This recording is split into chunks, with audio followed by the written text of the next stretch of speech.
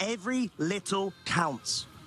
Every little helps in this scenario, and that is right. I love the Protect of the Tornadoes because it allows you, with that pivot, now you've got the Assault Vest Incineroar to just take that double up. If it was a potential, you're guaranteeing yourself to be able to keep that Intimidate all important for later on to weaken that Ogerpon that is now +1 attack. And now you bring in the Fluttermist, not the best Pokemon to bring in against the Iron Crown unless you can guarantee the knockout against it. And do you have ways to do that? Well, you do have Shadow Ball to lock into that, but you can't really ignore this Ogerpon at the same time. Do you take a sacrifice here? Do you say, I'm going to trade 1 for 1? It has had a Calm Mind boost as well, so you've got to bear that in mind. So maybe you need the Sun in effect, but that is a double-edged sword in itself because you're powering up what Juan is really starting to take advantage of in that Ogerpon with those Ivy Cudgels. 3 turns of Psychic Terrain remaining. We need to make sure, if you're from Juan's point of view, to take advantage of that. The Follow Me ensures the safety of the crown. It must be protected. Sunny Day is on the field, further bolstering the damage output of this Flutter Mane. You have got Photosynthesis, check. You have got Choice Specs, check. Power Gem into Ogerpon, check. And it's out. That's a huge knockout here for Samuel to pull themselves back into this game and get rid of what is a huge threat. Now the sun is set. It's not an issue anymore, but the Iron Crown going to be able to fire back in response with an expanding force, and it is responding well. It is taking down that Fluttermane in one fell swoop. Now, Juan has a final unrevealed Pokemon remaining in the back. It's going to be so important to which one it is. Is there speed control potential, or is it going to be a Landorus? Of course, it's a Tornadus. This is the mode we were talking about, but the unfortunate thing is the Incineroar really in the back is tough to deal with. Yeah, because how do you get around the Incineroar with the Iron Crown as your main damage dealer? You've got the Tachyon Cutter. We've seen the damage that's done before. The Incineroar has taken a lot of damage, so next attack into that will probably be enough to knock it out. But you've got to get around this Ogerpon, and you've got perfect support next to it in the Tornadus that can set that Tailwind up if it needs to match the Tailwind on the opposite side that you would imagine Juan's going to go for now to support that Iron Crown and really leverage this Psychic Terrain now. It's still in effect because it's not got many turns left. It doesn't, and you've got to factor in there's no Terra Ogerpon potential from Samuel's side. The sun is in play. Speed interactions are going to be so key here. Maybe promoting a potential chance for the Iron Crown to go on the defensive, but that opens up the Tornadoes as well. But no, there is the Rain Dance. This Iron Crown is oh so protected, even for the sake of the Bleak Wind potential coming out, but it does not. Tailwind, like you said, Lee, is now in effect. Is there a critical hit? Because I think it's going to have to be. There is not. Iron Crown goes for the expanding force. +1. Quark Drive activated. Juan is forcing a game 3. Even with the AV Incineroar in the back, it has so little health. Bleak Wind Storm itself, more than enough. More than enough. Even the Tachyon Cutter will be enough to take down this Incineroar. What a well-timed Rain Dance there. Just to be able to take that Ivy Cudgel, make sure that the Iron Crown can get off one last expanding force when it counted, and now in a position to tie this up, and it looks like we will be going to a game 3. Here we go. Juan, rather than bringing the heat, brought the rain, and it's worked out subliminally for them. We have got a Tailwind in order to make sure the Tachyon Cutter is going to pick up the KO. Juan now pushing for the final set. Great adaptations from himself, being able to have the Psychic Terrain mode going with the Calm Mind set up. How do we go from here in terms of Samuel's preparation and Juan and experience from game 1 going to game 2? It was an amazing adjustment, game 2 from Juan, and it didn't look great after that first turn where you lose the Indeedee for the sacrifice of the Calm Mind, but how smart that Calm Mind was in the end game where we had the damage boost there really making the difference, being able to do the damage needed on the Tornadus. It had the damage it needed to do on that Incineroar even. It was very close to picking up a knockout between the double up there, but really came down to that Tornadus at the end. The preservation of that Pokemon to be able to set that Rain Dance at the key moment. to quell the threat of that fire Ogerpon. Once the Fluttermane had gone down, it all opened up, and the Iron Crown was in a position where it was able to really utilize that expanding force each and every turn that had been set by that Ndidi. So Ndidi underpinning really the victory there from start to finish, sacrificing itself to allow the setup, setting the Psychic Terrain, and then taking it. But it's all on Samuel now to respond to that Psychic Terrain. This is it. Game 3. By the end of it, we will be running away with a crowned champion, and it is gonna be Iron Crown Ndidi as a lead from Juan's side, Tornadus and Incineroar yet again from Samu's end. We saw the strategy being applied from Juan in Protect the Iron Crown King. 2 redirectors, speed control available, as well as the weather setter. Where do we go from here? You change matchup if you're Juan from turn 1. You just follow me and then set the Calm Mind up. It worked so well in that second game there. I mean, the one thing that you could do is if you do deviate, you kind of open yourself up to things going a little bit array, because if you allow the Incineroar to get maybe even a Flare Blitz off into the Iron Crown, things could go drastically different to how they did in that game 1. You don't want to allow that. So are you happy to let the Ndidi go down? It worked out fine. But if you are Samuel, how do you approach this a little bit differently? I think that's the big thing. You need to try and get some value. Do you just Bleakwind Storm here and then Flare Blitz, or do you go for the knockoff to try and get rid of that Ndidi early on? It's going to be mind games galore, because both of our trainers already know what happened in the previous games, but they may well just both go for the exact same play to not deviate. Like you said, with this Terra Steel Tornadus being an early indication, followed by the Follow Me.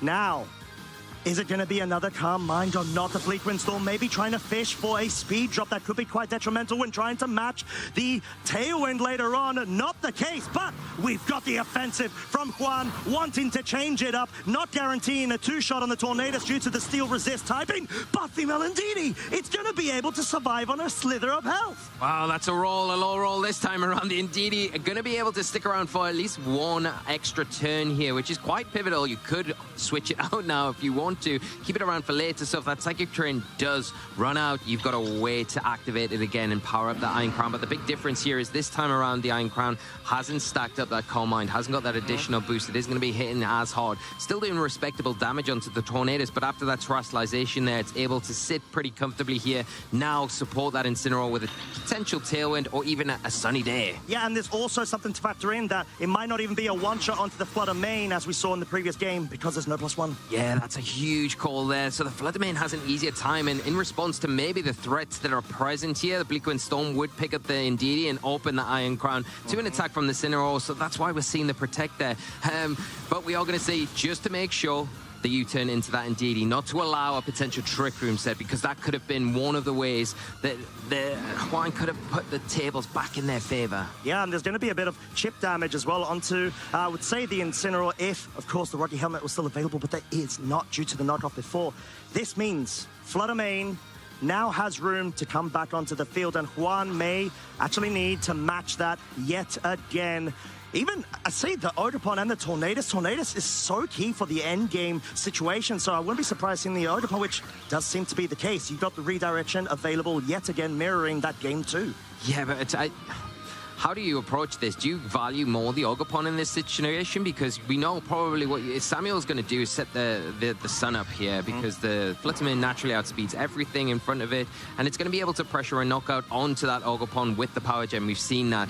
Now, if you're Juan, do you maybe vary your strategy here? Do you go for a Spiky Shield and use the Iron Crown to get an expanding force off in this scenario, thinking that the Ogerpon is the main target here, especially if the Power Gem's locked into, because the Iron Crown doesn't really care too much about that, and you can get that additional damage on and then preserve the Ogerpon to utilize in the late game. But no, not this time. Wants to prioritize the Iron Crown.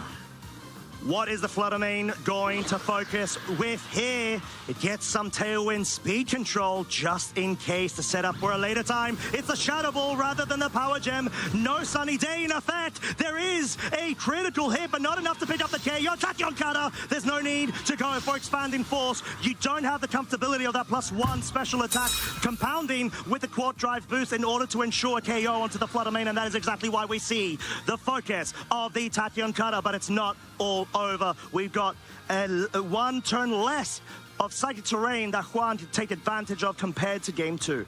Yeah, that's it. And, you know, when that runs out, that expanding force is not going to be anywhere near as effective as it is right now. So you need to utilize the turns that you've got available to you. You haven't got Tailwind, whereas if you are Samuel, you do have that set up. It's going to be hard for Juan to get that in play because you need to get something off the field, get the Tornadus in. And if this Ogerpon comes onto the field now, you've got the play, if you are Samuel, the perfect condition. You can set the Sunny Day up and then take advantage of that Ivy Cudgel. And both these Pokemon on Juan's side are not going to be in a position where they're wanting to take a Sunny Day boosted Ivy Cudgel from the Ogerpon that's so healthy at the moment. Yeah, that's a really good shout there. And it really does come down to the wire. So many intricate scenarios dependent on preservation of the Tornadus.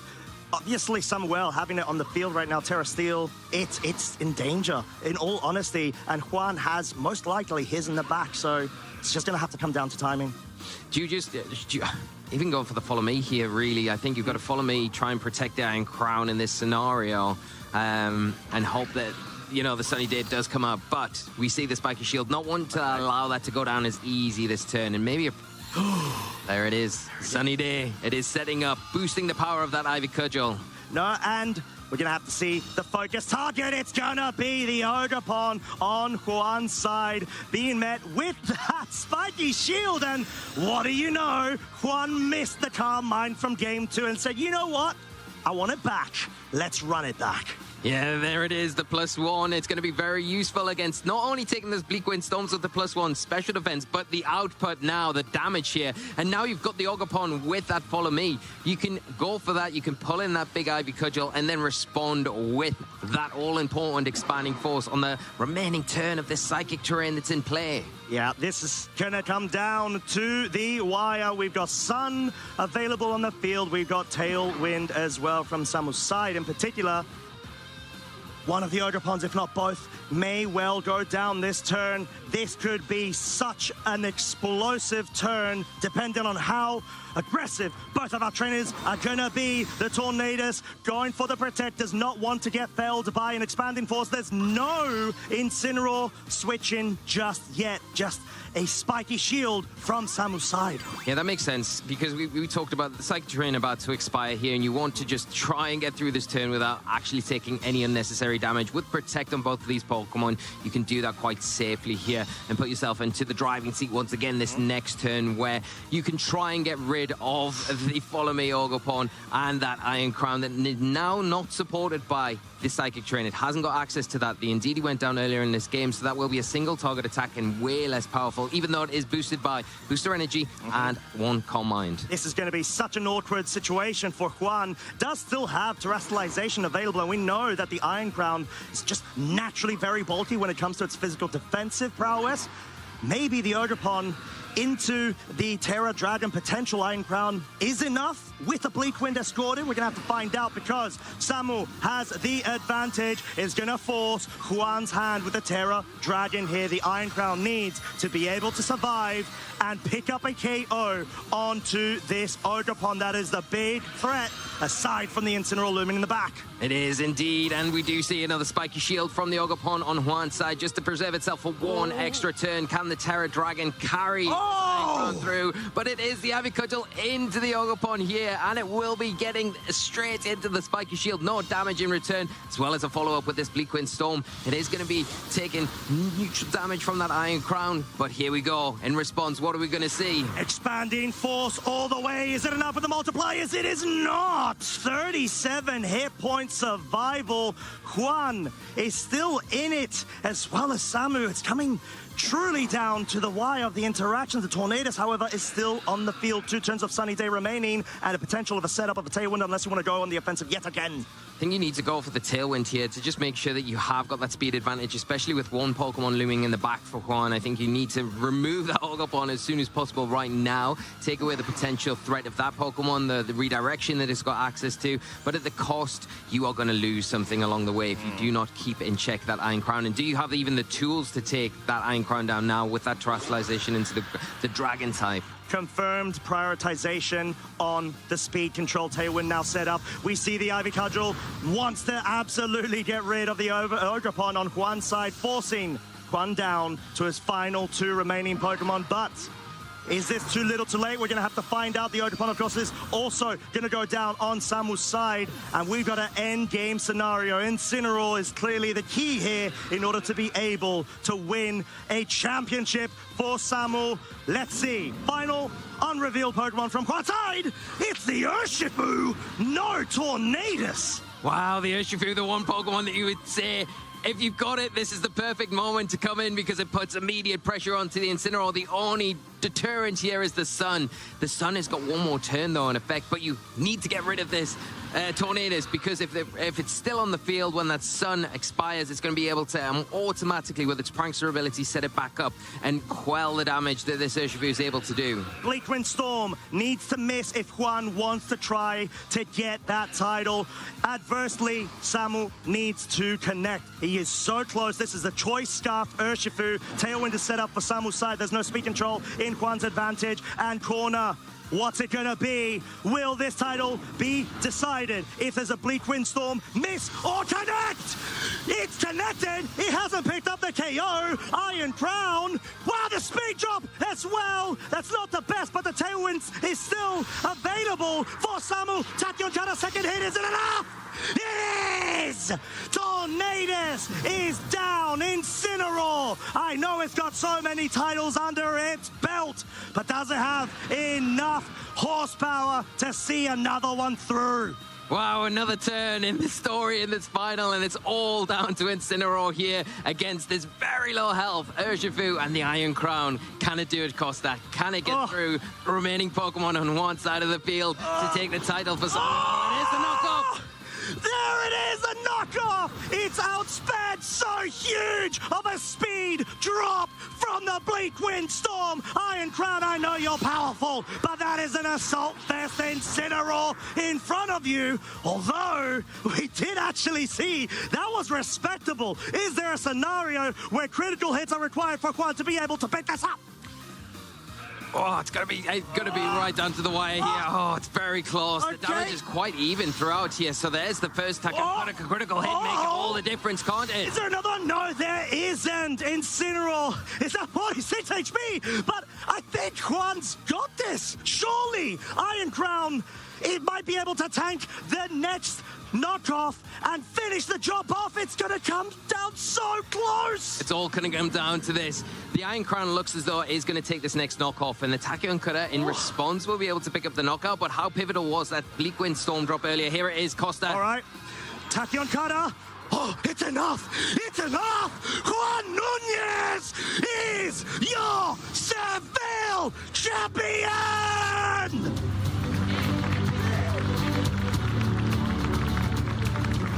And look what it means to Juan to win this championship. Both trainers in arms here, celebrating each other's accomplishments. But wow, that was just incredible from Juan to take the title and become a Seville special champion.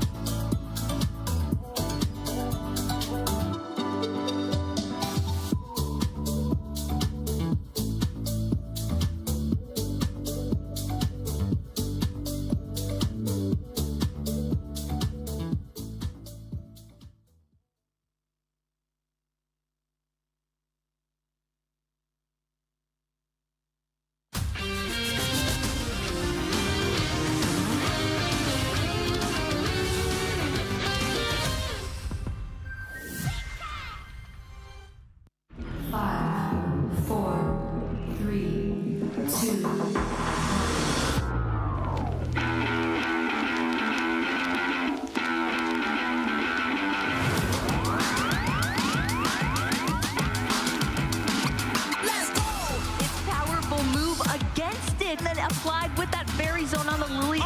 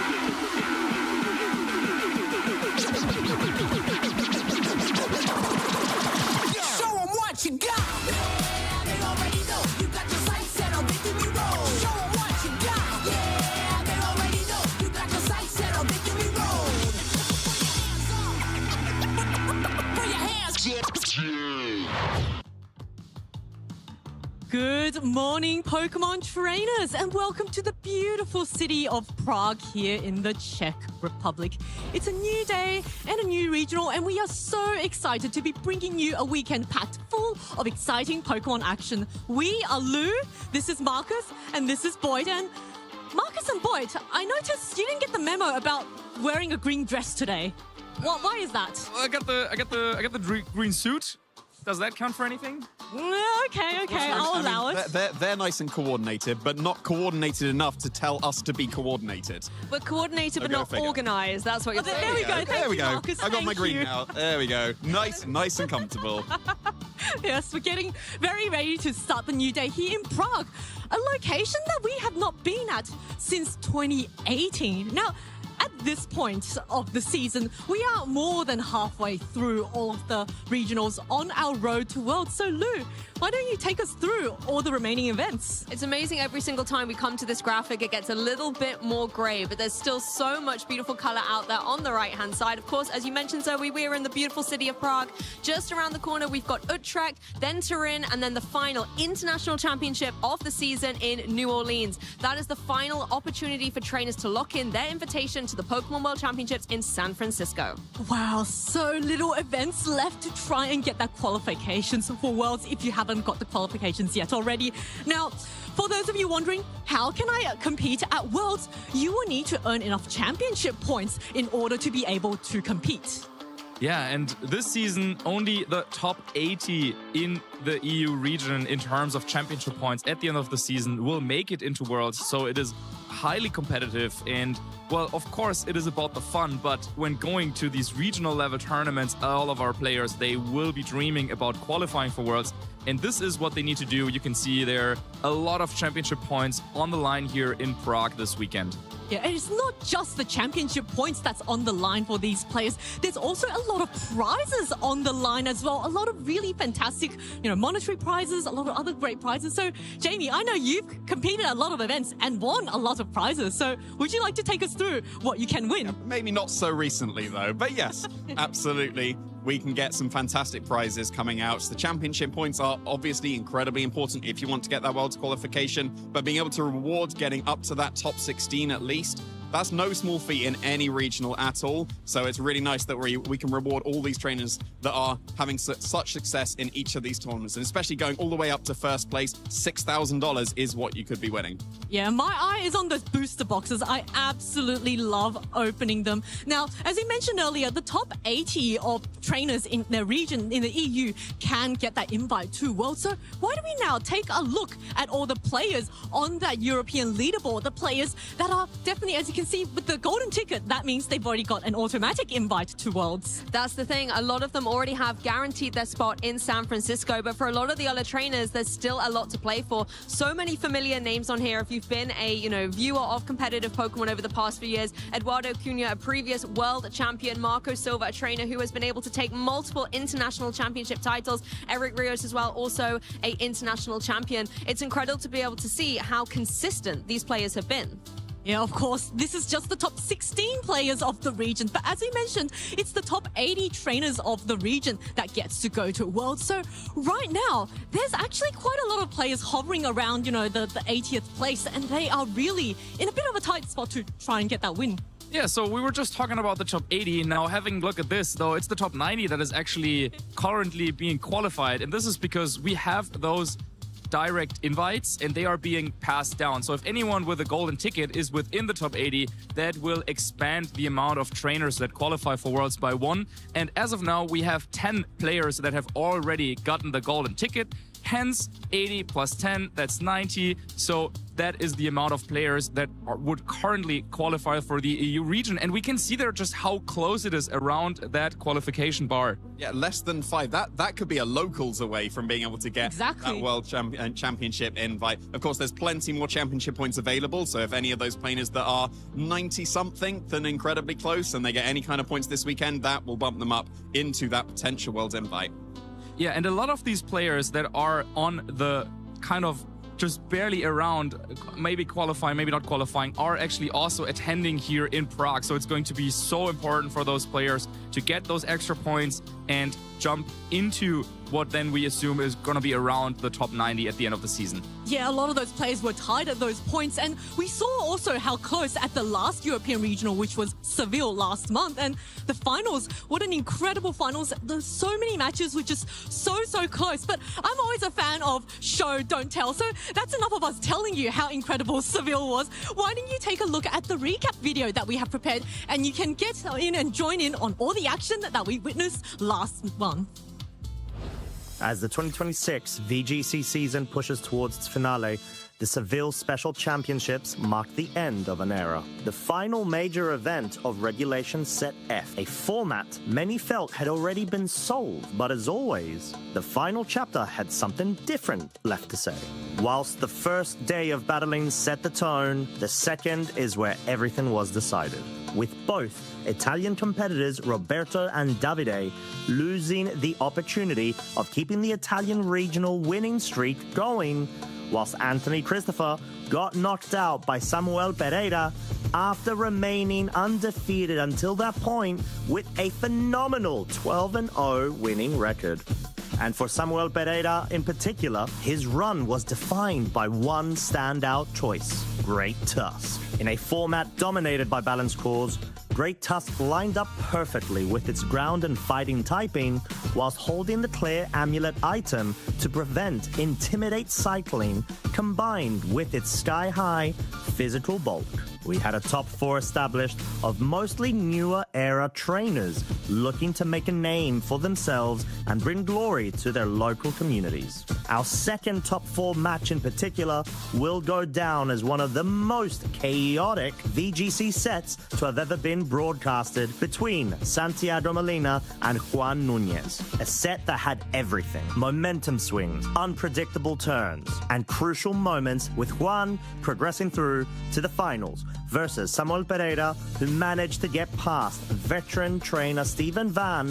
The final was a different kind of battle than the prior. More controlled, more calculated, although it still featured its own roller coaster of emotions with misses, critical hits, and shocking upsets. Both trainers fought valiantly with passion and skillful precision, leading to a nail-biting Game 3 endgame with a 1 versus 1 between Samuel's Incineroar and Juan's Iron Crown in order to decide our champion. It all looked to be in Samuel's favor until Iron Crown landed a critical hit onto Incineroar, which put it just within range for a follow-up KO in a 1 versus 1. Still in shock from what just happened, Juan booked his direct invitation to the World Championships by crowning himself Seville's champion in the final Regulation F major event.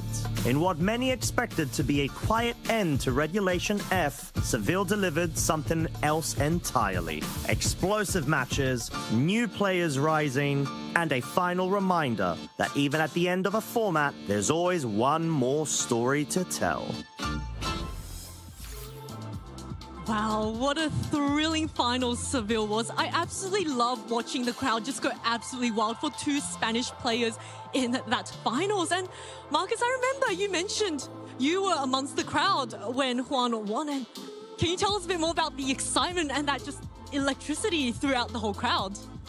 Yeah, the Spanish community, definitely one of the more vibrant communities out there, and they were really cheering on for every turn. Samu and Juan, 2 amazing players, both had their friends and supporters in the crowd cheering them on, and yeah, it came down to the wire. Game 3, the final moments there, and yeah, you could really see just how much it meant to Juan there, taking the big win at their home regional level event there. And yeah, also Samu though, great sports. Yeah, I think it's all about improving together, getting better, having fun playing the game, and this is what was definitely showcased in that finals. I love seeing the Ndidi Iron Crown. Was that really, I think a lot of players always say, oh, that's just something that does a lot of damage, but it's easily countered. But oh, actually, if you don't prepare for it, it can dish out so much damage. I mean, your counter is an Incineroar, right? That's usually the go-to, and we just saw that was taken down for the title championship win from the Iron Crown. And I think one of the innovations there was the Calm Mind on the Iron Crown. We were so used to Water Terra Blast to be able to threaten a one-shot into Incineroar, but just by getting Calm Mind, you've sacrificed that one specific coverage for a huge amount of offense that you can go for into everything else. And I think the Calm Mind was the real innovation that we had in the second round of Regulation F that was able to have such success for Iron Crown.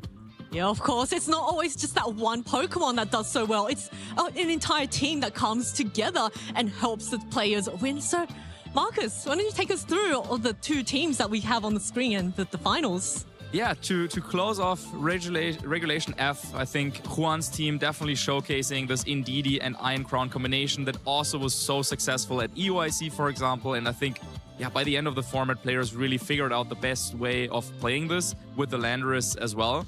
And then over on the other side, though, Samu's team, this is a team that he was working on with some of their friends, and the Great Tusk, one of the big innovations coming out here in the final tournament in Regulation F, where it was always kind of outclassed by some other ground types, or so we thought, but being able to have both clear Amulet and a fast attacker with a Headlong Rush kind of makes it a little bit better, is what they said, than Ursaluna on some of those teams. It's also more helpful having that powerful single target attack, and more helpful than some of the other Pokemon that like to go for Earthquake. So yeah, Samu really bringing this team all the way to the finals, and yeah, well, Great Tusk going out with a big big Earthquake, big Headlong Rush there. Not quite taking the title, but definitely very, very memorable.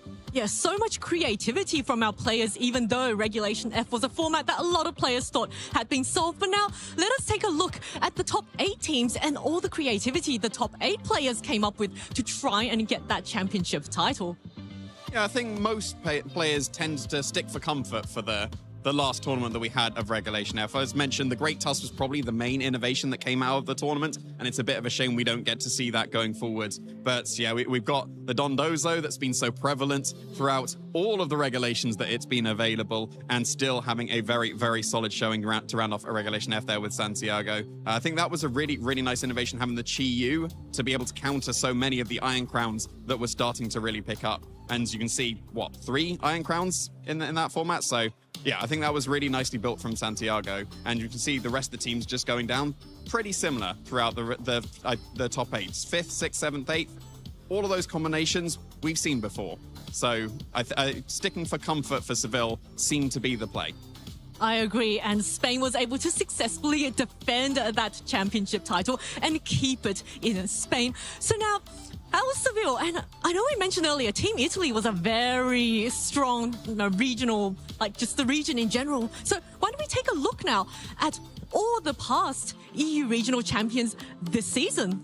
Well, as you said, that whole top row there is dominated by Italian competitive trainers. They have been able to get their golden tickets locked up for the World Championships, but it all actually was the turning point at the European International Championships, where Italy was not able to be victorious. That went across the pond. And then coming into Seville, the first regional since that event, we were able to have Juan for Spain win. So all of these trainers, such formidable names in their own right, and so many accolades behind them as well. I mean, Luca Ceribelli, previous world champion, Simone Sanvito, Marco Silva, both international champions. There's a lot of accomplishments on here, a lot of prestige and history, all names to keep an eye on throughout the entire season. So many powerful trainers have already been crowned the champion, and the question is, who will be crowned our Prague champion? So I know we all have our own predictions on what we think will be, strong this season. So, Jamie, do you have any thoughts on what you think will be strong this weekend, or what will be as mentioned for the Seville top 8, that seemed to be comfort picks. And I'm just wondering, as we're starting to conclude not only Regulation I, but we're starting to come down to the end of Scarlet and Violet, are people going to be just sticking with what they know because it's the last couple of tournaments that we have, or because it's the last couple of tournaments, this is my last chance to be able to find something that is particularly spicy? And I'm hoping that most people lean towards the latter. That's really great. And, I completely agree with you. I like always to stick to the team that I'm more comfortable with, even though it might not be something that's quite great against the current meta. But Marcus, I know you're also a very consistent player. You're currently pretty much locked in for your Worlds invite. What are your thoughts on what's going to do well this weekend? Yeah, well, as Jamie was saying, we're playing Regulation I, so I'm saying, well, it's time for one last ride, maybe, with the Calyrex, whichever you prefer. So will Calyrex gallop to success? I mean, with Calyrex Shadow Rider and Ice Rider, of course, both of them are big, big threats in this metagame. And yeah, well, that's kind of, well, I'm more leaning towards the Shadow Rider. I don't know how you feel about them, but yeah, I'm looking forward to seeing some more action, some more Glacial Lances, Astro Barrage. Love it. I definitely think you've picked the winning horse in this race here, Marcus. But Lou, please don't tell me you picked Gastrodon. I mean, I'm not going to lie, if I was competing in this tournament, I would definitely be bringing a Gastrodon. You know me too well. But I think coming into a format again where we're bringing those big, powerful, restricted Pokemon back on the line, everybody talks about them. For me, it's about the support Pokemon that's really interesting. And Cornerstone Ogerpon has been, I think when the Ogerpons first were unleashed, everyone kind of was writing that one off. And then over time, it has trained, it has worked hard, it has asserted some dominance. And when we look back at Seville, we saw the Hearthflame Ogerpon everywhere. That top 8, I think it was in 6 of the teams. Now that we're back in this new regulation, Cornerstone Ogerpon is coming back up. And I think it's going to be a key Pokemon that trainers are going to be able to utilize to enable their restricted Pokemon to get them the victory. I agree. It's got a fantastic ability in Sturdy, being able to draw away one attack and guarantee that it will survive at least the one attack. So I'd like to say the cat is out of the bag, or the cat is out of the sash in the case of Chien-Pao.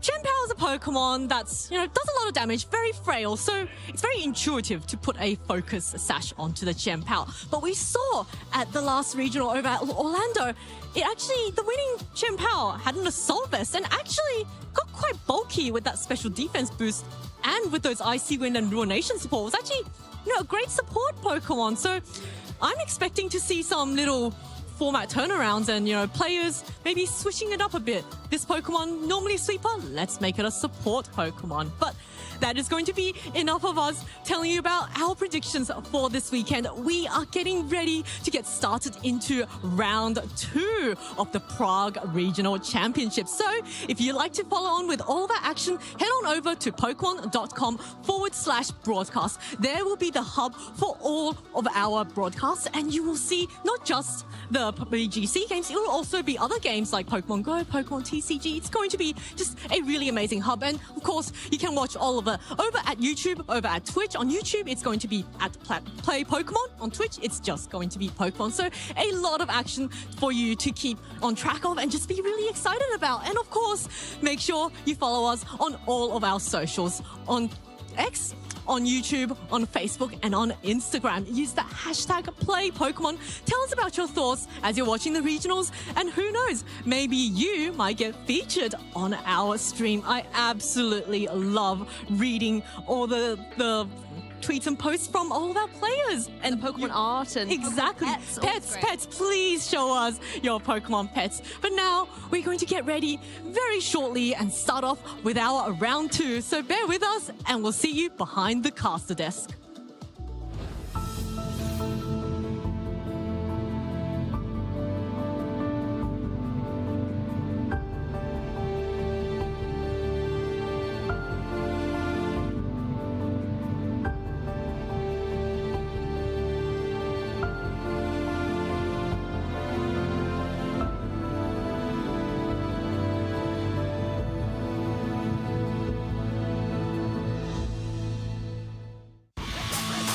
This weekend, the 2026 Regional Championships are bringing the electrifying action of Pokémon Scarlet and Pokémon Violet to the global stage.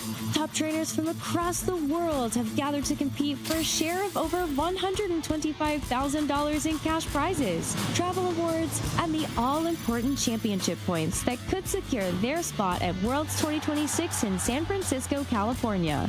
The journey to the top is a true test of skill and strategy. This 2-day event kicks off with Swiss rounds, where trainers face off in best-of-3 matches using an open team list format. In this format, each Pokemon's Terra type, ability, held item, and moves are fully visible to the opponent, making every decision crucial. To advance to Phase 2, trainers need to rack up total match points to exceed the threshold for their division. In Phase 2, the pressure intensifies as the remaining trainers face off in more Swiss rounds to determine who advances to the top cut. After all Swiss rounds are completed, the top 8 competitors, plus up to 8 additional competitors with the same number of match points as 8th place, will advance into an asymmetrical top cut single elimination bracket. Win and you move on. Lose and your journey ends. Only one trainer will rise above the rest to claim the title of regional champion. Who will etch their name into the history books this weekend? And who will punch their ticket to Worlds 2026 in San Francisco? Don't miss a minute of the action. Stay tuned all weekend long to watch the battles unfold live. To stay up to date on future Play Pokemon events, visit championships.pokemon.com. And here we are about to jump into round 2 in the Prague Regional Championships. My name is Jamie Boyd, and I'm joined here by Marcus Hamann, and we're about to get into the action very, very shortly to getting closer and closer to round off Regulation I. We're getting to the end of Scarlet and Violet era, and we've just got a couple more tournaments to be able to do that. How are you feeling for these last couple of tournaments that we have in this Regulation I? Yeah, I'm absolutely excited. I mean, we might not have as much kind of color synergy going on between the two of us, like I know, right? Zoe and Lou out there. But I mean, yeah, I think what we have in common is the fact that we love Regulation I. Yes. I think. Well, we were talking about this actually just a couple of weeks ago. Well, there are some players who are like, oh, Regulation I is coming back. Ooh, that's going to be tough. But no, I'm really excited for it because it's one of those formats where just one tiny mistake can make all the difference. And so, yeah, I'm really excited going into those last couple of tournaments of the season. Yeah, I'm sure we have some extra players as well that are going to be particularly excited here. We can see some of the trainers that we are going to be watching over the weekends because, of course, we have some fantastic trainers. We have some fantastic teams that will be coming out as well. And I think one thing to mention here is that it's the first time in 8 years since we've been in Prague. Yeah. And the last time we were back in Prague, all the way back in 2018, David Kutesh from the Czech Republic was able to defend and take that title. And he's back again after all this time, seeing what he can do in this tournament as well. Yeah, David Kutesh, definitely one of the most innovative team builders out there. Even influencing the meta game when he's not actively playing the game. I remember at the World Championships, for example, there was this team running around with the Roaring Moon and the Choice specs Calyrex Shadow. This is actually something that he just put on social media. He wasn't even playing in tournaments, but he was just like, oh yeah, like in between my studies, I came up with this. And then someone took it to Worlds to a really respectable finish. But now, as we're back in Prague with the circuit, David Kutesh kind of makes a comeback here, and I'm really excited to seeing how he will do after all those years. Yeah, and of course we have some other great trainers. Marco Silva, I don't really think needs an introduction at this point. Multi-time, we don't even say like 2-time, it's multi-time international champion and regional winner as well. So I'm not going to be surprised in the slightest if he has a very, very strong showing here.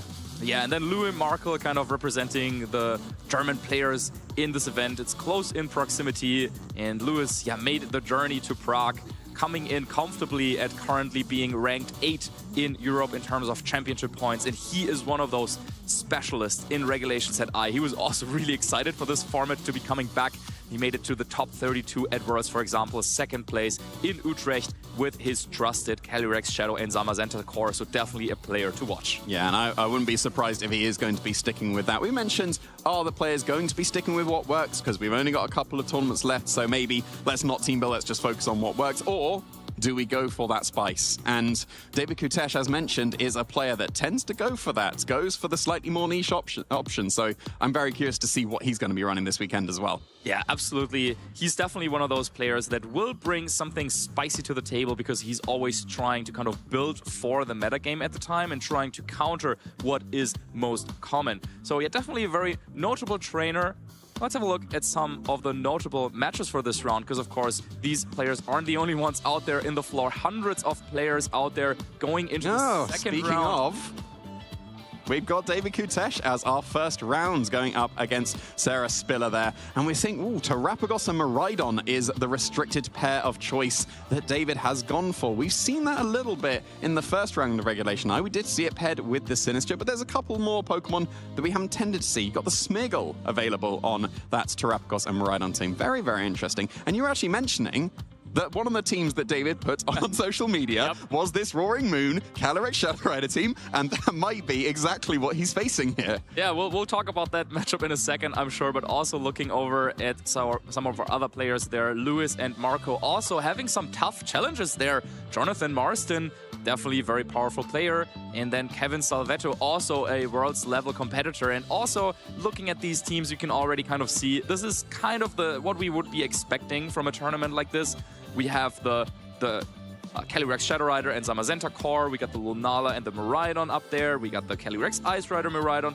We got the Lunala and Koraidon that won the World Championships, of course, from Giovanni. But yeah, just so many powerful and strong teams, and I just can't wait to see if maybe David has been building with his team, with a Sinistcha, with the Raging Bolt, a lot of stuff going on there that we're not really used to seeing on those Terrapagos teams, are we, Jamie? Yeah, I don't think so. Like we said, are we going to be seeing those slight innovations coming into this regulation? And it seems to be. We've got the tried and true teams coming out from some of these teams, and there is that slight innovation as well. I'm very curious about the fact that there's a Raging Bolt paired with the Miraidon. It does have access to Rising Voltage. And that's you got the same typing, Electric Dragon, coming out from both Miraidon and Raging Bolt, but Rising Voltage is very, very limited access to Pokemon. It is Raging Bolt that's one of the few Pokemon that's able to get it. And paired with Miraidon, I wouldn't be surprised if we see that attack to be able to do some massive damage. And what we are seeing now is the players ready on the stage, about to get into this round 2,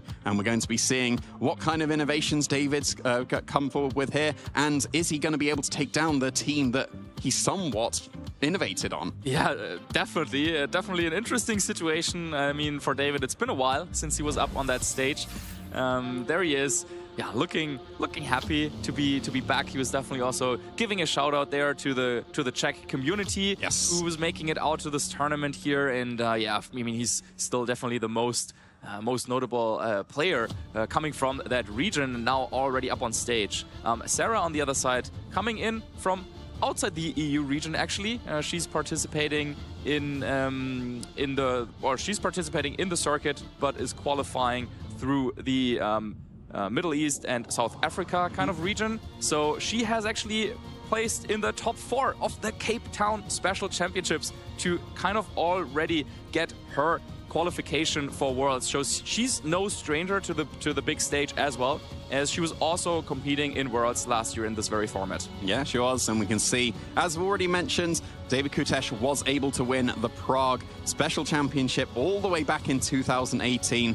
Definitely considered a veteran player as well, if the accomplishments go all the way back to 2016. Was able to get top 8 at the Italy National, was able to win the Austrian Open back in 2017, and as mentioned, top 16 at 2022 as well. Yeah, I'm still looking back at that Austrian Open finals back then. I know he completely dominated me in that one. Yeah, back in the day. Just great to see him back on the big stage. And yeah, even in 2022, that World's top 16, just going to show that he was still innovating, and I think he was running the Dialga Evilchild team at that tournament. Yes, doing yes, so well with that. So yeah, just throughout the years, bringing new teams to the table, and this is once again what he has done also for this one. It's going to be Terrapagos and Miraidon. Yeah, and we saw that just a little bit in Regulation I. We did see the Electric Seed as the item choice on Terrapagos to allow it to be incredibly bulky. And then you pair it with something like the Sinistcha to be able to get that hospitality going, and then you get a Terrapagos that is pretty much un-KOable. A couple of shout-outs in things that are slightly different from what we saw previously on this version of the team in the first round. You got the Smeargle, and that's going to be able to get the fake out and follow me pressure, also decorating the Terrapagos potentially to allow it to do absolutely massive damage. And another thing that I've just spotted is there's the eject button on the Sinistcha. It was Focus Sash on the previous versions of this team, but that's obviously on the Smeargle. Eject button, a really cool item, so that when you get hit, where you switch in, get your hospitality, get hit, switch back out, so that you can switch back in and get an extra round of hospitality. Yeah, absolutely crucial though, the Focus Sash, and a lot of these teams, they like to use Sinistcha also in matchups against Calyrex Shadow Rider, which is what we will see over on Sara's side in a second. Because then actually Sinistcha, well, can be threatening with Shadow Ball, can threaten back some damage, and can also switch into Calyrex Shadow Rider a little bit more freely. So with the eject button, that's not going to be an option for David. The thing is, Sinistcha matches up really, really well into Zamazenta, but it's hard to kind of switch in between Incineroar and Sinistcha if there is a Astro Barrage, Body Press combination kind of pinning you down. So this is something that Sara will have to deal with this team. You were saying it earlier, David kind of popularized with the Calyrex Shadow Rider choice specs, and then supported by Friend Guard Mousehold with the Feint, break through any Wide Guard, break through any Protect, and then you also got the Whimsicott for some further speed control there with Tailwind, but you could also use Roaring Moon for that very same move. Yeah, I think the aim of this team, especially with the Choice Specs being the item of choice on the Shadow Rider Calyrex, is to just hit hard and get as many KOs as quickly as you can. And that can easily be done with a Terra Ghost and a Choice Specs and a Helping Hand. There's very few Pokemon, even the ones that would resist Astral Barrage, that is able to survive that attack. And then you've got some fantastic support around it. You've got the Follow Me from the Mouse Hole and the Friend Guard keeping it safe. You've got 2 versions of the Tailwind, so that if you would have been attacking second, well, now you're probably going to be attacking first instead. Yeah, what an exciting matchup to start off Prague here. 2 Worlds level competitors, and let's see what they're bringing to the table here. Yeah, it's going to be that Incineroar and Miraidon against the Whimsicott and the Calyrex. It seems like we have a very, very quick offensive lead coming up from Sara, who does seem to be on this side. We've got the Whimsicott and Calyrex facing down the Miraidon and Incineroar, so do swap around what's on the field as we go into this match. The Miraidon is Choice Scarf, so you do need to be going for Tailwinds to be able to get that speed control going, and does have the Covert Cloak over the Focus Sash, so it would be able to completely freely get that up. However, the Calyrex has to contend with this Incineroar. It could very easily knock it out with those Dark-type attacks. Yeah, so the Miraidon not wanting to take any chances there, as there's a potential for a Tailwind, and a big attack coming in is going to be that Terapagos. Because one thing we didn't really talk about too much, I mean, not only does David have one type, one normal type there, he has 2. So with that, you can just switch in Terapagos, take a potential Astral Barrage really, really nicely, but Sara is seeing through that play easily, bringing in the Landorus instead. Yeah, and we are now back to the right way round, so we've got that Tailwind going, we got the knockoff, and that would have easily picked up the knockout on the opposing Shadow Rider, but getting rid of the Life Orb on the Landorus is still going to be incredibly useful, because that will reduce its damage output. Oh, absolutely. Yeah, with that, a little bit of a defensive capability there from Incineroar. Removing Life Orb, definitely helpful. And Terapagos, of course, still has its ability intact, so is also going to take some reduced damage this turn. Sara, though, with Landorus now on the field, no Fake Out as an option. And we already know there's Miraidon going to be in the back, so Incineroar could definitely be susceptible to a Ground-type move here this turn. Yeah, and we're seeing a Terrestrialization coming out immediately on this turn, and it is the Incineroar. It's a very brave thing to do to Terrestrialize not your Terapagos, because then that is no longer an option, and you usually want to be able to go for those spread-type attacks, but David prioritizing keeping that Incineroar safe from those ground-type attacks. The Whimsicott going for that taunt, trying to stop any of the Calm Minds that have been coming out from the Terapagos. Sandsear Storm was clicked, and I was expecting a miss there, but of course that pause was the Terra Shell activating on the Terapagos instead. You can see how little damage it is taking, and that defensive bug Terrestrialization keeping that Incineroar incredibly safe as well. No Calm Mind, it's going straight on the offense with that Terra Starstorm, doing some very respectable damage into the Landorus, and a Terra boosted U-turn coming out from the Incineroar, also doing some very respectable damage into that opposing Whimsicott.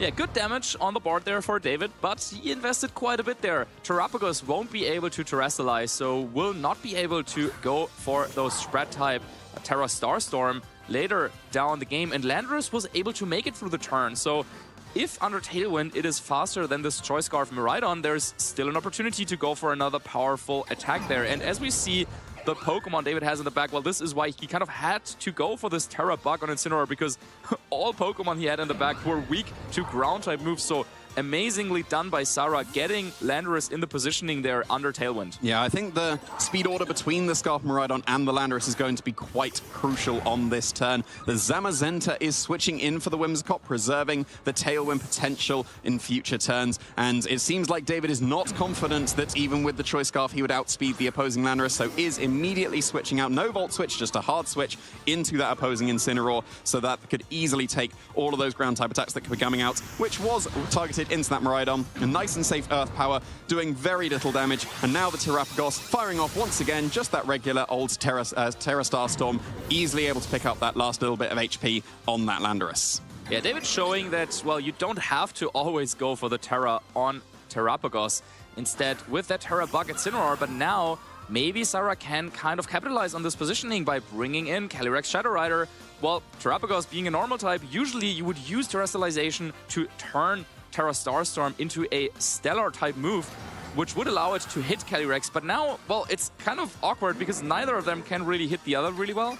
So while David could try and go for a fake out this turn on Zamazenta to maybe stop a body press coming out, it's hard to see how David can make any progress in terms of damage on this Calyrex Shadow Rider. Yeah, well, speaking of damage, we're getting that Terra Ghost going on the Calyrex. It might just be a defensive Terastallization so that by dropping its Psychic typing, it could be able to take a knockoff from the opposing Incineroar. Astral Barrage coming out, there was no fake out from the Incineroar, and since it dropped its Dark typing, it's going to be taking neutral damage from this incredibly strong Astral Barrage. Assault Vest does not matter. The Incineroar is dropping to such a strong spread type attack. And Zamazenta is completely free now to go on the offensive with that body press. And with the Electric Seed, the Terapagos is able to survive that, so it is able to respond with an Earth Power, but it hasn't been boosted at all by any kind of Calm Mind, not even doing half damage to that Zamazenta. Yeah, and Sara here showing why this combination of Astral Barrage and Body Press can be so devastating, because, yeah, it just hits so well. And Incineroar forced to go for the Terra Bug earlier on in the match, and now Sara capitalizing on this positioning, getting the KO on Incineroar. And now, well, there's a lot of pressure now on this Miraidon to get anything done. Yeah, I think you have to go for like an Electro Drift probably into this Calyrex. But we already know that there's still the potential of like a Whimsicott coming in, though not this turn. Yeah, not this turn. We're just going on the offensive. There's no Tailwind. The Scarf allows the Miraidon to outspeed this Choice Specs Calyrex and do absolutely massive damage, but not enough damage. The Calyrex is able to survive in the red and is almost certainly going to be knocking out this Miraidon because it's got that Choice Specs, it's got the Terra boost, and it's even got a Grim Neigh boost from knocking out the Incineroar. So all of the multipliers coming out, and Miraidon is incredibly bulky, but not bulky enough. It is one-hit KO'd. Wow, yeah, so powerful, this Calyrex Shadow Rider, taking Electro Drift, getting the KO, just all the calculations falling into place for Sara. And, well, Body Press still threatening that Terapagos next turn, and now also the Electric Terrain is gone, so Raging Bolt gets to join the field now, finally confirmation, the fourth Pokemon of David, but it's, well, a little bit too late for kind of the positioning that it would have wanted to see with the Electric Terrain still being up. However, I mean, you still get to pressure a Thunderclap into Calyrex, so yeah, maybe you can still get something done with that Raging Bolt, but it's going to be really, really tough, I have to be honest. Yeah, even if you Thunderclap the Calyrex, Zamazenta will just respond with a Body Press into the Terapagos, and then we'll be able to take down the Raging Bolt with the Whimsicott. And David saw that and did throw in the towel, and Sara is able to take this first game. Wow, yeah. I mean, we were talking about this. Looking at the matchup on paper, it looks like, well, you have the Calyrex Shadow on the one side, and you have two normal types over on the other side. This seems like a really, really tough battle for Sara, but she showed us how you can play this matchup. Bring in Landorus, get it into a nice positioning, then force a defensive Terastallization out of David, and then all of a sudden it felt like things were falling apart pretty quickly, especially the turn where the boosted Choice Specs, boosted Astral Barrage, got the KO on Assault Vest Incineroar, and yeah, maybe David is now regretting a little bit putting that team out there all those months ago, because yeah, what does he even do in this positioning now? I think what I'd like to see is the Electro Drift into the Zamazenta, because the Calyrex would have then been completely locked into Astral Barrage and can't hit the Terapagos. And even though it was incredibly low, I don't think the Whimsicott Moonblast, because you don't invest anything in special attack on Whimsicott on Covert Cloak, I think the Terapagos might have been able to survive, get a Terra Starstorm into the Whimsicott, get the KO, and then just the Terapagos will do like maybe 8 Earth Powers into the Calyrex, but will eventually win because it can't be hit. So I think that might have been the way round. Because we would have had the Raging Bolts supporting the Terapagos as well. You can go for something like Thunderclap and Terra Starstorm into the Whimsicott. That should guarantee the KO, and then the Terapagos eventually wins. So maybe just expecting the Electro Drift to KO the Calyrex and the training on that Shadow Rider, which you're allowed to do when you're Choice Specs, because you don't need to invest completely in your special attack because of that Choice Specs and all the multipliers. So maybe the Miraidon would have normally KO'd just a no-bulk Calyrex, and then the bulk that is potentially on Sara's Calyrex saved it there. Yeah, really interesting approach there, kind of locking the Calyrex Shadow Rider in place, locked into a Ghost-type move, and then kind of using Terapagos to power through it. So yeah, let's see if that is what David can pull off here in the second game. Seems like both players are ready to switch things up. Yeah, we got the Roaring Moon coming up for Sara there as a different way of getting speed control, but Smeargle is paired up with the Terapagos here. Very interesting switch up from both of these trainers. The Calyrex, it can't go for Astral Barrage at all. That's the attack that it wants to go for. But I'd say that it can go for it. You really shouldn't go for it in the face of two normal types. So it's going to have to go for one of its single target options if it wants to stay in and go on the offensive this turn. It's almost certainly got to be that Psychic, which can easily break the Focus Sash of the Smeargle. And then are you just going to go for Fake Out into the Roaring Moon to stop any of the knockoffs that can be coming off? Because you probably do want to keep your Electric Seed ready for the Zamazenta in the future. But you could also just go for the Decorate into the Terapagos. Start doing some very, very good damage immediately. Yeah, and this could be a couple of turns here coming out from David where he's just looking for some opportunity to set up Calm Minds. They're going for the Fake Out and Calm Mind, and Pollen Puff is actually the move of choice here for Sara. Now, notably, this Smeargle does not have Spiky Shield. So next turn, now Sara could go for a Breaking Swipe, go around the Follow Me and kind of break the Terra Shell on Terapagos already. And then, well, Pollen Puff, though, oh, we get the speed boost. However, Roaring Moon should still be faster here in this positioning. Yeah, it is generally trained to still be faster than a +2 Smeargle. That's not what you train for, but it just happens to be most of the time. So that, it depends. If the Roaring Moon was run particularly bulky because it just gets the speed boost, it could be outsped here, but it should be able to get that Tailwind or the Breaking Swipe to be able to get that KO into the Smeargle, break the Terra Shell, as you mentioned. The Terapagos now has got a Calm Mind, though, and now it's got that +1. It can start to do the respectable damage. We saw it not be able to do that damage in the previous game, but now it's going on that offensive with the Terastallization. It's going to be doing some very respectable damage here. Yeah, so David is saying, well, okay, the first game, the Terra Bug on Incineroar, that was kind of cute, as Roaring Moon, as expected, is outspeeding. He's saying, well, that was kind of cute, but actually, you know what? I need to be able to hit this Calyrex Shadow Rider with my Terapagos. So going for the Terra right away. Let's see how much damage this Terra Starstorm can do. Yeah, it's going to be spread now, so it's going to be slightly reduced damage than the single target would have been, but it still adds that +1 thanks to the Calm Mind, and it should be able to do, yep, I was going to say, about a 2-shot on both of these Pokemon. Yeah, now Sara has Tailwind set up. Presumably, the play I was thinking about with a Breaking Swipe, that could run into some problems if then Miraidon comes in with a Choice Scarf, and if that is trained to maybe outspeed the Roaring Moon. Also, that is one where you don't really know which of the two is going to be faster, since Miraidon also likes to go really, really bulky if it has the Choice Scarf, but Sara didn't want to take any chances there. Going for the Tailwind right away, and now has speed control up. But David, now with this electric terrain that is being set up, also gets some boosts here on the Terapagos. Yeah, maybe there was an opportunity to try and go for a knockoff at some point into this Terapagos, but David managing his turns nicely. Now Terapagos fully set up with the Calm Mind and the Electric Seed. Yeah, and it's interesting that it was Pollen Puff over Psychic on the Calyrex. That is going to be doing a lot more damage than Pollen Puff because it being a Psychic type.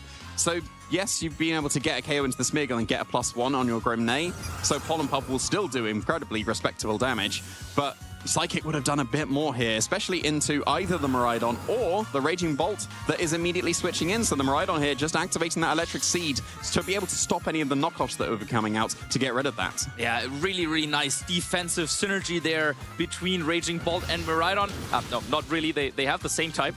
But David does this just to preserve Miraidon and maybe to play around a potential knockoff play. But it is Breaking Swipe and Pollen Puff coming out from Sara. And whoa, wow! Oh, wow. Well, it's not a joke. This Pollen Puff hits hard. Yeah, it's all about the multipliers here, the Joy Specs, and then the Grimnay. But granted, this Terra Starstorm is now surely going to be able to take care of both the Roaring Moon and the Calyrex based on the previous amount of damage it did. Yep, there's no rolls coming into play here. That is going to be a double KO. But yeah, I was saying, well, it should have been the Psychic to be able to get those KOs. No, just the Pollen Puff was enough to be able to knock out that Raging Bolt. Very, very impressive. Yeah, very powerful play there indeed. But both players going down to their last remaining two. And it's going to be Zamazenta and Landorus. And, well, Tailwind is still up for Sara. Yep. The Choice Scarf Miraidon may be fast, but you know what might just be a little bit faster? It's the Landorus. Yeah, well, Landorus tends to be also run bulky in Regulation I. So I wouldn't be shocked if the Miraidon is able to outspeed with the Choice Scarf, but the most likely thing would be that the Landorus is still able to outspeed because of the doubling speed compared of the 50% boost of the Choice Scarf. And I think that could be the decider here. That Zamazenta can be two-shot very easily by an Earth Power from the Terapagos, and the Electric Siege should allow it to survive 2 of the body presses. The Zamazenta was always going to move first. Who's going to move first before Landorus or Miraidon? It is Landorus Earth Power into Miraidon, and it is the one-hit knockout. David shaking his head there. Oh, with a critical hit. I don't know if that mattered. Maybe this is a really, really bulky Miraidon, but this KO opening the path for Sara to win. Yeah, we got this Earth Power, and it needs to knock out the Zamazenta in one hit, and it is not able to achieve that. The Zamazenta survives in the red. That will just be a body press and an Earth Power into the Terapagos. Even if the Terapagos was able to survive one of those other body presses, it would not be able to. David throws in the towel here, and Sara is able to take down our previous Prague champion.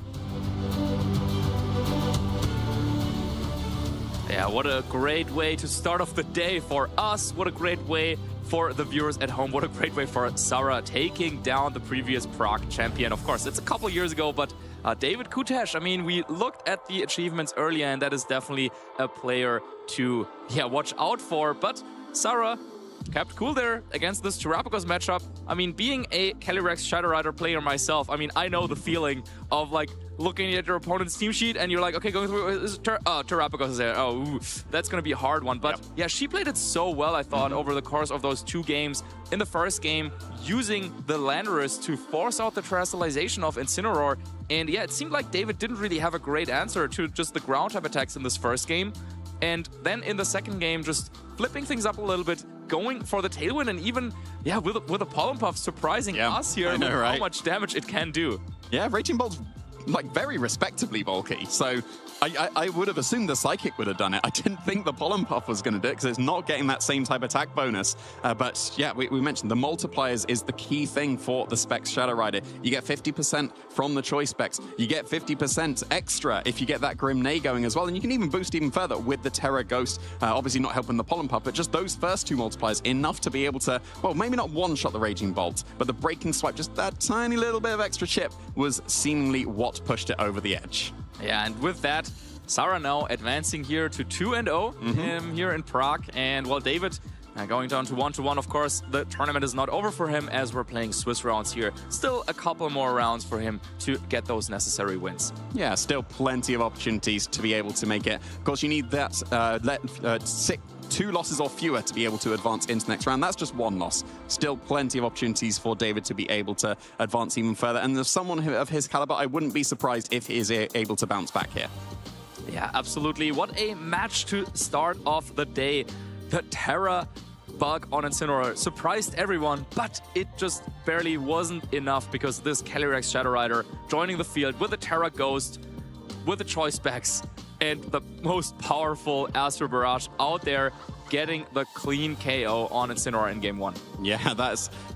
granted, the Incineroar was no longer a Dark type, but it had the Assault Vest, so I was still expecting it to be able to survive that attack, but the extra chip that it had already taken, able to survive the Earth Powers and the Sand Storms coming out from the Landorus, but that extra little bit of chip was what allowed that Astro Barrage to be able to pick up the KO. And like mentioned, the Pollen Puff, very impressive damage. It's usually used completely for support here, but look at that. The Raging Bolt was KO'd, but almost full HP. The Pollen Puff is pretty much there exclusively to hit those Dark types that would be able to resist the Astro Barrages and the Psychics coming out, but still able to do some very, very respectable damage. Yeah, and then the key turn here, Landorus outspeeding the Choice Scarf Miraidon under Tailwind, getting off the Earth Power and getting the KO there. And with that, Sara taking it 2-0.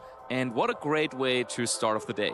Yeah, and as we mentioned, the team that Sara was using was innovated by David, and maybe that's his downfall now. All of those months later, being able to build that team, or at least put that team out there, and then suddenly being taken down in that round 2. Did this ever happen to you? I mean, you're also known Not to me. It never happens to me. Yeah? No one ever picks up my teams. I'm sure it's happened to you, potentially, but no one ever takes my teams. I would have to think about it. I mean, it's... yeah, well, this combination is like very distinctive, where it's like, oh, before it was not in the metagame, then David posted about this, and then all of a sudden you would like run into this like quite regularly. Whereas like the teams that I like to favor, it's more like, oh yeah, like someone else maybe could have come up with the same idea as well at the time. Yeah, potentially, but Sara was able to pilot that team to a great success against the pseudo creator of that team. So let's throw it over to the couch to hear how she's feeling after taking down our previous Prague champion. Thank you, casters. What an incredible match to kick off the broadcast here in Prague. I am joined by the winner of that last set, Sara. How are you feeling after that? It was so dominant. Thank you. I feel amazing, honestly. First time on stream. I wasn't expecting it to be today, honestly. But it felt great, honestly. I mean, the way that you played, we were all feeling that energy and that expertise as well backstage and out in the crowd. Let's talk a little bit about the game. So in game one, you pinned his Terapagos into a really difficult position. Was that a key Pokemon you wanted to take out straight away? Yes, absolutely. I didn't want that Terapagos to put the Calm Minds. It would have been definitely a problem. We saw that in game two. He was able to Calm Mind, and I was quite threatened about it with it. But in the end, I think the strategy in game one was a bit better than game two. Maybe game two, I was expecting him to bring another lead. But in the end, it worked out anyway. I mean, I was nervous seeing that lead with the Smeargle in game two, particularly when it got the speed boost. What were you thinking when you saw that happen?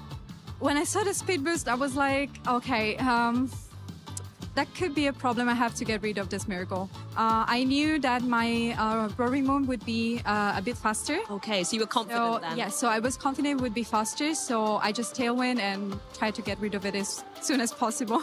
I mean, I think when we all saw that Tailwind happen, we could see that you instantly were back in the game, and it gave you a lot of momentum going forward.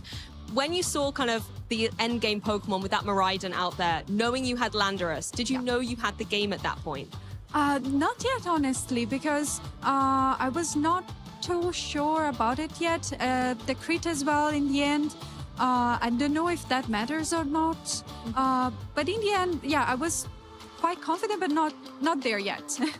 Well, that little bit of confidence definitely carried you through to a success. It was great to see you play. Let us get to know you a little bit better as well. You say it's your first time on stream, so I know a lot of the viewers will want to get to know you more. How long have you been playing for? What are your goals in this season? Tell us about you as a Pokemon trainer. Yeah, so I've been playing for around 2 years now. It's my second year playing. I qualified for Worlds last year. Okay. I'm from Middle East and South Africa region. Okay. So I played the tournament in South Africa as well. I got top 4. In general, I'm quite a new player, so I don't feel as confident as other players yet. But I feel like I'm getting to know the game a bit better now. Yeah, well, it looks like you're learning and growing with the game every single event. Are the events different in kind of South Africa to here? Do you notice a difference? Well, definitely. In there, it's a bit a smaller event. But at the same time, I think it's a nice environment because we get to know everyone. We're always the same people going to those events. So it's nice to have this kind of community. Yeah, community is at the heart of Pokemon, right? Yeah. So it's good to be able to have all of that around you as you go through this adventure. You mentioned you qualified for Worlds last year. Are you trying again this year? I think I might be in a good spot actually to be qualified. Not yet granted, but I'm in a good spot. Well, fingers crossed. I'll be keeping an eye out for your names on those rankings, and hopefully you can lock in a Worlds qualification. We'll let you go get ready for your next round, but before we go, are there any shout-outs you would like to give to anyone at home? Oh, yes, of course. I would like to thank my boyfriend, Luis, for always supporting me. He's always there helping me with everything. He's also the one that gave me this team. Ah, okay. So thanks to him for finding a team that is good for my playstyle. And then all my friends that are here with us today supporting me. And also I would like to thank Dave Cognetta, my best friend. He's always been supporting me as well. So big thanks to him. Fantastic, and I'm sure they will be rooting for you every single step of the way throughout this tournament. Best of luck in your next rounds. And Pokemon trainers, the action just keeps going here in Prague. We'll be coming up with the next Swiss round very soon. Thank you. Hey Pokemon trainers, welcome to Pokemon Championships History, a series where we showcase important matches throughout the history of competitive Pokemon. This was the first World Championships held in the Alola region with Pokemon Sun and Moon. Our classic battle took place in the top 4 match between Tomoyuki Yoshimura and Ryota Atsubo. Japan was guaranteed to have a representative in the finals, but who would come out on top? Tomoyuki had experience playing in multiple world championships, and this time around he made the right call on the metagame. With Ultra Beast on his team like Nihilego to deal with the Tapu Pokemon running rampant in the format, and Buzzwole to handle Snorlax teams, Tomoyuki was in a prime spot to claim the championship title. But Ryota was not to be outdone. As the reigning Japanese national champion, Ryota wanted to solidify his claim to being the best player in the world. With a twist on the common double Tapu core, Ryota brought a team to support his choice specs Tapu Fini. But the real star of his team was Celesteela, the launch Pokemon. Many trainers feared Celesteela's ability to single-handedly bring back games from the depths of defeat, and Ryota would need a heroic effort out of Celesteela to win this set. In a game that lasted over 30 minutes, Celesteela showed just how unstoppable it can be thanks to Leech Seed recovery. If Tomoyuki wanted to keep his championship hopes alive, not only did he have to win Game 2, but he needed to do it fast. There wasn't enough time left in the round to play another slow game against Ryota, so Tomoyuki would need to be on the offensive. But sometimes the best offense is a good defense, and Assault Vest Salamence was just bulky enough to keep him in the game. That is a big boy Salamence, taking a Choice Specs boosted Moonblast from a Tapu Fini of all things. And I know it's not known for its really big special attack, but it's still one of these Tapu Pokemon. As the trainers actually round out the game, shaking their hands, Tomoyuki will be the victor. The clock was ticking, and 50 minutes wouldn't be enough time to finish this epic set. This meant our trainers would be concluding this match in the most dramatic way possible, plus 3 turns. If a match exceeds the round timer, 3 untimed turns are to be played, and whoever has more Pokemon remaining at the end of the 3rd turn will be the victor. Time was just called in the round. We are a couple of seconds out, so this is turn 0 in the game. And in this turn 0, Metagross taking so much damage, but after the Intimidate, it's not enough. Rounds don't commonly go to time in VGC, especially not in top 4 of the World Championships. Only 3 turns stood between these trainers and their destiny.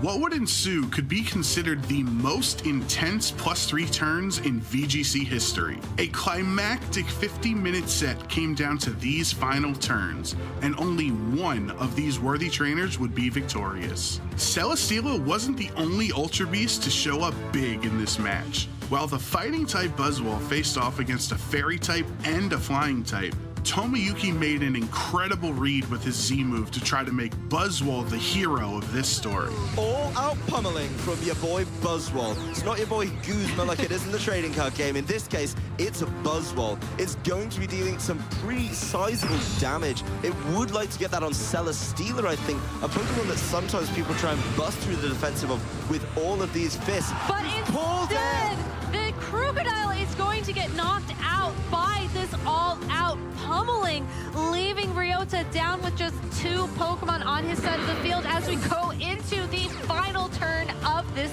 game. With a 3-2 Pokemon advantage for Tomoyuki going into turn 3, Ryota could see his hopes of victory slipping away. This was Celesteela's last chance to launch Ryota into the annals of VGC history.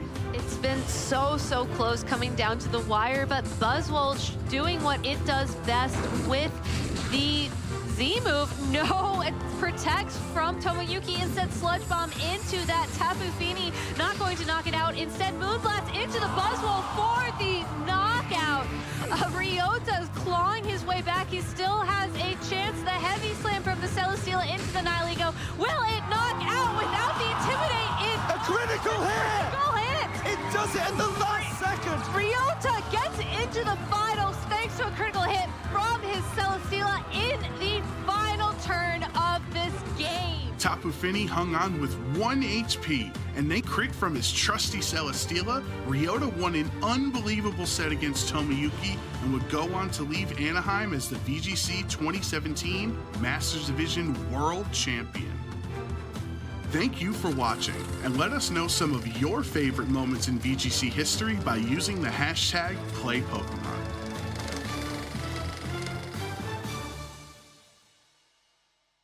Hello trainers, Charlie Berryman here, and I'm joined by Ben Kiriakou and David Partington. You'll have noticed there are two main structures in which this beautiful game is played. There is closed team sheet best of one, like you might find in the global challenges or on the online ranked ladder, and then there's open team sheet best of three that you'll find at live events. So today, we're going to be breaking down the differences between them, how you can approach them in the right way, that sort of thing. So David, kick us off with closed team sheet best of one. So, closed team sheet best of one. You might be familiar with this when playing on the ranked battles, for instance, on Battle Stadium in Scarlet and Violet, but also at the global challenges as well that we've had over the last few months and may have more of later to go. So, this is where you have your team of 6, you get into battle, but you do not know what your opponent's Pokemon are going to be, or what moves they run, or what abilities they have. So, there's a lot of information finding out throughout the one game that you have. And that makes it really, really difficult to react to what your opponent's doing, maybe different strategies. Conversely, of course, regionals, internationals, maybe premier challenges or mid-season showdowns, the locals that we can play as well. We have open team sheets, best of 3. Now, you get a little bit of information on your opponent's teams, what moves they're running, what items they're holding, of course, what the Pokemon are as well, and their abilities. So you get a lot of idea what you want to be using in your own team to be able to counteract their strategy. And then, of course, you play a best of 3. You have more than just one opportunity to get it right.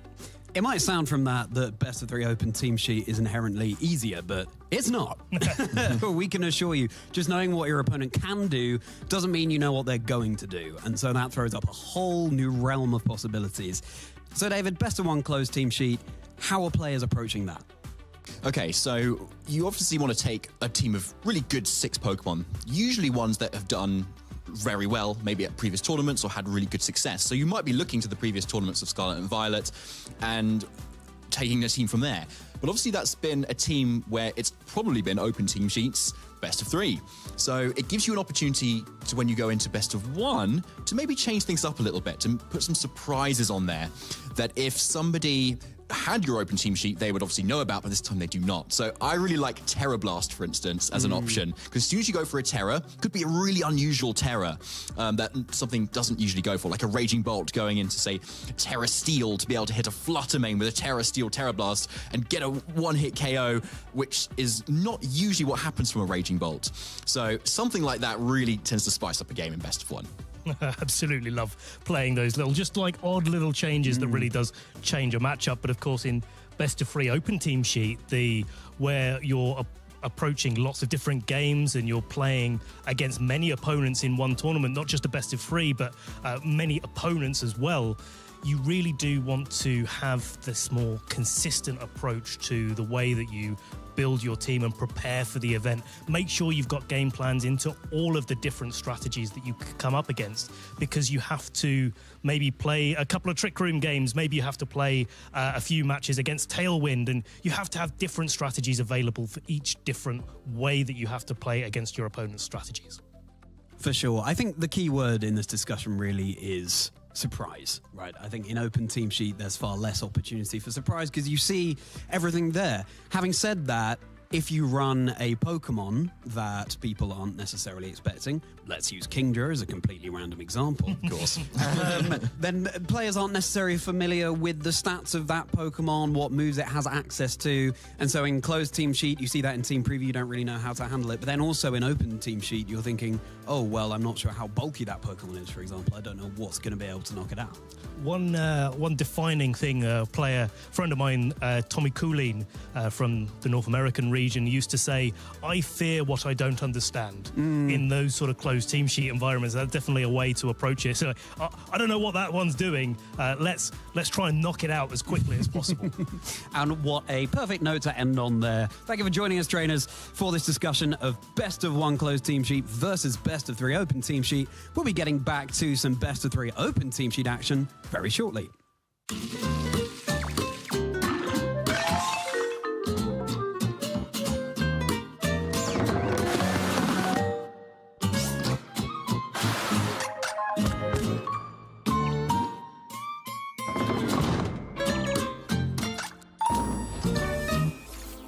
welcome back, Pokemon trainers, to what will be round 3 of the Prague Regional Championships.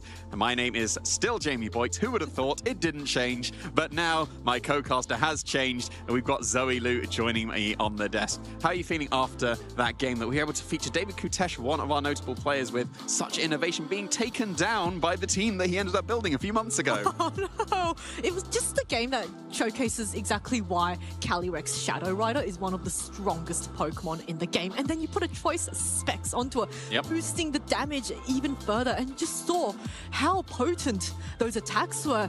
The Calyrex Shadow Rider didn't even use Astral Barrage, which is its signature move. It just went for the Polar Puffs. Not even its same type attack bonus move. It could have gone for the Psychic, and then we wouldn't have been surprised with the KOs they picked up. But by going for Pollen Puff, yeah, that's it was able to do what? It was like 80% to a Raging Bolt, which is incredibly impressive. And I'm not surprised to see it put on such a strong showing in that first game. Just so much damage. It's all about the multipliers. I said in the round 2, you get a 50% boost from your choice specs. You get a 50% boost when you get that +1 from the Grimnay. And you also boost even further, potentially with a Terra Ghost.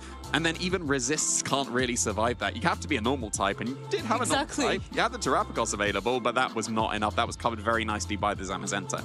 Yeah, exactly why the Calyrex Shadow Rider and Zamazenta is such a good pairing. Zamazenta is able to hit those normal types that are completely immune to the ghost type moves from the Calyrex Shadow Rider with that super effective body press. And with its ability, it's able to get that +1 defense boost when it enters the battlefield for the first time. So those body presses coming off of Zamazenta is just so strong. And we saw Sara Zamazenta was quite supportive in the fact that he had Imprison as well. So it could shut down the opposing Zamazenta's wide guard as well, and then allow your own Calyrex Shadow Rider, say if it was locked into an Astral Barrage, just to be completely unhindered in attacking. Yeah, it does tend to be that you tend to run Protect on Zamazenta if you're pairing it with a Shadow Rider, but when it's choice spec specifically, it seems like Imprison is the move of choice, sacrificing Protect on Zamazenta. Because you're already going, well, I'm trying to win in just a couple of turns. Why would I need to Protect if the game's going to be over in 3 turns? And then you get that option of the Imprison. Like you mentioned, stopping Wide Guard is a very, very crucial thing when your main strategy is just launch off incredibly strong Astral Barrages. Then you put a stop to that. And then you also just put a stop to opposing Zamazentas as well. You tend to run very fast on the Zamazenta that runs in prison, so you can outspeed and completely shut down those opposing Zamazentas as well. Yeah, it just feels bad if you're facing up against an opposing Zamazenta and all of a sudden your own body presses are getting shut down by the Imprison, and all of a sudden, what are you going to be doing with your imprisoned Zamazenta? And looking into Sara's team in depth, it's also really interesting that she had this Mousehold that didn't run Protect, but he also ran Faint. And that's another way to shut down opposing Protects if you try to keep yourself safe. And oh, there we go, there's a Mousehold that's just going to break through your Protect with the Faint. So just a really offensive, well-built team. Yeah, not just Protect, any kind of protecting move, it breaks Wide Guard on top. It does, of that. yes. So there's 2 different ways on that team to be able to allow the Calyrex to reach its full potential, let's say. Like we said, Imprison Wide Guard will be able to stop any Wide Guards. Faint just breaks the Wide Guard, so even if it's clicked, you can't put a stop to that. And then the Friend Guard really helping out the Calyrex as well. When it goes for the Terra Ghost, it drops its Psychic typing. It's actually able to survive a Sash Calyrex's Astral Barrage if you've got the Terra Ghost available, so it's only a single weakness, and also the Friend Guard helping it out as well. So there's really nice synergy between the Mousehold and the Spec Shadow Rider. Yeah, all around just a really well-built offensive team. Of course, we do have to look at David Kutesh's team, and that's also just a really offensive team overall as well. There's that choice Scarf Miraidon. You know, Miraidons, we think nowadays we see more of a Life Orb, and some still run that choice spec set that deals a lot of damage with those specs boosted Volt Switches. But that choice Scarf is really useful in outspeeding opposing Calyrexes and just be able to get that damage off. And just want to quickly look if that had Electro Web. Was that a... It did not. Did not. No. So it tends to be Snarl. That's the supported move that we have on Miraidons. And that would normally be nice into the Calyrex because it would hit it for 4 times super effective damage, but it had gone for the Terra Ghost at that point. Electro Drift might be able to pick up the KO on some of the Calyrex Shadow Riders, but in the first game, it was able to survive that. And in the red, it was close, but it was able to survive, and that just completely secured that first game. I do like how David built his team. He had that Electric Seed Terrapagos, and Miraidon Terrapagos doesn't seem like a very intuitive pairing. lane, but you can use your Omaridon to boost the defenses of your Terrapagos because of that electric seed, and that does allow the Terrapagos to be able to survive a super effective body press. But unfortunately, in that last game, we saw the Zamas end up being faster. It just wasn't able to match the damage output. Yeah, not particularly. Terrapagos is a very interesting pick, but if we now take a look at what was very successful in the last round of Regulation I, culminating in the World Championships, Terrapagos didn't really have the greatest of showings there. We had a lot of other Pokemon that were able to do very, very well. Calyrex Shadow Rider looks very common amongst that top 8, but it wasn't the Ghost Psychic restricted of choice that was able to take it. We had Lunala that was able to do that. Paired with that Koraidon, Giovanni Siski was able to take that World Championship win. The first ever tournament win he ever had, and what a tournament to be able to win. It was such a thrilling finals. I remember going into a lot of people at that point had said, Koraidon, you know, it's a strong Pokemon, but we all think Calyrex Shadow Rider is the superior Pokemon, but Koraidon ended up being on top. Now, boy, I know you mentioned earlier that you've always been a believer of Brute Bonnet. Yes, and Boit Bonnet. Yes, okay. So much so that I can claim Boit Bonnet instead of Brute Bonnet, because as far as I can tell, I was the first that brought Brute Bonnet to success. And it is one of my biggest regrets now that I completely binned it off for the World Championships. Then as I like Koraidon Brute Bonnet, I was like, I'm running Shadow Rider Brute Bonnet and Koraidon at the World Championships. And I ran Miraidon instead, and I didn't run Brute Bonnet. And that is one of my biggest regrets, given that Koraidon and Brute Bonnet was on both finalists' teams. Yeah, Brute Bonnet's just such a really interesting Pokemon. You got Amoonguss, which is historically one of the best supportive Pokemon in the format. But of course, Amoonguss, even though it's able to spread spores around, it's not the most particularly offensive Pokemon out there. Its biggest threat is being able to redirect attacks and spread sleep. But then you've got this Brute Bonnet that can function similarly to the Amoonguss, but it's just a little bit more frail. But it's also able to threaten a lot of opposing Pokemon with that Sucker Punch as well, just putting a stop to Calyrex Shadow Rider. And looking at Giovanni's team, he's got 2 Dark types and a normal type, so there's a lot of counters to a Calyrex Shadow Rider. And White Guard as well on That's Lunala. true, yes. So even the Pokemon that would be taking huge damage is able to stop those Astral Barrages. Yeah, I think Brute Bonnet, there's 3 main things that I can think of that set it apart from Amoonguss. You get a Protosynthesis boost, which Amoonguss can't do, to make it even more bulky, and it tends to be defense that you end up getting, but special defense is potential as well. But then that does make it much bulkier than Amoonguss, factoring in that boost. It's got Dark typing, which usually, just generically, Grass Poison is better than Grass Dark, but in a meta where Calyrex Shadow Rider is one of the most common Pokemon, having a resistance there to both of its attacks really sets it apart. And as you mentioned, Sucker Punch being able to threaten a one-hit KO into that Shadow Rider, something Amoonguss could never do, is able to set it apart. And Giovanni and James were able to realize that and take it to huge success. Yeah, I really like how Sun ended up being a really dominant archetype at Worlds, performing so well. You see, actually quite a few Koraidons there, and you know, I know we talked a lot about the Calyrex Shadow Rider. There is one Ice Rider Calyrex also over at Worlds, but just goes to show that the Sun team, you can see a lot of the Sun teams also carry a Fire type. You know, Giovanni had that Chi-Yu, but then a lot of the other teams have Incineroar, of course, a staple to VGC, but a Sun-boosted Flare Blitz coming from an Incineroar, not the most offensive Pokemon, but it still hurts a lot. But then you've got, say, a Sun-boosted Chi-Yu with the Overheat, and I do not want to be any Pokemon on the opposing end of that Chi-Yu. Oh, it's one of the strongest attacks we have in the game. A Sun-boosted Overheat from a Chi-Yu can one-shot a lot of Pokemon, and was the Fire Dark Pokemon that was able to take the win. And that meant that Incineroar did not win the World Championships for 3 years in a row, despite being considered the best Pokemon that we have available. It was a very good showing for Incineroar all around, just based on that top 8. But yeah, as Chi-Yu able to snipe that position from it, very, very nicely done from Giovanni. And again, once again, congratulations to Giovanni for taking his first ever championship as becoming a world champion. That's the one you want. Yeah, precisely, and it's just such a coveted title. You know, being that the prestige of being worlds. I do believe we've got maybe a few world champions competing this weekend, have we? I saw a few of that. We are going to have to let you wait and see whether or not we'll feature some world champions up on the stream. But for now, we are going to get ready into our round 3. So stay with us, and we'll be back very shortly with round 3 of the Prague Regional Championships. And and giving Luca a huge lead in this game 3. Luca was a little bit disappointed. It's going to be enough to take down the Miraidon. I love the way Luca was able to pivot this in here. And the on. What's it going to be? Luca Cherubelli. Cherubelli, become your 2024 Pokemon World Champion.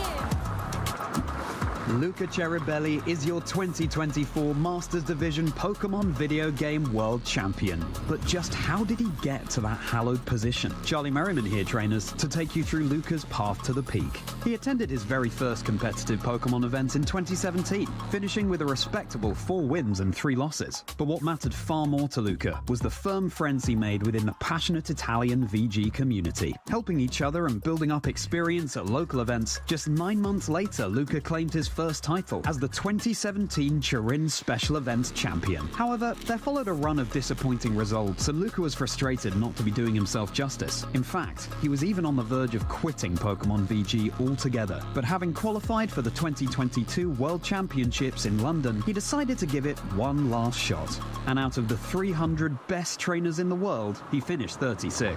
Luca Cherubelli was back. Worlds 2023 in Yokohama showed Luca how the standards he held himself to had shifted. He was pleased to reach day 2 again, but was hungry for more. Similarly, at the Europe International Championships the following year, he went all the way to top cut, but still knew he could do better, proved to himself that he could indeed be the very best. At Worlds 2024 in Honolulu, Hawaii, he took the tournament one game at a time, until all of a sudden he found himself in the grand finals against Yuta Ishigaki from Japan. The night before, Luca went out for dinner with his friends to take his mind off it all, paving the way for a good night's sleep and focused preparation on the big day. Identifying that his trusty Miraidon's Draco Meteor hit nearly all of his opponent's team for good damage, Luca won Game 1, but Game 2 went to Yuta. It all came down to one final battle. And with Miraidon supported by Luca's favorite Pokemon, Half-Flame Mask Ogerpon, Luca Cherubelli secured his spot in history. The first thing Luca did after winning? Rush into the arms of the friends who made attending events so special, that helped each other improve and grow, that was such a crucial factor in Luca becoming world champion. After all, in the phrase we all know so well, you teach me, and I'll teach you. As for what's next for Luca, well, in his own words, I'm not letting winning worlds be a hindrance to my growth as a player. I'm not just hiding behind, I won the World Championships. Trainers, the best is yet to come.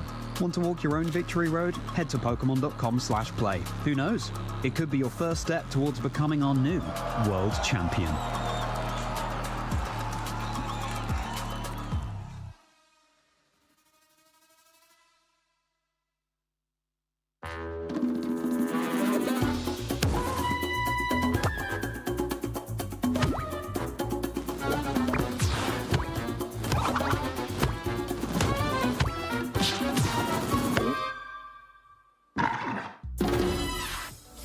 Luca Cherubelli, of course, one of the best trainers that we have in Europe, and was able to win a regional championship this season, securing his direct invite into this World Championships that we will be coming up in August in San Francisco. Very, very nice showing from him in 2024, showing that Miraidon is one of the strongest restricted Pokemon that we have available. And now, of course, we're back to those double restricted in Regulation I, and we've seen already Miraidon get taken down in that first round that we were able to feature. Well, we're seeing what restricted pairs are going to be coming up in these future rounds.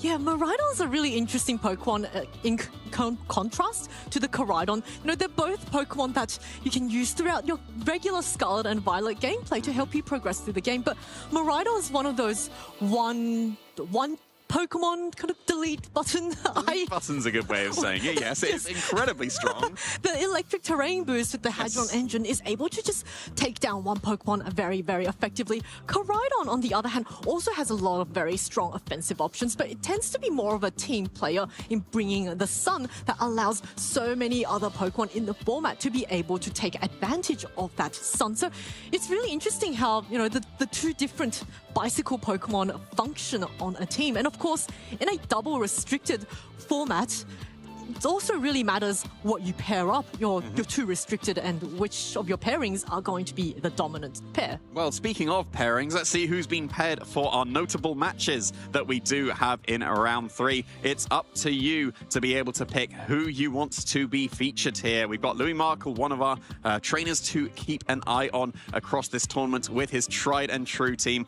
of Calyrex, Shadow Rider, and Zamazenta, against Fabian Braun, who's able to make top 4 in one of the regionals this season. Another very, very strong German player. Moving down, Francesco Piapera has gone back to that Electric Seed Terrapagos that he was able to pilot to a top 8 finish in Bologna as well. Facing down Javier Signorena, who is a previous national champion all the way back in 2016 in Italy.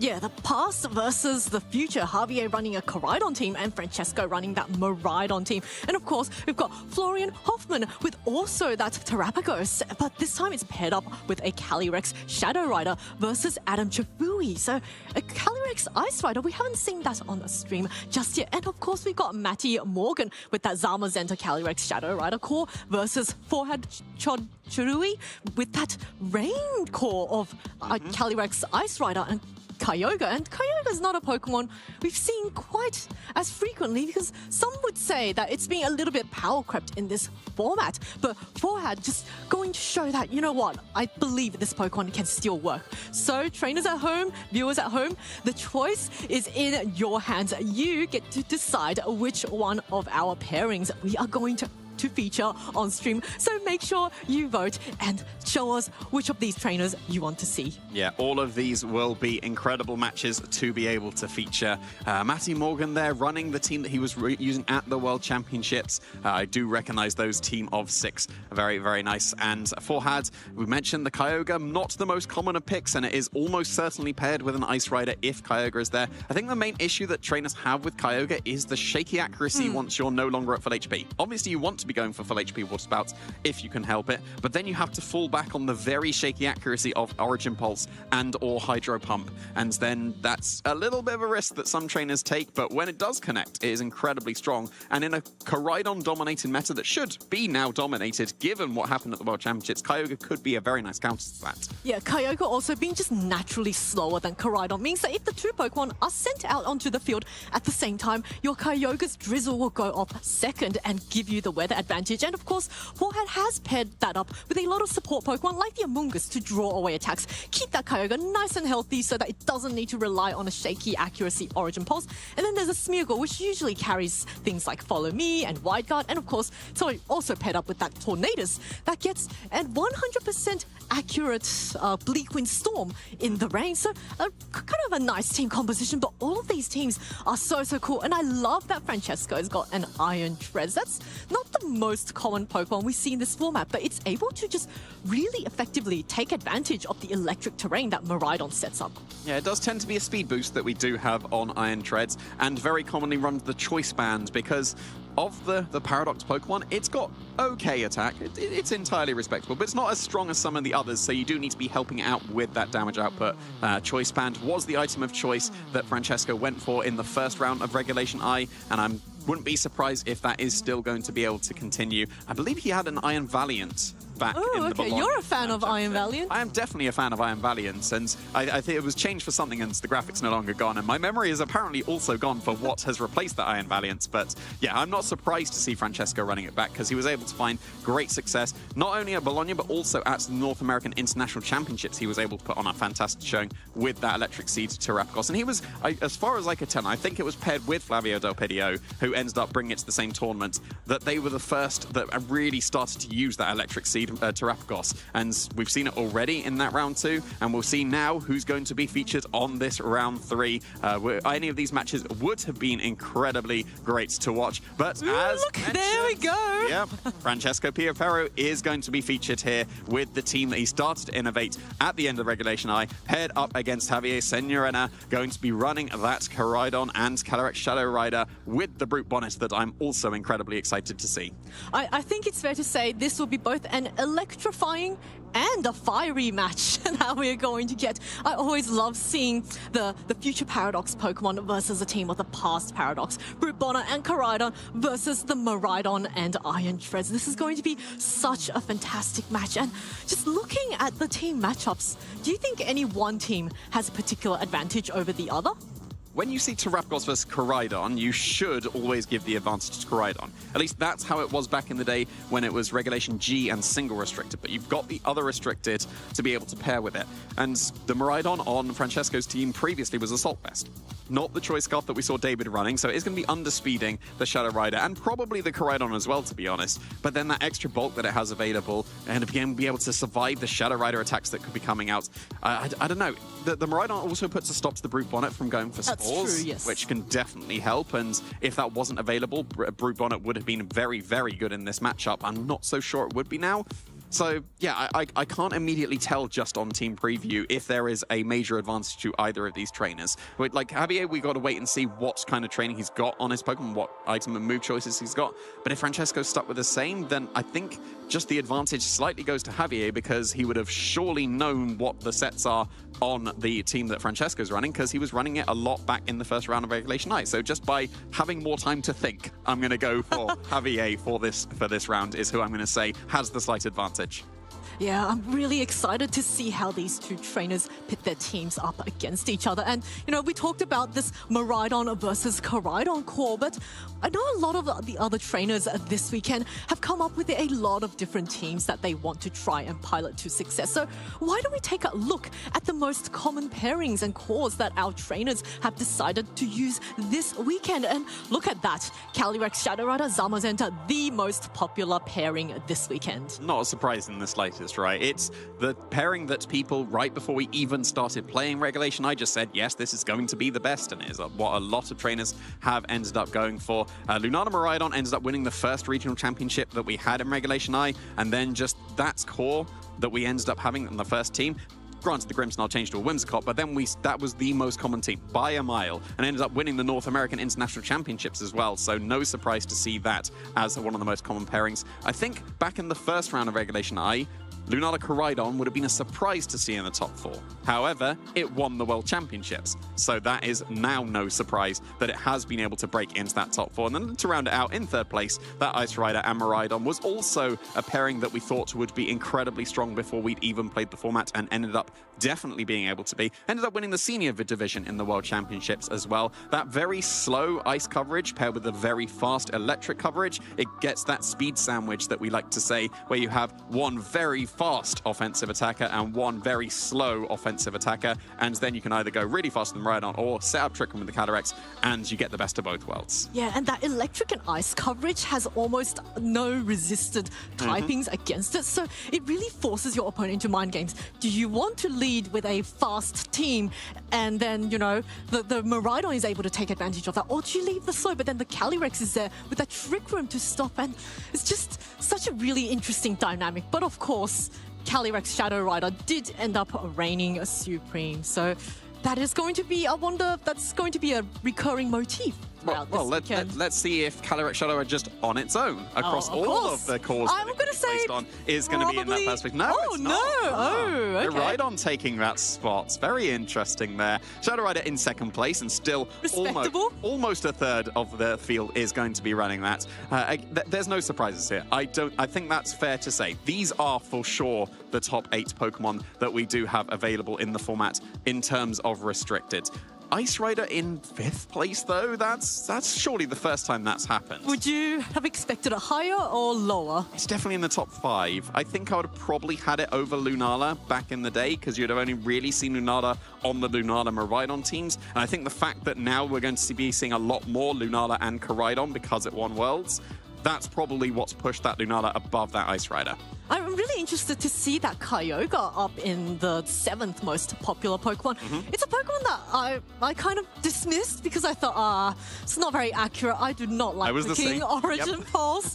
But it's still able to have a strong showing because, of course, the only 2 rain setters in this format are Pelipper and Kyogre. And Pelipper Chempa is a very good Pokemon, but against all these really powerful restricted, sometimes you just want something that's just a little bit stronger. But of course, there is that Terrapagos also in 8th place. Now, Terrapagos is a Pokemon that I personally have struggled a bit with getting it to work because you can't terrestrialize out of that fighting type weakness because it's always going to be a normal type. But I'm really glad to see that a lot of our trainers have been able to pilot it to success. Yeah, 6% usage is entirely respectable, and we're going to have featured it in both round 2 and round 3 here. And of course, we can't forget about the Pokemon that is around the team. It's not just about the restricted. Here are the top 12 Pokemon across the usage, paired up with all the restricted. Incineroar's obviously going to be in first place. It almost always is. But I think this is probably the biggest gap that we've ever seen between first place and second place. Yeah, a lot of these Pokemon, like that Ursaluna, the Urshifu, the Raging Bolt, the Fluttermane, the Chiyu, the Landorus,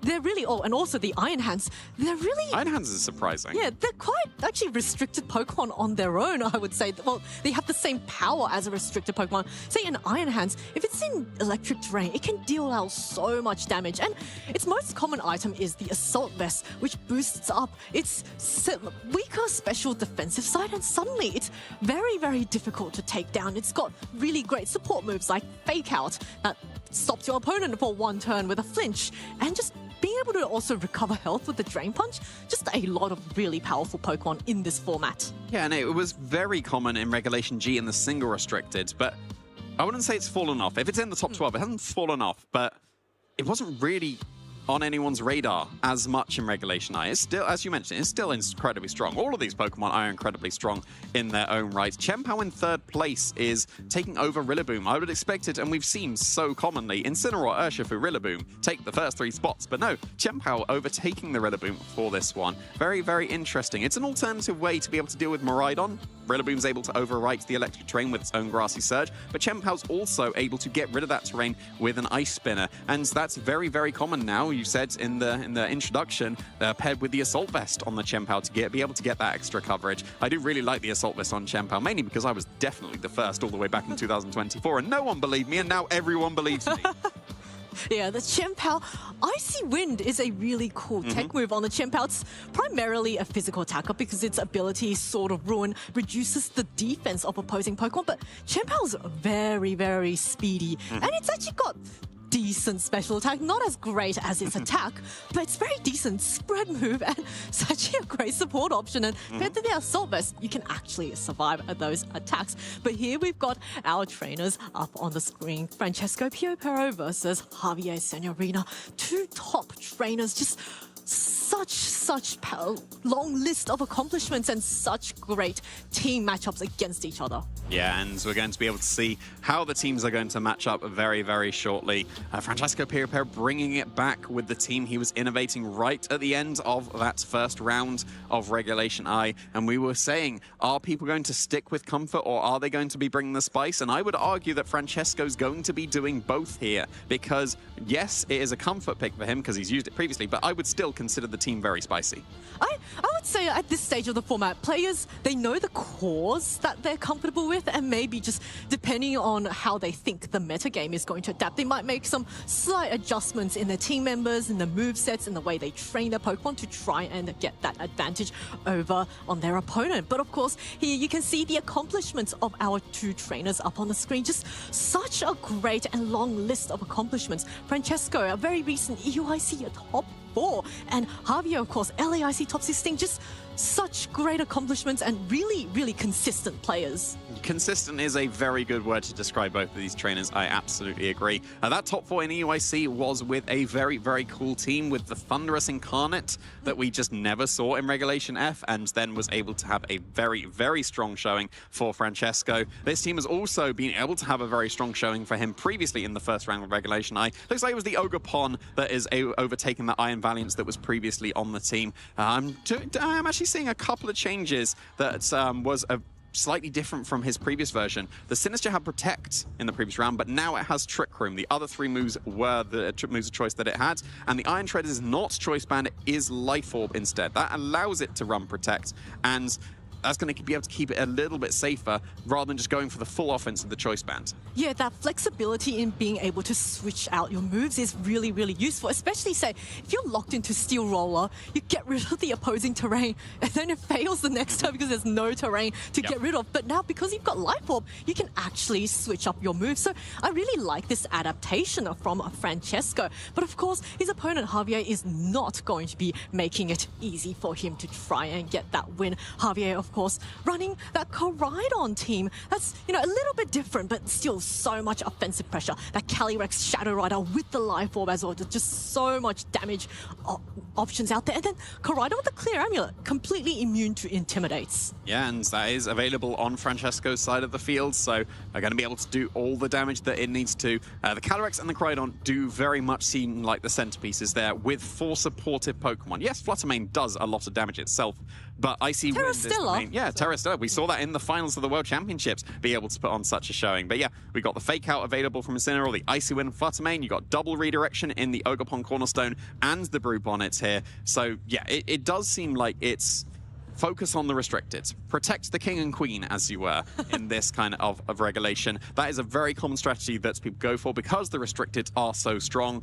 Just support them. Get the restricteds to be able to get all the knockouts. You can easily achieve that when you've got that nasty plot going on the Calyrex. Even if you don't, the Life Orb allows it to do very, very good damage. And like you mentioned, the Clear Amulet on the Koraidon means it's damage output cannot be stopped. Yeah, just so much damage coming off from both of our trainers. This is going to be an absolutely electrifying match. Also, bit of a switch up between the two Ogerpons. One's a Wellspring form and one's a Cornerstone form. So that could be, that bit of a difference and making sure which trainer gets the win. But oh my goodness, I am so excited to see what we are going to get, and I'm personally hoping to see an Iron Treads come out. That's going to be really exciting. It's one of my favorite Pokemon in this matchup. But now here we go, starting with round 3, Koraidon and Incineroar up against the Miraidon and the Terrapagos. So Terrapagos is going to get that defense boost immediately. Yeah, it is. It's going to get the Electric Seed boost and allow it to shrug off the attacks from the Koraidon a lot more comfortably. We're seeing here that the Koraidon is activating its Orichalcum Pulse before the Miraidon is going for its Hadron Engine.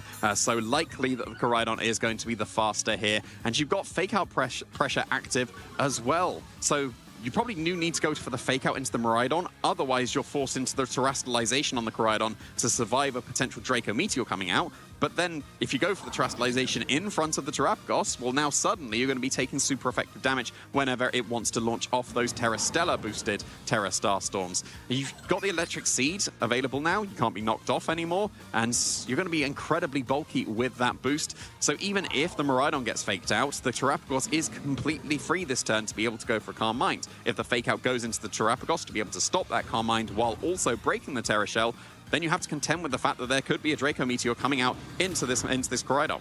And it looks like Javier is not going to want to risk and goes for the Fake Out onto the Miraidon, followed up with a collision course onto that Miraidon. But Miraidon, so bulky, is going to be able to survive that. Of course, it is going to flinch, but allows its teammate Terrapagos to get a Calm Mind boost up. Now, the Calm Mind is not going to help defensively against these two physical attackers, but it will help in the future. It definitely will, and I think that's very smart targeting from Javier there. You saw that the Koraidon was likely the faster against the Miraidon, and now it is in range of just another collision course, and the only real switch into that would be that Sinister that could be waiting in the back, which is entirely reasonable to be able to bring thanks to its Focus Ash against a Shadow Rider. That's still going to be able to keep it safe from that and allows it to come to this matchup.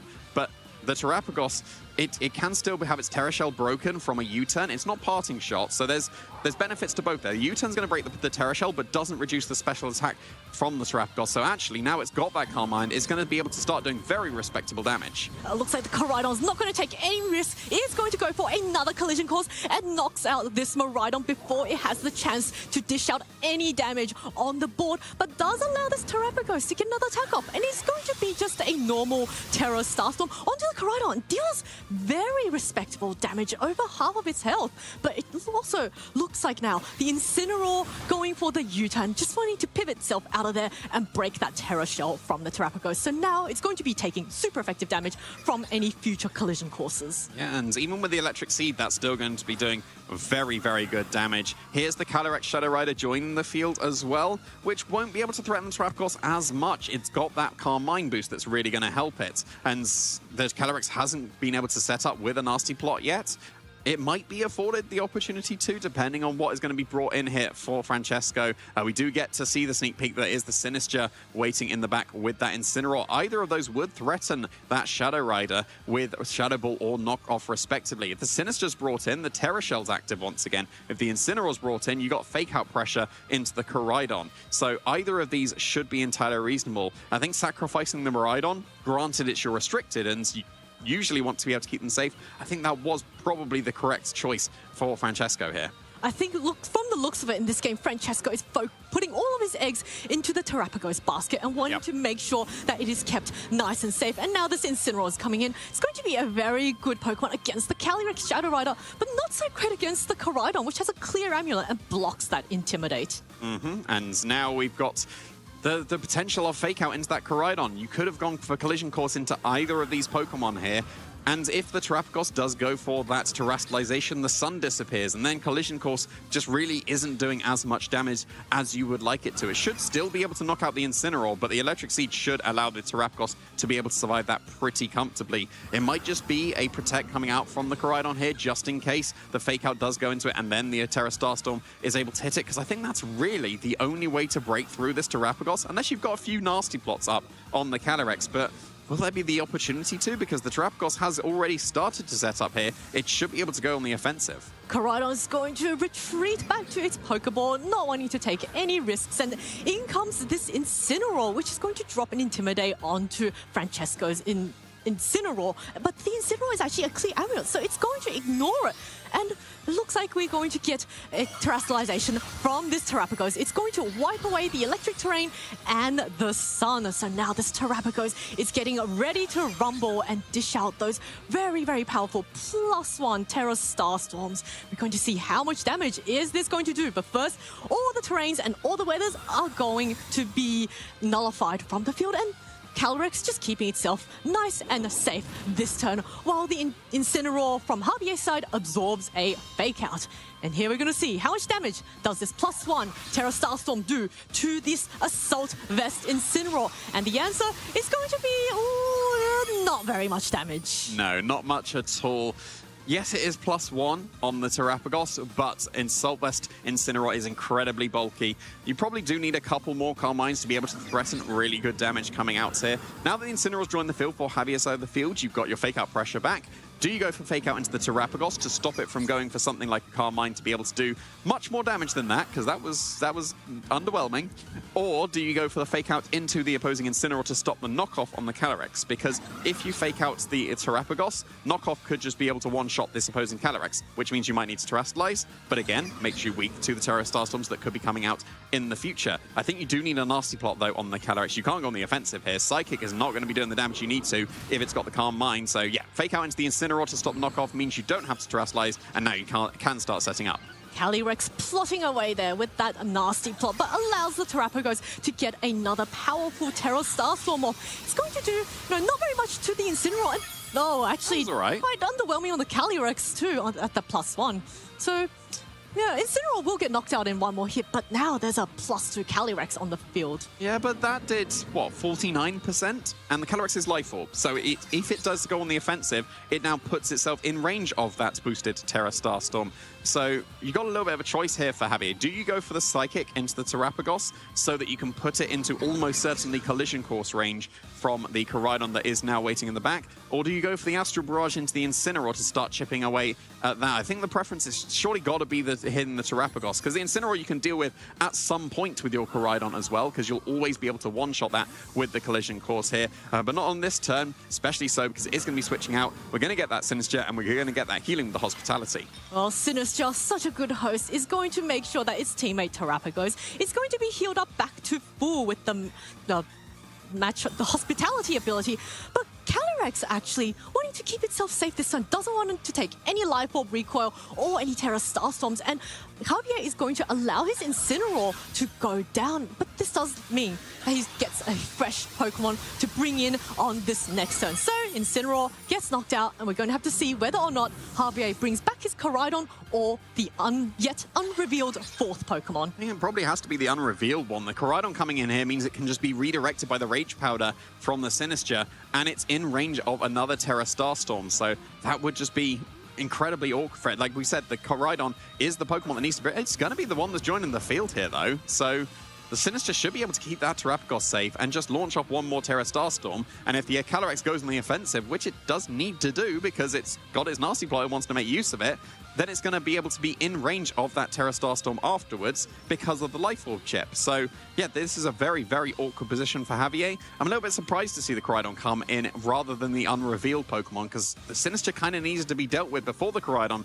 has the potential to go for that collision course into the opposing Terrapagos. So I think that Francesco should be able to support around the Terrapagos here to allow it to reach its full potential and get those double knockouts. Yeah, that Focus Sash on Sinistcha is going to be so useful in allowing it to survive an Astral Barrage if Javier tries to knock it out with that super effective Astral Barrage. And now it looks like Koraidon is actually going to be recalled immediately. So Javier just wanting to set the sun up for that last Pokemon in the back, which is going to be the Ogerpon, and allows the Sinistcha to get that Rage Powder off. So drawing away any single damage attacks, and we're going to have to see what does this Calyrex go for. It looks like it's going to be an Astral Barrage that is going to be easily enough to knock down the Sinistcha to 1 HP and allow it to survive thanks to its Focus Sash. But Calyrex is now going to take a little bit of recoil, and that does allow the Terrapagos to be able to knock out this Calyrex with that Terra Starstorm. So here we go, Terra Starstorm breaking the sturdy on Ogerpon and knocking out the Calyrex. Yeah, and that looks like it's going to be two-shot on the Ogerpon as well. So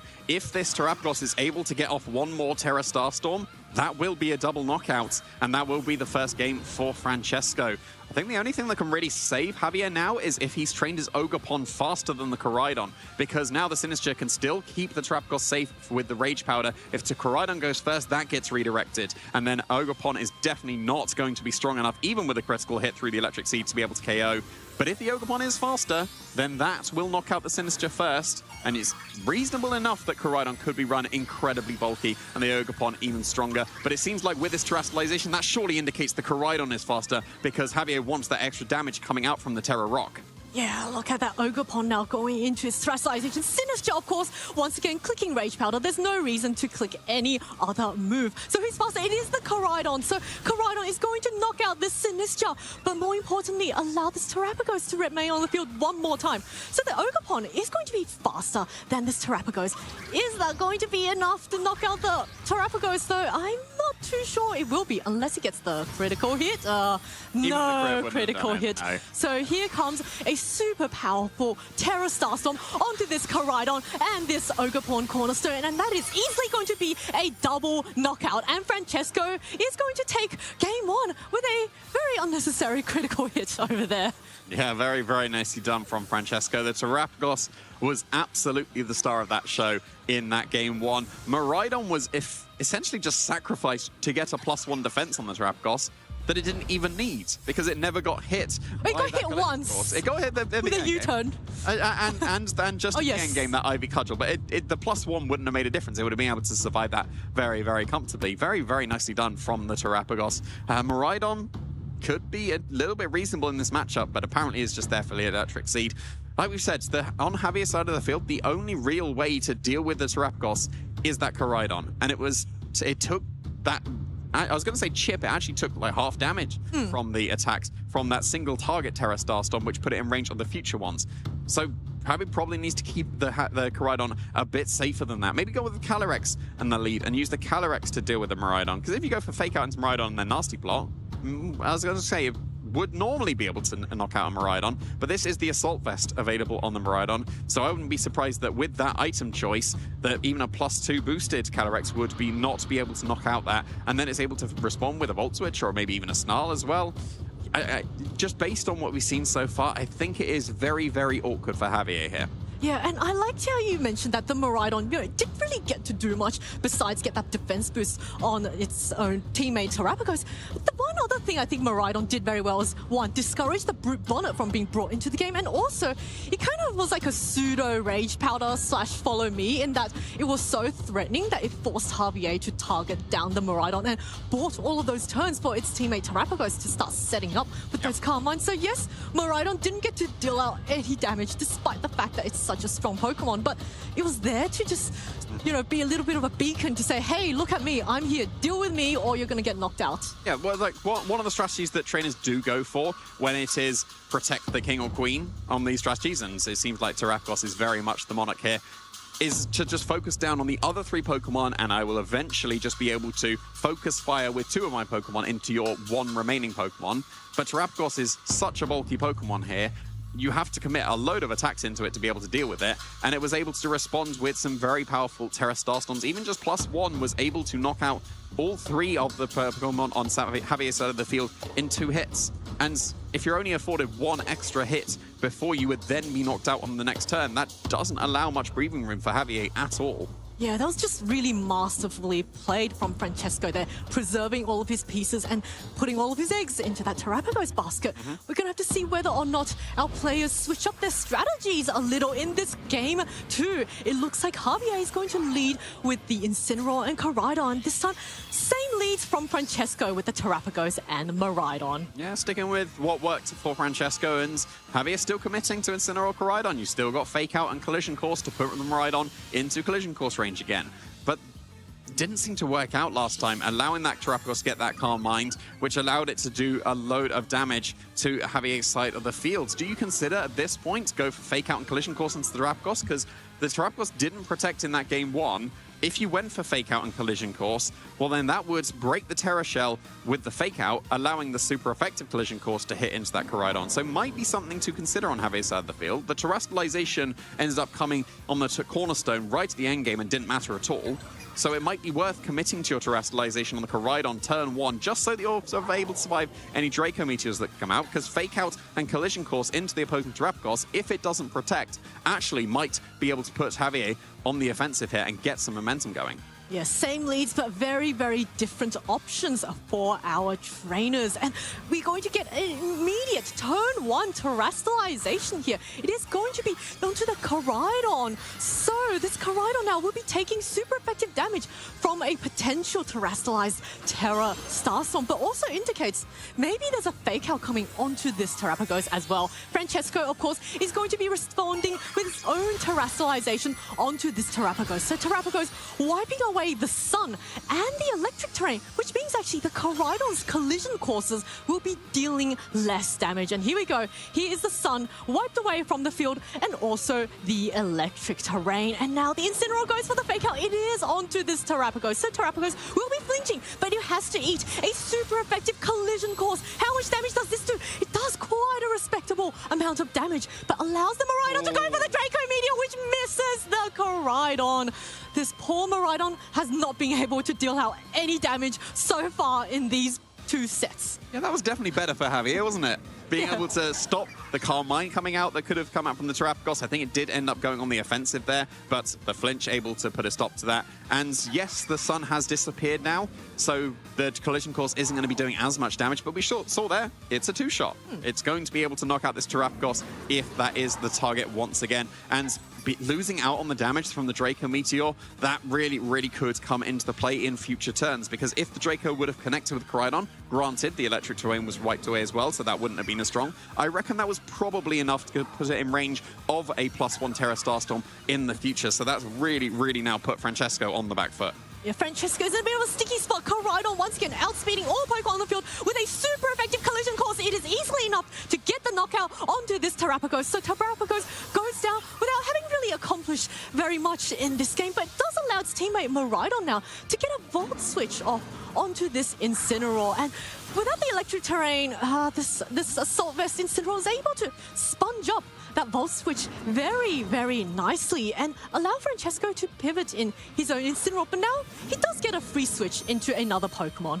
Yeah, and he will be afforded that even if he was going for the pivot, because it is U-turn available on the Assault Vest. Of course, you can't run Parting Shot, and it's going to be just knockoff instead, so getting rid of the Clear Amulet on the Incineroar. But I think the damage has probably already been done here. Francesco's barely been able to achieve anything. Granted, he's got the Electric Terrain back. I guess that's going to be helping out the Miraidon a little bit, because you saw the pitiful Volt Switch damage into that Assault Vest Incineroar. But the momentum is by far in Javier's favor. Just going for that very safe collision course once again to the Terapagos. Francesco probably predicting Javier to predict the very obvious protects there, but no. Terapagos, such a threat in that game 1, already dealt with on this game 2, and there's not really that much damage available on Francesco's side of the field. We've already had the sneak peek that Sinister is once again waiting in the back. That's not really going to be able to do the damage. The Incineroar can do okay damage as well.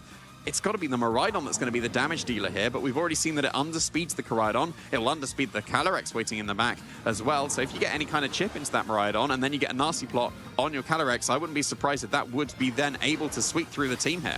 Oh, looks like Koraidon's doing nothing but going for those collision courses easily enough to get a knockout onto this Incineroar and forces Francesco down to his final 2 Pokemon. But first, Miraidon now goes for another Volt Switch once again into this Incineroar. Deals more damage, but you see just how strong an Assault Vest Incineroar is able to survive these really powerful attacks. Of course, Miraidon being Assault Vest isn't quite as offensive, and unfortunately, Sinister swapping in is able to get the hospitality boost on his teammate and allows the Incineroar to also pivot out with a U-turn and allows Javier to bring out another Pokemon in the back. So a much better start for Javier this game. Oh, considerably so. The game's already over. The sash is broken on the Sinister now, so the Koraidon can go for whichever fire move it wants.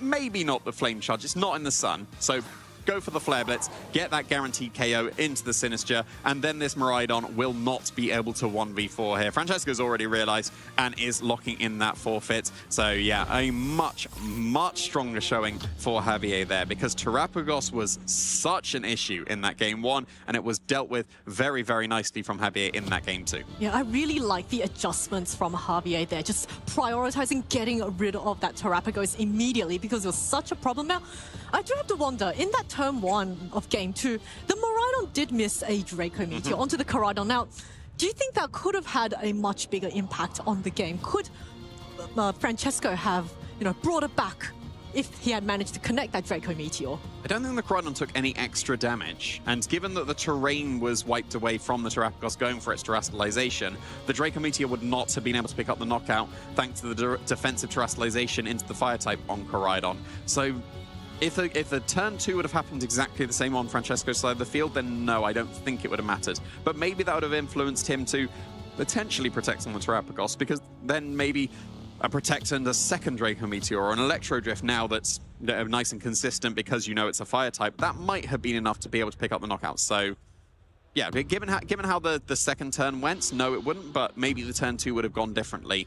But the fact that the Terapagos was 2-shot by the collision course, even out of the sun, that's really, really impactful. And I think the secondary effect of collision course coming into play there that no one ever thinks about, that it's stronger when it's super effective. Yes, just such offensive options from both of our players. Now, you mentioned earlier, had Francesco protected, it could have been a very different game, but these are the mind games that our players, go up against when they're in the game. It looks like Javier's going to lead with the exact same Pokemon of Incineroar and Koraidon, and Francesco also leading with the exact same leads of Terapagos and Miraidon. So I think both of our players just realizing this is their best options, and just how they play out their turns is going to be the difference. Well, this is going to be a very, very interesting final turn 1 in this game 3 here, because you were mentioning mind games. You've just seen that Fake Out with Miraidon and Collision Course the Miraidon didn't work out so well, but we've seen that Fake Out Terapagos and Collision Course the Terapagos worked out incredibly well.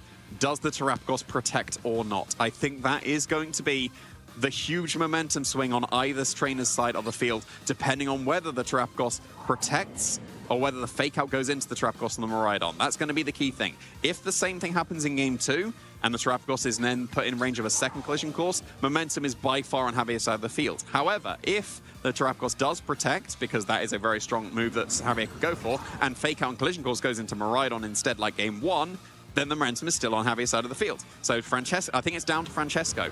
Where's the Fake Out and collision course going to go? Because it's surely going to be Fake Out and collision course into the same target, but which target? Do you protect with the Terrapagos, or do you go on the offensive? There's no protects coming out here.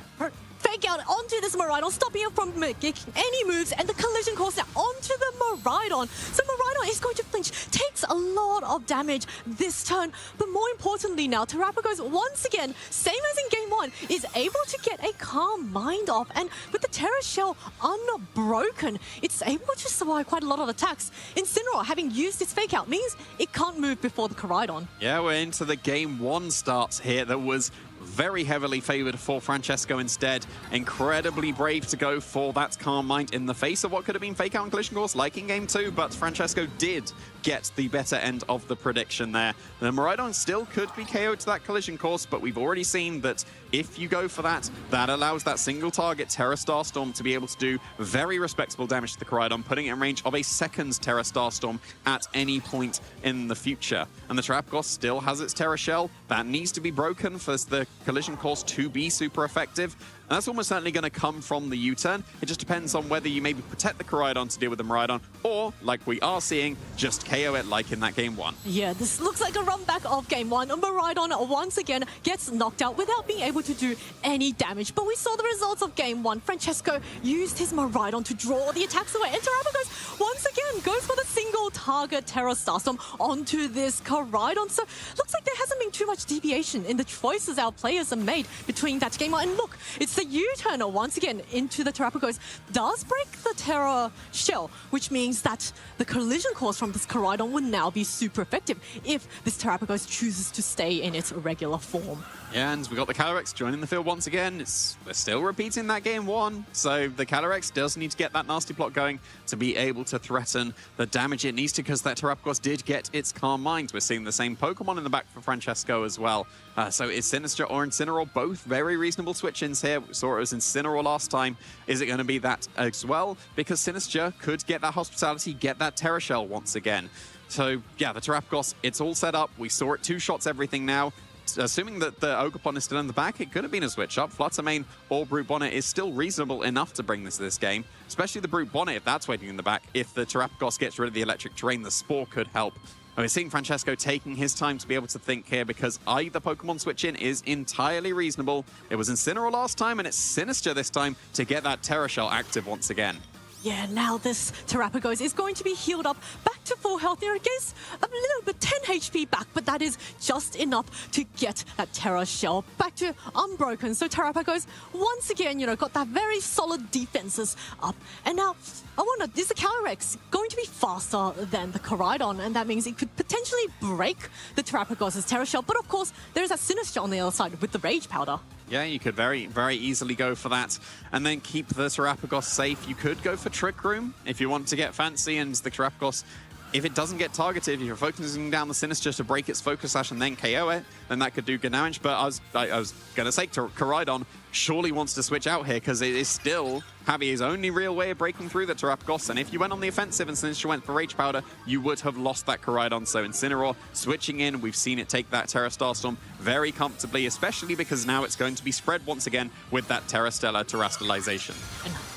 Francesco now deciding it is time for this Terrapagos to get into its ultimate form and deal out even more damage, wiping away the sun and the electric terrain from the field. And it's going to be dishing out Spread Move +1 Terra Starstorm, but it looks like Calyrex wants to have absolutely nothing to do with anything this turn. Just going to keep itself nice and safe with a Protect, and allows this Terrapagos to get a not very impactful Terra Starstorm off, but good chip damage onto this Incineroar. It does absolutely build up. We saw that in the game 1. Like, this is fine. It's okay damage. But when you do that 3 more times, that's going to be able to start getting that Incineroar into KO range. A little bit interesting. Sinistcha outspeeding the Terrapagos. I guess with Focus Sash, you're able to invest in your speed a bit more because you don't need as much survivability. But just a nice, interesting thing to know. That actually probably means that it's faster than the Incineroar. So you can't just go for the double target into that Sinistcha with a Psychic / Asperage and then the knockoff. Or maybe even U-turn, because then you'd be able to bring the Sinistcha down to its Focus Sash without then sacrificing your Calyrex to the Shadow Ball that could be KOing it. And if you go for the Terastallization to be able to get into your Dark typing and resist the Shadow Ball, well, now you're going to be one-shot by that Terra Starstorm turning super effective. So I think this is a Actually, a very, very nice, I wouldn't call it a pin as such from Francesco, but it's just a very nice board position. And the Focus Sash is the key thing that allows that, because here's the Astral Barrage. The Sinister's able to survive on 1 HP. Yeah, that Astral Barrage knocking down the Sinister down to 1 HP. Sinister, that Focus Sash just coming in so clutch. And first, that Calyrex is going to take a little bit of recall damage, but a super effective ×4 Shadow Ball onto this Calyrex. Calyrex is not going to be able to survive, and now this Terrapagos is going to be able to dish out a +1, a single target. Terra Starstorm, I would expect this Incineroar to survive it, but Incineroar is going to be brought so low this turn, and just hang on there, one more turn left. But the U-turn does knock out the Sinister, so no more redirection from Francesco there, but does allow Francesco to have that final unrevealed Pokemon in the back. Yeah, all the Koraidon now. The Koraidon is very freed up because the Incineroar is the last Pokemon for Francesco, and now Collision Course is going to be able to one-shot the Incineroar and probably not one-shot the Terrapagos because of the Electric Seed, but it's going to be able to do some absolutely massive damage. If the Incineroar is joining the field for both of these trainers, which it does seem to be, we need to pay attention to these Intimidates. If Javier's goes first, then that's going to give him a huge advantage here, and that is the case. So now the fake-out pressure is surely on Javier's side of the field. That means you can go for fake-out on Terrapagos and Collision Course into the Incineroar. That means you have to trade fake-outs here. But that frees up the Koraidon. If the Incineroar on Francesco's side of the field had been faster, then you could have gone for the fake-out into Incineroar and then Terra Starstorm, and that would have almost certainly won the game. But Javier's being faster does keep him in this. Yeah, Javier's Incineroar, that training just so important. And now, gonna have to see whether or not which Pokemon Javier targets with this fake-out, or could this Incineroar be a speed tie between the Intimidates? Who knows? We're going to have to find out. This is a really close, but it looks like the fake-out is going to come out first onto this Terrapagos, and the trading fake-outs onto this Koraidon. So, not really much damage dealt this turn. A little bit of a nullified turn, but does mean this turn now, this Koraidon is going to be able to land a super effective Collision Course.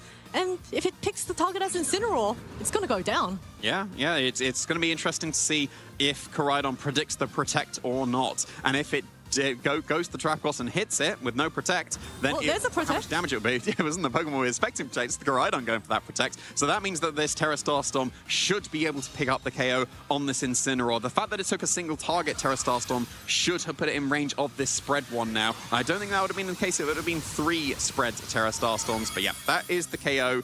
Surely there's a Pokemon in the back to support this Koraidon to allow it to just go on the offensive with its Collision Courses, because it might be that it just needs 2 Collision Courses to win the game. It might need a 3rd, depending on if the Electric Seed survives or allows the Terrapagos to be able to survive. Let's see, it is still the Ogerpon here, and we haven't used the Terrestrialization on Javier's side of the field yet, so maybe the Terra Rock could come out to allow that Ivy Cudgel to KO the Incineroar, but then you sacrifice your Sturdy, and then you'll be one-shot by the Terra Starstorm. So, yeah. This is close. This is close. It might come down to if the Terrapagos protect again or not. A double target of Ivy Cudgel and Collision Course, that will KO, for sure. That will KO. And then that would win the game for Javier if Terrapagos doesn't protect. But if it doesn't, that was the double target. That could be incredibly crucial, and there's no Protect here coming out. Oh, here comes the Collision Course. Super effective onto Terrapagos. Is not going to be enough to knock out the Terrapagos. Followed up by an Ivy Cudgel into this Incineroar. It is going to be a one-hit knockout. No criticals to Incineroar not being able to survive it. Allows this Terrapagos to get an attack off a Terra Starstorm. This will knock out the Koraidon and will deal quite a bit of damage to this Ogerpon. Now the next question is, can this Ogerpon now get the knockout onto this Terrapagos if it goes for the Terra Rock? I mean, it has to, right? That you want the damage boost, and we saw in the previous game, I don't think it was going to be enough. Based on the previous game damage, of course, and I'm not going to speak it into existence, we know what Ivy Cudgel has on it available to it as a slight secondary effect, so I'm not going to say it. Here we go. Ivy Cudgel coming off from this Ogerpon. Can this Ogerpon do it? Can it clutch out the win for Javier? Ivy Cudgel onto this Terrapagos. It is not enough to get the knockout. Terrapagos hangs on with 19 HP, and it's going to return with a Terra Starstorm onto this Ogerpon, and Francesco Pioparo will be the winner of the Swiss Round 3 of the Prague Regional Championships. Wow. And so close. So close there. A critical hit would have done it, and now I can say that because I didn't speak it into existence. I didn't jinx it, no. Really, really nicely done from Francesco there. Being able to pilot the team that he really believed in at the end of Regulation I, coming in with some slight adjustments. He's made a few moveset choices and item choices edits to his team, but really, really nicely done there. And very, very bravely done on those first turns of the Game 1 and the Game 3, because we saw how immediately, essentially game-winning it was when Javier went for Fake Out and Collision Course into a non-protecting Terrapagos. And all 3 games, the Terrapagos didn't protect on that turn 1. So in either of that Game 1 and Game 3, if that would have been the option that Javier went for again, then that would have been almost certainly the round for Javier. But that Game 3 was much closer than the Game 1. I really, really liked the adaptation that Javier went for, given how the turn 1 ended up going the same for Game 3. I agree. There was just so much mind games from both of our players. Both of these players are really accomplished top trainers. And this Koraidon just going for nothing but collision courses the entire game, dishing out so much damage. But we saw how critical and how fine of a margin the targeting was. And by allowing the Terrapagos to get that +1 Calm Mind and, that single target Terra Starstorm onto the Koraidon, putting it in range of all these future attacks, just meant that the Terrapagos was able to clutch out the win, and it really easily could have gone either way between our 2 players. But Terrapagos just going to show it's a very strong contender in this format. Yeah, it definitely was, and it just wasn't quite strong enough for the Ogerpon to be able to take care of that Terrapagos. I think it's the thing to call out is the item choice, the Electric Seed, because that allowed this Terrapagos to be able to take the attacks. Granted, not 2 collision courses. We saw how bad that was in the Game 2, but in the Game 3, it was able to survive those attacks. We're seeing how strong that collision course is, being able to KO the Incineroar, you can see on the screen. Just launching off collision course after collision course. And granted, in the first and the third games, the 2 collision courses were able to take care of the Miraidon. Miraidon did almost nothing in that game. When it helped its teammate draw attacks away. When it did something, it didn't, because it missed. That's true. So, yeah. Miraidon dealt 0 damage the entire set. I know, it Volt switched twice, so it did, okay. It did something, but it was the Terrapagos show. It was the pseudo rage powder, right? Drawing attacks away from its teammate. But actually, one thing I found very, very interesting was the speed training between the Sinistra and the Terrapagos on Francesco's team. By training his Sinistra to be faster than Terrapagos, which typically that's not usual at all. Sinistra is typically one of the slowest Pokemon on the field. It was able to pick off the Calyrex Shadow Rider, and because then the Shadow Rider was gone, it was just the Incineroar left to take a single target +1 Terra Starstorm from this Terrapagos. And that actually, I would say, actually made quite a big difference in putting the Incineroar in range of a guaranteed knockout from another Terra Starstorm in the future. Yeah, that's a really good point. The Terrapagos would have moved first, that would have been spread, and then that would have been very close if the Incineroar was able to survive 3. Based on the damage it did on that first hit, it looked around a third. Well, then maybe Shadow Ball could have done a bit more chip, maybe, from the Sinistra. No, but the Shadow Ball needs to go into the Calyrex that turn. So I think the fact that you're allowed to go faster on the Sinistra because maybe you just go max special attack, max speed, because you've got Focus Sash and you're able to survive at least 1 attack. Therefore, you don't need to invest into your bulk. But a couple of very crucial choices coming out from Francesco coming into play. So I'm very excited to hear from him how he's been able to adapt his team going into this second round of Regulation I and how he was able to take round 3 here at the Prague Regional Championships. Thank you, Jamie and Zoe. And I'm here with one of the best players in the world, Francesco. How do you feel after that last round? Feeling great. Yeah, it was a great match. I enjoyed it playing. And my opponent, I never played Javier, I think, in a live tournament. So I was happy to have played him, Yeah, in a matchup that a lot of players are, unsure about. Does the Koraidon have the advantage? Is it actually the Terrapagos with the Electric Seed? How did you feel going into this matchup?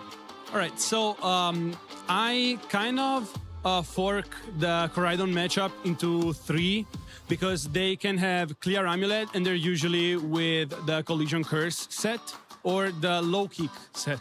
So the Clear Amulet runs one of those 2 moves, but Terrapagos is quite light of a Pokemon. So actually Collision Curse and Low Kick, Collision Curse deals double damage. compared to low kick on the Terrapagos. So when I see low kick, I feel a little bit more relieved. Actually, the collision curse is the hardest. And then there's the Life Orb that has won also the World Championship with close combat. But that one I can intimidate. So this one I cannot intimidate, and it holds a strong 133, I think, super effective move onto Terrapagos. So it's kind of scary. But like I know the calc on my Terrapagos, and I have to be more careful, and I think I have to get a couple more mind games into it because, again, like it has such a strong move. Yeah. Yeah. Well, it felt like every game, turn one was already a mind game. Where's the fake out going? Where's the collision course going? But I think every game you never protected the Terrapagos, right? No, I never did. In game 2, I kind of saw it coming for my opponent to Terrastalize into fire to Oko the Terrapagos because I did not Terrastalize my Pagos. So I went for the Terra. I think it was a cool play. I missed the Draco, but I don't know how much the Draco would have dealt to the opposing Koraidon because I don't know how he trained, my opponent trained the Koraidon. But that was unfortunate. I think like that put me back by a little bit of momentum. Then he got also like turn 2, and then like because I missed, I couldn't like threaten the fake out plus Electro Drift on my opponent. So like he was safe attacking in front of Incineroar Miraidon. So I just tried for my opponent to make a mistake at that point, so that maybe I could have won. I think like even with 3 Pokemon, I can still play the matchup because like Calyrex Shadow like drops from knockoff and Shadow Ball too, and my Miraidon is very, very bulky with the Assault Vest against the special attacks. But yeah, at that point, I just tried my house best. You got the turns, you got a cool turn. I tried to go for a mid ground in the game too, because like going for the Terra, I prevent my Terrapagos from dropping from the fake out because it breaks the shell, and then the collision curse under the sun because it boosts the collision curse. But yeah, it didn't go through. And then in game 3, I never protected Pagos, even like in front of collision curse, the second collision curse. So I just kept like going for Calm Mind, and I thought like he would attack my Miraidon, yeah. And it seemed to work really, really nicely. But then, of course, we ended in this final positioning with the Ogre Pawn and Terrapagos. You said earlier you know the calcs against Collision Course. Well, did you know the calcs against the Terra Ivy Cudgel? Yeah, I knew that I survived Collision Curse plus Terra Ivy Cudgel. So I knew my opponent was gonna go for that move because you keep the sturdy on the Ogre Pawn, because if you Terrastalize, you lose the sturdy. So if like you also lose from Protect plus Flare Blitz on the Koraidon because it drops from the Flare Blitz, and then it also like I take double KO because Starstorm becomes double damage, and you also lose the sturdy ability, right? So I knew I was gonna go for the Cudgel and the Collision Curse because it was always the correct move, and my opponent is a very strong player. So I took the KO on Koraidon because I never like lose anything from attacking with Terrapagos at that point, because if he doesn't crit with the Terra Cudgel or the base Cudgel, for example, he could have gone for the base Cudgel. I always survive because I saw the damage from the Terra Cudgel in the game 1. So yeah, I was sure I would take the hit, and so I just had to hope he doesn't crit me. But yeah, it was cool. Yeah, and then, well, he did not crit, and you seemed really happy after that third game.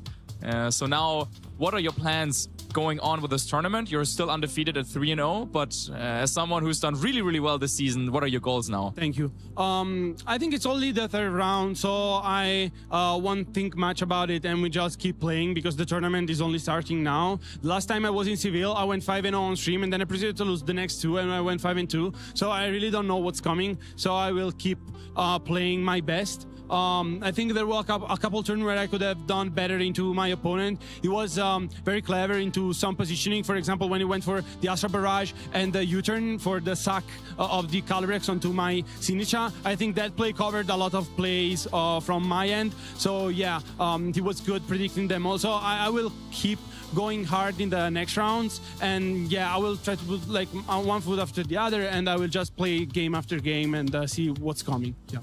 Final question before we get to shoutouts. How happy are you to be back with the Miraidon and Terrapagos team that you kind of innovated or worked on for quite a while last year? yeah, as you could see, there are many more innovations I brought to this tournament as well.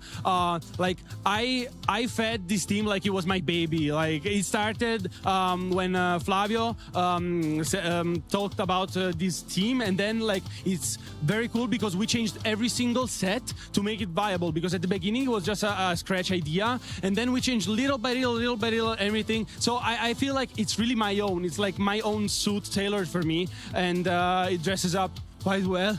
For me at least, it's a quite complex team to play because you have to know very, very well what the Terrapagos takes and deals with moves, because it has so many interactions with the abilities and everything. So I'm really, really happy I could play again the Terrapagos. And also, like, I thought about maybe using something else for a brief moment, but I was like, nah, I gotta double down on this because I got so much practice onto it. And yeah, so I'm really, really happy. I hope I bring this team the points it deserves. Yeah, for any Terrapagos enthusiasts at home, definitely make sure to check out kind of the journey from Bologna to NEIC to Worlds, now to Seville. So finally, any last shout-outs you wanted to give? Yes, I want to shout out my team, Team Aqua, always supporting me. I want to shout out my brother and my cousin that are here playing for the first time. They brought me into VGC many years ago, and now they're playing with me. And I want to thank the whole Gapar's group. I hope I have a whole crowd cheering for me this tournament. They all came from home, so I'm really, really happy to have this blessing. Thank you guys so much. I want to thank Pado, VGC personally. I want to thank also Dario and Daniele following me from home. Well, a lot of people supporting you, and we're wishing you best of luck into the next couple of rounds. But now it's time for us to get ready and set up for the next round. So please don't go anywhere. Ciao, mama. Ciao, papa. The first Pokemon game that I played was Black and White for the Nintendo DS. My favorite Pokemon has been changing a lot. I feel like it's probably Mimikyu, but I actually really been liking Serperior. Mimikyu has been my favorite Pokemon for a little bit because when I first started playing competitive in 2017, it was one of the strongest Pokemon, and I was putting in all my teams. While Serperior was simply the starter evolved from my first Pokemon game. I think the farthest I ever traveled to get a Pokemon event was probably Australia for the Oceania International Championship in 2020. Since from Italy, it's I think around like 20 hours of flight. I feel like there's probably not anybody in particular that I look up to, but I really try to motivate myself by seeing also the results that my friends are getting. Like, for example, Luca Ciribelli, that was able to win the World Championship this year, and also Federico Camporesi. My most memorable match that I ever played on stream was probably the finals of OCIC 2020, in which I was able to play Eduardo Cunha and defeat him, since it was one of my first international, and I didn't really expect to win. I actually usually don't eat any type of food like during the event. I simply go like without eating anything, and then after I'm done, I go out with all my friends to eat dinner. My go-to snack is probably a bag of chips, simply because I feel like candy are probably not too healthy, while fruit I just don't really like it unless it's something really specific. My favorite city that ever hosted a Pokemon event was probably, I think, Melbourne of OCIC, but I also really like Toronto. The genre that I usually listen the most is probably hip-hop, but lately I've been also listening a lot to J-pop, so Japanese songs. Hey Pokemon trainers, welcome to Pokémon Championships History, a series where we showcase important moments throughout the history of competitive Pokemon. I'm Jake Muller, and I'd love to take you back to the World Championships in 2015, the year Mega Kangaskhan claimed her biggest victory. But first, we need to go back one more year to 2014. Pokemon X and Pokemon Y introduced Mega Evolutions to competitive Pokemon, and Mega Kangaskhan dominated the metagame throughout the entire season. However, when the 2014 World Championships rolled around, Mega Kangaskhan fell to the wayside, failing to make a single appearance in top 8. Although Mega Kangaskhan surged back into the metagame as we moved into the 2015 season, its place at the top became crowded thanks to the introduction of even more Mega Evolutions from Pokemon Omega Ruby and Pokemon Alpha Sapphire. As the World Championships loomed, the community wondered whether Mega Kangaskhan would once again be pushed out of the metagame by a high presence of Pokemon that could counter it. Anticipating this, many players from Europe and North America opted not to include Mega Kangaskhan on their teams, fearing history would repeat itself. Japan, however, had something else in mind. Just 2 months prior at the Japan National Championships, Shoma Honami claimed first place with an early version of a team structure that would come to be known as Chalk, which featured Cresselia, Heatran, Amoonguss, Landorus Therian, and Mega Kangaskhan. This team composition boasted an unmatched combination of power and flexibility, leading Shoma and many other Japanese players to ride the Mega Kangaskhan wave all the way to Boston. As the 2015 World Championships progressed, it became clear that Chalk was the team to beat, even though the competition was full of teams with outside Mega Evolution picks, like Mega Mawile, does connect with the Garchomp and does pick up the knockout. Mega Charizard X, We go for the Flare Blitz here on the Thunderous. Mega Salamence, The Hyper Voice. and Mega Charizard Y. We go for the Flamethrower here. 6 of the top 8 players used teams that followed the Chalk guidelines, including Shoma Honami himself. While the extraordinary success of this team composition at the biggest event of the season was astounding, even more interesting was the variation seen within Chalk just inside this top 8. While all 6 teams had both Mega Kangaskhan and Landorus Therian, many players opted for some alternate options for the remaining Pokemon. Heatran was substituted for a different Fire-type Pokemon on 2 occasions, with one player using Entei and one choosing Volcarona. The 6th Pokemon on the team ranged from Thundurus to Aegislash to Tyranitar to Scrafty. Sylveon made an appearance in place of Cresselia in one instance, and one player even gave up Amoonguss to run both Aegislash and Thundurus. The 2 teams in top 8 at the World Championships that did not make use of Mega Kangaskhan were both defeated in the quarterfinals, meaning that Mega Kangaskhan was guaranteed to have her day in the sun. Players shake hands, knowing that the game is over. Rotom Wash falls, and the crowd reacts, ladies and gentlemen. Yosuke advancing. We've seen him. This is the 2nd time on stream, playing incredibly well. After taking down Naoto Mizobushi in top 4, Shoma Honami would be met in the finals by fellow Japanese player Hideyuki Taida, whose Volcarona set him apart from the rest of the field. Oh my God. He's done. We get a medic in the field. The championship match was a back-and-forth affair. Shoma won Game 1 thanks to consistent damage output from his Landorus Therian and clever use of disruptive attacks like Thunder Wave and Swagger. And here we go. Will it be able to hit through Confusion is the question. No, it hits itself. Huge. Shoma very excited. But Hideyuki turned the tides and even the score at 1 game all after his Pokemon broke through Confusion on crucial turns. A lot on the line for these 2 trainers. Almost $20,000 in prizing here as it hits through with a big Shadow Sneak, and I think that will pick up the feint here on the Thundurus. It is definitely at this point looking like Hideyuki's taking it to a Game 3. In the deciding game, Shoma made expert use of Heatran's defensive utility and offensive power, proving that the original Chalk Fire-type Pokemon was still number 1. Should do a ton here. Oh my gosh, picking up the feint on Hideyuki's Pokemon, as well as catching the burn, activating the weakness policy there, but the burn is absolutely huge, and it's only a matter of protects before this one is over. Fittingly, Mega Kangaskhan re-entered the field right before Hideyuki conceded defeat. Shoma's decision to stay true to his run to the Japan Nationals title with the original components of the Chalk team composition paid off as he became the 2015 Pokémon World Champion. Shoma Honami is your 2015 Pokemon Video Game World Champion. Thank you for watching, and let us know some of your favorite moments in VGC history by using the hashtag #PlayPokemon.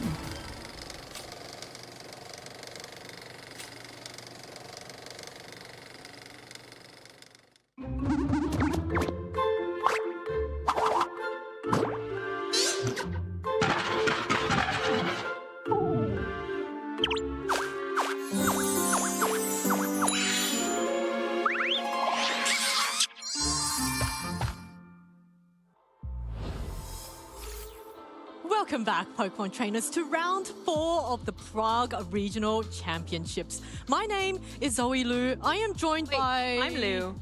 But who are you? Wait, why?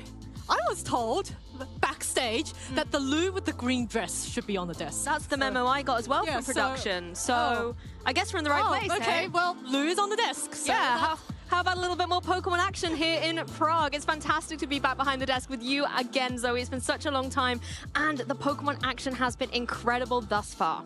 I know, just that last round, so much mind games between two top trainers. Seeing that Terapagos survive on 19 health, that Ogerpon with the Ivy Cudgel, a boosted chance of critical hit, it could have easily swung the other way, and just so much electrifying matchups, and I am looking forward to an entire weekend packed full of action. I mean, the energy was incredible behind the desk. I could see you and Jamie being so excited, but out there, the roar of the crowd with I heard that survival. You know, everything was just really feeling a moment, and it was just absolutely fantastic to see so much energy from the supporters out there, the spectators. Everybody is just inspired to play Pokemon right now. I love the fact that even at this stage of the format, which many players have considered maybe solved, or, you know, I know that we may be moving on to a different format very, very shortly into Champions, but players are still finding ways to innovate in this format. Like that Sinistra, trying to be so speedy, outspeeding a Terapagos. What is going on? And I love how, you know, Francesco went with the Focus Sash on the Sinistra in a format that's really dominated by the Calyrex Shadow Rider. The Citrus Berry doesn't really help. It's got Unnerve. No use for a berry, and that Focus Sash guarantees that you survive a super powerful Astral Barrage and survive another turn to draw away another attack. It's always interesting seeing how abilities can interact with some of the items as well. You know, we see things like the Clear Amulet being put on to stop Intimidate from being so disruptive, and a lot of the time, this synergy in the team building can be a critical way to gain success and to gain the upper hand. Even in an open team sheet format where you're prepared for it, where you can see it coming, you still have to be able to play around it. Yeah, that's the thing with the open team sheet format.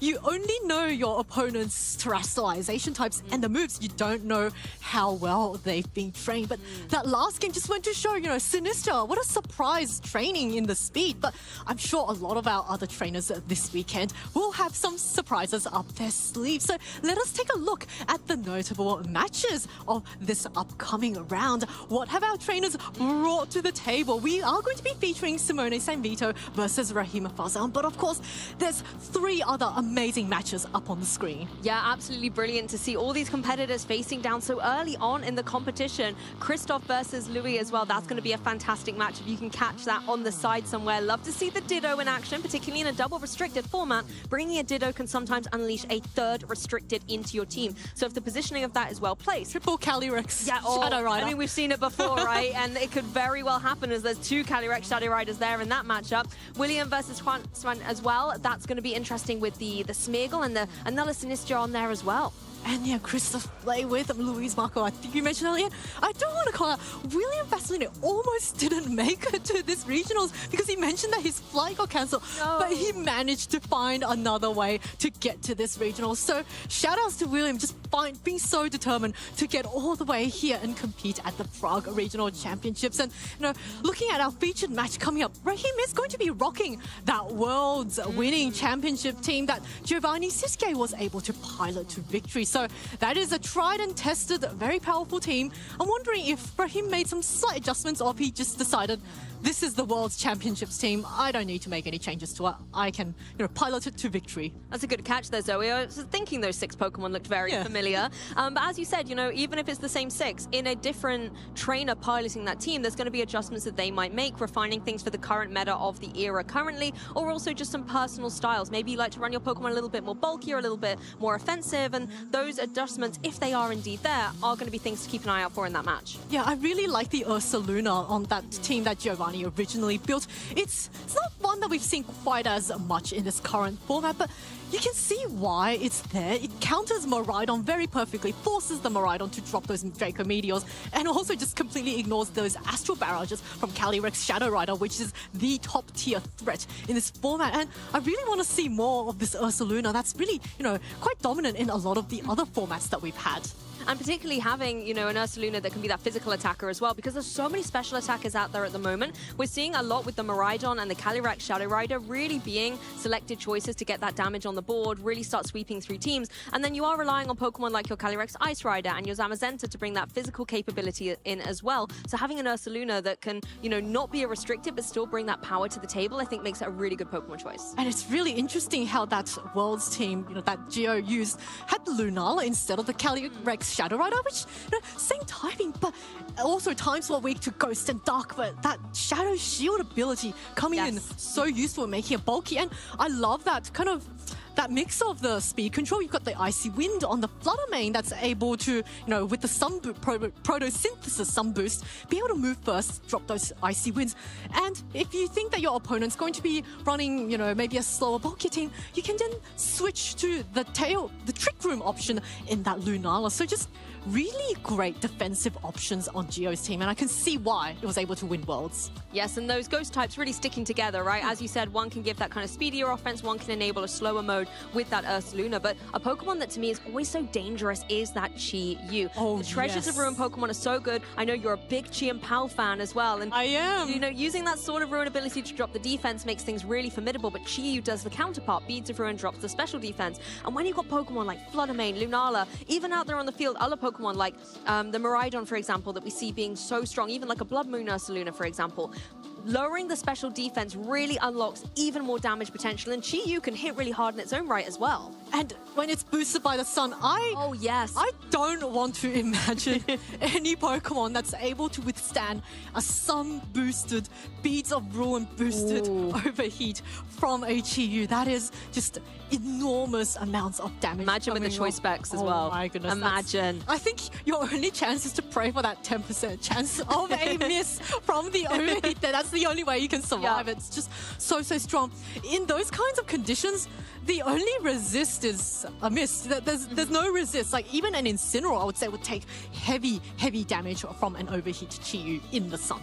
Exactly, and you could see the consistency as well. Lots of trainers picking up this core of 6 and having incredible records with it, even winning regional championships over in Latin America with this combination. So not only was Geo able to win the World Championships with it, but as a team, when it wins Worlds, a lot of trainers are going to pick it up. They're going to want to practice with it. They're going to want to see what it's all about. But at the same time, a lot of competitive trainers are going to try countering it, knowing it's going to be out there in the meta. So seeing it still have that consistency and, even though it's had a lot of challenges, a lot of changes, it's still one of the top teams out there, does just show, and big credits to Geo, how incredible it is as a team. Yeah, it's the mark of just how well built a team is. Yeah. If once it wins a major event like the World Championships, everyone's going to want to try and counter it. But because the team is so consistent and so strong, it really just comes down to how well you pilot the team. And we saw a similar thing happening at the previous World Championships with Luca Cherubelli. You had that Miraidon team and everyone's like, it's going to be so easily countered. But actually, because the team is so well built and so strong, it's actually quite difficult to counter, and any seasoned player is able to pick it up and pilot it on their way to victory. So it's just so cool to see, Koraidon, Brute Bonner, these two, some Pokemon, I think Brute Bonner, one of those Pokemon that people kind of thought, you love it or you don't love it. It's a really, it's going to take super effective from the U-turn, but it's just a really well-built team overall. And here we've got the achievements of both of our trainers on the board there. Simone Samito, of course, Gdansk regional champion, just so many, EUIC champion, 3-time regional champion, just such consistent and strong results going way back, all the way from 2018. And Raheem, maybe a little bit more recent to the game, but really consistent. Look at that, Frankfurt regional top 64. That's a very recent achievement, and all of these top results just in the past couple of years just goes to show this is a very powerful young trainer coming onto the scene and being able to take all of those wins. And Raheem is very well known within the German community, has a good following as well of people and trainers rooting for him,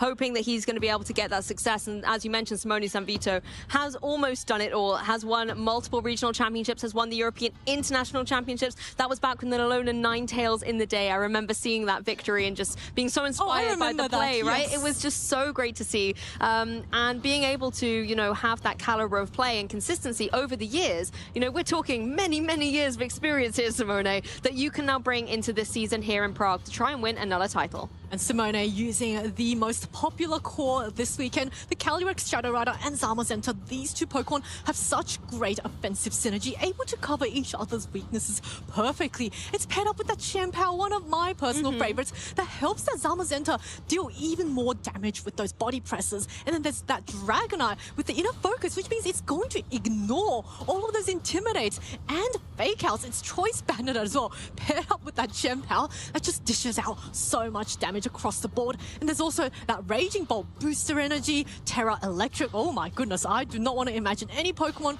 trying to absorb any electric moves from that Raging Bolt. And of course, rounding out the team with a very bulky Amoonguss that's able to draw away attacks and spread out some sleeps if the opposing team does not have a Miraidon. And I love to see this Dragonite as well. Dragonite's gone through a whole evolution of different move sets and move pools in its time, and we do see it, you know, hand in hand with that Chi and Power, being able to use that Swords of Ruin to do extra damage, particularly with the Choice Band on that Dragonite. But having a move pool like the Aqua Jet to have that priority outside of Extreme Speed, because it's not a normal type attack, the Aqua Jet can hit Pokemon like Fluttermane, for example, and all those ghosts, maybe even into a Lunala and break the Shadow Shield. So it does give Dragonite flexibility. Taking a look, however, at Raheem's team, we have got, of course, this Lunala, Koraidon, Chi-Yu, Fluttermane, Brute Bonnet, and the Ursaluna. And as you mentioned earlier, Zoe, we've got a nice hybrid here of speed modes. Yeah, it looks like Raheem's team is going to be the same as Gio's team from Worlds. Now, it could be possible that he's trained his Pokemon slightly differently. This Chi-Yu, of course, is Choice Scarf. It is not Choice Spec, so it won't be doing quite as much damage, but I would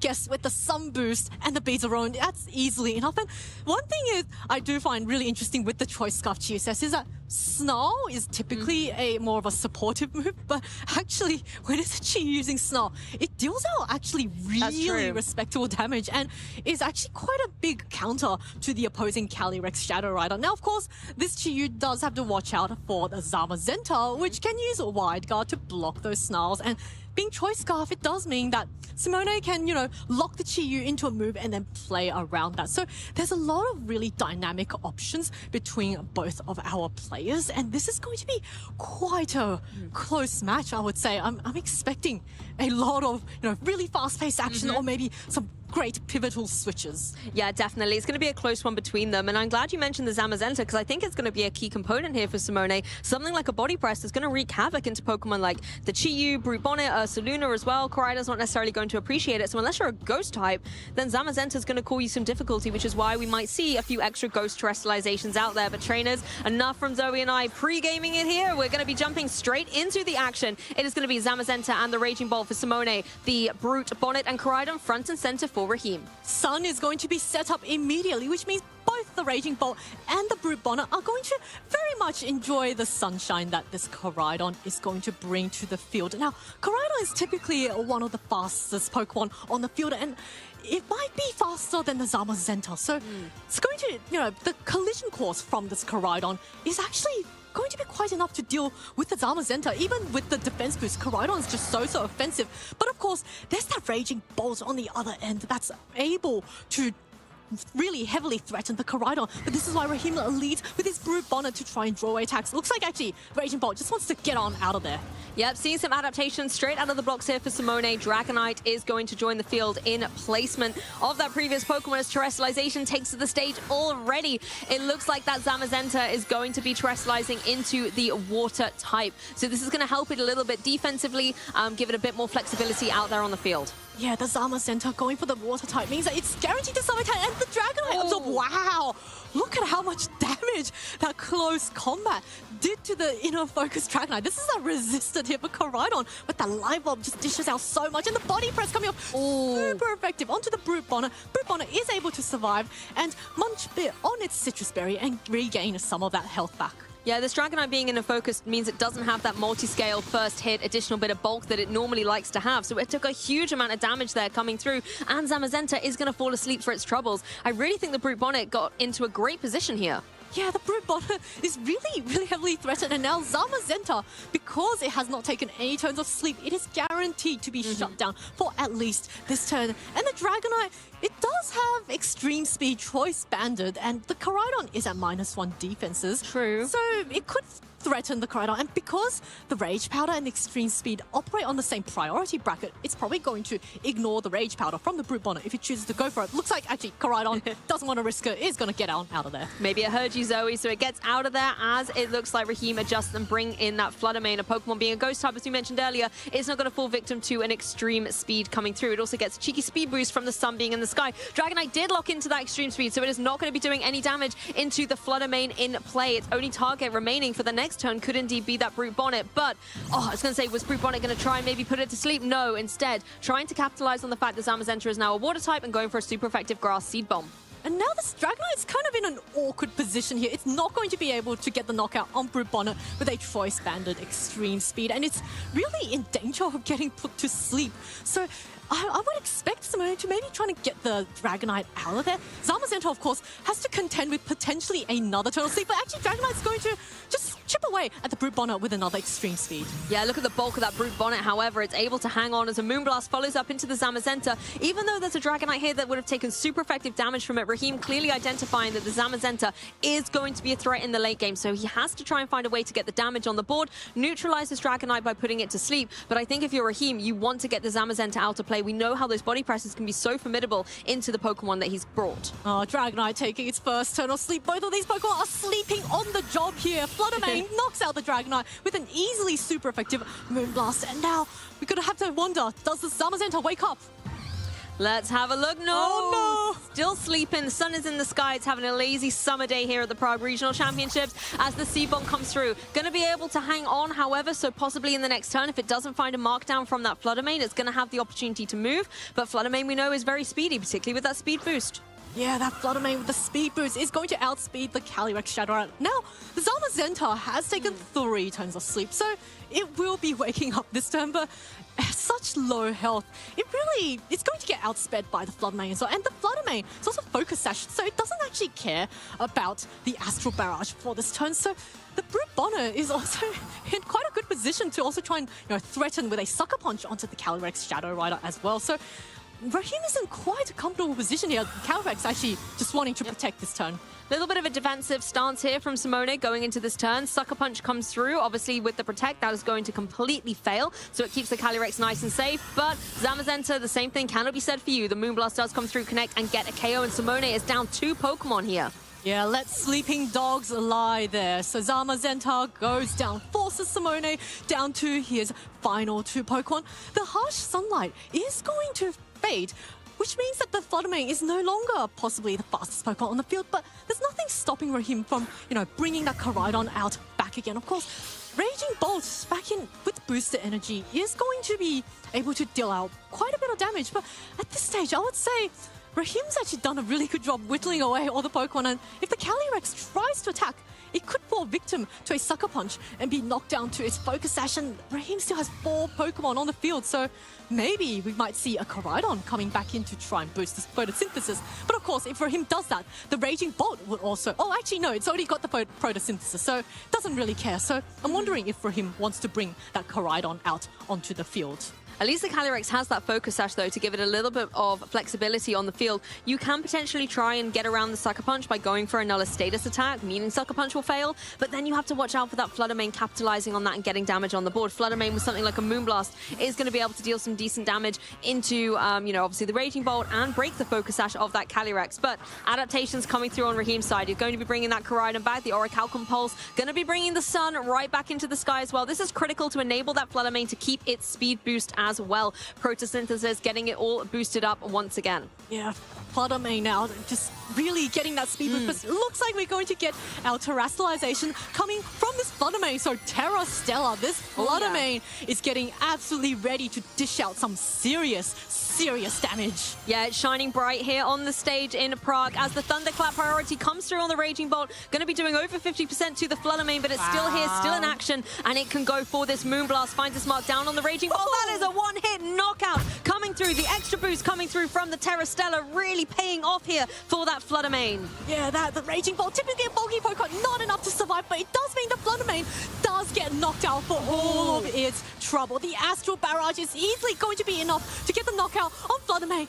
gives the Calyrex Shadow Rider a +1, and with spread damage available, this Calyrex is a massive threat. And also, with the Focus Sash, it is guaranteed to survive 1 attack from potentially a Brute Bonnet. And at this range, with a +1, I wouldn't be surprised to see the Brute Bonnet get knocked out by an Astral Barrage. So, Simone may have a way back into this game. It depends really how speedy this Calyrex is going to be, because if it can outspeed and keep running with these Grimnade boosts, getting stronger and stronger, Pokemon like the Koraidon are going to drop, Pokemon like the Brute Bonnet are going to drop. Yes, Brute Bonnet can go for that priority Sucker Punch and, you know, get some damage down on Calyrex, but if it goes down, it doesn't have the utility to go for it the second time. The Focus Sash and the speediness, naturally, of this Calyrex could be what Simone needs to come back into this game. Lunala is going to be difficult, however. That Shadow Shield is intact, Zoe. Yeah, but the Calyrex also has a +1 special attack. So I think the Lunala possibly, depending on how it is trained, could survive this. But it's a little bit of a roll here. And whether or not, you know, the Lunala is going to go for that wide. But then the Calyrex does have Psychic. So it could just single target this Koraidon. So this is very, very close. The one saving grace for Simone is that it is Focus Sash, but it looks like Wide Guard coming off. Did Simone fall for it? Did he go for the Astral Barrage? He did! And Raheem gets the call correct. Poor Calyrex falling at the final hurdle here, not able to connect any damage in this turn thanks to the Wide Guard protection that Lunala has set up for Raheem. This now opens the door for Koraidon to come through with that Flame Charge. Does get a critical hit. Of course, we know that Focus Sash was still in play, even if it was going to take it right down to 1 HP. But also Koraidon going to be able to boost up its speed, making things look so dominant for Raheem. Simone sees the writing on the wall, and it's going to be taking it into game 2. Yeah, what a fantastic call there. Had that Calyrex read the Wide Guard, gone for the Psychic onto the Koraidon, the Lunala would have done absolutely nothing at that turn. And then the Brute Bonnet could have come in, and then that kind of forces some Sucker Punch mind games. You can't Astral Barrage when there's a Lunala on the field, and you can't Wide Guard. Psychic the Brute Bonnet. You can't, right? no. So you're forced to Psychic the Lunala, which definitely resists those Psychics. So it kind of gets a bit awkward, and I do really like how Raheem kind of forced that pin there, saying, all right, if you want to Psychic my Koraidon, then my Brute Bonnet comes in. What are you going to do to my Brute Bonnet when I've got Wide Guard and it's a Dark type? So it actually really makes a lot of sense. And kind of Simone is really forced to go for the Astral Barrage and try to catch his opponent making a mistake. Yeah, I think that's a really good point. You always have to hope that Raheem is not going to play optimally there, is maybe not going to play defensively, either, you know, go for something like the Moongeist Beam just to try and get that damage out. But no, Raheem staying cool, collected, able to go for that Wide Guard and lock up game 1. And I think you make a great point as well. Having that Brute Bonnet in the back just spelled disaster for Simone. And honestly, the whole way through the game, it was a Brute Bonnet show. It was putting Pokemon to sleep. It was able to provide that pressure with Sucker Punch. I feel like that's going to be a Pokemon that Simone has to have a plan for coming into this game too. It goes to show why Brute Bonnet was such a pivotal Pokemon at Worlds. It was able to put on the exact same pressure as Amoonguss with those spores and rage powders, but in addition, it threatened those Calyrexes with Sucker Punches and makes the opponent think twice before clicking an attack with the Calyrex. And my goodness, Brute Bonnet just, you know, maybe the past Paradox version of Amoonguss, but it's showing itself to be the way forward in the future. Oh, I like that. You know, it's making a comeback. It's been in the past, it's now in the present, and could we still see it in future tournaments as well? Simone, however, does have some options to try and deal with it. You know, you have Pokemon like the Chi and Pow. Brute Bonnet isn't going to appreciate taking an Ice Spinner at all, so you have the utility to deal with it, or maybe you can try and use Zamazenta to get those body presses landing on target. Looks like Zamazenta with the Calyrex, both restricted, out for Simone. It's going to be the Brute Bonnet and the Koraidon once again for Raheem. Yeah, a bit of a switch up for Simone there, but Raheem deciding to stick with the exact same leads as game 1. It worked for him in the game 1. It could potentially work for him again in this game 2. Now, Brute Bonnet does threaten a lot of spores onto the opposing team again. But this time, you know, the Zamazenta, I think if either of Simone's Pokemon attack, one of them could potentially get put to sleep because the Brute Bonnet really isn't in danger of getting knocked out at all. And if the Calyrex tries to attack, it might get knocked down to its Focus Sash. Of course, Koraidon's not going to enjoy taking any super effective Psychic. So I think the Brute Bonnet is really key for Raheem there. It might want to try and get those spores out. The Koraidon possibly just wanting to keep itself nice and safe this turn, but it looks like we're going to get a turn 1 Terastallization. Yeah, once again, these trainers not happy with their current Pokemon types, want to shake things up a little bit, and the Koraidon is going to be dropping its Fighting and Dragon typing and becoming a ferocious Fire type, going to be able to embellish all of that extra energy from the sun and make its Fire type moves even stronger. But Sucker Punch, able to get the edge, gets the first damage on the board, taking that Calyrex right down to its Focus Sash, capitalizing on its weaknesses. Calyrex can retaliate with the Psychic, but it's no longer going to be dealing that super effective damage, and Koraidon can retaliate with the Flame Charge. This is going to be giving the sure knockout to that Calyrex, but critically giving yourself a speed boost in the process as well. Yeah, Calyrex, such a big threat to Raheem. Those really powerful Astral Barrages, which means I wonder if Raheem's still got that Lunala in the back, and now that he's eliminated this super powerful Calyrex, that did a lot. But I would say, the damage at this point could be just, quite substantial for Raheem there. He's gotten rid of his Calyrex, and now he's got a very, very fast Koraidon on the field. It is, of course, heavily chipped, but does heavily threaten that Zamazenta with the close combat and potentially a Flare Blitz, unless the Zamazenta wants to go for the Terra Water. And we also see Simone brought the same Pokemon in the back, which means there's no sleep immunity in that Amoonguss and could be just put to sleep. And I think the Koraidon got away with things there a little bit. If that, body press had been going down into it, particularly with the Life Orb recoil it took, that could easily have been a knockout on the Koraidon. But Simone, I think, having nightmares of what that Brute Bonnet did in Game 1, really wanted to target it down with the damage. Yeah, now this Brute Bonnet, looks like it's going to be in range of another body press. The Zamazenta, of course, we saw what happened in Game 1, got put to sleep. But if it goes for the Terra Water, it can resist either attack coming off from this Brute Bonnet or the Koraidon. And the Raging Bolt also threatens quite a lot. Now that the Koraidon is no longer a Dragon type, it could get just picked off easily by a Thunderclap. So Raheem, maybe this turn, maybe you want to try and preserve the Koraidon, but he's got quite a good lead there in, preserving his lead. But it looks like Brute Bonnet actually doesn't care about putting anything to sleep. He's going to withdraw.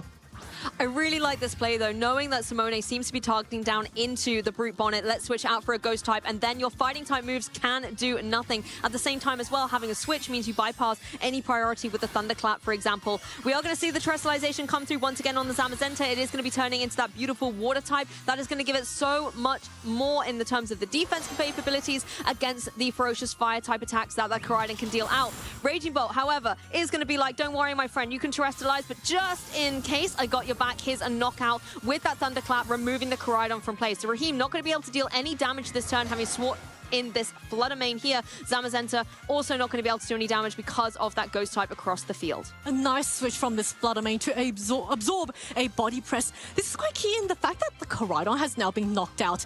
There's actually very few turns of Sun left, which means that once the Sun expires, Raheem is not going to be able to have a way to bring it back.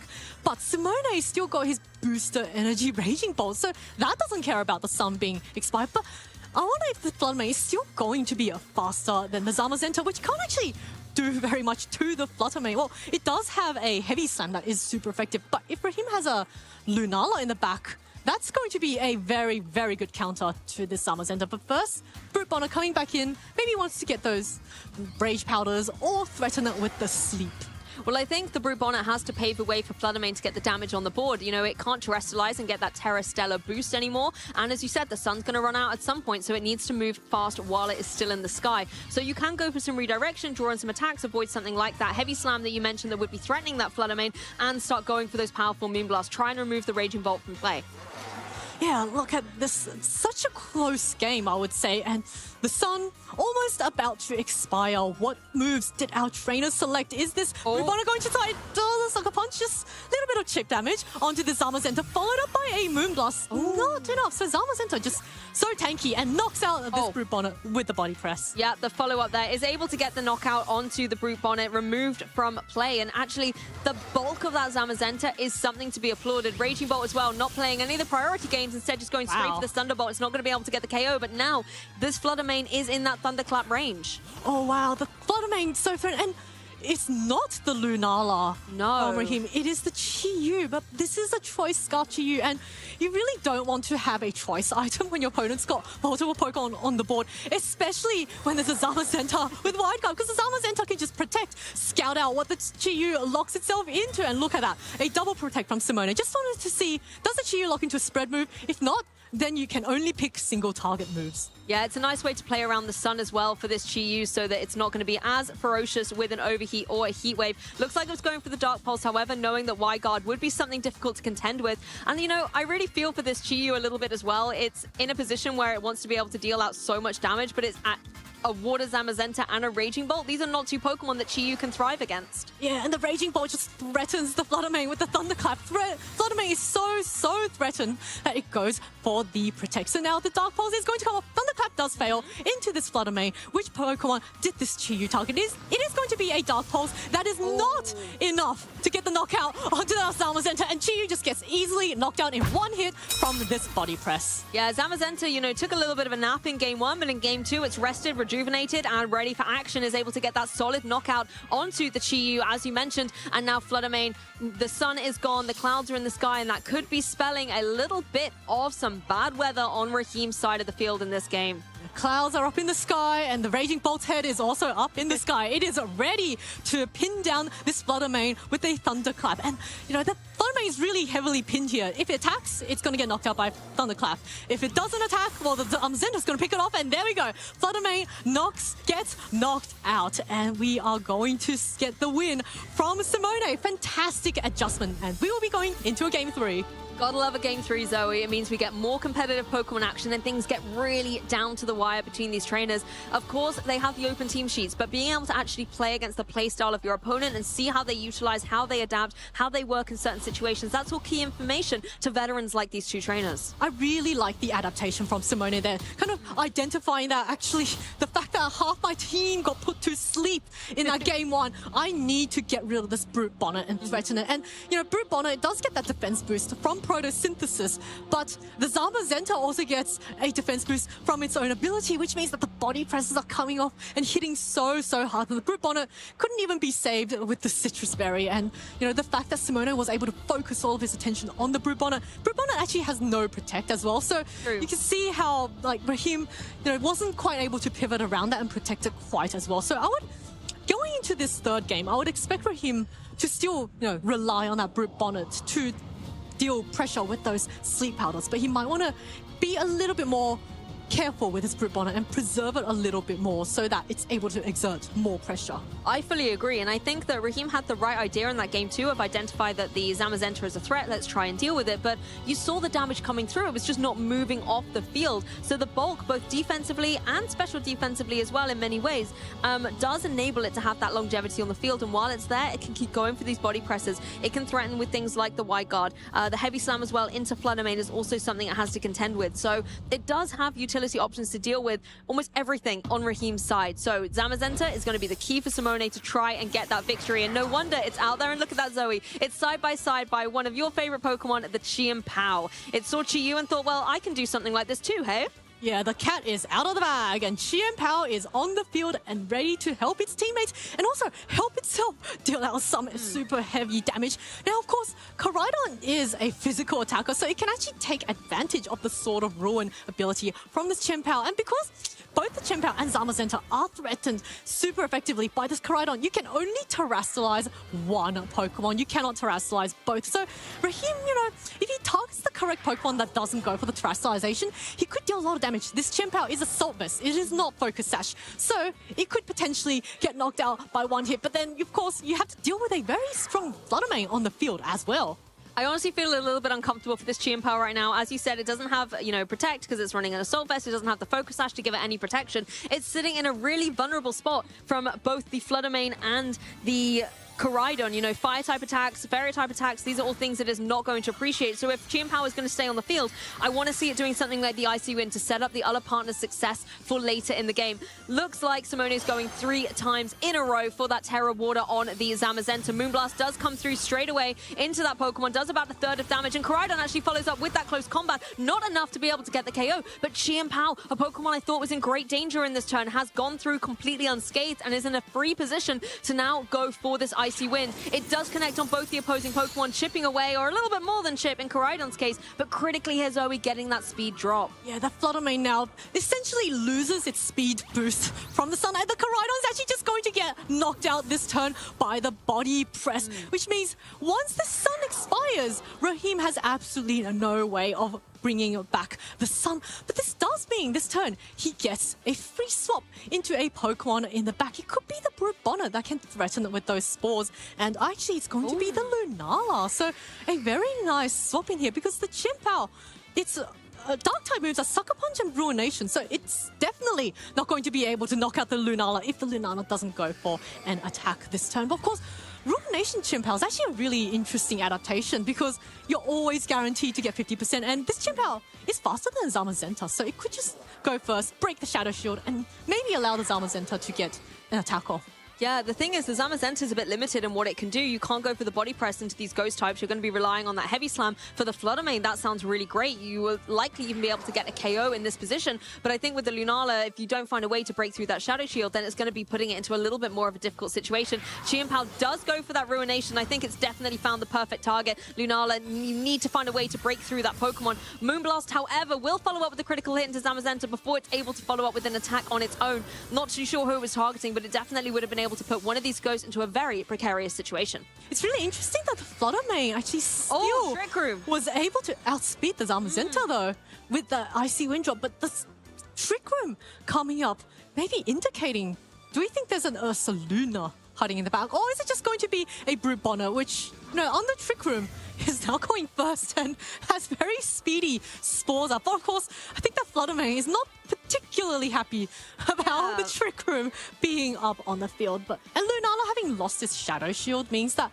it's actually, it might, I would say at this range, it could potentially survive a Thunderbolt from this Raging Bolt. But Raheem is not in... That sounds like a bit of a tongue twister there. The Thunderbolt from the Raging Bolt could indeed happen. And, you know, I think the Flutter Mane's definitely a bit confused with this speed. It gets the boost from Photosynthesis, but it gets the reduction from the Icy Wind. I feel like if you're Raheem now, as you mentioned, if that Lunala, the Ursaluna is in the back, you want to get that onto the field as soon as possible. Looks like, however, it's the Brute Bonnet. Oh, Brute Bonnet coming in. Threatens sleeps, and this is actually really great for Raheem because the Trick Room being up, the Brute Bonnet is probably going to be the first to move under this Trick Room. Flutter Mane just keeping itself nice and safe this turn, and because of an early Icy Wind, Chien-Pao, of course, first going to fail the Sucker Punch, but Flutter Mane will move. Oh, there we go. For the Chien-Pao, which means Brute Bonnet. Oh, with the paralysis. This changes the game completely. If the Brute Bonnet, of course, now that it's paralyzed, it will be guaranteed to move first.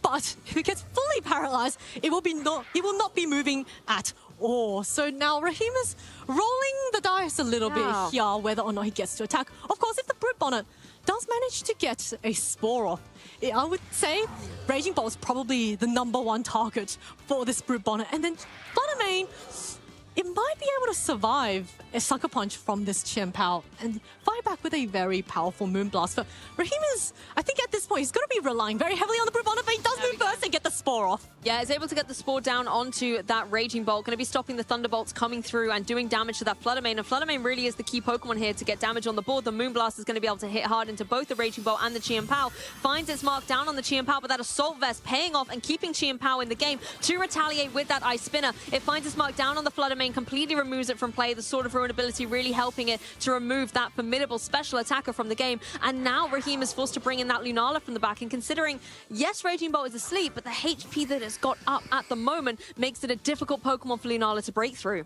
Yeah, the Lunala having its Shadow Shield broken means that it's very susceptible to a Sucker Punch if it chooses to attack this turn. But of course, there is that Brute Bonnet on the field that can threaten a Spore onto this Chien-Pao. If Chien-Pao tries to Sucker Punch and the Lunala, you know, maybe tries to dodge a Sucker Punch with a Wide Guard, I don't foresee it trying to go for a Trick Room. But then also, Raheem is kind of relying on this Raging Bolt to stay asleep for another turn. Now, the odds of it waking up aren't quite that high because it's only taken 1 turn of sleep, and I would say at this stage you might be relying on this Brute Bonnet to be dealing all the damage, and it looks like now Raheem is very threatened and he's going to go for the Terrestrialization onto this Lunala into the Terra Water typing. Yeah, I think Lunala has to play around the Sucker Punch potential of that Chien-Pao, leaving Brute Bonnet free to go for that Seed Bomb maybe and try and get the knockout. The Terrestrialization does keep Lunala in the game. Oh no! But it's paralyzed, so the Seed Bomb is not able to come through potentially on that Brute Bonnet. And it wakes up! And Raging Bolt wakes up, is able to go for the Dragon Pulse, find its mark down on that Brute Bonnet, take it down into the red zone, but Lunala still in play where it has the opportunity to go for an attack on this turn, or critically could even try and maybe, you know, reverse something with the Trick Room. But Meteor Beam, it's going to be capitalizing on its item here with the Power Herb, boosting up its special attack and being able to deal a devastating attack. This is likely going down into that Raging Bolt. I think Raheem was hoping that the Brute Bonnet would pick up the KO on the Chien Pow and Raging Bolt able, despite a critical hit, to stay in the game. Oh, this is so quite a, Raheem was able to dish out quite a bit of damage that turn, but that full paralysis was so detrimental for him. And now he's really in a bit of a sticky spot.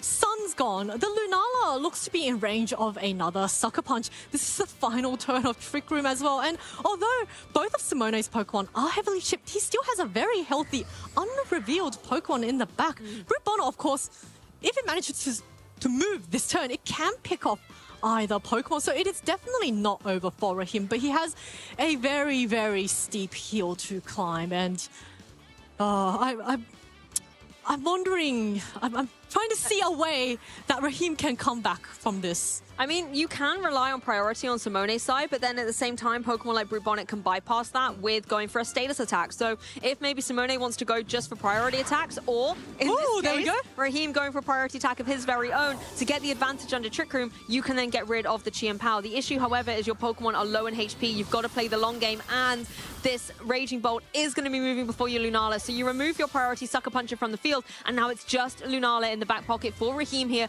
to try and close out this game. The Moongeist Beam will still retain that +1 special attack boost it got from the Meteor Beam, so it is going to be formidable. It is going to be able to take down the Raging Bolt, but as you said, Zoe, there's one more Pokemon left on Simone's side, and is it going to be too much for Lunala to deal with? Well, if it's a Shadow Rider Calyrex in the back, which it is, it's going to be very hard. This Calyrex also has a Focus Sash. It doesn't even have to worry about the Wide Guard, because now this is a Water-type Lunala, and you can just click the Psychic and knock out this Lunala. So I don't see a way for him to come back. I think Simone is going to get the win this game. Exactly, just too much for the Lunala to deal with, particularly as Trick Room had just ended. Astral Barrage find his mark, and Simone Sanvito is gonna win this Swiss round. What a fantastically played set of 3 games there. It just went back and forth so many times, and I think both players played really well. That paralysis from the Brute Bonnet was very detrimental. It wasn't able to maybe get a Seed Bomb off or a Spore or a Sucker Punch, but it was still very close. And I think had it not been a Calyrex Shadow Rider, it could have maybe been a bit different, but Chien-Pao I think was the key adaptation in that game 3. The Ruination just completely ignoring the Shadow Shield, and this Icy Winds, just support Chien-Pao is the way to go. The other thing I like about the Ruination is not only does it, break the Shadow Shield, but it also takes it down to the 50% mark. A lot of the time when you're breaking that Shadow Shield, it's with a little bit of chip, maybe a quarter damage of the total HP if you're lucky, but here you were able to guarantee that 50%, and that put you in a good position to deal with Lunala later on. Even though it terrestrialized and found a way to go around the Sucker Punches, because it had less HP to contend with, it made it really difficult for Lunala to hold on. And it was so great seeing it hang on from a Moonblast from a Fluttermane. Fluttermane is one of the strongest special attackers in the format. So it's really great adjustment how Simone benched this Dragonite in that 3rd game and realized, actually, I think my Assault Vest Chien-Pao can do a lot of work. And I really like how in that turn 1 of game 3, he led with 2 Pokemon that were weak to Koraidon, but he picked the correct Pokemon to terrestrialize. And Zamazenta is just so bulky. With the Terra Water, there was no way for him to really take it down, and it was able to just spread out a lot of damage over those body presses boosted by the Sword of Ruin from its teammate. As defensive terrestrializations go, it's definitely one of the strongest ones out there, giving the Zamazenta so much flexibility. Commiserations, of course, to Raheem, doing incredibly well in the tournament so far, and still not out of it. You can continue doing incredibly well, getting more wins and advancing through in the competition. I like to see as well, the Brute Bonnet being played so incredibly well. Even though at the end of the set, Brute Bonnet was not the victor, you could see how much pressure it was able to put on the field in and out of Trick Room.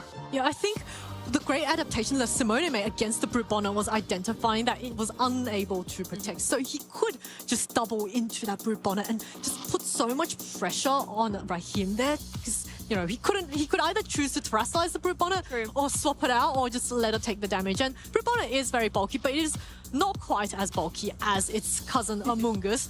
And also, its typing is not quite as great as Amoonguss. But it was very great in threatening the Calyrex Shadow Rider, but Simone very cleverly preserved the Shadow Rider in the back so that, once the threat was over, then the Shadow Rider comes in and then it was able to threaten. And the priority throughout that entire set was a really interesting thing as well. You know, we talk a lot about the speeds of different Pokemon, but sometimes those moves have moods of their own. They have their own kind of speeds that they can utilize. You know, in game 1, we saw the Dragonite with the Extreme Speed, for example. Then we saw Thunderclaps, we saw Sucker Punches. And being able to have that flexibility can give you an advantage, particularly when it is running with that same type attack bonus on Chi and Pow and the Brute Bonnet as well with that Dark typing. Yeah, this was just such a well-played game. So, you know, that World's winning team wasn't quite able to get the winner this time, but I must say, I think it'll have a great showing this weekend, and I'm sure we'll be seeing more of it. Koraidon, Brute Bonnet, quite a nice classic pairing with that Lunala, just so bulky. I would have loved to see the Ursaluna having to come in the trick room. That would have been great. Yes, and it would have been a great, you know, foil to the Calyrex Shadow Rider, forcing it to go only for those psychics. But I know our trainers, they're both very seasoned, so they're reading each other's minds. It's easy for us to sit here and be like, should have brought that Ursaluna. Yeah. But of course, on the stage there, the trainers are trying to read their opponents. Sometimes they may make some moves or selections that, in hindsight, it's like, well, of course, could have done that, but at the moment, if I'd known type yeah, thing. Exactly. A lot of times, if I'd known I'd missed the Draco Meteor, I wouldn't have clicked it. Like, exactly. Can you imagine if you could just like zoom back time and undo all of those errors, particularly the ones outside of your control? Oh, yes. But they do indeed happen. But someone who was very much in control in that match was Simone Sanvito. So let's kick it over to the couch and have an interview with our previous winner. Thank you, Lou and Lou. We are here, of course, with the winner of round 3, Simone Sanvito. How are you feeling after that match? I'm feeling good. It was a tough matchup. I'm happy I was able to win, although with some luck. I'm not gonna hold you on that. Well, yeah, you're saying like in that kind of matchup. As a Brute Bonnet enjoyer myself, I feel like that skews the matchup into Raheem's favor. So, how did you manage to overcome that Pokemon? Something I've learned about playing Regai is that if you click the good buttons for a lot of turns, something good will happen. And I did that. I got again lucky and I won. I think that's the most logical way I can put it to you. Yeah, entirely reasonable. He was able to take that first game from you, but then in the game 2 and game 3, how did you manage your adaptations going into that? So game 1 came down to a 50-50 between Astral Barrage and Wide Guard, which I didn't get it. Game 2, I don't remember much about game 2. I remember that I was able to KO his Koraidon relatively quickly. And I was able to stay up in damage the whole game. Relative to him, I think that's what happened. I don't remember.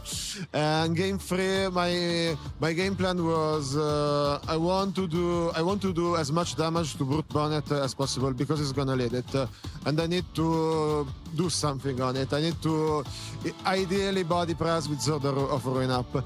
He didn't lead it.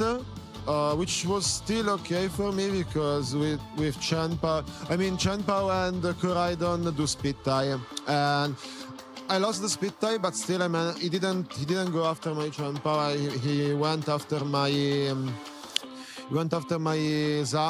Zanazenta, which lived, thankfully.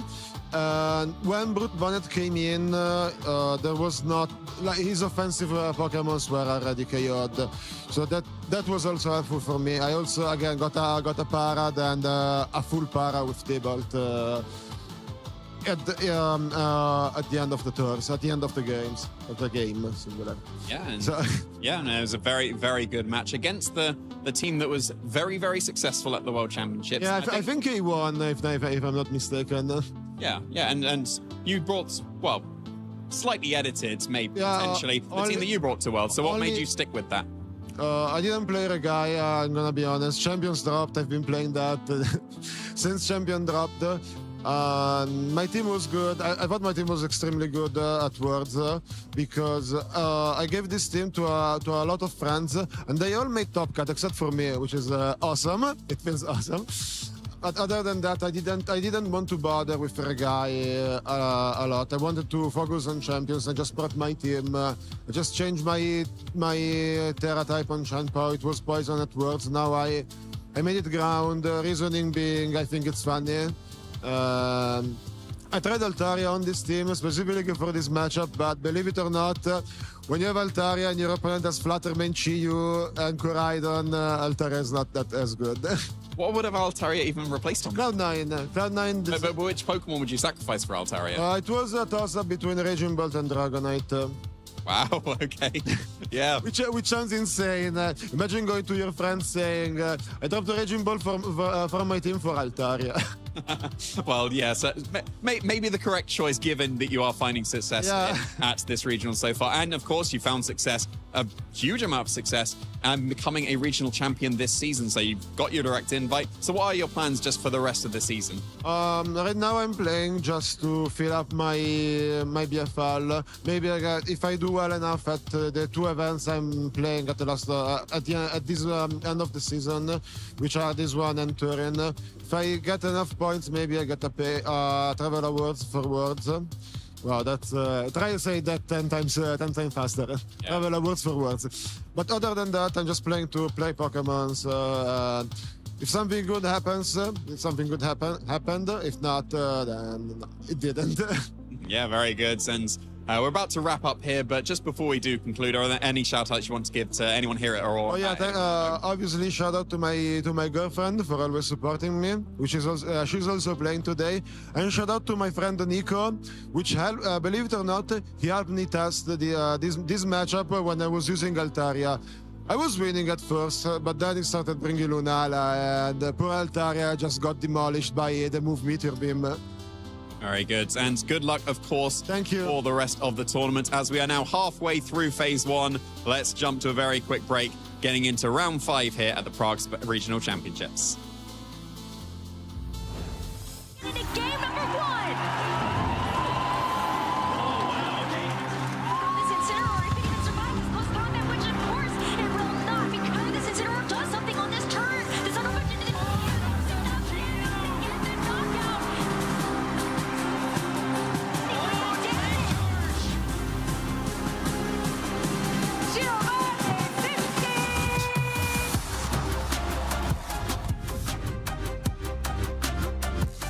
This year in Anaheim saw us crown a new world champion, Giovanni Siski.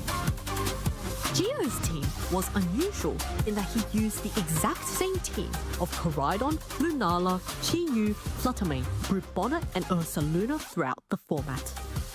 The extended practice with the team gave him consistent results, with a top 32 in Milwaukee and NAIC, a top 8 in Portland, and of course, the world champion. So, let's take a deep dive into Gio's team. There were 2 modes, Sun and Trick Room. Koraidon, Fluttermane and Chi-Yu formed the backbone of Gio's hyper-offensive Sun mode. Chi-Yu's fire attacks were boosted by Koraidon's Sun. Paired with Fluttermane, these two melted their opponents. Pokemon like Incineroar that could withstand the onslaught would get easily picked off by Koraidon. With Protosynthesis on Fluttermane and Choice Scarf on Chi-Yu, the Sun Cord could outspeed and cripple some of the strongest Pokemon in the format, such as Calyrex Shadow Rider and Miraidon. To balance the frail members, Gio also had a bulky Trick Room mode of Lunala, Ursaluna and Brute. Lunala could set up Trick Room, and it also had strong offensive presence with a Power Herb Meteor Beam set. Ursaluna could then take advantage of Trick Room. Its unique ground and normal typing gave it immunity to 2 of the strongest attacks in the format, Astral Barrage and Electro Drift.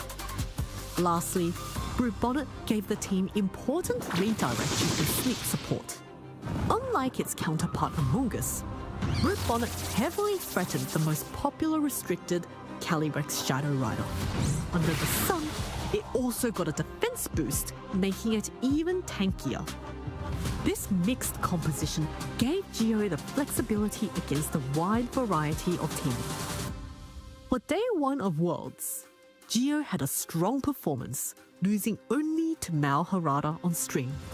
This match was extremely close, with Mal making a fantastic read on the final turn of Game 3 to win the set. However, Gio was not deterred, and he went on undefeated for the remainder of Swiss until he faced Mal again in top 8. This time, Gio was ready. He had learned from his loss the day before and defeated Mal to advance to the semi-finals. Gio's next opponent was another top Japanese player, Hirofumi Kimura. Although Gio's Pokemon missed several moves, he remained calm and won against the two-time Japanese national champion. And then it was the finals. Gio's team would be facing off against the Koraidon Shadow Rider team, piloted by James Evans. In Game 1, James's Brute Bonnet exerted huge pressure, putting Gio's Chi-Yu to sleep. However, Gio expertly preserved his Fluttermane until the endgame, where it outsped everything and won. In Game 2, Gio started well, but James capitalized on the Koraidon's Life Orb recoil and made defensive switches that forced the Koraidon to take more recoil. Eventually, Gio's Koraidon had one more attack left before it would faint to Life Orb, but James had 2 Pokemon left on the field, giving James the win. The stakes could not be higher for the final game. But this time, Gio changed up his playstyle. In games 1 and 2, Gio had made safe plays. But for the deciding game, he made an aggressive read on turn 2, going for the Stellar Terror on his Fluttermane, which sniped down the opposing Brute Bonnet in one hit. With the threat of sleep now gone, Gio brought in his Chi-Yu alongside the Fluttermane. Under the sun and with Beads of Ruin active, these 2 special attackers tore through the remainder of James's team, crowning Gio as the 2025 World Champion.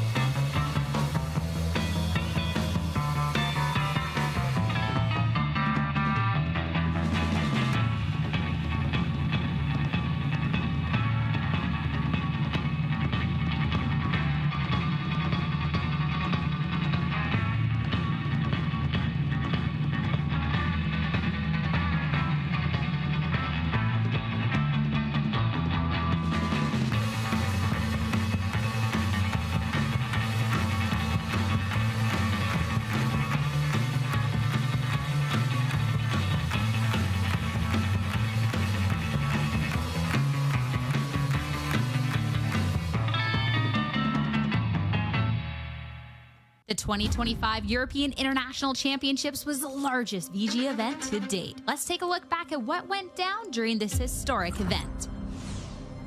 It was a champion showdown to start off the day in the juniors division, with previous LASC champions Fabian Musicant and Ismail Ogi taking the stage. This was the 8th time these two have faced off at a major event, and everything was on the line. Calyrex Shadow Rider for Fabian was a strong pick across divisions, and it would prove to reign supreme once again as it took down Ismail's Calyrex Ice Rider in 2-0 fashion, earning Fabian his 2nd international title. In the seniors division, Louis Fonvier was on a tear, winning 3 regionals back-to-back and looking to earn another title. On the opposing end was Ian Larson, who had beaten Louis in Swiss and was looking to defeat him once again. Miraidon for Ian, Calyrex Ice Rider for Louis, and an exciting 3-match series ahead. Draco Meteor from Ian was key, taking massive KOs in games 1 and 3 and brought Ian to victory.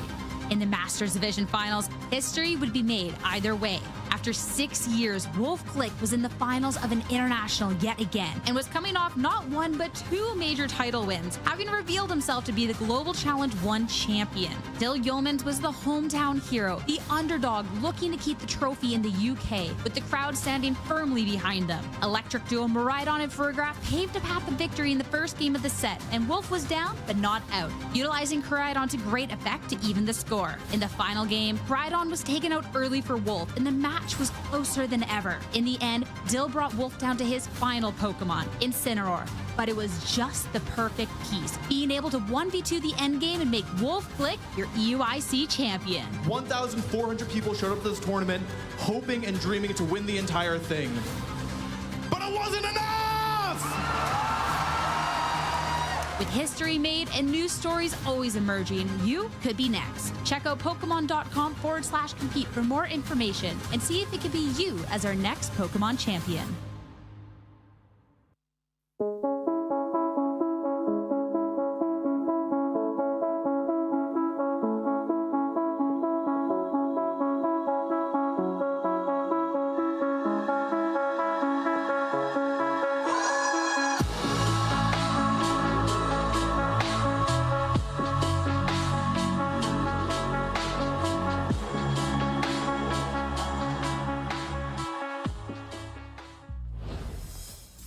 And we are back behind the desk. We, that is myself, Marcus Hamann, and the beautiful Blue Akshos Chromi. How are you doing after that last match? Oh, and after that introduction, I'm doing even better. Thank you so much, Marcus. I mean, what an incredible tournament we're having so far. That last match as well, going to a Game 3 always adds that extra hint of intensity to who's going to come out on top. So it was a real thrill to be able to watch that desk side as well. Absolutely, and two really fantastic players in that round as well. And in a matchup that just, it comes down to those small decisions and the big turns. And yeah, Simone there coming back after losing the first game, definitely very instructful in a way as well. Seeing Brute Bonnet being piloted so well as well, particularly in that Game 1, it was doing everything. It was putting Pokemon to sleep, it was prioritizing with that Sucker Punch, and I think that then made it a Pokemon that Simone had to adapt to, and he adapted to it so well. Yeah, it's always really, I can speak from experience, using similar teams like Simone with the Calyrex Shadow Rider and that Zamazenta. It's just so tough to go up against that little mushroom. I mean, Amoonguss, you can go for a Psychic, right? But that's true. Brute Bonnet is like, yeah, even the body press, as we saw, just doesn't do enough damage, but Simone is still managing to come out on the top like that. Yeah, and it was good to see it interacting, you know, inside and outside a Trick Room as well, just showing the flexibility of Brute Bonnet, but then at the same time, because obviously Raheem didn't win the set, being able to showcase the caliber of trainer that Simone Sanvito is as well. Seeing Zamazenta as well, going for that Terra Water, just one of the best defensive terrestrializations we have out there at the moment, I think was really inspiring too. Yeah, really inspiring that, well, Zamazenta, Terra Water, all of these things, of course, currently are the core of the metagame in the tournament that we're playing here. But of course, there's a little other game out as well that a lot of our players and I guess casters as well, at least myself, I played a lot of Pokemon Champions so far. Me too. How about you, Lou? I have played so much. I think the first couple of days, I was like resisting the temptation because then I would just be locked in. And after about 3 days, that was it. I was, you know, figuring out what was going on. I was battling as much as I could, and it's just been the best experience. Yeah, it's so exciting how easy it is to recruit Pokemon and how you can like make your team and adjust it slightly, where before it was like, oh, okay, I have to give it that and that many berries, and then like there's a lot of maths otherwise. Yeah, you know? change the training, and now you can just literally see exactly, okay, I've given it that and that many stat points, and yeah, adjusting it like that is just so satisfying as well. But then, of course, playing as well, Megas being back in that game. It's good to have them back, isn't it? You know, I mean, I think when we look at all different mechanics, everyone has their favorites and things, but I think Mega Evolution is so nostalgic for me, and being able to bring it back and bring in some new Mega Evolutions as well, I think has been really interesting to see. Absolutely. So yeah, I hope you at home are also having a lot of fun with Pokemon Champions, and of course, if you want to try out things in a more competitive environment, of course there's ranked battles, but there's actually also an online competition coming up, which is the Global Challenge. And yeah, signups are going on, and there's also a special roster for you to recruit, so you can have a little bit of a, or you have certain odds to get Pokemon exactly that are maybe on top of the metagame right now. And then, of course, we would love to see you using the hashtag #PlayPokemon just to get to see what you're doing to prepare for the Global Challenge 1. and how you're enjoying Pokemon Champions in general. And while you're at it, you can also go ahead and follow at Pokemon_champs. That way you don't miss any of the notifications, any of the action, and you can also see who else is getting involved with competitive Pokemon in Pokemon Champions. Critically as well, if you complete 3 matches, you will get yourself a Venusaur as a participation prize. And if you have dabbled at all with the Pokemon Champions meta yet, you will know that Sun teams are all the range at the moment. Charizard and Venusaur make a great combination, so getting a Venusaur on your team sounds like a good thing to me. Oh, absolutely, yeah. I mean, the first one, you got the Gardevoir. I've put that to good use already with some Mega Hyper voices. But with Venusaur, you can go either way. Of course, it's strong as a Mega, but then you can also just use it with the Focus Sash, which has been doing really, really well on those Charizard teams, as you were mentioning. Yeah, using that Sun with its Chlorophyll ability. You know, we've seen that time and time again in different competitive eras as well, that Venusaur and the Sun can just thrive so beautifully. Oh, absolutely. And, well, of course, we are playing Regulation Set I here in Prague, so that is going to be the rule set for now, but of course always kind of good to dabble with champions just a little bit, you know, rack up those VP as you're going along, so you're ready when we will switch over to Pokemon Champions for tournaments as well. And sometimes jumping around between different games, playing with different Pokemon can open up some ideas as well. You might even be inspired by a Pokemon and you want to test it and see if it works in a different regulation, and who knows, you might be onto something. Absolutely, and maybe with the current item pools that we have, maybe some players exploring the King's Rock and the Bright Powder item that we don't get to see too often in competitive play, and yeah, maybe they'll have an impact on what's going on in the metagame here as well. But yeah, I think as we're setting up around 5 already, yeah. The day is going so quick. Going quickly, yeah. Absolutely zooming through. Yeah, but we can have a look at how things have been going so far for some of our players, and have a look at the standings, as of course right now it's kind of the halfway point of the tournament. Yeah. So there's still going to be quite a few players at a perfect 4-0 record. Francesco Piopero, who we got to see on stream earlier with the Terrapagos team, currently still undefeated and on top of the standings there. And then also we have some more players going down the line there. Exactly. There's a lot of different trainers here that we've got familiar names with as well. Leonardo Bononomi as a trainer we've been able to feature lots before in previous broadcasts, as well as Davide Carrere. So many trainers that we're very familiar with in our tournament kind of system at the moment. And again, a lot of these Italian trainers that we see time and time again winning the regionals here on the European side of things. Yeah, and then also, of course, there is a couple of players from the Netherlands actually on top of the standings there. In second place, we have Mark Mullender, and in third place, holding the beautiful Piplup Love plush. that Piplup. And bringing one of my favorite duos here, the Calyrex Shadow Rider and Zamazenta. I mean, it might be a lot of trainers' favorite duos, but I think a lot of trainers feel when they see a Smeargle on the opposing side of the field. But it's a Pokemon that can have so much utility, and it can really enable big, heavy hitters like the Zamazenta and that Calyrex Shadow Rider to be set up perfectly for success, as well as having the speedy Tornadus on your side. Going for one of those Prankster Tailwinds can give you such an advantage in battle. Absolutely, yeah. Husan Chi also bringing that team to Worlds, finishing, I think, 7-3. Of course, yeah, one of my favorite teams coming out of this regulation with Yuma Kinugawa taking down the Japan National Championships with those 6 Pokemon. Yes, and Matteo Vallata as well, another trainer from Italy, who's doing incredibly well with that 4-0 record, holding the Incineroar, but lo and behold, there's no Incineroar on the team. Instead, the fake-out user of choice is going to be that Rillaboom. Yeah, Matteo winning the Bologna Special Championships there in quite a few Calyrex Shadow kind of mirror matches. But then for Worlds, he was actually pivoting away from, I think he was using, maybe he was using a Life Orb variant at some point, but now at Worlds, then he was using the Focus Sash, so a little bit more similar to this team that he's bringing here. No Assault Vest Incineroar that he liked to do before, but now switching things up a little bit there with that Fire and Dark type Chi-Yu instead. Yeah, exactly. The Chi-Yu being so formidable with all the special attackers, particularly the restrictives with Miraidon and Calyrex Shadow Rider out there. You can really utilize those Beads of Ruin ability to your advantage. Another trainer we have to talk about, though, is Leonardo Bononomi. Again, a trainer who has had great success in multiple different seasons and running a really interesting team. I love to see Dragonite and Chi and Pound next to each other. It's not necessarily revolutionary, but sometimes the way that you can adjust the sets on these Pokemon, particularly with the trend of Chi and Pound with the Assault Vest nowadays, they're always an interesting duo to see. Yeah, I mean, we just saw Simonis and Vito pivot. A very, very similar team, I think, ever since, of course, at Worlds, with the top 4 finish by Montana Mott, and then also Michael Kelch doing really well with a similar team. I think, yeah, the Assault West Chen Power is kind of priced into the metagame right now, and I still feel like there's not been the one kind of easy counter against it. True. Sometimes we would see innovative sets and then, okay, just a couple of weeks later, everyone would have figured out, oh, yeah, you can use it, but there's like X new set that just stops it from doing what it wants to do. But this Assault Vest Qian Pao, of course, Zoe was saying it, the Qian Pao, it's out of the sash. Yeah, it's out of the sash. It's not wearing its fashionable, merchandise anymore. Yeah. It's not, well, in a way it is. It's put the Assault Vest on, right? So it's changing up its fashion. I mean, we're moving into summer. I guess you have to change your wardrobe, right? All right, but I don't know about you, but I feel like an Assault Vest is going to be a little bit... Maybe it's a little bit hot going into the summer. I don't know. Maybe it's one of those like ice pack vests. Yeah, sure. You know, I mean, keep yourself nice and cool. It's balanced out, I guess, from Qian Pao being an ice so type. cool. Yeah. Makes sense. Makes sense. I see it. We're onto something here. Anyway, let's have a look at some of our round 5 games to see what's going on and who some of our players are going up against. Of course, a lot of great matches here. Let's skip out on the very first one just for a little bit because that's the game we will get to cover.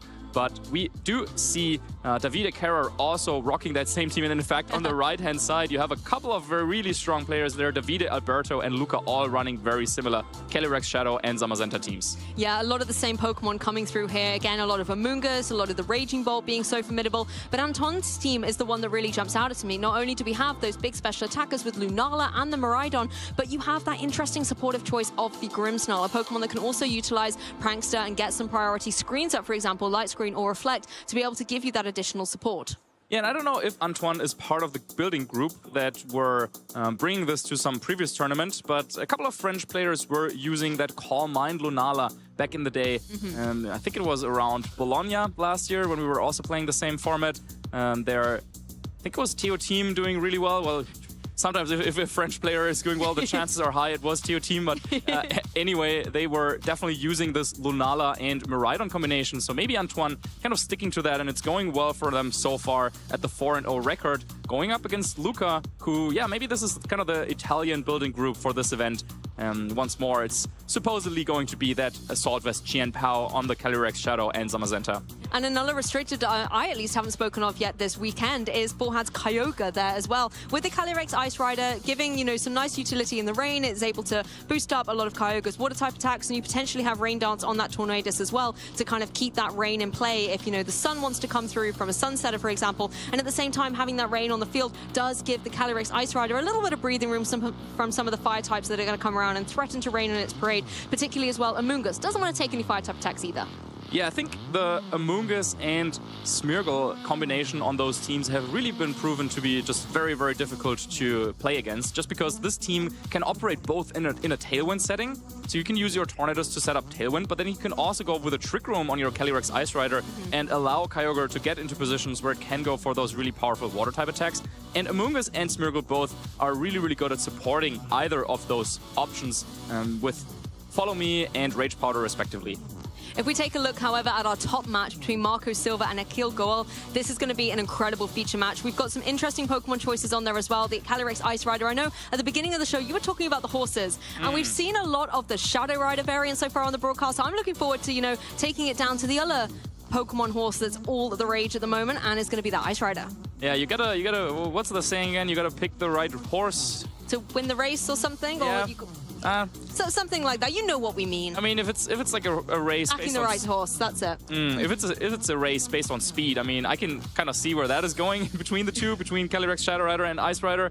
But of course, Ice Rider, very, very powerful options. I mean, if you think about it, you get more defensive stats in exchange for that speed. But if you can manage to set up Trick Room, well, the slower speed is actually an advantage, so you can get both, the best of both worlds. You will be moving first, and you will have all the bulk that Calyrex Ice Rider has. And in the past, we've seen Calyrex Ice Rider being trained in really unique ways. A lot of the time, they can be trained to be flexible. Sometimes they work incredibly well in a Tailwind scenario, for example, maybe getting the edge of speed over some of the more common standardized speed tiers, but then at the same time, they still have utility within that Trick Room. So looking at the rest of the composition of, the team that's on that side, it's going to be good to see whether or not that type of Ice Rider is there, or whether it's one that is maybe just more dominantly on that slower, bulkier side. Yeah, but first of all, let's have a look here at Akil and his team. Actually coming in all the way from the US for this event.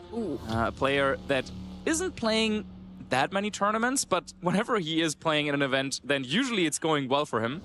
So yeah, let's have a look and see in a second what Akil is bringing to this tournament. We already got a glimpse there in terms of the 6 Pokemon, with Lunala and Miraidon both on that team for Akil. And I think no matter, you know, where you've traveled to for this Pokemon tournament, if you pull up your match slip and see you're against Marco Silva, you know it's going to be a challenge on your hands. But Akil, as you can see, has a lot of accomplishments in recent years. In 2025, was able to get a top 4 finish at the Sacramento Regional, as well as some consistent top 64 finishes more recently at San Antonio and in Las Vegas this season.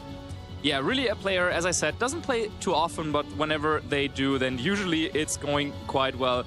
Back then, the top 4 with the Corviknight that was in regulations at H. I definitely remember watching that. I think he might have played against Joe Ugarte there in that top 4, okay. but anyway, Marco Silva, of course, needs no introduction, but we'll do one anyway, just because we like to do those. A 3-time international champion and a 2-time world's top 16, and that is paired with a couple of regional wins in Jönköping and then also in Lille earlier this season. So Marco already qualified for Worlds, but of course, whenever he's entering a tournament, he's still looking for first place. So definitely, yeah, not backing off just because he's invited to the World Championships already. And the thing is, yes, he's won 3 international championships, but even our last North American international championships, he made it all the way to that grand final and came within, you know, clutching distance of being able to take a 4th title there. So much consistency. Yeah, can you believe it? That's not even on his like kind of graphics for achievements. There's too many. Yeah, 2nd place at NAIC. Yeah, and he was actually going up against this very team that Akil has back then. Federico Camporesi winning the tournament, of course. Yeah, Life Orb Miraidon is one adaptation that came out of the World Championships. There, Kotsukide from Japan finished top 8 with this variant with a Life Orb, giving Miraidon a little bit more flexibility compared to the choice specs. And it allows you to run Protect, so that is what Miraidon has here. And you can also go for that Terra Electric, making it similarly threatening compared to the choice specs variant, but giving you an extra Protect on a team that, yeah, without it, if you run the choice specs, then usually only Ursaluna can run Protect. I mean, sure, you have Wide Guard over on Lunala, but yeah, just makes you navigate some positions a little bit easier. Overall, this team, very, very flexible. Yeah. Any Pokemon can really come with anything. You can play under Trick Room, you can play in Tailwind, you can bring both Lunala and Whimsicott and start in Tailwind and then transition into Trick Room later on. You have Ursaluna that can function in both, so just a very, very flexible team, and a lot of the matchups of this team are kind of very even. So it's not a team where you're like, oh yeah, if I face this team, then I will win. If I face this team, I will lose. It's more like, okay, against any matchup you can kind of play. And I think same can be said about this team from Marco, which is a little bit more unique. That's true. We have seen Calyrex Ice Rider and Miraidon in the past, but, well, Iron Treads, I think that's a new one. Yeah, that's one that's been rising up in popularity. You always see it, you know, spattered around here or there, but being able to apply that good pressure with something like the high horsepower into a lot of the, you know, Pokemon that are ground weak that we see, a lot of the fire types running around, does give you some good coverage, and particularly into Pokemon like Raging Bolt and Miraidon, it's nice to be able to have that flexibility. Steel Roller as well being a nice way to remove terrain from the field, but considering that a lot of the electric terrain on Miraidon not only helps boost up its attacks, but can help with those photosynthesis activations as well, it can be a nice way to try and counteract some of the strategies of your opponent. The Pokemon for me that's interesting as well is the Urshifu. We've got an Urshifu apiece here, both of them being that Rapid Strike variant, but on Akil's side, you've gone for that Choice Band, going to be more ferocious with the damage that it can deal out, whereas Marco is using this Urshifu more as a fast sweeper, possibly towards in the end game, even with that water terrestrialization as well to deal that extra damage while using the item for the speed. Yeah, I think Lunala is going to be a key piece here for Akil. With the Electric Seed, you can take on hits from Ice Rider much better. And then also Knockoff, while it's still 4 times super effective, but when you consider Shadow Shield and the Electric Seed activating and then being gone, yeah, then Knockoff's power is weaker, so then actually Lunala can sit on the field against Incineroar just a little bit better. So, yeah, well, Marco kind of likes to play under Trick Room. I think both teams can go fast as well, and yeah, this is already Marco indicating that, okay, with this Iron Treads, a Pokemon that is specifically on this team against opposing Miraidon, yeah, you can go on the offensive right away. And this is, though, where the Life Orb comes in clutch for Akil, because there's a little bit of a mind game now going on, since Miraidon could also go for Protect on this turn 1. Yeah, that's very true. Both of these trainers bringing their Miraidons front and center. The electric trains in field, the Hadron engines are activated, and critically as well, that photosynthesis up for the Iron Tread. Sorry, the Quark Drive, not photosynthesis. It's the future type. Yeah, but boosts boosts up the speed of this Iron Treads and presumably makes it the fastest Pokemon on the field right now. So while Akil's Miraidon seems to be outspeeding Marco's and would threaten a lot of damage, because you can pair it now with the Iron Treads, and because Miraidon cannot Terra out of the weakness to ground type attacks, already a big choice here for Akil. Do you just risk going down to a high horsepower from this Iron Treads, or are you maybe trying to make a call here? It seems like swapping out Lunala right away, forgoing the defense boost from Electric Seed, but using Incineroar to get Intimidate down onto Iron Treads is what Akil decides to go for. Yeah, it's a trade-off. You do lose that boost, as you mentioned, but I think bringing in the Intimidate is really nice to stop the Iron Treads from just running rampant on the field. The high horsepower is going to come through into that Miraidon, but thanks to the Intimidate, Miraidon is going to be able to stay here in the game. Little bit of HP lost here thanks to the Life Orb, but the Draco Meteor comes through from Akil's Miraidon into Marco's. That is a solid one-hit KO. And a big play by Akil, identifying that, okay, I need to switch an Incineroar to reduce my opponent's attack stats so my Miraidon can take this hit, but then also kind of expecting this Miraidon not to go for the Terra Fairy. So a little bit of a risky move there, but it pays off since Marco tried to delay their Terra further. And often with these type of teams, you want to keep the Terra around for your Ice Rider because that is going to stay on the field for a long time. So you really don't want it to be weak against Moongeist Beam, against Flare Blitz, or any of those moves. Yeah, Miraidon in a difficult spot now as well. It's had a special attack reduced by that Draco Meteor, and it's on very low HP. It's going to go down to anything that Marco is going to throw its way at this point in time. But on Akil's side, you can either switch out, bring something in, or be in a position where you're happy for it to go down to get that free switch. A Pokemon in the back can come through unscathed. Absolutely. Well, now Akil has to kind of navigate this next turn. Well, Miraidon at a reduced special attack stat and also underspeeding this Iron Treads. So you would want to swap out Miraidon, but that's also quite obvious. You do have Fake Out threatening as well on this turn, so yeah, no attack into Miraidon, but Incineroar can take it quite well.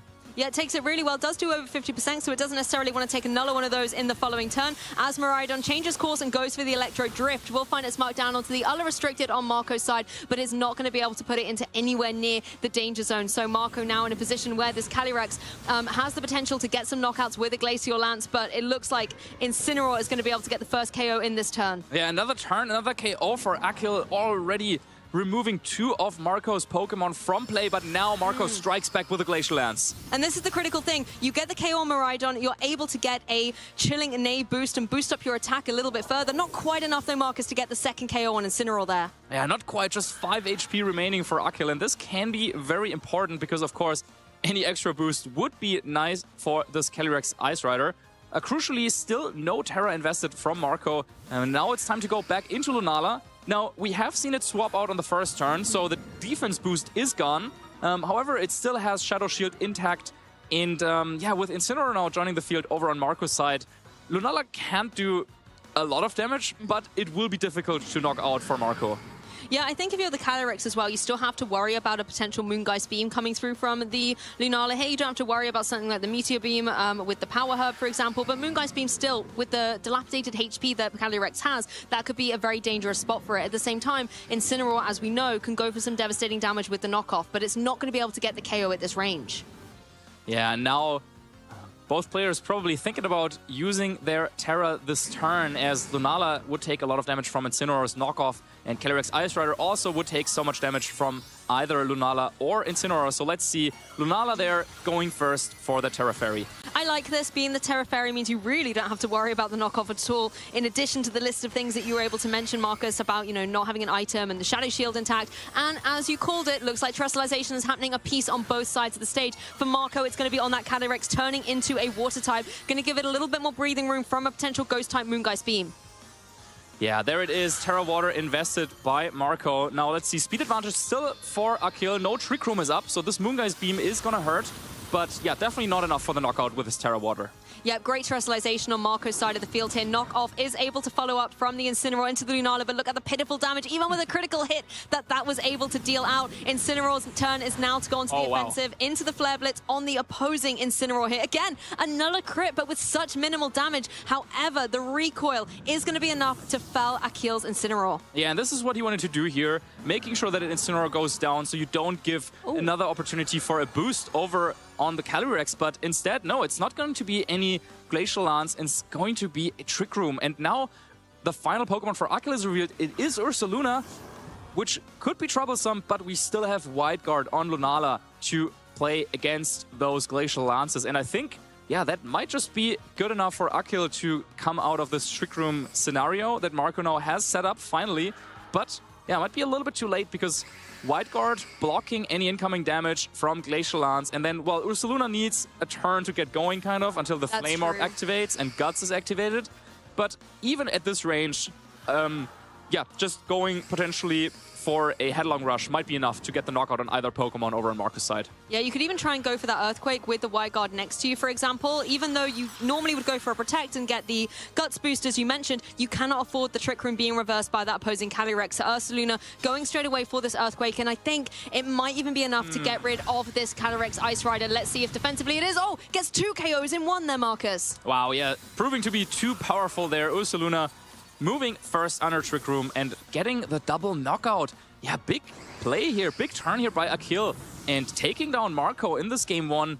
Yeah, I don't know if I would call it an upset, but I mean, any match that Marco enters, he's got to be a favorite to win. Yeah, and I think, you know, Marco almost handed Akil the keys to victory there by setting up that Trick Room. Yes, he didn't know that the Ursaluna was in the back, but as soon as Trick Room went up, Akil's like, okay, thank you very much, I'm going to make the most of this. Ursaluna, get on the stage.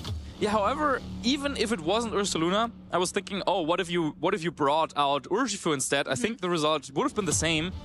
Because as soon as you limit it down to Incineroar and Calyrex Ice for your opponent, then either Urshifu or Ursaluna can take it on together with the Wide Guard support provided by Lunala. So, yeah, only if it was the Whimsicott. Maybe then Marco wins. That could have been different. But, yeah, but of course you need a little bit of physical damage in a matchup like this. So Akil decided to go with Ursaluna. But I think there's definitely, and this is what we were saying about this team, there's definitely room for Akil to switch things up a little bit. If you can deal with Miraidon early, then also Urshifu, of course, would be a great choice. However, like we saw in this first turn, Akil just going on the offensive with a Draco Meteor, knocking out Miraidon in 1 hit. This is something that Marco now will probably try to avoid going into further games. So you cannot expect the game to just happen the same way. So yeah, I think Ursaluna makes a lot of sense, expecting that you will probably face down Miraidon at some point. Well, Akil almost made it look easy, right? Just click Draco Meteor into the opposing Miraidon, but there was so many more calculations in there, bringing in the Incineroar critically to get that Intimidate down on the Iron Treads, but also, you know, hoping that Marco wasn't going to click that Terrestrialization button on Miraidon. And now going into the next game, if these trainers find themselves up with a, you know, Miraidon versus Miraidon, Marco might be more tempted to click that Terrestrialization button.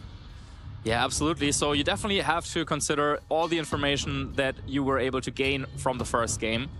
And yeah, let's see if Marco is trying to switch things up here. Akil, once again, well, coming all the way from the US over and then now facing Marco on stage and keeping cool like that. Definitely impressive, but let's see if he can do it again. Yeah. And it seems like he's the one who's actually switching things up. Yeah, I was going to say Marco sticking with that Iron Treads and the Miraidon, but Akil changing things up. Incineroar's going to be out front and center this time, getting the Intimidate down straight away onto the Iron Treads, and critically that Lunala in play, using that Electric Seed to boost up its defense.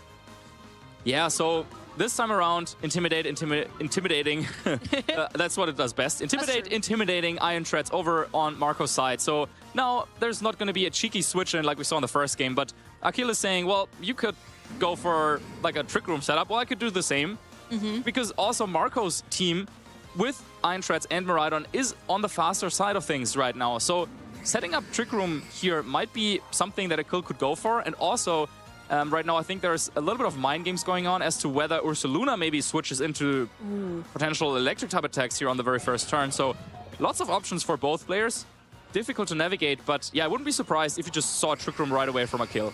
Yeah, Incineroar as well has the utility to go for that fake out and just slow down one of these Pokemon in play. It's going to be that Miraidon just chipping away at it as the knockoff comes through. But with Shadow Shield intact, no item in play, you can see that the Lunala is going to be able to take that very comfortably. Now you're in a position where that Trick Room can go up, and if Akil does indeed have that Ursaluna in the back, this could be a great way to start sweeping through this game too. Yeah, and we already know that Miraidon has the choice spec, so it's not easy to reposition or protect it here for Marco, and there could be a double target into that slot.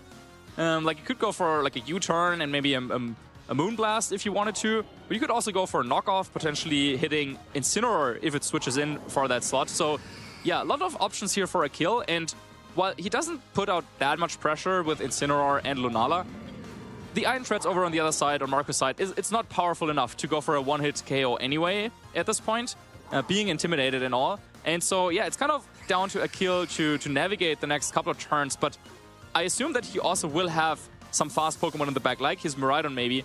So he will not try to end the game under this Trick Room, but also think about a later, like once the Trick Room turns are over, transitioning into the Miraidon kind of pace. I really like that, you know, utilizing the Trick Room turns while they're there, but then making sure that that's not your only kind of win condition, having a way to utilize and close out the game afterwards. Terrestrialization will take to the stage, though. It is going to be on that Miraidon. Marco keeping it in play for now and turning it into that Fairy type, just to give it maybe a little bit more defensive capability out here onto the field. Incineroar just going to go straight on the offensive with that Flare Blitz, but finds its mark on its counterpart here, not dealing too much damage at all. If this Lunala has also followed up with a Moongeist Beam, instead it's going to be just the Moon Blast. Miraidon's Terrestrialization has really helped it out here. Sadly, though, its special attack has been dropped before it's able to deal out this Electro Drift. Lunala does have its Shadow Shield broken, but the special attack drop keeping it in the game here, Marcus. Yeah, showing why Moonblast, well, it's such a powerful attack, and also with that 30% chance.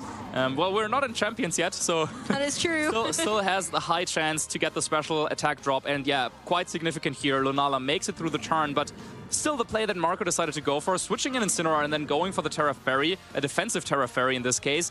I think he was able to kind of mitigate any incoming damage, and I really like that pace of play coming out for Marco, because similarly, like Akil's team, also Marco's team is built in a way that he can play under both, under Trick Room or without it.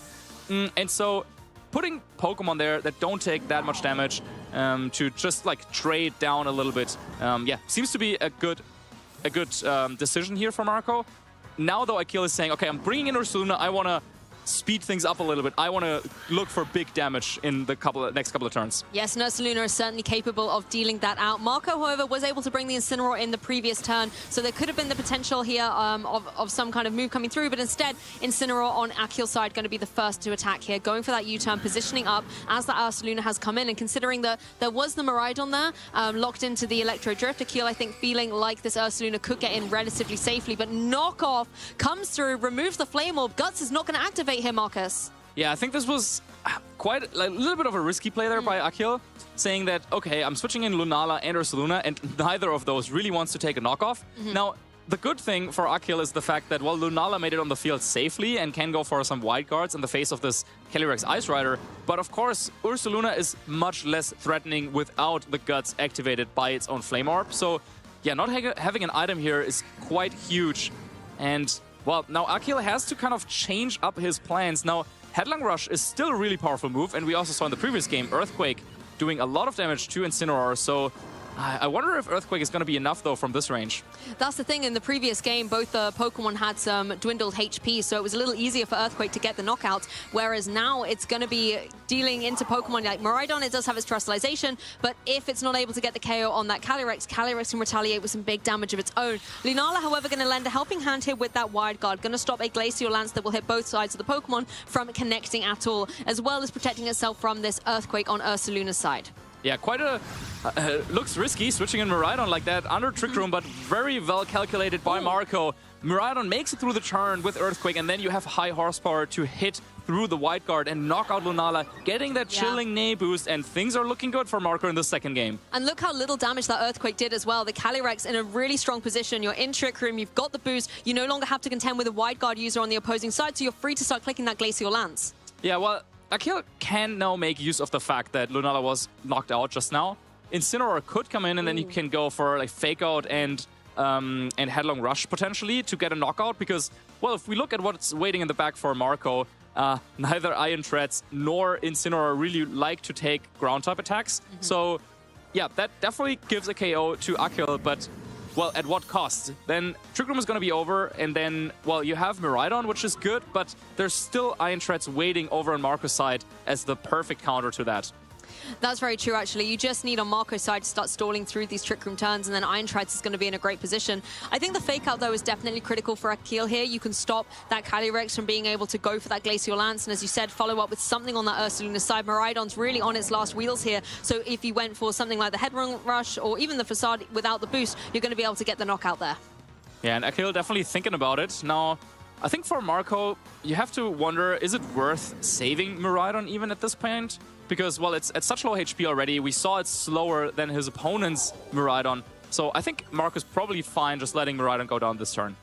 Happy to let it go down. Looks like Incineroar on Akil's side is going to be the first to move here, switching out, bringing the Miraidon on Akil's side actually back into the fray. So both of these trainers bringing this particular restricted into the game here. Hadron Engine activating up those electric type attacks. And actually, it looks like Marco does want to keep his own Miraidon in play. Going to switch it out and bring in possibly the Incineroar here. This is, you know, considering there were two physical attackers on the field before, bringing in an Intimidate, always nice. Yeah, I don't know, though, if Calyrex needs to protect, and it doesn't. And this is going to be a huge Glacial Lance if it goes off. Yeah, the Ursaluna finding its mark down on the Incineroar that switched in. So once again, this Calyrex Ice Rider completely unscathed in this turn and with no wide guard to contend with on the opposing side. This is going to be a powerful Glacial Lance. Yeah, this should be enough for the double knockout, hitting both of them. Wow, look at that. Super effective damage. Akil trying to position for when Trick Room was over, but Marco looking at this board saying, well, you know, yeah, you could go for a fake out, but it's not going to scratch my Calyrex. I mean, it's going to be okay. I can take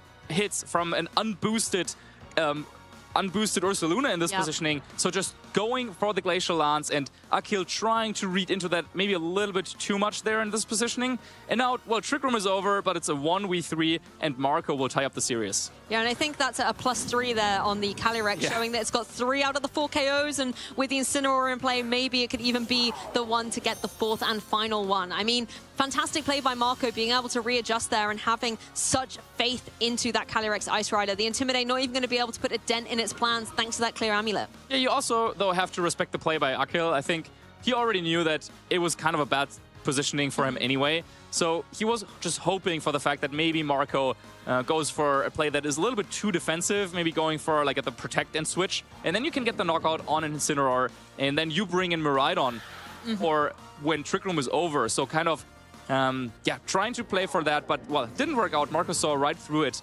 And yeah, just like that, now Akil already probably thinking about game 3.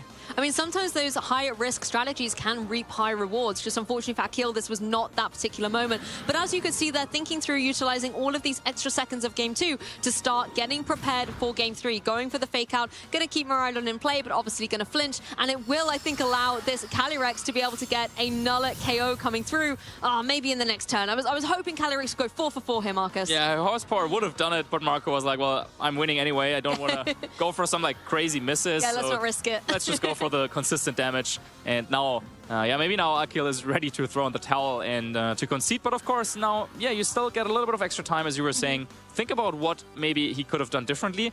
Now, we saw it was Akil who switched up, not the Pokemon that he brought to the battle, but the order that he brought them in. Yeah. Going for Incineroar and Lunala, it looked nice. You use your opponent's electric terrain, or that they set up to activate your electric seed. Exactly. But yeah, Marco just playing through that so well, and now getting the win on the scoreboard. And yeah, well, Marco, of course, is very, very well prepared for these clutch Game 3 situations.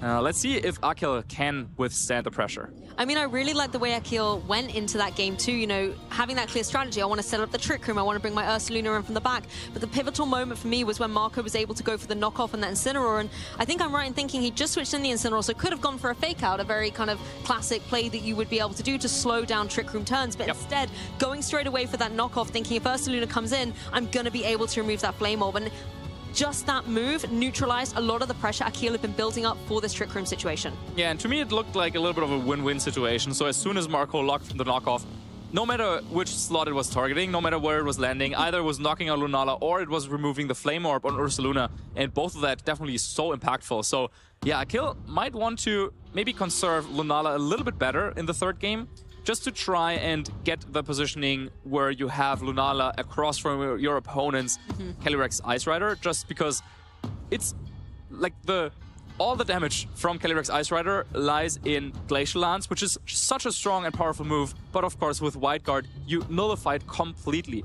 And therefore, yeah, trying to maybe play a little bit more conservative also with your Ursaluna, try to get it in on a little bit of a safer turn. Yes. However, at the same time, when playing a player of Marco's caliber, you have to go for those small risks somewhere, because there's never going to be like a clear, safe win. because yeah, Marco would not let himself be open to something like that. So yeah, you have to take risks somewhere. Let's see who will manage the risks better in this game 3. Yeah, it's very hard to out-predict Marco Silva, but we're going to see in game 3 if Akil is going to be able to do it. Incineroar and the Calyrex Ice Rider out front and center for Marco Silva. Akil is bringing forward the Miraidon and the Incineroar of his own team. Yeah, so once again, game 3 in the third different lead coming out from Akil. This time around is going to be Incineroar right away, but wow, no Iron Treads. So Marco switching things up. Let's see though, Intimidate activation order, always important to try and see which Incineroar is faster, just as a reminder. So then, yeah, Marco activated first, so Marco's Incineroar should be moving first, and yeah, that's going to be helpful, because else there would have been the pressure of a Fake Out and then and maybe Terra Electro Drift. But now you can go for a Fake Out on Miraidon first and maybe swap out if you want to. You could bring in the Iron Treads right away. Yeah, definitely, once again, it's one of those positionings where there's so many options. And yeah, Akil trying to navigate through them. Let's see if he'll give us a glimpse of what is waiting in the back for him. And you don't want to let your Miraidon go down unnecessarily here, you know, taking something like the Fake Out from the faster Incineroar and then being followed up with something like the Glacial Lance. That could be devastating for Miraidon. At the same time, on Akil's side, if Marco does want to go potentially for some kind of Trick Room mode in the face of fast Pokemon, that's something that you don't want your fast Pokemon on the field for instead. However, Akil going, I'm going to switch out one restricted for another. Miraidon get in the back, Lunala come out here, utilize that Electric Terrain, get that Electric Sea boost up in the face of both of these physical attackers. So Lunala maybe going to try and slow down some Wide Guard later on. Critically, the Fake Out coming through into the Ghost type means Fake Out is going to be null and void in this turn. As the Incineroar on Akil's side doesn't go for Fake Out at all, instead just goes straight on the Flare Blitz, just chipping away at its counterpart across the field. Glacial Lance will come through, however, not going to be doing too much damage to either Pokemon, but I think critically, Marcus, Lunala having its Shadow Seal broken early could be disastrous for it.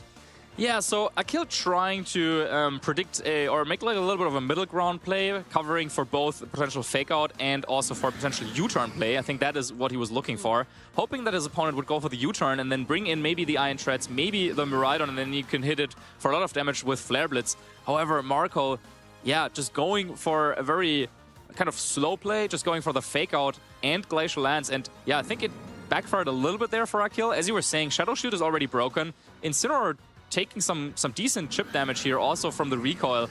And yeah, now it's a little bit awkward because Lunala, well, you have to Terra in this positioning, but what are you doing with Incineroar?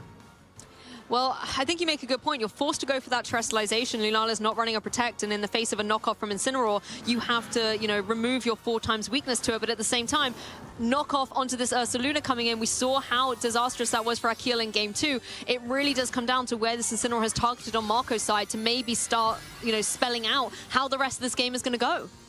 Yeah, and there is the Terra Fairy, so yeah, Lunala will definitely make it through the turn, and Ursaluna was swapped in. Okay, Protect, that's fine. I mean, it doesn't matter. In some way, this Calyrex Ice Rider is not doing any damage. There's no difference whether it's Protect or going for the Glacial Lance. But let's see though, it's not going to be another. It's not going to be another knockoff like we saw previously. So Ursaluna has hit the field safely. Yeah, this is a much better positioning for Akil here. Not only are you keeping Lunala in play and you have that Wide Guard to really kind of deter the Glacial Lancers coming through, but you've got your Ursaluna in. It's now been able to come in. It's going to get the Flame Orb activation, the Guts boost up, and it suddenly becomes such a formidable threat that Marco has to deal with. Yeah, Now, Miraidon is joining the field, and well, Draco Meteor still would do a ton of damage to this Ursaluna, probably knocking it out right away. So yeah, you have to watch out for that, and it's not as easy as just going for a Wide Guard and Earthquake like we saw Akil go for in some of the previous games. But if Akil can manage to set up Trick Room for this Ursaluna, then of course the story would be different. Now, the fact that Ursaluna can no longer go for the Terra Ghost to avoid some Fake Outs later on in the game is definitely going to help Marco. So forcing out here the Terra on Lunala, but then not actually going for it, not actually going for the knockoff, instead using the U-turn to bring in Miraidon. A really, really powerful play by Marco on the previous turn, and now he can capitalize on it by maybe going for a Volt Switch into Lunala this turn. And yeah, let's see if Akil can find a way to deal with that. No, I like that observation, keeping Incineroar in for the end game here for Marco. You want to be able to utilize that Pokemon with the Intimidates and the Fake Outs going forward. Looks like Akil also has read the same message and brings in the Intimidate and Fake Out user of his very own with that Incineroar. Marco, however, making the adjustments. Here comes in that very own Incineroar, so that even in this next turn, you're going to be dilapidating the damage that the Ursaluna can deal with, and then you're going to slow down its pace in the next turn as well. Miraidon does find a mark with the Draco Meteor. That's that's so much damage. So much damage. Not quite a one-hit KO thanks to the little bit of chip it took before, but essentially it completely removes Akil's main strategy from play. Yeah, a very, very big KO there for Marco. And I like what he was doing, bringing in Incineroar as well. This kind of covers for a situation where Ursaluna tries to go for Protect and Akil switches in their own Incineroar, because then next turn you have the faster Fake Out, so you're still threatening to go for the Draco Meteor and you're not caught out of position. Now though, Ursaluna is down. Well, Miraidon can switch in for Akil, but then once again, Marco has the faster Incineroar, so you can just go for, say, a Fake Out play to neutralize the Miraidon and then maybe swap out your own Miraidon.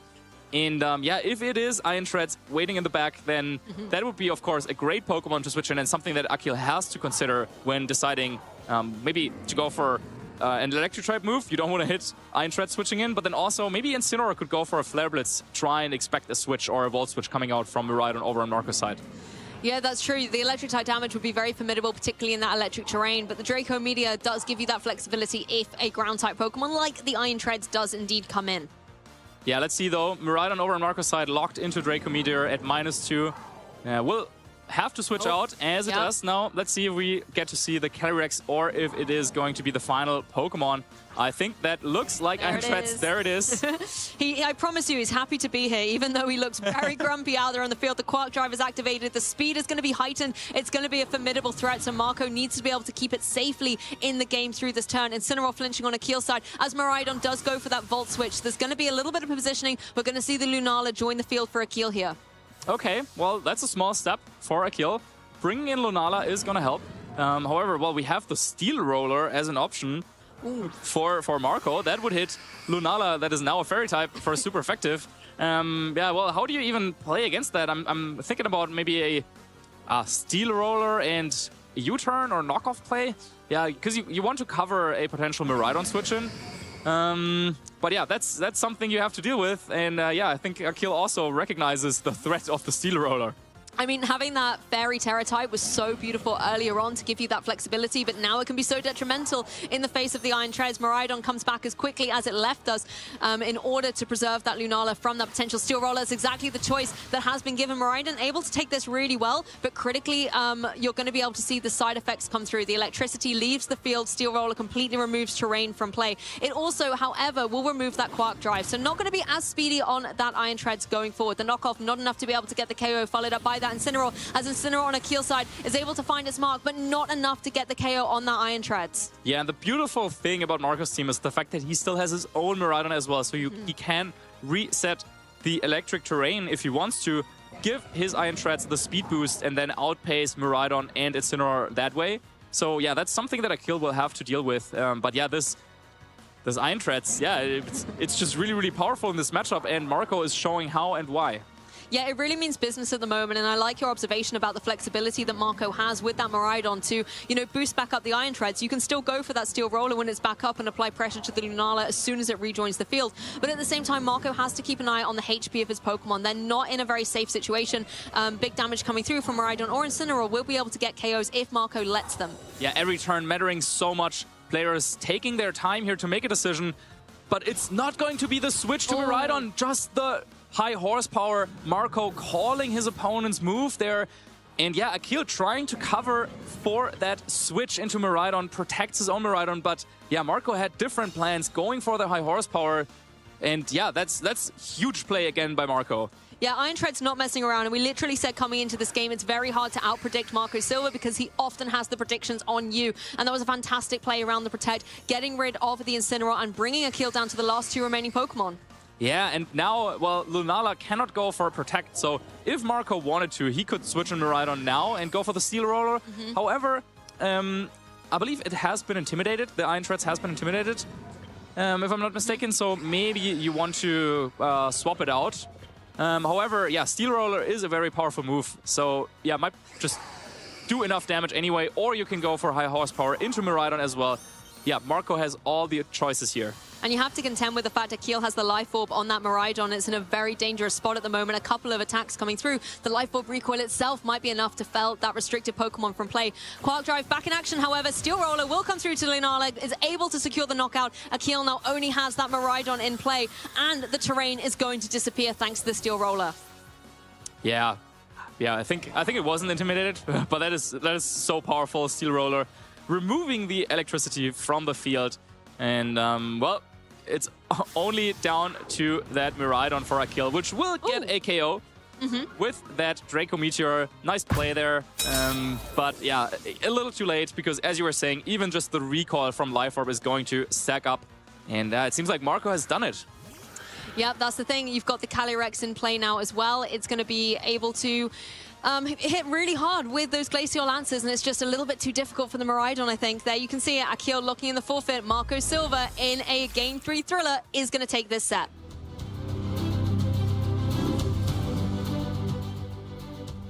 Huge congratulations to Marco. What an incredible showcase of competitive Pokemon action from both of these trainers. They certainly gave us a show to enjoy, didn't they? Oh, absolutely. I think the Life Orb was actually gone there because of a knockoff earlier. It's just so much to keep tabs off in a matchup like this. But the Iron Treads, of course, star of the show. I mean, we were talking about it earlier. In Seville, it was the Great Tusk.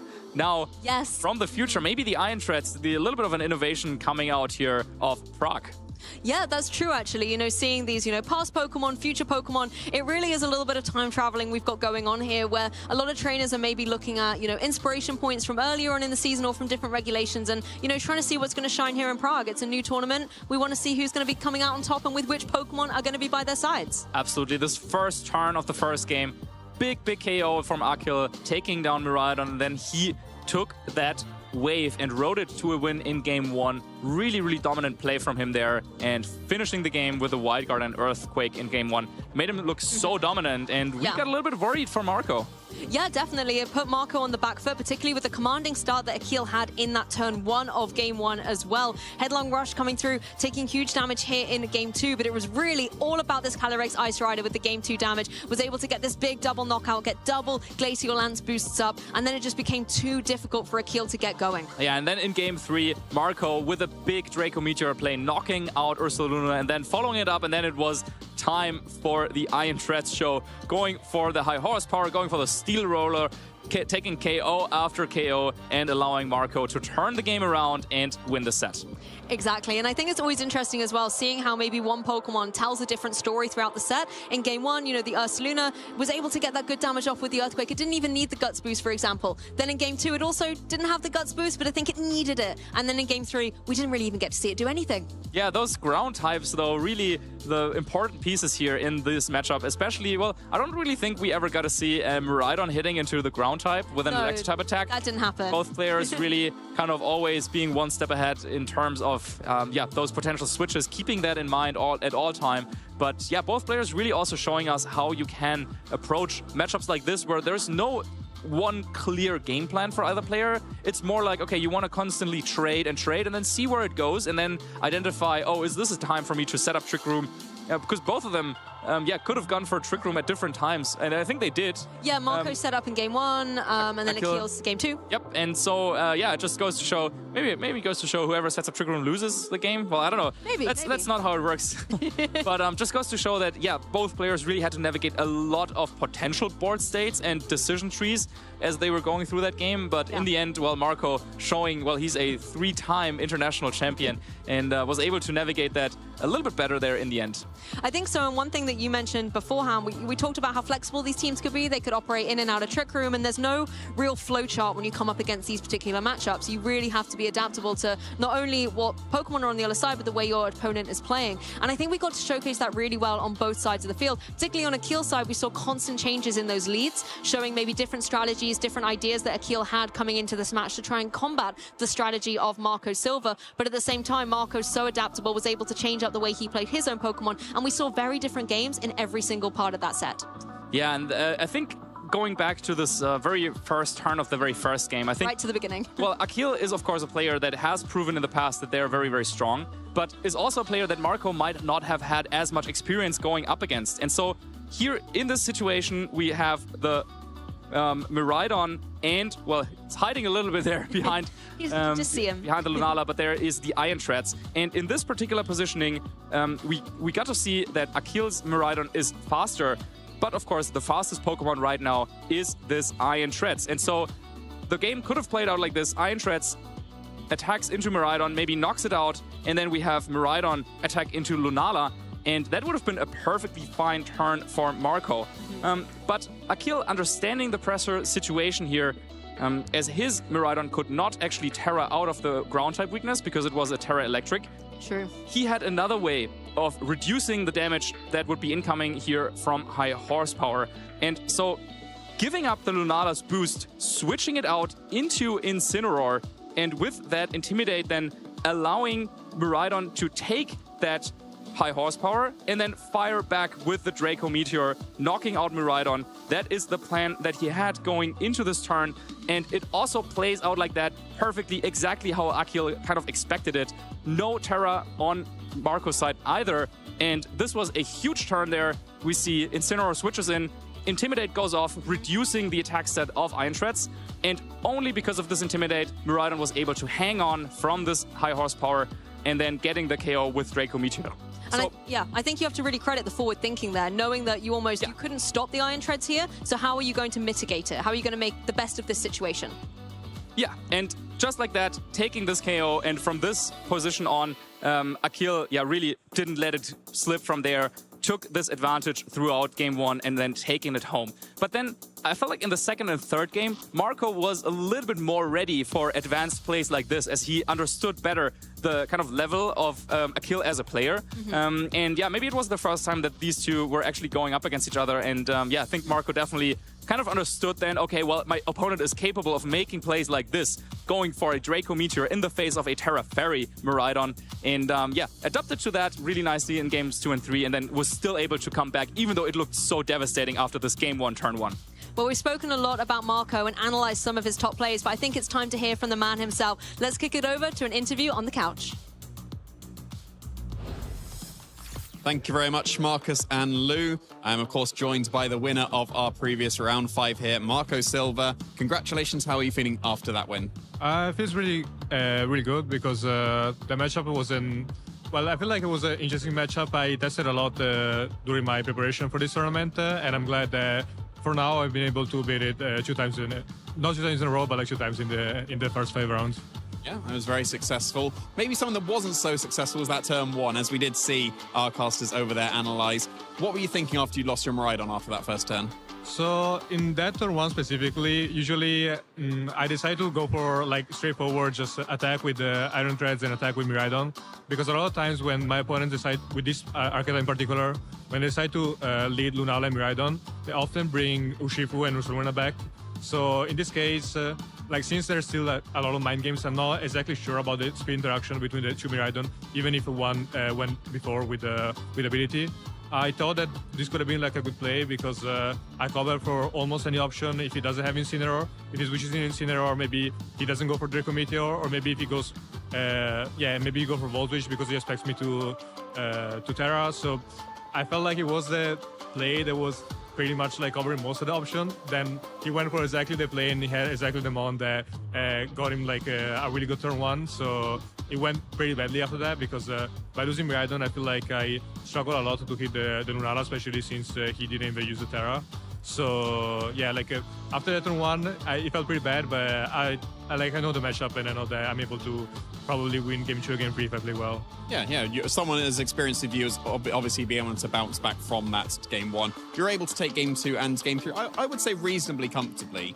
You're able to catch that Miraidon on the switch in with that Glacial Lance, so Akil not quite getting that read, and then Steel Roller was really, really effective for you in that game 3 to be able to lock up that switch into the Miraidon, get the speed boost, KO the Lunala. So talk me through your choice of why you went for Iron Treads for this tournament, because that's probably the most interesting Pokemon you have on your team. Yeah, I started testing this team as soon as as soon as they announced the Regulation I was gonna come back, and I had Landorus instead of Iron Treads, but I felt I wasn't too comfortable into playing to basically any Miraidon team. So Landros was giving me some options, for example, into other Zamazenta, into some Groudon teams. It felt pretty cool. But in the end, I opted for Iron Threads because I felt like Miraidon was a really important Pokemon to cover for. And Landros is still okay into it, but Iron Threads is just better because it's faster. You can just hit it and get a couple of KOs. So I decided to put Iron Threads specifically, not for this matchup, but like in general, like any type of Miraidon teams, because with Ago's power, you're faster, you can KO them. Knockoff also hits really hard Lunala, which is common in this team or in the team that won the World Championship. And then Steel Roller is just the optimal move to play in this case, because with Iron Head, the damage is not enough. Like, even if they tear out the Miraidon and they have like some bulk, it's really likely you will not pick up the KO. And then also, since Iron Threads is speed booster, I needed to invest in, like, my nature will be like in speed, so I needed to maximize the damage. So Steel was great since I also have Miraidon. Yeah, sounds good. And you've been a proponent of Calyrex Shadow Rider and Zamazenta. You found a lot of success with that in the first round of Regulation I. Why did you choose to go for Ice Rider and Miraidon for this tournament? So I just felt like this season I decided that I was gonna try step out a little bit from my comfort zone. I'm aware that if I play Calyrex Zamazenta, most of the times I don't even need to prep them much and basically guarantee like a decent result. But for all these tournaments in this season, I decided to use new teams and try to come up with new ideas, like in Regulation H with the Ribombi, or in the Regulation F with the Sun team that I built. So yeah, I'm glad that for now the team has been working. Since it's still really standard, but it's still something that I kind of come out by myself. And I believe that when the Regulation I come back. Seems to be working out well so far. You mentioned your Bombi team that was obviously able to take that regional championship win, giving you that automatic invite. So what are your plans for the rest of the season, as we only have just a couple more tournaments to go? So for now, I think I will probably play also in Utrecht, since I kind of like Regulation I, actually. Then I will try to better my plays as much as possible in Pokemon Champions to try to keep the same level also for the game. Yeah, excellent. And just before we conclude this interview, I'm sure you've done it many times because you're back here quite a lot, let's say. Any shout-outs you want to give? Yeah, I want to shout out mainly my team, Nova Esports, and my friend group of the server. And I also want to shout out Deal that has been working with me on this team, and they're also playing this team at the regional. Excellent, and good luck for the rest of the tournament. That concludes our round 5 here at the Prague Regional Championships. Next round, we'll be able to show you who's going to be one of our trainers that will get that Phase 2 automatic qualification by winning their 6th rounds. Stay tuned to find out who it's going to be.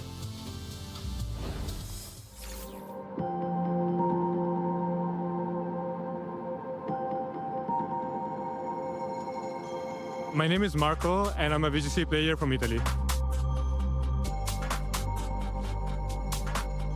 It feels great because I haven't been winning an event since LAC of last year. That could be the difference here as Flare Blitz now. 5 HP on the Ursaluna. However, and the burn! And the burn! We are got this time. Super effective into Eduardo's Incineroar, and all of a sudden, your little regional champion, Marco Silva!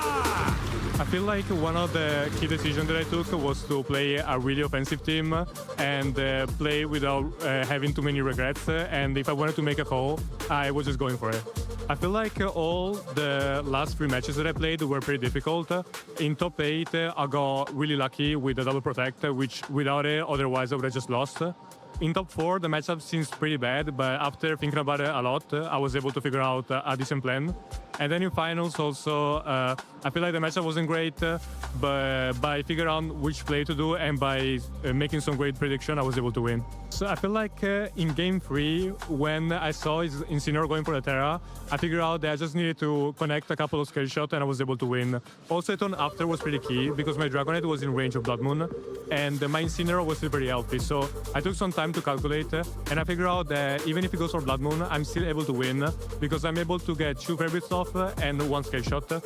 And I felt like that was enough for me to win. So there was also a pretty good chance that if I protect my Dragonite, he would go after my Incineroar. So I also made the call right. I attacked with Dragonite. He ended up not going for the Dragonite, and I was able to win also because of that.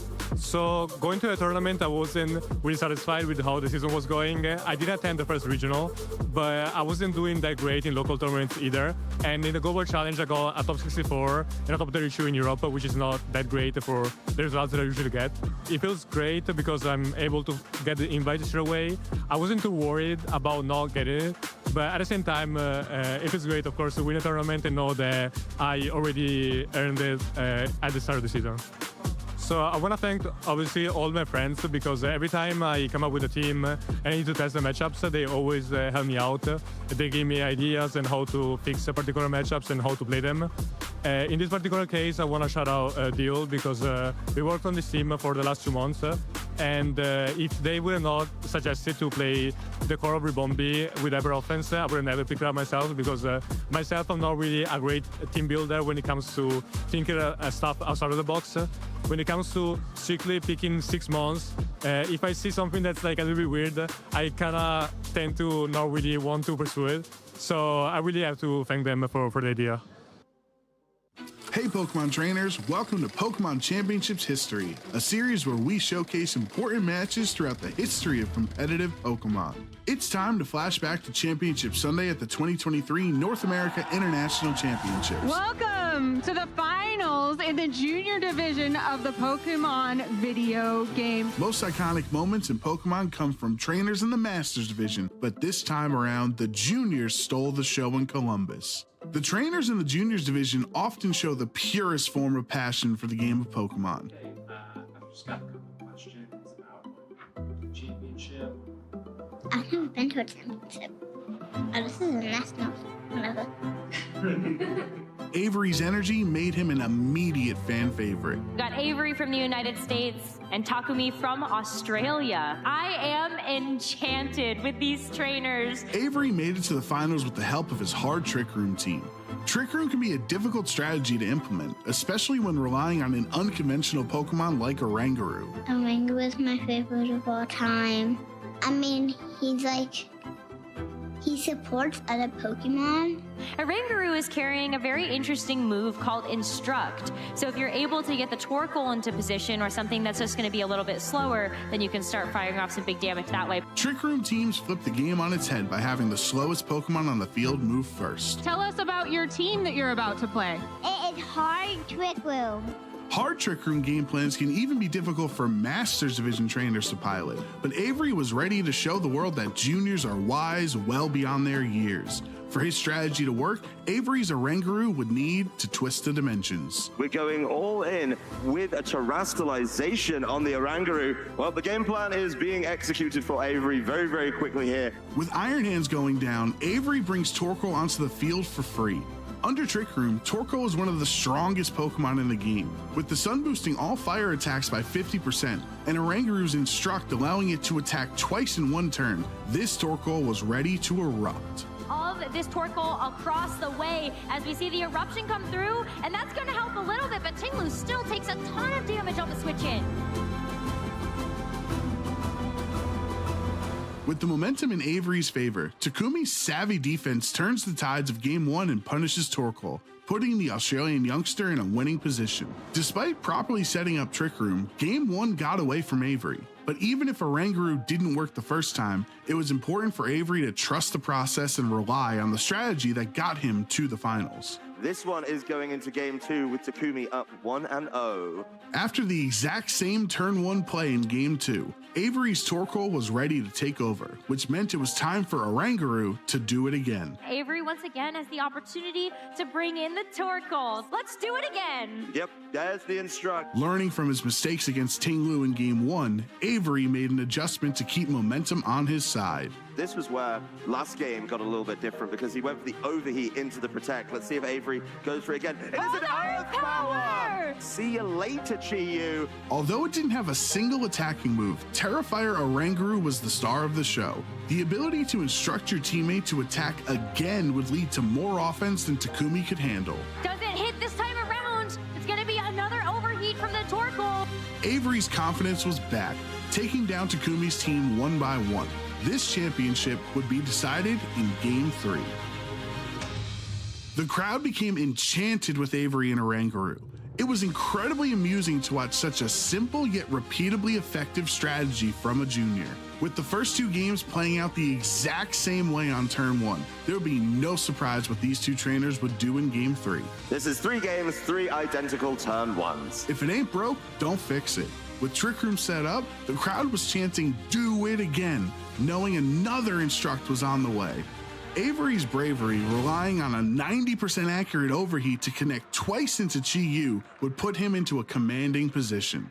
With Takumi's back against the wall, he would put all his hopes into Terra Water Fluttermane, but Avery's Oranguru had one final instruction: become champion. We know what's coming, and even with that defensive Terra, Avery is getting another bite of the cherry. Avery will be a well-deserved champion, showing a crazy strategy. I think people had forgotten about it too. Avery is immortalized in Pokemon history as a champion, captivating the audience's heart with his charming personality. As for the Oranguru that clicked Instruct 13 times in the finals, Avery summed up its role on the team perfectly. So, tell us about your Oranguru. How do you use it? It doesn't do any damage.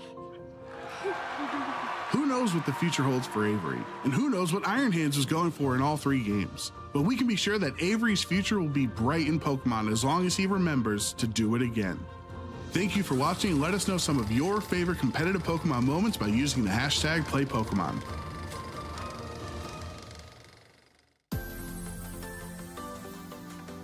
Hi there, I'm Anna Prosser. We're just outside the competition floor of the Pokemon North America International Championship, and I'm here with Gumi in the Play Lab. Gumi, what is the Play Lab? It's a nice, easy 3-step streamlined process where players can learn of all ages, all experiences, how to play the Pokemon trading card game. What are those 3 steps? So we've got Pokécatch, we've got Attach and Attack, and 30 card demo decks, which they all get to take home. That's exciting. You're holding something as well. What's that? So this is a little research folder. It's got little baby steps throughout the whole process. They can benchmark with little stickers or keep it all as a souvenir. So if somebody is just coming to the competition for the first time and they're trying to get involved, this is the place to start? Oh, absolutely. I highly recommend it. And I love about this is that we have family members of all around, all generations. So I love seeing grandparents play with their grandchildren. Well, that's so exciting. If somebody is like, I don't know if I'm going to be good at this, or I don't even know whether I belong here, what encouragement would you give them? I would say take a first step. You never know what, trying something new can do, and bringing on new experiences can open new doors for further opportunities and grow your community. I love that. And who knows where it could take you next, all the way maybe to the top here at the Pokemon North America International Championship.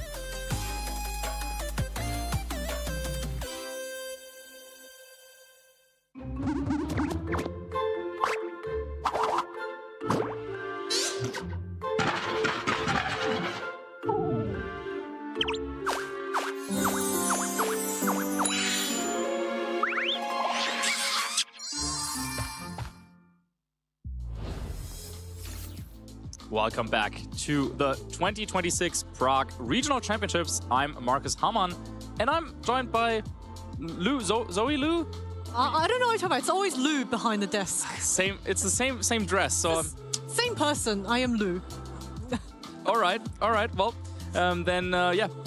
How are you doing, Lou, after the previous set? Did you watch any of that? Oh, that was so thrilling. Marco showing us time and again why he is one of the best players in the competitive scene. And one thing I find really fascinating about watching Marco play is that he has this tendency to always lose game 1 and then use that loss to his advantage to then adapt and make a comeback in games 2 and 3. And it was just so thrilling and so dominant in the way that he was able to slowly pick apart at his opponent's team. Yeah, he's definitely one of those players who doesn't really go for the fancy kind of reads because, well, he doesn't need to. His understanding of the game is at such a deep level that he will play with such foresight and also using the information given by his opponents to his advantage. And then, coming out on top in that previous set, now at 5-0 in the rankings. Yeah, not a surprise. He's done this time and again. And one thing I do find really fascinating in that interview that he had was that he said, Calyrex, Ice Rider, and Miraidon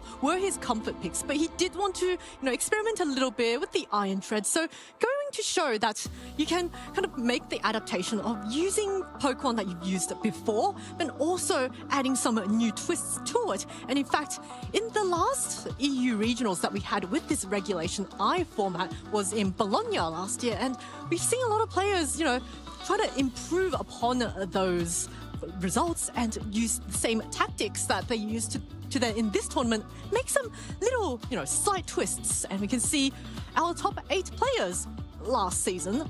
Yeah, of course. That was a big tournament for Calyrex, Shadow Rider, and Zamazenta. And this was right before NAIC, I think 1 week before NAIC, in fact. And we also saw a lot of the players that did well here then do it again over in NAIC. For example, Ruben then finishing with a top 8 finish over there as well. And also Francesco Piopero doing quite well there as well with the Terrapagos team. Well, he is still using Terrapagos here today in Prague.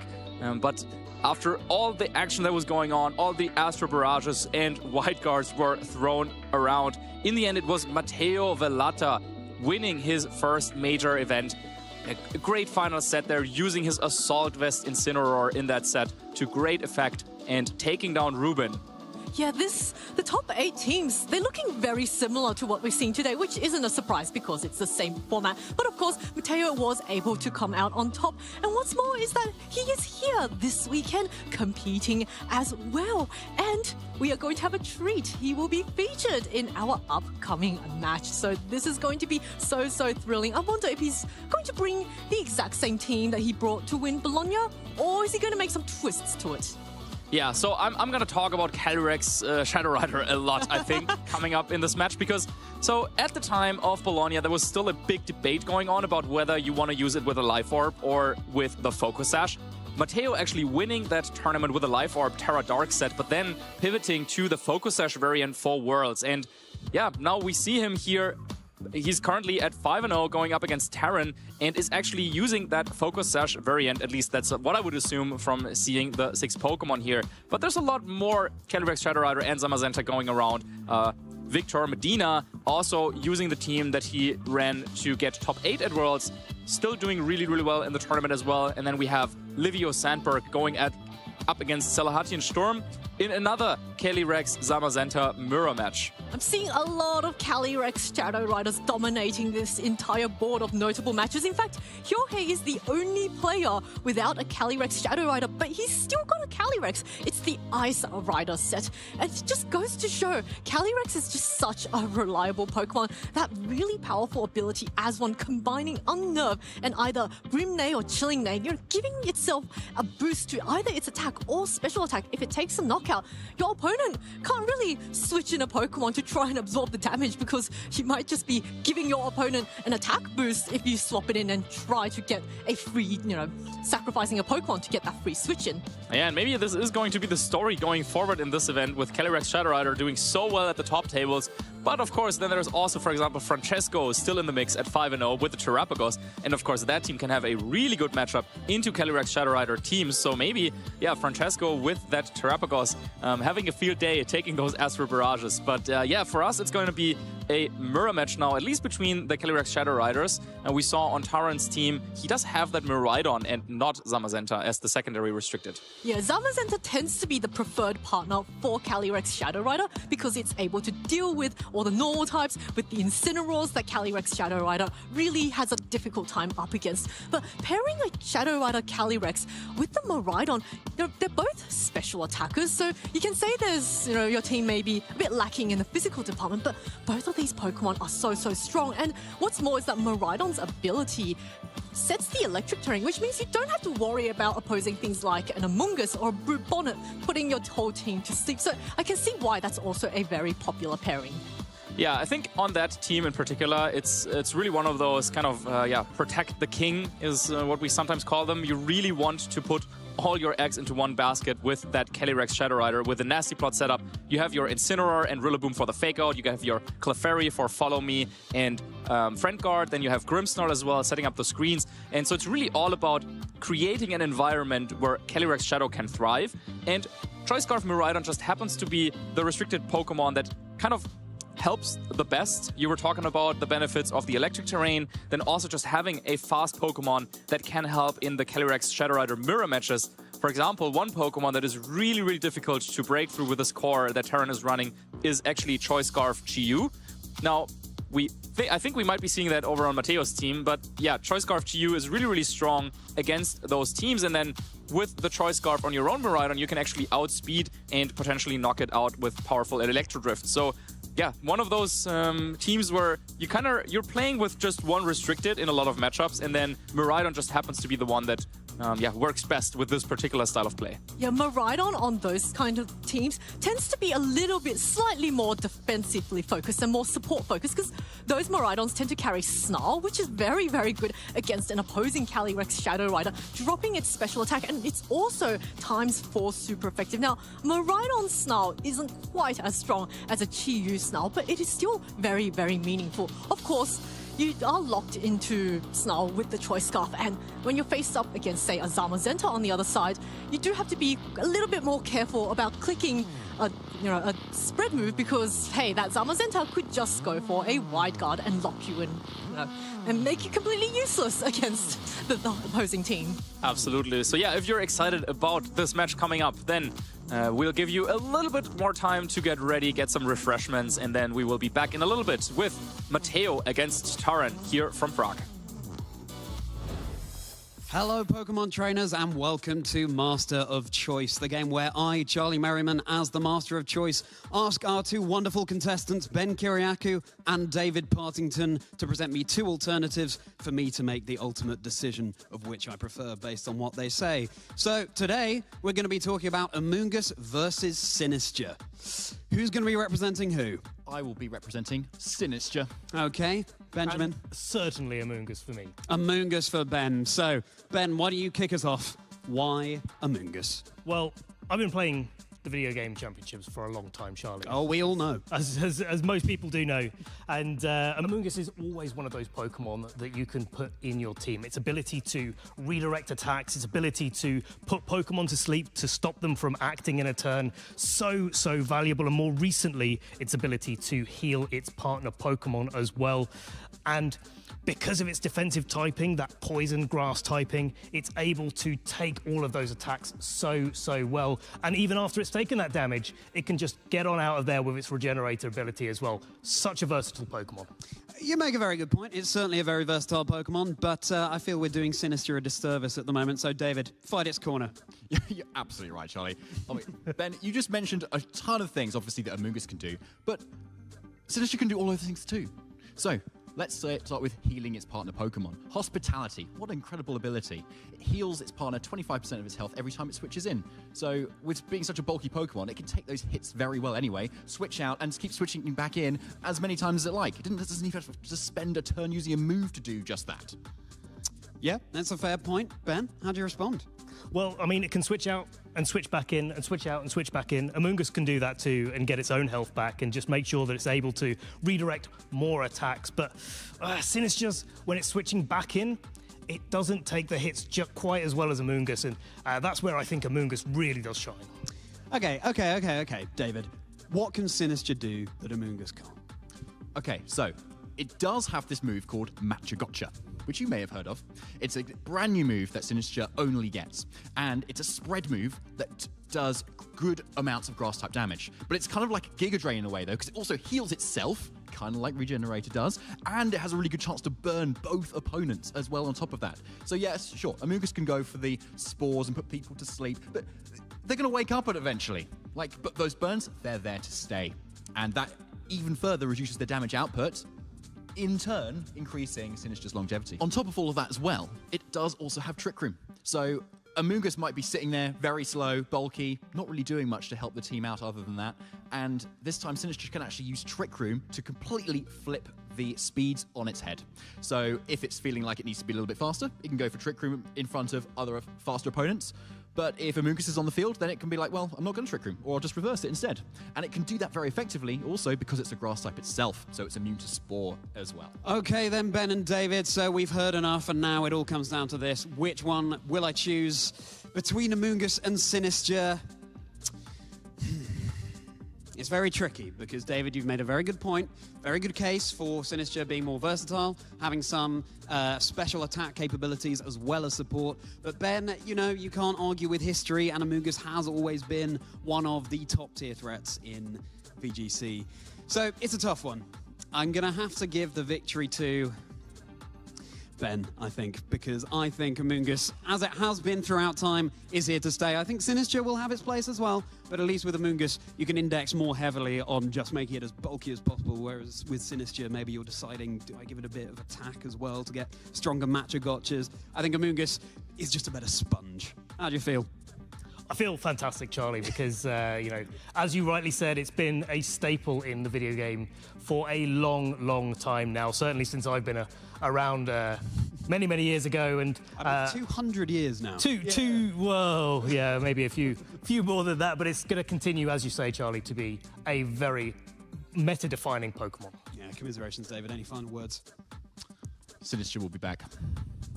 Oh, them fighting words. And so David goes away to drink a little bit of tea of his own, reflect on what's gone down as Ben celebrates his victory. Thank you so much for joining us, trainers.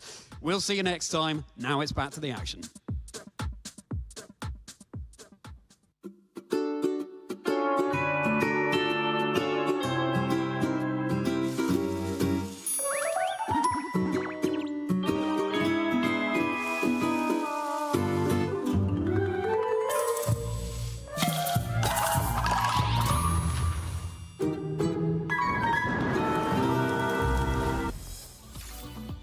And we're back behind the desk here. I hope you used this short break, maybe get some drinks, get some snacks.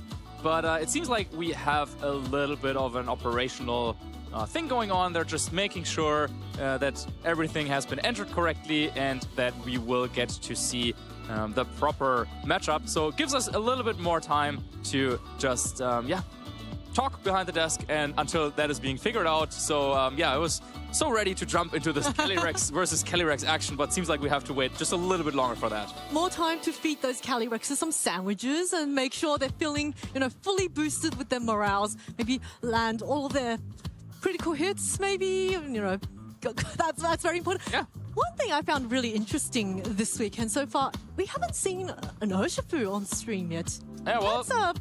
We saw it on the team, on Marco's team, and also on Akhil's team, but neither of them brought it. Yeah, that's true. But it also gives us a little bit of time to maybe talk about some of the ways how you at home might be able to participate in some of our tournaments. If you are watching this and you just think about, okay, maybe I want to try and give this a go, maybe with Pokemon Champions coming up, maybe that's the time when you really want to hit the tournament scene as well. And just for that, we will show you just a little bit how to navigate, because, well, it can be a little bit overwhelming at first, like, okay, wow, like, where do you start? There's so many tournaments happening everywhere, the excitement is there, but let's have a look at how you could start your competitive journey.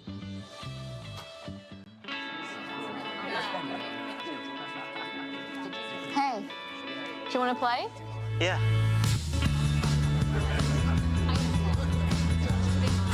Nice. One shot? Wait, yeah.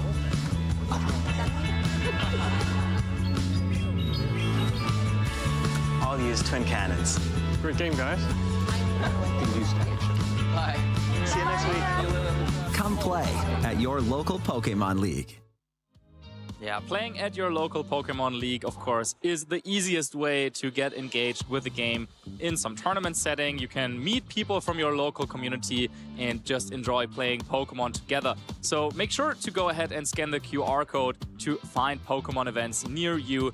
And, well, I can just speak for myself, but I really enjoy going to my locals once a month, just catching up with everyone and then playing some Pokemon as well, of course. It's a great way to dip your toes into the game if you're new, or just a great way to catch up with all of your friends. And I still remember my very first locals. I'm terrible at directions, so I got lost and I couldn't find the venue. Oh no. But I walked past a group of people who said, Charizard is really strong. I was like, okay, I will just follow them. And I ended up making friends with them. And it was just such a good way to build up confidence and allow you to, in the future, maybe step into the regionals and test out your teams against even stronger players. Yeah, and I mean, then look where it took you, right? From back then, getting lost, and getting guided by those Charizard fans, all the way to winning OCIC just a couple of months later. Yeah, Pokemon has been just such an impactful part of so many of our lives, and I'm sure for you viewers at home, Pokemon has impacted your life in such positive ways. So let us know in #PlayPokemon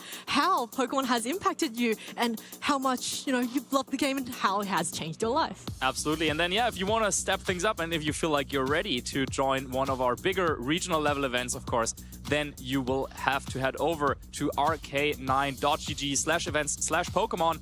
And you can also, of course, sign up for those tournaments as a spectator. So even if you just want to see what all of this is about and without playing yourself, of course, that's also possible. And yeah, then you can enjoy the show from the front row. There is so much to do at each regional and each IC as well. A lot of side events. There's a lot of things like Chaos Cup, which I absolutely love. And then there's Malamar Cup, which is my personal favorite. You've got to play with your Switch upside down. So yeah, have fun with everything reversed, because if you think you're clicking the left slot move, you might be ending up clicking the right one. I'm still trying to get my head to topsy-turvy around the Malamar Cup. No, that sounds fun.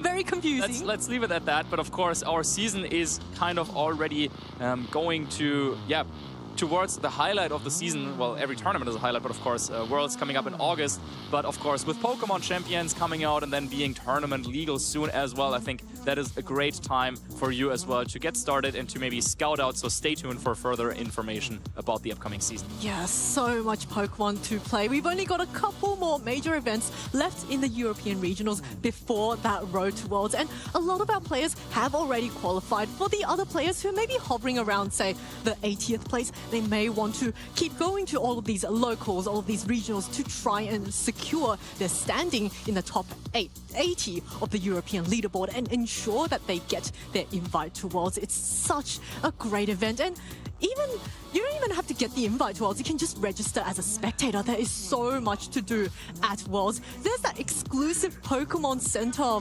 pop-up shop, and I absolutely love going there to see all the Worlds exclusive merchandise. Yeah. Always a highlight, of course, of the year and of the season. But now let's have a look at some of the highlights from our next round, because, yeah, in fact, we did have some repairing. So some of the matches actually just shaking up a little bit.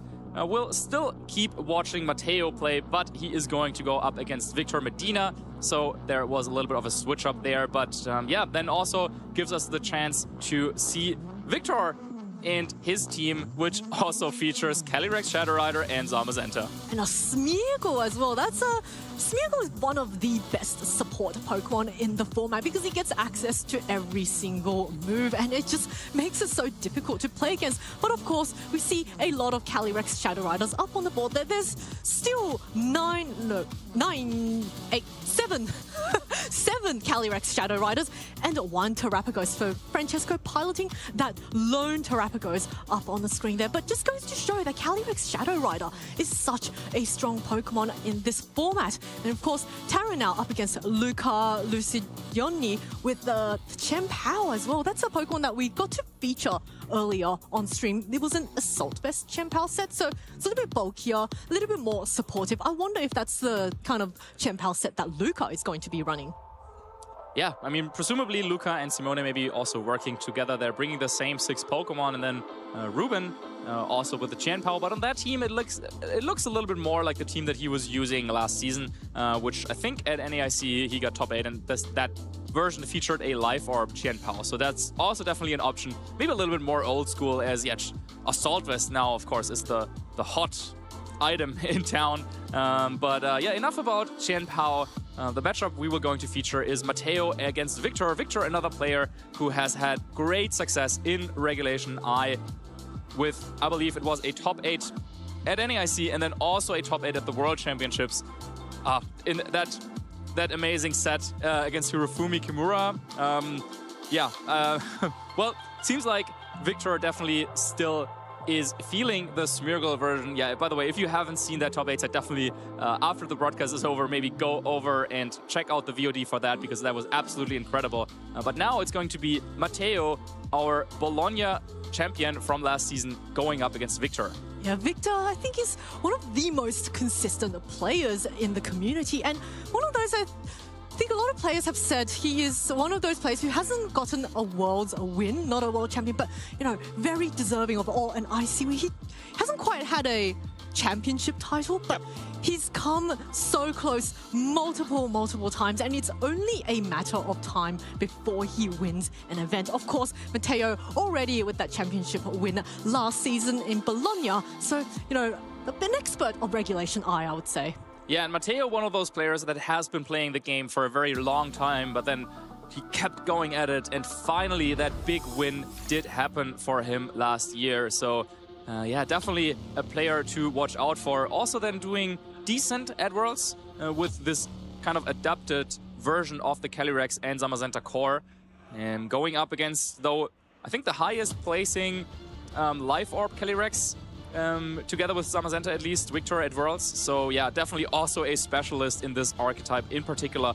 And bringing the Smeargle, yeah, that's going to be a key Pokemon for this matchup for sure. But first, let's have a look at the accomplishments of both of our players. Yes, such accomplished players. Matteo, of course, World's top 64 just last season, Bologna Special Events champion, and a lot of other top placings in other events. And of course, Victor Medina, such a consistent player, LAIC finalist, NAIC top 4, World's top 8 2-time as well, and just very recently, Frankfurt Regional finalist. So, as we said, it's only a matter of time before Victor gets a win. This could be his lucky tournament, but Matteo, of course, is not going to be making it easy. Another top player, so this is going to be such a close match as well. Calyrex Shadow Rider and Zamazenta mirror match with a slightly different supporting cast, but, you know, the core of the team is quite similar, so it just really comes down to how each player plays around the differences that their team choices have been.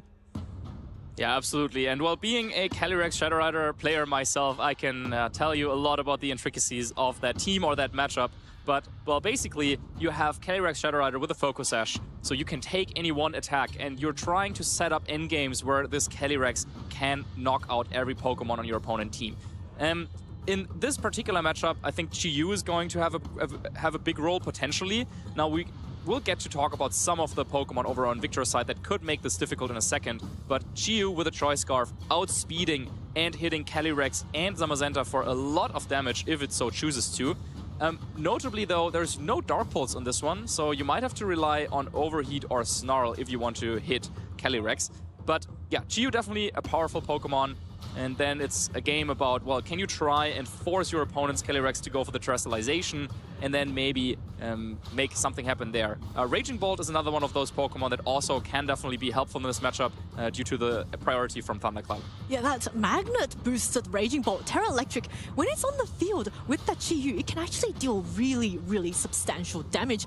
And the Chi-Yu having quite interesting move choice of Ruination instead of Dark Pulse means that it can really ignore a lot of defensive Pokemon and just take away half of their remaining HP. So this Chi-Yu could potentially be a little bit bulkier compared to regular variants of Chi-Yu. And of course, Victor's team on the screen here, it is going to be Shadow Rider Calyrex, this time with the Life Orb, paired with Zamazenta, Incineroar, Smeargle, Raging Bolt, and Rillaboom. So the two teams are actually quite similar, just very different support casts. Yeah, definitely a little bit of a different game plan that Victor will want to go for. So you don't have the security of the Focus Sash, but with Terra Dark, you can allow your Calyrex to take those Astro Barrage as well. So yeah, unless something crazy happens, the Terra for all games will be on Calyrex Shadow Rider for Victor. And then having not the double, but the triple fake out here with Incineroar, Rillaboom, and Smeargle really allows you to get those free turns for Calyrex. So usually you wouldn't want to bring all three of them, but it allows you to kind of pick the support cast that you feel like matches up best into your opponent's team. Now, we were talking about the Choice Scarf Chi-Yu over on the other side, so I feel like the supporting cast that Victor chooses for this matchup should be something that matches up well into the Chi-Yu. So I wouldn't be surprised if the Rillaboom, for example, was left behind just because of how difficult it would be to go up against the Chi-Yu. Yeah, Rillaboom does not enjoy facing up against a Chi-Yu. It's quite interesting that both players have a Dark and Fire typing, just a very different Pokemon. One is a Chi-Yu, one's an Incineroar, and then both players have a Follow Me, one in Ogerpon and one in Smeargle, and then they've also both got Raging Bolt and Rillaboom. So it kind of goes to show that this is the kind of team composition you want to use. You know, a little bit of a Follow Me support paired up with some grassy terrain boost that the Rillaboom can bring up, and also that Raging Bolt just as an extra bit of damage boost output. And now our players are almost about to get ready into this game one. It is going to be Calyrex, Shadow Rider and Incineroar up against Shadow Rider, Calyrex and Chi-Yu, that beautiful shiny Chi-Yu up on the screen. Yeah, finally we get to use that after it was distributed after Regulation I was already over, but a great opportunity. Yeah, so Chi-Yu joining the field right away, and already a big decision to make there for Victor, because, well, this Chi-Yu is Terra Ghost, so it could go ahead and go potentially for a Terra Ghost and Overheat right away. That makes me think that Victor might want to go for maybe a defensive play, like you could go for a Protect and Knock Off just to get rid of that Choice Scarf right away. But then, yeah, even without the Choice Scarf, Chi-Yu is still quite threatening. Going for the Fake Out is also a little bit risky because of potential Encore coming up next turn. So yeah, I wonder if Mateo is ready to make a big call here on this turn one already.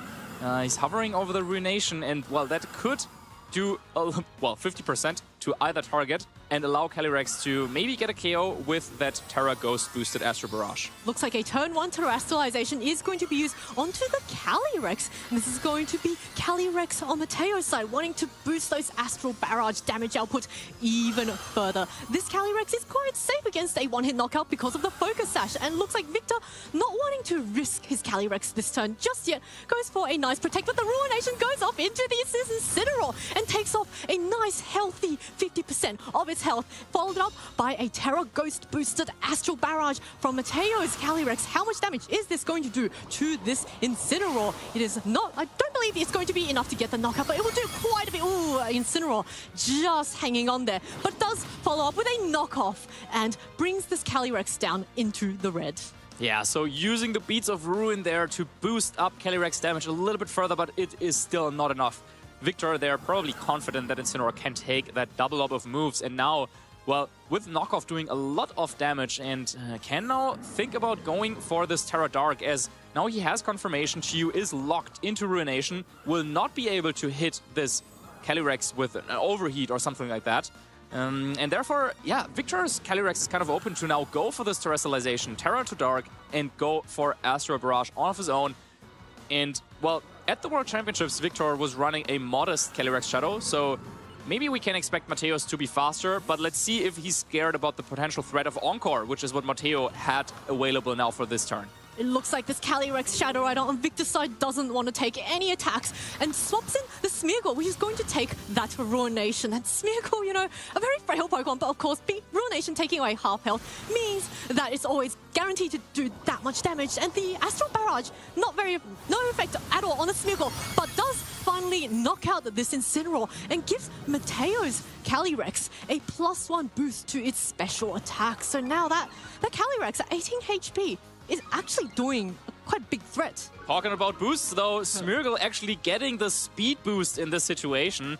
And, well, against a Choice Scarf Chi-Yu, usually Chi-Yu could still be faster, but because we have Chi-Yu locked into Ruination, it will not be able to knock out Smeargle. So, well, what didn't go so well for Victor in his top 8 set at Worlds, where it was his opponent actually getting those boosts. I remember that, yes. Yep. Now Victor is benefiting from that and can now switch in his own Calyrex Shadow, and he has all the options in the world. He can go for a Spore into Calyrex, he could Spore into the Chi-Yu, go for the Terra Dark on his own Calyrex, and making it kind of invincible against anything that Mateo can throw at it. So even though this was a huge turn for Mateo, getting the call correct, this speed boost definitely flipped things around quite significantly. Yeah, the Smeargle's just zooming tracks around the battlefield right now. We're going to have to see whether or not it tries to go for a Spore. Of course, Mateo's Calyrex is still a very big threat with that +1, and, you know, he might be forcing Victor's Calyrex into a Terra Dark to try and absorb those Astral Barrages. And both of our players are taking quite a bit of time to try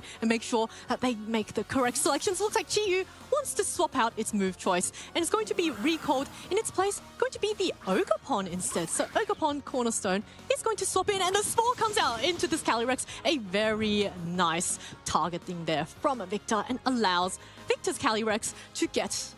for first start, Calyrex is going to take the first turn of Snooze, and now Victor's Calyrex is going to finish off with an Astral Barrage. Yeah, great play there by Victor, identifying that, well, even if Chi-Yu stays on the field, it can only go for a Ruination, and that's not gonna get a KO kind of ever. But now, with the Spore and the Astral Barrage combination, knocking out Calyrex Shadow over on his opponent's side, also the Terra is now gone, and yeah, I mean, Smeargle is also carrying Wide Guard, can play around a potential Snarl. Let's see, though, what is Moody gonna do? Oh no, speed drop. Okay, well, that can be impactful, because now the Chi-Yu should be faster. So you could switch in Chi-Yu and then maybe try and, yeah, call out the move that Smeargle is gonna go for, and then either go for Snarl if you're expecting a Follow Me, or go for, say, Overheat if you're expecting the Wide Guard.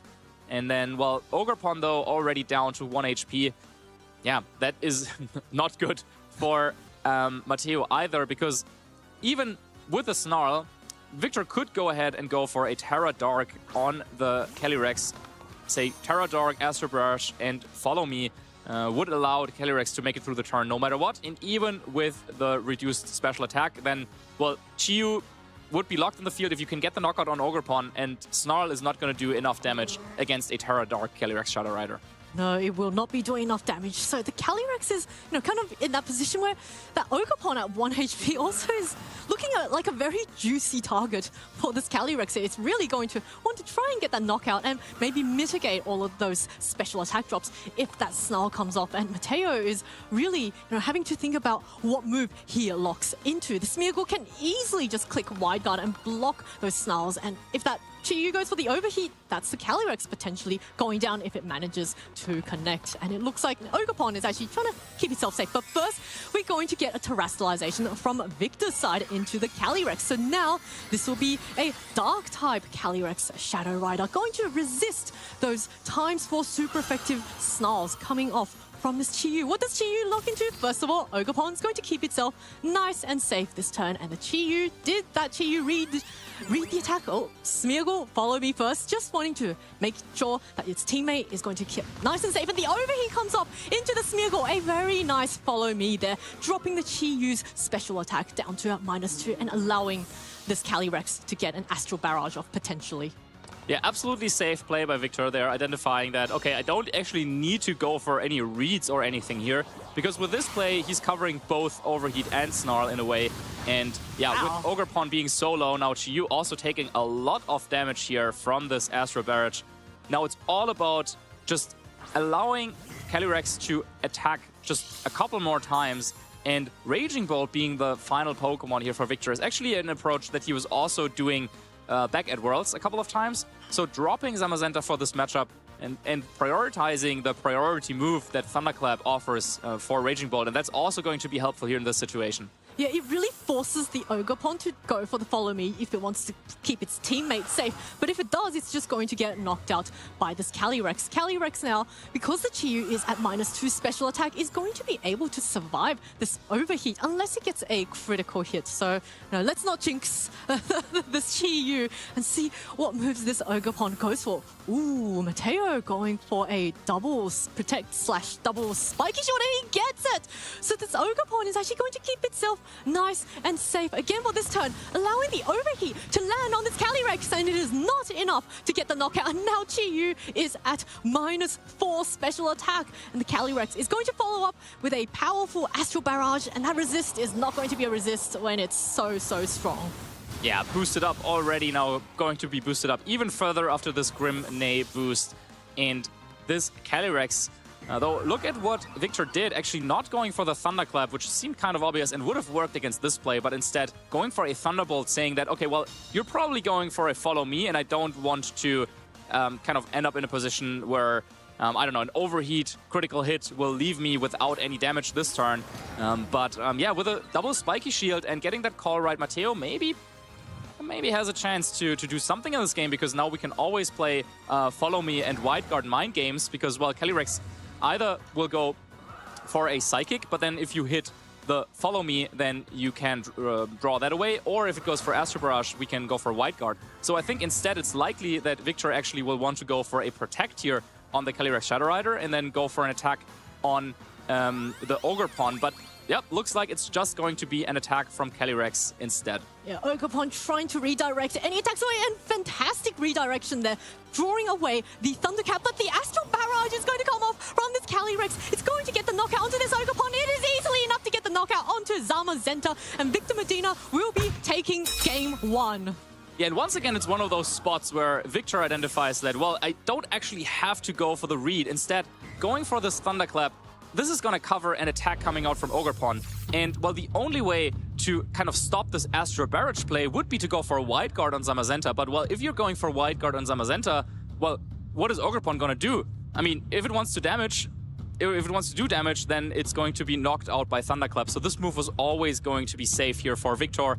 And Matteo, after what looked like a good start there, going for the Ruination, taking the first KO on Incineroar, then finally has to admit that, wow, okay, I had more Pokemon, I had more HP, but it didn't matter because my opponent was able to position their Calyrex Shadow Rider just a little bit better there in the end game. Yeah, it was such a nice pin there in the end. Like you mentioned, if the Zamazenta is going for the Wide Guard, it's not attacking. And so even though the Zamazenta does threaten that Dark-type Calyrex Shadow Rider, if it tries to go for the body press, it's just going to get knocked out by that +2 Astral Barrage. And I really like the way Victor supported his Calyrex. He was able to stay on the field at the same time. He baited the Chi-Yu into going for that overheat, and then the Chi-Yu at -2 special attack was no longer a threat against the Calyrex. One thing I do like to call out is that the Ruination actually was quite useful against the Incineroar, because Chi-Yus typically don't really like facing off against the Incineroar, but with Ruination, you don't really mind that much. You can just take away half of its health and then allow the teammate to deal the remaining 50%.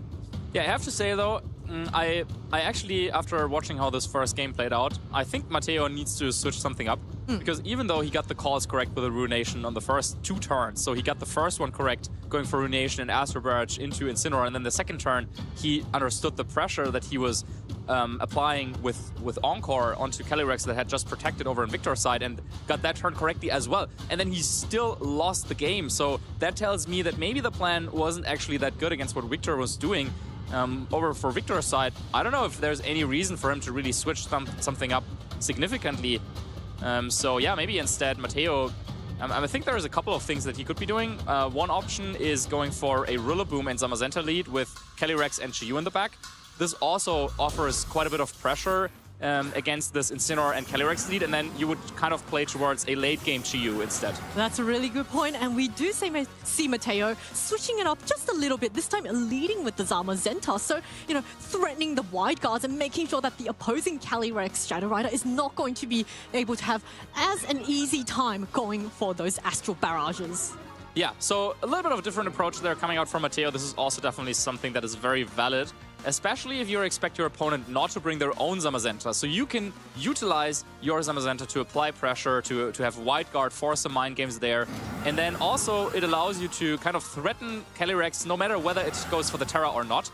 You have the faster Calyrex, so you can just go for Astro Barrage and knock it out, or you could kind of force out the Terra, predict the Terra Dark, and then go for a body press at some point. So all the pressure there on Matteo's side, and also even on the first turn, you could, if you expect a Fake Out to come out, you could just go for a couple of Protects and then threaten Encore the following turn. So definitely really, really scary positioning for Victor. Let's see how he tries to play out of this one. Yeah, there's so much pressure coming off from Matteo's side. Looks like Victor, feeling the pressure, goes immediately for the Terra Dark onto this Calyrex Shadow Rider, just to make sure that it doesn't take super effective damage from this Astral Barrage that comes out on Matteo's side. And this Astral Barrage, not very effective on either of those Pokemon. Pokemon, but leaves, firstly, the Astral Barrage coming off, knocking down Mateo's Shadow Rider into its Focus Sash and deals over half to the Zamazenta, but leaves Zamazenta wide open to go for a body press. And which target did this Zamazenta go for? It is going to be into this Incineroar and knocks it out clean off the field, and Mateo takes an early lead. Yeah, it's nice to get this KO for Mateo, but yeah, he definitely would have preferred to knock out Calyrex instead. So yeah, we got confirmation that, well, Victor's Calyrex Shadow is probably slower and also probably modest based on how much damage it did with Astral Barrage here on to the Zamazenta. But now Smeargle gets to join the field, and yeah, you can go for a fake out play potentially. You also threaten Wide Guard maybe down the line. Like right now, yeah, Calyrex probably doesn't want to go for Astral Barrage over on Mateo's side. Yeah, I think this is good for Victor. So even though Mateo took the first KO, Calyrex is down to its Focus Sash, and you have a clear passage to dealing with the Zamazenta for Victor.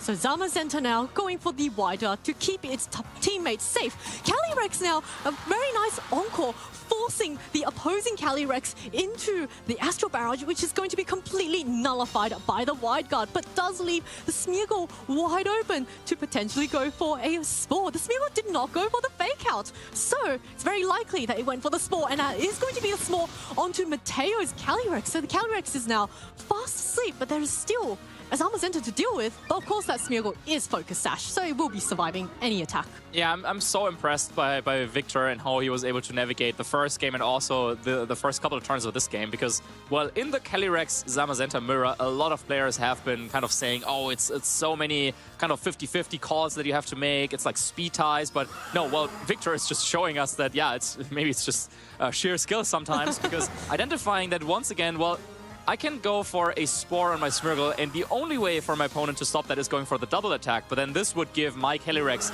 an opening to go for an attack, and yeah, it just worked out perfectly here. Mateo trying to get cute with the Encore and Wide Guard play, but now is really, really far behind. Yeah, Zamazenta once again goes for the Wide Guard, knowing that Victor's Calyrex is locked into Astral Barrage, but that does open itself up to a Spore from this Smeargle. So first of all, the Astral Barrage comes off once again from Victor's Calyrex. That is going to do absolutely nothing, but now the Spore will be coming off from the Smeargle, and unfortunately, this Zamazenta is going to be put to sleep. And now there's a Chi-Yu on the field. That is Choice Scarf, so I wonder if we're going to see a similar play of the Follow Me from this Smeargle. Yeah, well, it does have Wide Guard.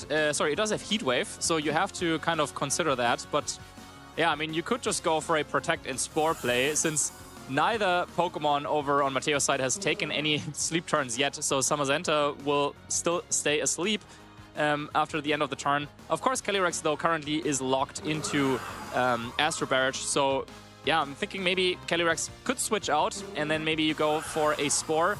And yeah, I think maybe that's what Victor is doing here. Yep, you called it. The Calyrex is going to swap out, doesn't want to take any attacks. Raging Bolt comes in, a nice bulky defensive Pokemon to take any attacks from this Chi-Yu. And Raging Bolt is going to get that Photosynthesis boost first. Zamazenta takes its very first turn of sleep and now allows this Chi-Yu to get the Heat Wave off. And that's not going to do not very much to the Raging Bolt. Knocks the Smeargle down to its Focus Sash, but 1 HP is all you need to survive an attack and put the Chi-Yu to sleep. 3 out of 4 Pokemon on Mateo's side and all snoozing on the job here. Yeah, and once more Smeargle was hitting last or moving last, and so Chi-Yu also didn't take its mandatory turn of sleep yet. So, well, we have the 1 HP Calyrex fully asleep, we got the Chi-Yu fully asleep, and then Zamazenta, well, it took 1 turn of sleep, could maybe wake up this turn, but it's looking against a Raging Bolt and Smeargle combo. So Smeargle could just go ahead and go for a Follow Me, allowing Raging Bolt to go for a powerful attack. Thunderbolt might just knock out Zamazenta from this range. So yeah, once again, Victor just having all the cards in his hand to deal this, yeah, a lot of damage now after setting the board up with Smeargle, saying, okay, well, you know what, Smeargle, you did a great job, but let me bring in my Calyrex to threaten even more damage. Calyrex, now that it's swapped back in, is no longer Encore locked into Astral Barrage. We're going to have to see whether or not this Zamazenta stays asleep for another turn. It does not. It is able to wake up and go for the body press onto this Calyrex. So Calyrex is going to be knocked out without being able to dish out any damage upon coming in, but does leave Victor's Raging Bolt open for an attack. And what does this Raging Bolt do? It's going to be a Thunderbolt onto the opposing Raging Bolt. Fantastic swap in from Mateo there. Okay. Yeah, well, hold on a second there. It seems like maybe Mateo found a way back into this game there. Victor, just this one turn, maybe playing a little bit too greedy, wanting to get Calyrex into positioning, but Zamazenta waking up and landing its body press perfectly onto the Terra Dark. Calyrex knocks out the big damage dealer over on Victor's side. Now, well, it's still not over because, well, we have a Raging Bolt that can do a lot of damage. It can probably take a body press from this range, and then we have two Pokemon that are asleep in the back for Mateo. So even though this is a 4 versus 2 situation, it still feels like this couldn't be anyone's game. And now Mateo goes for his own Terrestrialization into the Raging Bolt. Ooh, Terra Electric boosted, Magna boosted Raging Bolt. These electric type attacks are going to hurt a lot. First, the Fake Out comes off onto the Zamazenta, just blocking it from with a very insignificant critical hit from blocking the Zamazenta from going for the body press, and now the Dragon Pulse coming off takes off that final remaining 1 HP from the Smeargle, and Victor's Raging Bolt is left all alone to try and take on all 4 Pokemon on Mateo's side, and that is not going to be enough to take out this solely electric type Raging Bolt. And wow, Mateo's done it. He's found a way to come back from that fairly, one-sided game 2 for a moment there. Yeah, it looked like it, but also now with the potentially faster Raging Bolt, seems like, well, this is over, and Mateo, as you said, finds the way back into this game. It looked like Victor was so far ahead. 3 Pokemon asleep at the same time for Mateo, but then Zamazenta was like, oh, okay, I'm ready for battle. I took a little nap, but oh wait, isn't there a Calyrex switching into that slot? Well, let me body press that, and all of a sudden,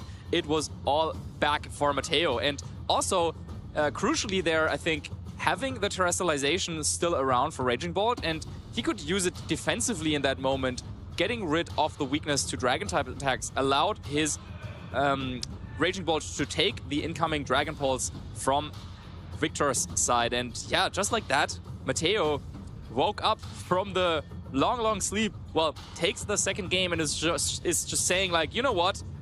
You might be a master of this mirror match, but actually I also know how to play this. Let me show you how I can come back into this, what looked like, yeah, a really devastating endgame. Yeah, that Zamazenta was like, nah, I absolutely do not want to be asleep right now. I know my trainer is relying on me to wake up and get that attack off. And one thing I do like to notice is that the Zamazenta went for a body press. It could have been a read or it could not, but it was a very safe body press into the Smeargle. So regardless of whether or not, what slot it was, I think Mateo wanting to prioritize getting rid of that Smeargle slot because that Spore pressure was just so strong. And we saw at one point all 3 Pokemon asleep and just looked so dire, but then Mateo kept his cool, was able to play his way around that, and that masterful Raging Bolt switch in to absorb that powerful Thunderbolt from the opposing Raging Bolt. Yeah, the perfect turn there for Mateo. And yeah, just really have to wonder what would have happened had Victor not switched into the Calyrex and instead, tried to do something with a Smeargle. But of course, against 2 Pokemon that are already asleep, do you really want to keep Smeargle around? Well, you want to get your damage dealers into positioning, but yeah, just waking up on the spot was what Mateo needed there. But, well, that's all in the past. Now it's time to lock in for Game 3. And it seems like we're seeing some major adaptations from both sides. Oh, it's the deciding game of the set. Rillaboom and Calyrex versus Zamazenta and Chi-Yu. There's a lot of different threats being on the field right now. That Rillaboom is quite heavily threatened by the Chi-Yu. But then there's... oh, this is quite a dynamic turn.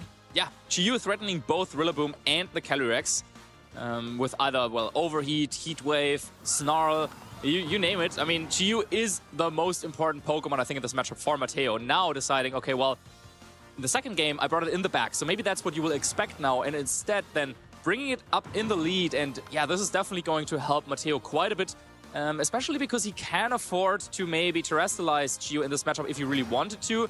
I guess at the same point, though, it's not really necessary now, and Victor goes for the Fake Out on the Terra Ghost. Always a risky play, but it pays off. Yeah, Victor, making that read and thinking, oh, you're not going to go for the Terra Ghost, and now allows such a powerful Life Orb boosted critical hit Astral Barrage onto this Chi-Yu. Chi-Yu is now in range of a Grassy Glide, and now it looks like the Behemoth Bash onto the Calyrex does quite substantial damage, but ooh, that Chi-Yu did not enjoy taking that critical hit there. Yeah, that was a little bit of a risky turn there by Victor, but it really did pay off, because now, as you were saying, with that critical hit, Chiyu in range of a Grassy Glide, and then Zamazenta, of course, also heavily threatened by this Life Orb Calyrex. So, yeah, Matteo will have to switch up his plan here.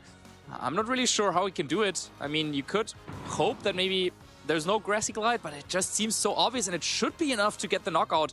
And if Chiyu goes down, then things can fall apart really quickly for Matteo. Looks like Zamazenta this turn is going to protect. So does Victor read this and go for the Grassy Glide? Yes, he does. He goes for the Grassy Glide, knocks out the Chiyu. Chiyu is down and allows the Calyrex to, of course, get an attack off. But the Zamazenta did protect. Did the Calyrex go for a nasty plot? No, it was just a regular Psychic. No, a nice move, but does mean that if Matteo brings in his own Calyrex, he could lock it into Encore with the Psychic.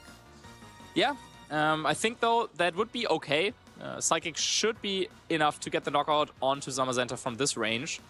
And, yeah, there's nothing to switch in for Matteo into even the Psychic. So, yeah, he's debating. He's probably thinking about switching in Rillaboom. Yep, that's what we have here. But unlike the Chiyu earlier, this Calyrex over Victor's side is definitely not in range of a Grassy Glide. And so, well, you can try and go for a defensive play with Zamazenta and maybe hit Woodhammer into Calyrex to get rid of that Pokemon. But yeah, Victor still has two healthy Pokemon waiting in the back. And so, yeah, really kind of bad position here for Matteo after how the first couple of turns went. Quite a dominant turn one as well. Could have gone the other way if Matteo had gone for that Terra Ghost and blocked the fake out onto his Chiyu. And now Matteo's in a bit of a sticky spot here with that Life Orb Calyrex exerting so much pressure on his entire team. Now the Rillaboom on Victor's side is going to be recalled, wanting to preserve maybe that grassy terrain and the fake out in the future. And the Incineroar comes out, just wanting to make sure to keep its teammates nice and safe against these two physical attackers on Matteo's side. And so the Grassy Glide is going to come off not enough to get the knockout onto this Calyrex and allows a powerful Psychic off onto the Zamazenta, and it is going to be enough to get the knockout. Zamazenta goes down and Matteo is down to his final two Pokemon. Yeah, and once again, Victor is kind of playing it safe, not risking anything there with Astro Barrage, because that could have hit into Wide Guard, instead saying, okay, well, I'm just going for the Psychic. It's going to get the knockout on Zamazenta. Also would do a little bit of chip damage to Calyrex if that switches in. But yeah, that's good enough for me right now. And yeah, it surely seems like it is good enough. Now, Calyrex over on Victor's side, though, heavily damaged. I mean, there's still a potential for a comeback here with the Calyrex if Matteo manages to maybe get a Grimnay boost somehow. And if he can call this turn correctly, I think he's going for a read here that Calyrex over on Victor's side will protect. And yeah, if that is the case, then maybe Matteo can still come back. I mean, you can never kind of call it out, or you can never say the game is over when there's still a full health Calyrex Shadow with a choice, with a Focus Sash. Yeah, if there is one Pokemon that can pull a comeback, it is going to be a Calyrex Shadow Rider. Victor now actually not wanting to let his Calyrex stay on the field and take any potential damage, swaps in for the Smeargle. Meanwhile, Calyrex on Matteo's side is going to go for the Protect, and the U-turn now not very effective onto this Incineroar. Deals a little bit of chip damage. Incineroar, of course, that knockoff is not going to do very much onto the Calyrex either. And now we've got attack on the Smeargle, but the Smeargle has a fresh fake out ready to use on the Rillaboom, not to mention a Spore as well onto the Calyrex. Yeah, and well, I said it earlier in the pregame that usually you don't bring all three of your fake out Pokemon. Well, it seems like Victor is like, well, actually, I can do it. But this puts a lot of pressure over on the Calyrex to do damage, and it's already severely damaged here. So yeah, Matteo will need to try and yeah, maybe play around that somehow, but how does he get rid of Incineroar? I think the answer is just, yeah, there's just no way. Going for the Psychic is nice, but knockoff aimed at Calyrex will bring it down to 1 HP. And yeah, there's just no way past this Incineroar. Yeah, this Incineroar is in such a strong position. Would you say it's the fake out triplets in this game? There's a lot of fake out. Yeah, well, it surely seems like it. I don't think the fake out necessarily was what really decided this game, but yeah, definitely helped. And yeah, oh my god, speed! Yeah, especially this turn one play there, really going well there for Victor. Yeah, I think at this point it's just insult to injury because, well, the game is kind of locked already. Yeah, Calyrex cannot hit Incineroar, Rillaboom cannot touch Incineroar either, so even if this was like a 2v1, well, then maybe there's a way to come back in that spot, but yeah, Matteo trying to play things out, but a player of Victor's caliber, he's not gonna let this slip. Yeah, this Rillaboom doesn't even have high horsepower to try and fish for a critical hit. Wide Guard, of course, just trying to keep Incineroar safe from any chip damage. The Wood Hammer, a very unnecessarily powerful attack to get the knockout onto Smeargle, but this gives Victor an opening to bring out another Pokemon in the back, and Victor's just in such a commanding position right now. Yeah, just also making sure that there's no way this Incineroar gets knocked out by a couple of critical hits or anything, just going for the Wide Guard there to just secure the win here. Doesn't even need to go back into the Calyrex Shadow Rider, because now it's all about denying the Calyrex over on Mateo's side any boosts. And so yeah, now with Grassy Glide being active again, Mateo is going to lock in the forfeit, and Victor did it. Takes game 3 and takes the set. Congratulations to Victor Medina, showing to us time and again why he is one of the best players in this game. He's just so consistent, masterfully piloting his team and getting that damage control on his opponent and not really making any super aggressive reads, just saying, I know that if I make the consistently better play each turn, then eventually the advantage that I build up is going to be so overwhelming that my opponent is not going to be able to make a comeback. Yeah, I think that's a great observation. And even though we were saying that Chi-Yu is so threatening in this matchup in particular, I think Victor really showed us how to keep it in check. Of course, going for a little bit of a read there on the first turn in the third game, going for the fake out there in the face of a potential Terra Ghost, but it worked out perfectly. And just like that, yeah, then once again, he had built up this advantage. But yeah, I think besides this first turn, there weren't really any like reads thrown into the mix by Victor at all. Just going for, as you were saying, consistently going for good plays, maintaining an advantage that he was able to get somewhere along the way. And yeah, in the first game, I think even though it started so well for Mateo, Victor then understanding the positioning that he needed to play towards, and of course the speed boost on Smeargle also played a role in that. I think Victor also made a fantastic call in that turn 1 of game 3, going for the fake out onto the Chi-Yu, because if the Chi-Yu had gone for the Terra Ghost, it could have easily gone the other way. Rillaboom is really not going to enjoy taking a Beads of Ruin boosted Heat Wave, and he would have been knocked down very low on its health. With that Assault Vest, it probably could have survived the Heat Wave, but that's not really something you really want to leave your Rillaboom in against. And that, that was, I would say, a little bit of a read on Victor's side, but no longer when it...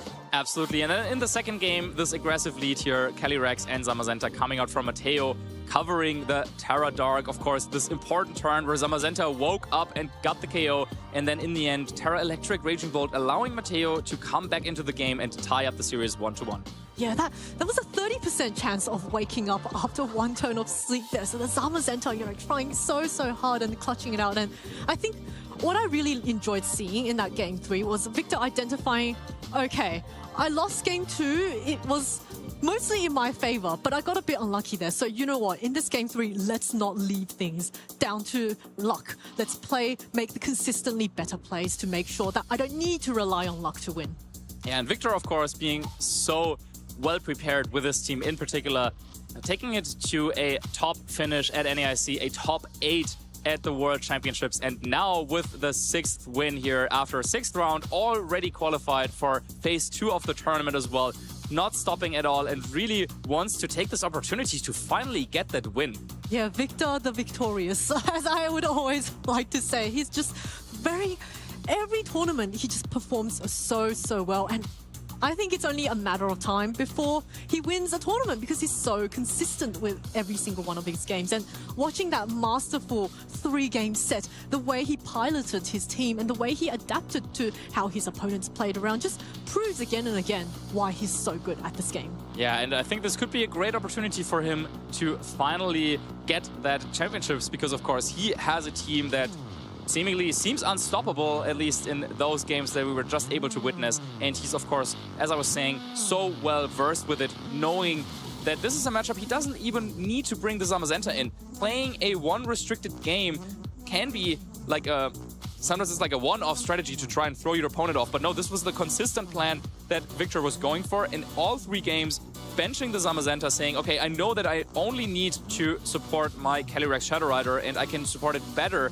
with my other Pokemon. I don't need to go for the Wide Guard kind of game plan or anything like that, but instead I just need more support. And yeah, that is proven true once more here for Victor. Yeah, and even though Victor's the supporting Pokemon, the Incineroar and Rillaboom, typically they are support Pokemon, but in that Game 3, they were actually very potent offensive threats. The Rillaboom with the grassy terrain boosted Wood Hammers and Grassy Glides dealt really significant damage, and of course, the Incineroar with the combination of Dark and Fire typing was able to heavily threaten the Calyrex Shadow Rider, not to mention it didn't care too much about that Chi-Yu either, so, and, you know, dealt super effective damage against the Rillaboom as well, so, you know, Victor, even though he brought only one restricted, he had a lot of flexible offensive options. Yeah, the priority moves that Rillaboom and Raging Bolt offer in Grassy Glide and Thunderclap respectively, playing a big role in the matchup against Focus Sash Calyrex, because usually what ends up happening is you will get off one Astro Brush somewhere, but then you need to do a little bit of extra damage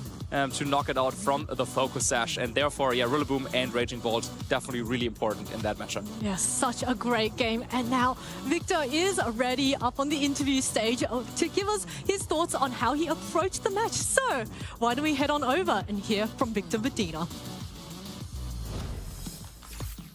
Thank you, casters. I now have the pleasure of being joined by one of my favorite Pokemon trainers of all time, Victor Medina. How are you feeling after that epic win? I'm feeling amazing. It's been a pleasure playing this tournament. Till now, I think I'm 6-0. What can I say? Right now, it's going well. I am running my Worlds team. I'm playing in a way that I have a lot of time to think between each move. And honestly, I think I'm having quite a dominant run. Right now, till now, I didn't lose a single game, only the one on stream. But it was a really, really difficult match. So not only not losing a set, but other than the one we just saw, you haven't lost a single game the whole day. Yeah, exactly. Wow, that is so impressive. And I think considering you said this is your Worlds team, it was a team you were pretty comfortable with, right? Yeah. Honestly, this meta is a lot about comfort. And I feel like the team when I spend all my hours playing this regulation is with this one. Since the first tournament of this regulation in Europe, Bologna, I played this tournament. I top cut every tournament that I played with the team, 3 out of 3. Incredible. Let's make it 4 out of 4. And it is very early to say so. Right now, I can say I day chewed. Yeah, okay, yeah, of course. But honestly, as always, it's so good to be playing here. It's amazing to be playing with in such a high level. I feel like this tournament is such a high level, even though some players may be already playing champions. I think everyone knows what they're doing.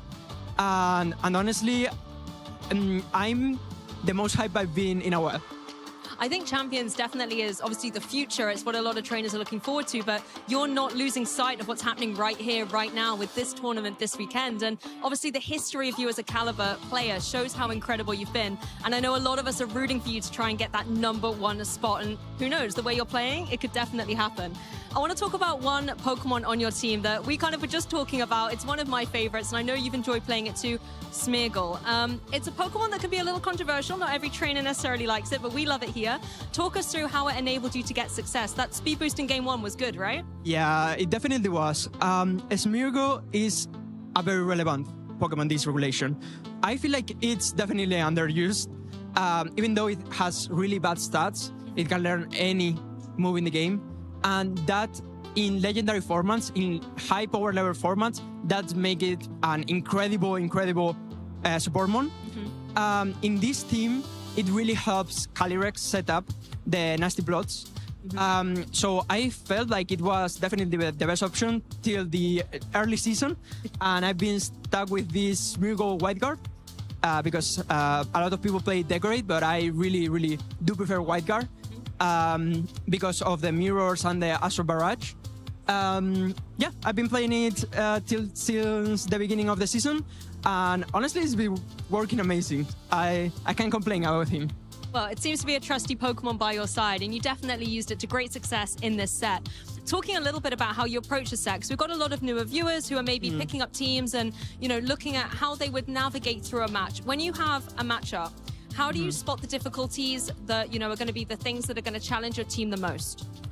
I try to focus on how to KO their biggest biggest threat, maybe. Yeah, the biggest mons on their end.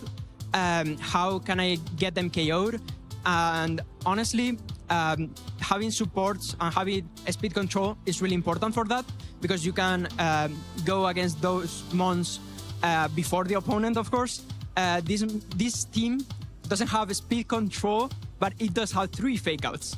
So it has a way to change things. Yeah, exactly. So these 3 fake outs plus the Raging Bolt that is Thunderclap, that it has priority, really have like changed things up and honestly try to go against their biggest threats. In this particular matchup, the biggest threats were definitely Chiju, the White Guard Sama, and the Terra Ghost Calyrex. Well, you said you like having White Guard to stop in the mirror, but I guess it's not nice to come up against it, right? Of course, it is. It is a double-edged sword. Your opponent can use it as well. That is very true, but it's really good to be able to see how you can identify them, and your team has the flexibility to deal with them, which is very important. Well, Victor, we don't want to break your momentum too much, so we're going to let you get a little bit of rest before your next round. But before we go, any shout-outs you would like to give? Of course, shout-outs to the international community. You have been super helpful. Shout-out to Antonio, Miguel, Sufi, who are playing a tournament in Granada. Shout-outs to basically a lot of people, but especially shout-outs to my eSport team, X, best team, by the way. You guys are amazing. And it's been a dream working with you guys. And honestly, see you tomorrow for the co-stream.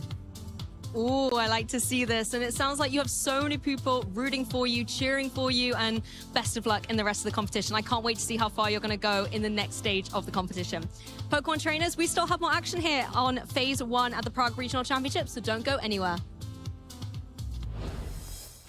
Hey Pokemon trainers, welcome to Pokemon Championships History, a series where we showcase important matches throughout the history of competitive Pokemon. In every trainer's journey, luck plays a valuable role. But what is luck? At its core, VGC is a game of risk management. The double flinch rock slide. Assessing when it's worth it to take a risk for the chance of glory. This is the game we play. Is and another flinch! Knowing every turn there's a chance the game doesn't go your way. Commentator Adam Doricott had a favorite phrase that perfectly encapsulated luck in Pokemon. You've got to buy a ticket to win the raffle. Adam believed that luck leads to opportunity, and that opportunity can make for some of the most iconic moments in competitive Pokemon. To knock out the Landorus.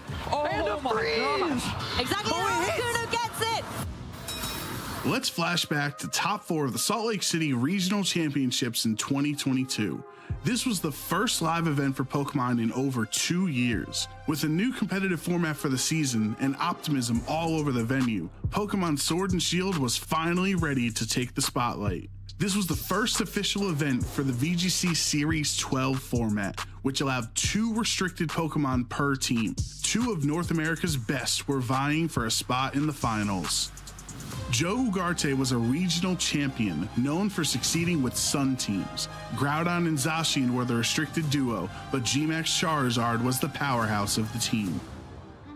Aaron Traylor, the Dallas regional champion, with over a decade of experience in VGC, was always willing to go for the unconventional play, like Dynamaxing his Whimsicott, doing anything necessary to win. Both of these trainers here in Game 3. Only one, unfortunately, can move on to the finals, and one of these guys is not going to be able to realize that dream. In Game 3, with 3 Pokemon apiece, in a tale as old as time, Groudon versus Kyogre, the combination of Sun and Gastrodon hindered Aaron's Kyogre game plan. Behemoth Blade, though, now into the Groudon. This is in the sun with the Salt Vest. It's not enough to take out the Groudon, so he will get 1 attack into Zacian, which will be enough to knock it out. Aaron is now down to his final 2 Pokemon here. After losing his Zacian, Aaron would rely on Kartana, the Pokemon he Dynamaxed in all 3 games, to bring this game back to neutral. Kartana, with the Max Airstream, takes out Groudon, so now Joe has lost his Dynamax Pokemon. It is 2-2 right now. With Groudon knocked out, Aaron would need to KO Gastrodon if Kyogre had any chance of coming back in this game. Aaron has to deal with the Gastrodon this turn. Gastrodon is finally taken care of. He is down to his final Pokemon, the Pokemon that this team is really built around. Single target Water Spout, but it is in the sun, so it does not do a lot of damage. It's up to the Sacred Sword. Into Kartana, does take it out, and there it is. And it's down with this Kyogre, unfortunately, against Zacian. Aaron's chances of winning were incredibly low, but not zero. And as luck would have it, Kyogre bought in for a chance to win the raffle. The Kyogre has to Gotta go for double protect. He gets it! He gets the double protect! Aaron with a 30% chance protects his Kyogre, and the sun is gone. And if you want to keep using Play Rough, there's a 10% chance you won't even hit. And the single target Origin Pulse does connect. Finally, something going right for the Kyogre. Does bring Zacian down to under half. You know another one will knock it out. Oh my goodness! The 10% chance comes true. Kyogre nimbly dodging the Play Rough from the Zacian. Aaron played to his outs, no matter how unlikely. The odds of getting a double protect, Origin Pulse hit, and a Play Rough miss were less than 3%. But now it was time for Kyogre to cash in. But Joe, you've got to buy a ticket to win the raffle. You sure do, Adam, and I think Aaron agrees with us. Water Spout with all that HP. Zacian is dead, and Aaron Trailer is moving on to the finals here in Salt Lake City. Kyogre wins the raffle, and Aaron Trailer proves that luck is a skill in VGC, so never give up as long as you have a chance. Thank you for watching, and let us know some of your favorite competitive Pokemon moments by using the hashtag #PlayPokemon. For the first stop of the 2025 ICs, we went to Sao Paulo, Brazil for the Latin America International Championships. Over 550 trainers competed in the video game across the juniors, seniors, and masters division. This was the big international showcase for the Regulation H rule set. No Paradox Pokemon, no legendaries, no restricteds. Just back to the basics of the Scarlet and Violet Pokédexes. With so many possibilities, trainers needed to be prepared for all sorts of team archetypes and unique Pokemon choices, and it was going to be the most experienced trainers finding the wins. The Masters Division Top Cut was one of the most stacked fields we've ever seen. 5 international champions, 2 of which were the only 2 players to ever have 2 IC wins, 1 Players' Cup champion, and a ton of regional champions. It was almost fate for the 2 double IC champs to face each other in the finals, or for LAIC to finally be won by a Latin American player. But in the end, it was Marco Hamanta Caladura Silva versus Victor Medina in the grand finals. A classic sun versus rain, with either Marco making history as the first 3 times IC champ in Masters, or Victor finally getting a win after coming so close so many times before. Championship Sunday was Marco's day. In a decisive 2-0, Marco Silva made history as not just the first 3 times IC champ, but becoming the first to defend an IC title. Heavy is the crown as Marco Silva makes history as the first 3-time international champion in the Masters Division. In the Seniors Division, Marco's little brother Pietro Silva also won LAIC, adding another IC champion trophy to his cabinet. Pietro Nihal Caladura Silva will be your international champion. In the Juniors Division, Ismail Hoki finally won his first IC. We've got Ursaluna in Trick Room, fully ready to pick up the KO, and we have it, Ismail Hoki. Now we look forward to the Europe International Championships in February, so make sure to follow along and catch all the action at Pokemon.com/broadcasts. Welcome back, trainers. Ben Kiriakou here, recapping the events of the Bologna Special Championships. This was the last event in Europe before NAIC and the World Championships in regulation set. There were nearly 700 players competing this event, and the end of Phase 1 ended with a community choice, and you chose Marco Silva versus Matteo Ferrari, where Matteo's clever use of Encore Calyrex was able to lock out Marco's Terapagos and secure a place in Phase 2 of the event, knocking out our CP leader Marco Silva. After fierce battles in Phase 2 of the event and the top cut knockout rounds, Matteo Velata and Ruben Gianzini made it all the way to the finals with a near mirror match. Only 1 Pokemon separated their team, Incineroar versus Rillaboom. And even though the remaining Pokemon looked pretty similar, there were lots of decisions that made these teams very, very different in how they played. Game 1, Ruben wins an early speed tie to gain the early momentum and uses it to KO both of Matteo's restricted Pokemon. But Matteo comes back strong and uses that trusty Incineroar to create a perfect endgame pin to win Game 1. Now, with Ruben on the ropes, can he dig deep and find what he needs to win the next 2 games and be a 2-time champion? Well, the start of the game, Matteo played defensively, but Ruben sees through it, getting a key body press into a Terradart Calyrex for a one-hit knockout. The mid-game kept both trainers guessing as they each tried to claw away a position. But again, just like in Game 1, Matteo positions a full HP Incineroar against Ruben's last 2 Pokemon, and the Raging Bolt on Matteo's side knocks out Ruben's, and without Sacred Sword, there's no way for this Chien-Pao to get back into the game. And with that, Ruben passes on the crown to Matteo Velata, your Bologna champion. So from the end of one season to the beginning of another, will any of our champions defend their title? What upsets will we see this season? Keep up to date with all of our upcoming events at championships.pokemon.com. Now, back to the action.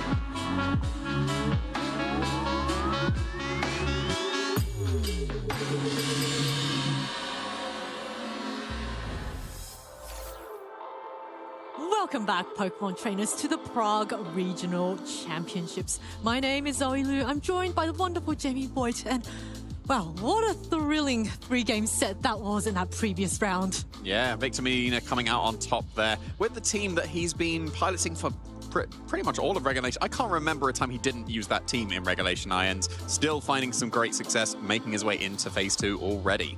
Yeah, at this stage of the metagame, I think a lot of players are just choosing to go with the comfort picks, the Pokemon that they're most familiar with, that they've used time and again. And this means that you don't really have to try and calculate all the different lines when you're facing against an opposing team that you may not be quite as familiar with. And you can just, go for the rehearsed lines time and again. And that saves a lot of brain power to let you make the important decisions later on. Yeah, but of course, that's maybe not what all of our trainers are running here. There's going to be some spice amongst the field, and I can't wait to be able to see what that's going to be. But like we said, comfort is somewhat prevailing, I would say, so far on this stream. We're getting to the point where the winning ends. There's going to be some trainers that have already got that sixth win and guaranteed their place into Phase 2, and hopefully we'll be able to feature yet another player who will be able to achieve that after this round. Yeah, that's at this stage of the game, the stakes are very, very high. A lot of players sitting at the X and 1 mark might want to secure that win, and the ones at X and 2,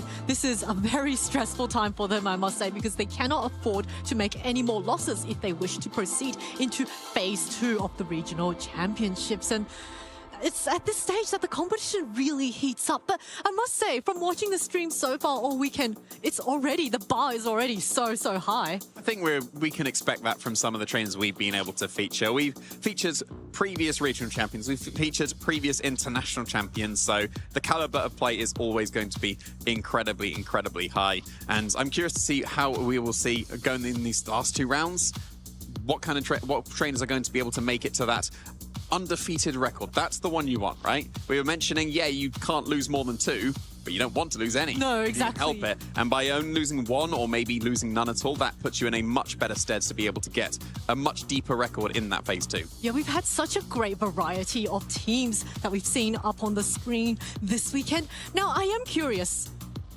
You're behind the desk, boy, but you love competing. So you could say that.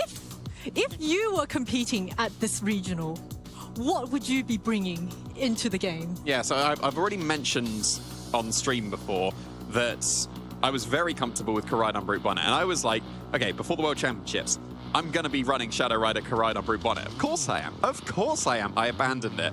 and then Koraidon Brute Bonnet won Worlds. So that is my biggest regret, and that is exactly what I've gone back to as my comfort pick. But speaking of comfort picks, but I do also obviously like to bring some spice as well. I see a Ditto and a Screamtail. Now, Screamtail isn't a Pokemon that's quite as popular in this current format. So is that going to be on a Perish Trap kind of team, or just an Encore Disable set? There would have definitely been Encore Disable. So in my most recent tournament, I brought these, well, 5 of the 6 Pokemon. It would have been a Chempao over the Ditto at that tournament, but I've realized after playing that and getting absolutely bodied by an Ice Rider Miraidon team that Ditto actually helps more in the matchups that I would have wanted. So with that slight edit, then this is what I would have brought to this tournament if I was still competing. I think that tournament, I went 5 wins, 3 losses, and that was more a skill issue on my part rather than a team issue. So I still believe in the team. It's a Calm Mind Calyrex. It's a bulk up, Drain Punch Koraidon. And therefore you get set up on both sides. The Brute Bonnet helps support that. The Screamtail helps support that with Screens and Disable and Encore. And then you got the other two to help round off the support. It's very much I mentioned also before on stream, protect the King and Queen. That's the strategy that I would have gone for with my team. But for you seem to have gone with the Ice Rider and Miraidon. That's the very classic pairing. But Iron Hands, we mentioned, did appear on the top 12 graphic, but wasn't as common. So why would you gone with that on your team? I was trying to go for a mix of the classic Tailwind setup. So you've got Tailwind and Trick Room on the same team. So Tail there's Room, yes, Tail Room. Yes. So there's the Miraidon and the Whimsicott, being able to deal out a lot of damage. And then you've got the Farigiraf that's able to block a lot of opposing fake outs. But Farigiraf can also set up Trick Room. And if it's partnered with, say, an Iron Hands or a Calyrex Ice Rider, there's 2 Trick Room enablers on that team, and then you can pair it up with that Chi-Yu that allows the Miraidon under electric terrain to dish out even more damage. So I just went for the click simple buttons and watch Pokemon get knocked out. I do have to say though, I like how Lou's always got her signature Gastrodon, and she's also picked a little Ditto there. So similar thoughts to what you were trying to bring. I think so. Well, Ditto was able to top cut the World Championships on an Ice Rider and Miraidon team, and that had an Electric Seed Sneasler on it as well. Pretty sure Electric Sea Sneasler should be over that Gastrodon, and I'm confident that is just Lou picking Gastrodon because Gastrodon is awesome, and it is the correct color, obviously. And anyone who says there's a pink one is lying. Wow, how rude to the pink Gastrodons. It's fine, I must apologize. Pink Ditto is Ditto is always pink, unless it's shiny, in which case it's blue. And also if it transforms into the opposing Pokemon. Okay, that's also true, but Ditto in its regular form is... Well, it's not really pink, is it? It's kind of purple. I guess not. And Marcus obviously rounding up. He's been finding success in the previous few tournaments he's competed in with that Shadow Rider Zamazenta. And he's added the Tornadus onto the team that has been a couple of other slots. We've seen Dragonite to have very good success on that court instead. But having that extra flying coverage, I think we're seeing Simone Sambita running very similar team to this, and that team, in my opinion, struggles with Brute Bonnet. And it seems like Tornadus might have been an extra counter to be able to hit those Brute Bonnets with that flying type coverage. Yeah, Marcus was able to pilot this exact same team to success to a top 16 to the last regionals that he attended. So just goes to show this is a tried and true team. I personally haven't tested my team outside of some small private tournaments between friends, so I wouldn't be quite as confident maybe bringing it to a game without that much testing. But Marcus, a veteran of the game, just knows exactly which Pokemon to bring into which situations. And I do really like how all of us have made a very serious attempt to, bring very meta-relevant Pokemon. I've definitely seen some less meta-relevant picks sometimes, just for the fun. So I really like this team composition. Yeah, well, occasionally, maybe slightly more than occasionally, some of my team picks aren't as serious as they probably Are you looking at the Gastrodon? No.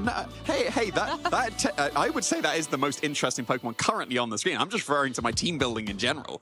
Well, if you want to be team building and if you want to be testing out those really cool team picks that you've built up, a great way to test them out is going to your locals. And locals, it's just such a great way to dip your toes into the water, get used to maybe seeing what works and what doesn't. And also, more importantly, it's a great opportunity to build up the community, make some new friends, find those team building groups, and just test against each other and get even better at the game. Yeah, you mentioned about testing your team. That would have been a great place to test it out. So check out this small video here to see how you could get involved in your local scene.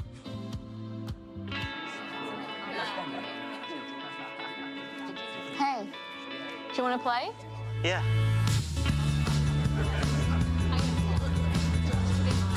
Nice. One shot? Wait, yeah.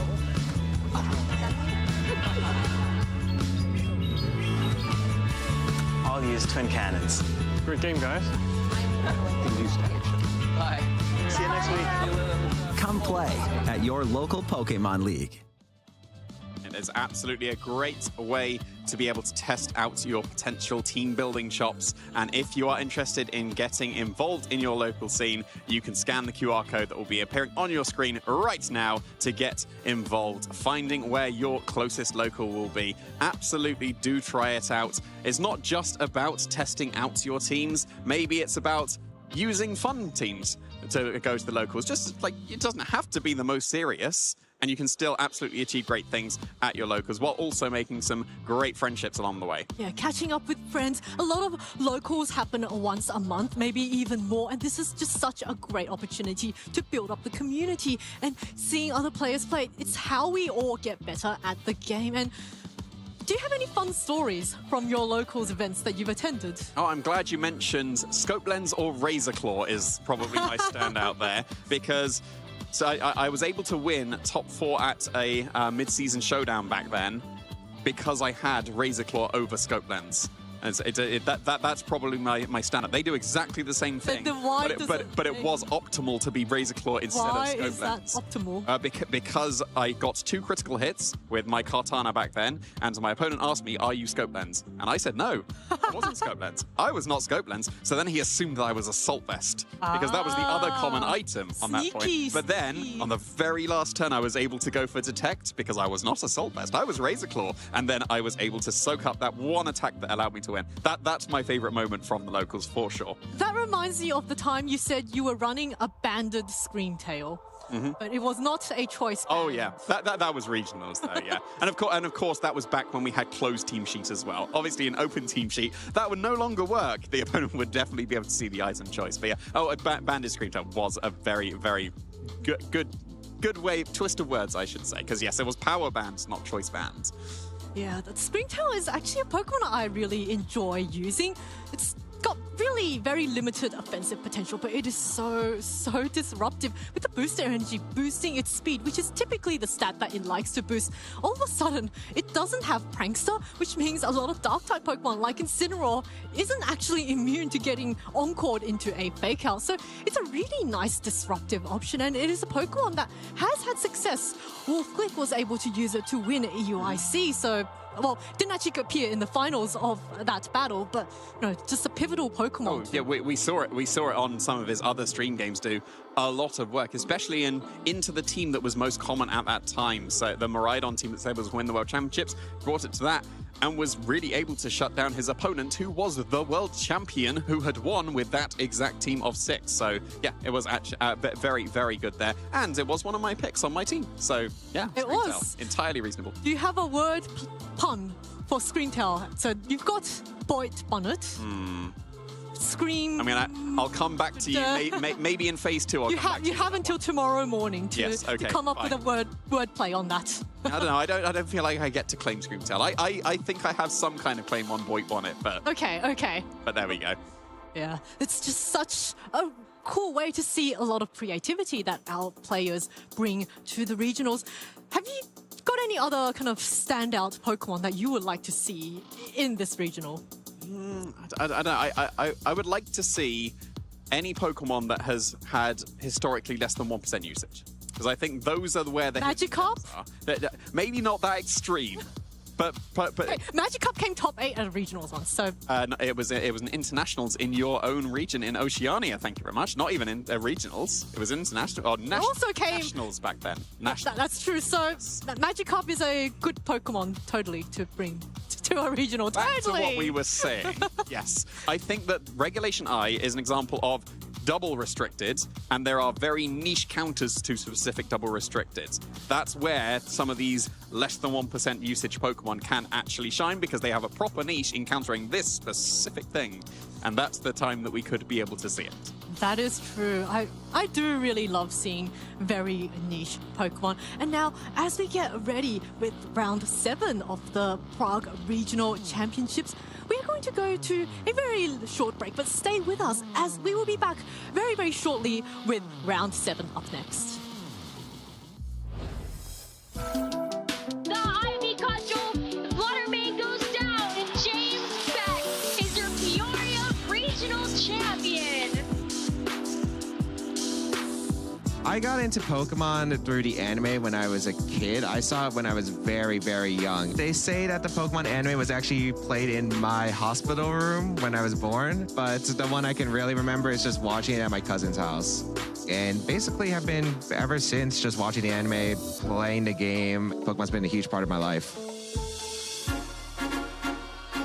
So I began competitive in 2009. I was just playing very casually. I didn't know anything about competitive. And then after the 2013 World Championship, watching the live stream, I ended up going, oh, I want to start becoming one of the better players. So I ended up studying a lot and been transitioning ever since. I was able to qualify for the 2014 World Championship, and I qualified for every World Championship since. I think what drives me to compete is that I'm just a very competitive person in nature. It's always just been a habit of mine. And one thing that I think a lot of people dream of, especially me, is becoming that world champion. And it's something I've come close to several times, actually. 2019 got top 4, and then 2022 top 4 as well. So always been trying to get that world championship title since day one. One thing that I learned is everyone's journey is very different. You'll see a bunch of new players rise up. You'll see a lot of old heads that are still around, and everyone has a different experience with Pokemon. James Beck back in top 4 of the Pokemon World Championship. There are a lot of people that I look up to, not only as player, but as an individual. I'm a huge fan of my friends like Emilio Forbes. His play is absolutely immaculate, and Eduardo Cunha, absolutely incredible friend, but also really great at the game. It's 2022 London. Not only did I get top 4, but also one of my best friends in the community actually won at that entire event. So it's always been inspiring and something that I just really treasure.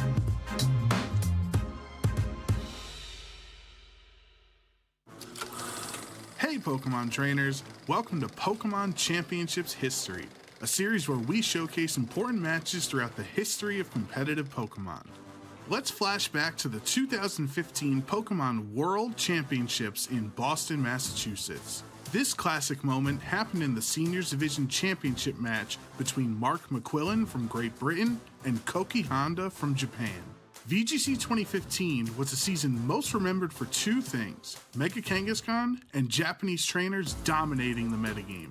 Japan this year came in full force. I mean, they really did. Yeah, they just took the junior division championships in the Masters division. They're pretty much guaranteed. I mean, 7 out of 8 top cut players in the Masters division were Japanese. So Japan's here to play, and I'm pretty sure Koki wants to be able to try to set up a clean sweep. This will be what decides the divisions. clean sweep. Oh my goodness. Mega Kangaskhan was the queen of VGC in this era, as nearly 67% of all top cut teams across all 3 age divisions had Mega Kangaskhan on their team. Mark was the last trainer who could stand in the way of Japan claiming all 3 VGC titles in Boston.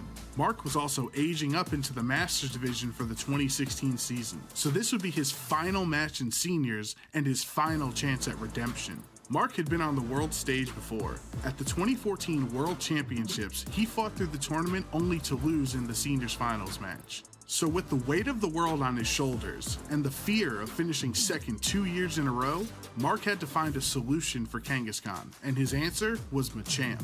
But before Game 1 could start, the casters had one simple question. Mark M, does that M stand for Machamp? Question. Mark felt incredibly confident in this matchup. He even winked at the camera when he correctly predicted a Landorus switch in. Cresselia disrupted much of Koki's game plan by setting up Trick Room and skill swapping away key abilities. When it was finally knocked out, it was time for the crowd favorite to join the fray. There's the Machamp! The crowd is going wild right now! Machamp's ability is No Guard, which disregards accuracy and ensures that all attacks hit without fail. Mark used Dynamic Punch as the main attack because without its dubious 50% accuracy, it is now 100% a problem for Kangaskhan. That's a no-guard Dynamic Punch, a move that normally has 50% accuracy, but thanks to that ability, never gonna miss. Mark finished up Game 1 in convincing fashion and was now one win away from fulfilling his dream of becoming world champion. The crowd was captivated by Cresselia and Machamp, realizing they were the ideal brains and brawn combination that was capable of defeating Kangaskhan in a format ultimately warped by its success. Did you ever think that you'd see a parental bond Cresselia and a Machamp in the senior division final championships here? I don't think that ever crossed my mind once. As Game 2 progressed, Mark built up momentum by making all the right plays. The will of the crowd had been determined, and Mark was eager to give them the Machamp sweep they so desperately wanted. We're going to see Dynamic Punch into that same slot. Ladies and gentlemen, will it pick up the knockout? It picks up the knockout. It's a crit. That is a critical hit on an incoming Mega Kangaskhan. Lost its parental bond and now lost its will to fight. Dynamic Punch is just going to punch this Heatran right in the dome. Is it going to pick up the knockout? It picks out another knockout. Mark breathed new hope into VGC by showing that no Pokemon can exist without counters. The match was forfeited. Ladies and gentlemen, say hello and congratulate, applaud, give a huge hand to your new Seniors Division World Champion, Mark Machampion McQuillan.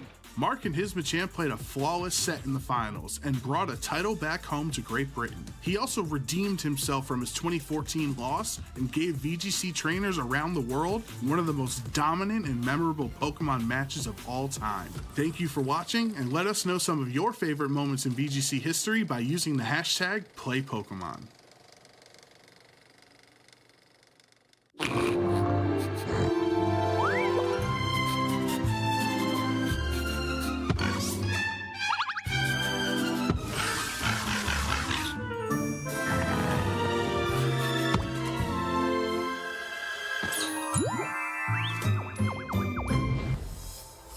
And we are back, Pokemon trainers, at the Prague Regional Championships. Our Swiss Round 7 is very shortly underway, and I am so excited to be bringing you the upcoming match. The competition is just really heating up at the stage. Yeah, and is that an indication that we're going to get more Koraidon then? Or maybe a Groudon, if we're heating things up?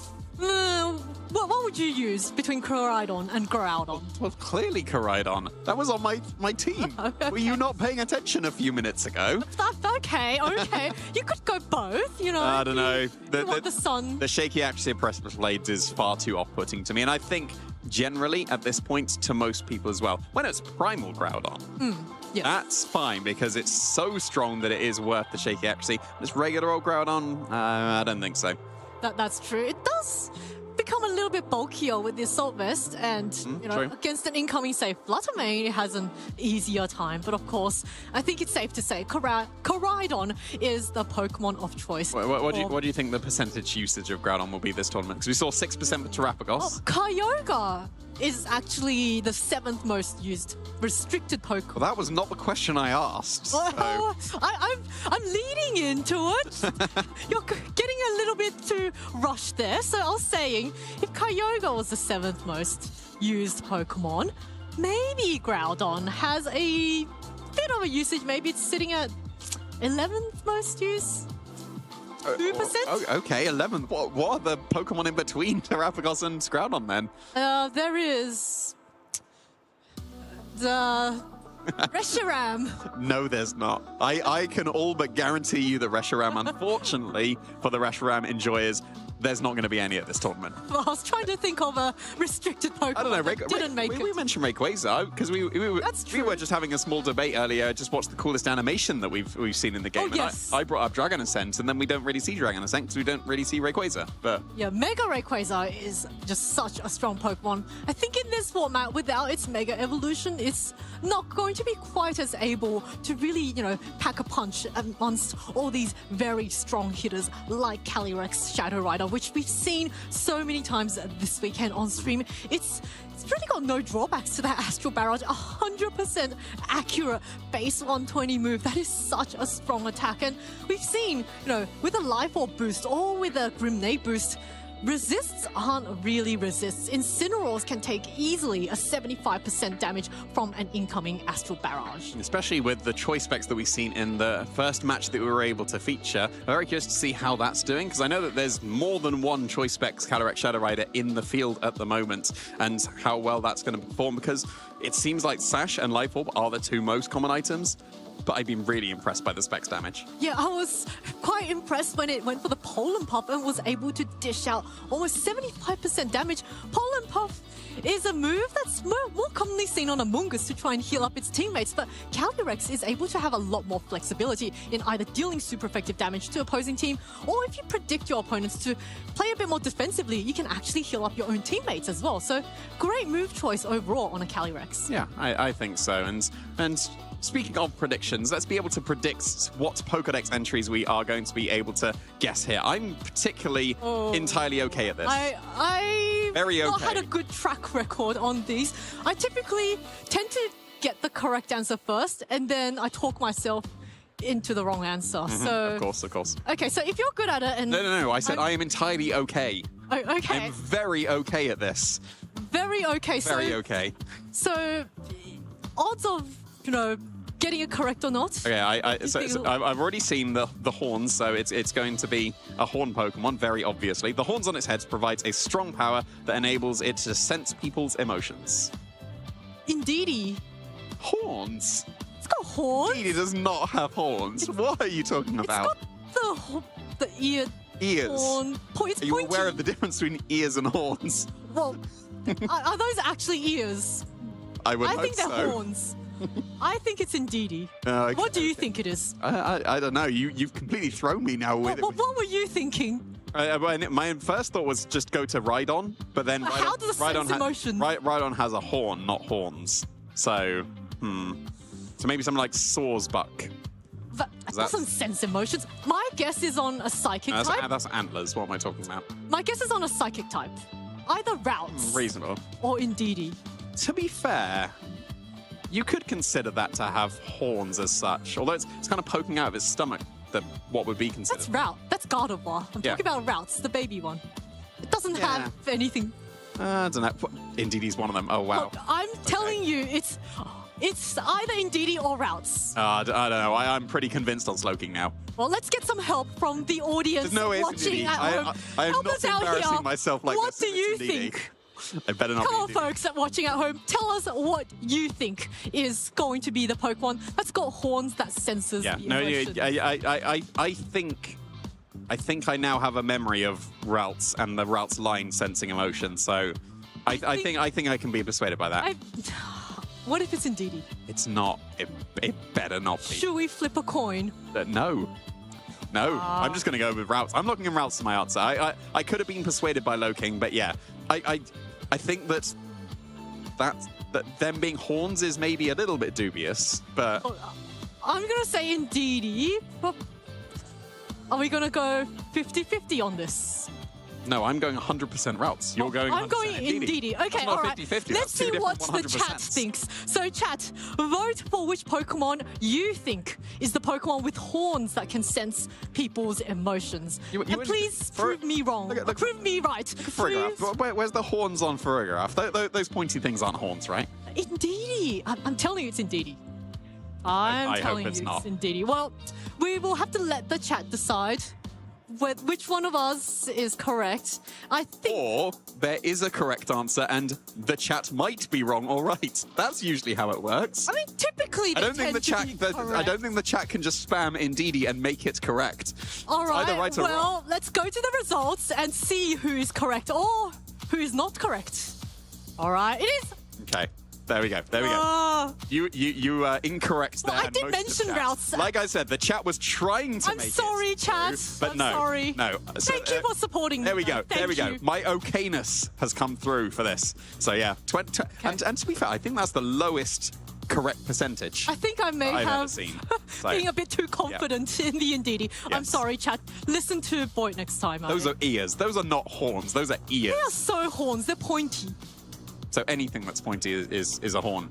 Well, possibly. But then where are...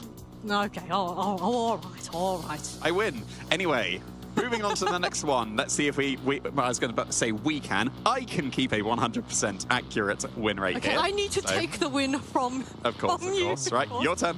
When attacked, this Pokemon will retaliate by sticking thick spines out from its body. Wow, that's scary. It's a risky move that puts everything on the line. Oh, but spines are pointy, so it should have said thick horns because everything. But it's not from the head. Okay, Right. what do you think it is? The risky move putting everything on the line is definitely throwing me off. Like Overquill? Sure, that's reasonable. My initial first thought was either Cacnea or Cacturn. Oh, that's So, a good one. Because Maybe Maractus. I was also thinking Pincurchin. Yeah, that's reasonable. Yeah, but what's risky about having spines? Well, you lose your spines if you... Yeah. Yeah, are there any other spiky Pokemon? Definitely, but none's coming to mind. Well, I've lost all my confidence after the Indeedee fiasco. Yeah, my initial instinct before we see the 4 options is either Cacnea, Cacturn, that counts as one pick, or Maractus. Not and or, it can't be both, or Maractus. Okay, Yeah, one of those. I'll say maybe Overquill. I think that's entirely reasonable as well. And, okay, Slash Quillfish, you can claim that as well. that's true. Or maybe Pincurchin, spiky Pokemon in general. So, why don't we have a look at our options? Oh, no, it does spike out a bit. Yeah. Yeah. Okay. Well, I'm totally wrong.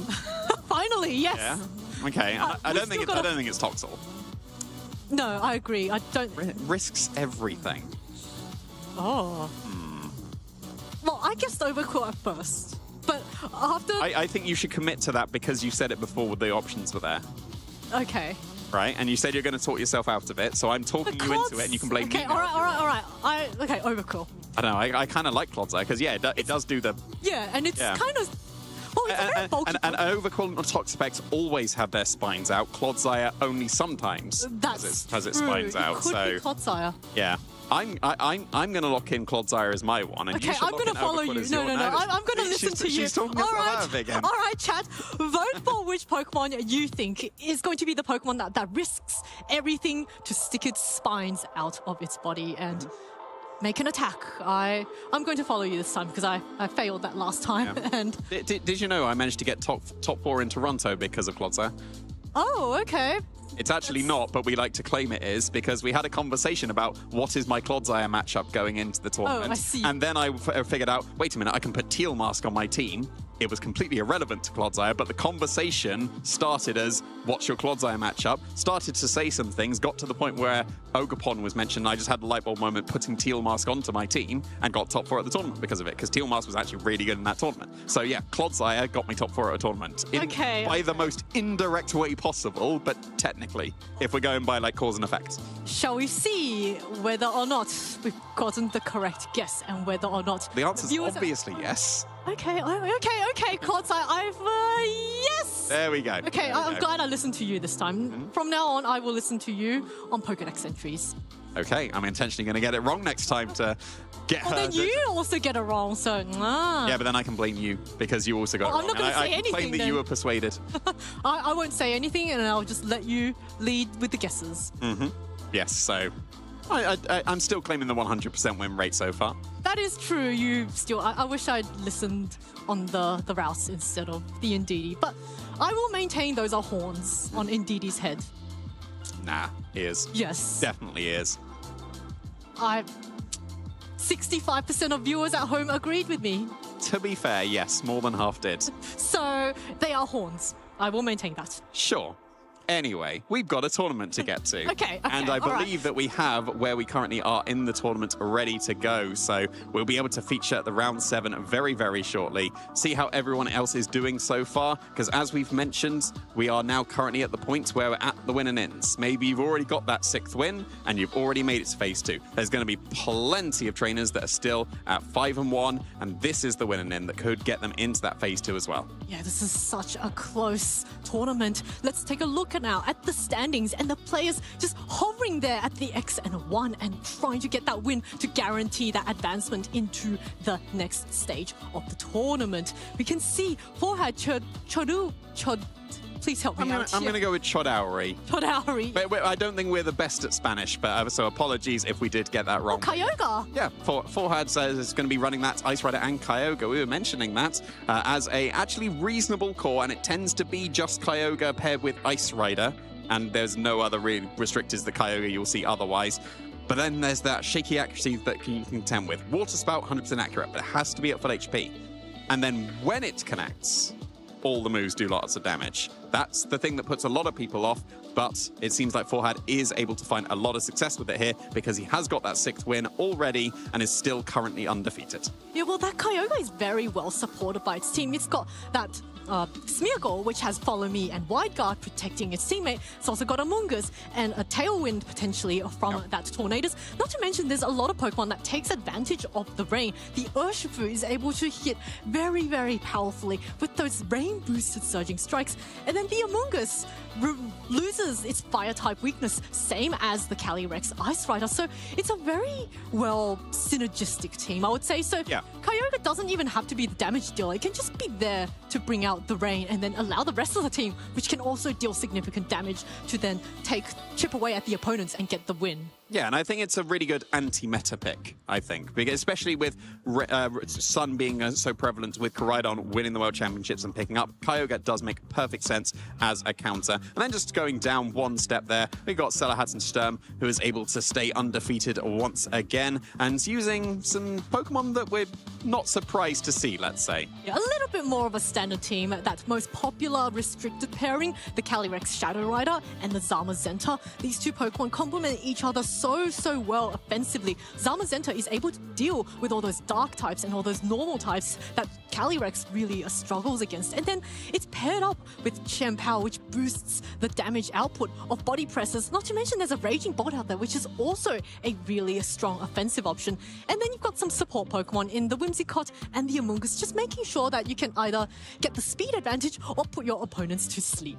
Yeah, it's interesting swapping the Dragonite for a Whimsicott. That doesn't seem like the most obvious swap around, because Dragonite was of course the one that was able to get top 4 at Worlds and win a regional championship, but Whimsicott seems to work out very, very nicely here for Salahatin. A very consistent Pokemon and a very consistent record as well. And speaking of consistency, I'd like to move down to the UK, because obviously from the UK region myself as well, Taron Birdie has been a very, very strong trainer for a lot of these generations, and is going with Calyrex, Shadow Rider and Miraidon as the pairing. Not the most common pairing. Definitely does still have synergy together though. Yeah, the Calyrex and the Miraidon both are very, very powerful special attackers, and you can see on this team it's helped by the Grimmsnarl, which typically carries Light Clay with the dual screens to, increase the longevity of the frail Pokemon on the field. And then there's also a Clefairy. It's a very cute little Pokemon that doesn't do very much damage on its own, but it's got Friend Guard and Follow Me, a trait that Mousehold commonly carries. But this Clefairy tends to be bulkier than a Mousehold, and it can just draw away a lot of really powerful attacks and allow its teammates to get those strong attacks off. Yeah, the most common Calyrex Shadow Rider that you'll see up pair with Miraidon is Draining Kiss. Whether that's Nice Spot or Calm Mind, that's personal preference. But if you've got the Draining Kiss for recovery, and then you've got the Friend Guard helping you out as well, and maybe it's Calm Mind as a special defense boost on top of that, that Calyrex can become very, very difficult to KO. Not to mention, with a Draining Kiss, if you think you've knocked the Calyrex down to, say, in the red health, actually, with a very strong Draining Kiss, it's able to regain back a significant amount of health, and it's so difficult to knock out. And when it's paired up with so much redirection and screen support and intimidate support and fake out support, it's just a bit of a nightmare for the opponents to face. Yeah, it definitely can be. And it was the duo that I brought to the World Championships. I still should have brought Koraidon though. I don't know what I was thinking, abandoning it still. But it was very, very successful for Taron here, able to get into that Phase 2. And we'll have to see who else is going to be able to make it into the Phase 2. We've got some trainers at 5-1, just needing that one more win to be able to advance to there. We'll have to see who that's going to potentially be here, as we're able to feature, a very, very nice match. Fabian Brown versus Leonardo Bononomi for our round 7 here. Wow, Fabian running, that Shadow Rider Calyrex and Zamazenta, but paired with the Grimmsnarl and the Roaring Moon, which aren't super common Pokemon in this format. But of course, you've got Stefano Greppi versus Adrian Isidoro with that Tornadus on the team, and that's typically on a Kyogre style team, but here it's able to provide that Prankster Tailwind support. Of course, Ibrahim Maroof versus Nicolas Zerdum with that Lunala Miraidon. That's not a very common pairing. I'm just seeing a lot of Calyrex Shadow Rider and Zamazenta. Of course, Forhad, whom we've just mentioned it, with that Kyogre Rain team versus Victor Medina, whom we featured earlier on the stream. Yeah, some very, very solid teams coming out all around, and a very strong round 7 that we are able able to feature here as well. Two trainers that have got very, very close to championship wins before. Fabian, I think it was this season that he was able to get top 4 at a regional, and Leonardo was able to get a double finalist placing back when we had the Players' Cups. I think it was 2 and 3 that he was able to get to the finalist position, and that one step away from that championship title. It's two very, very consistent players, and two trainers that have been playing for quite a while as well. I recognize those names from back in my day, as we sometimes like to go for in the casting day, because yes, I do at this point have to accept that I am a veteran of the game. A lot of just really strong players, and these are all going to be such a thrilling matches.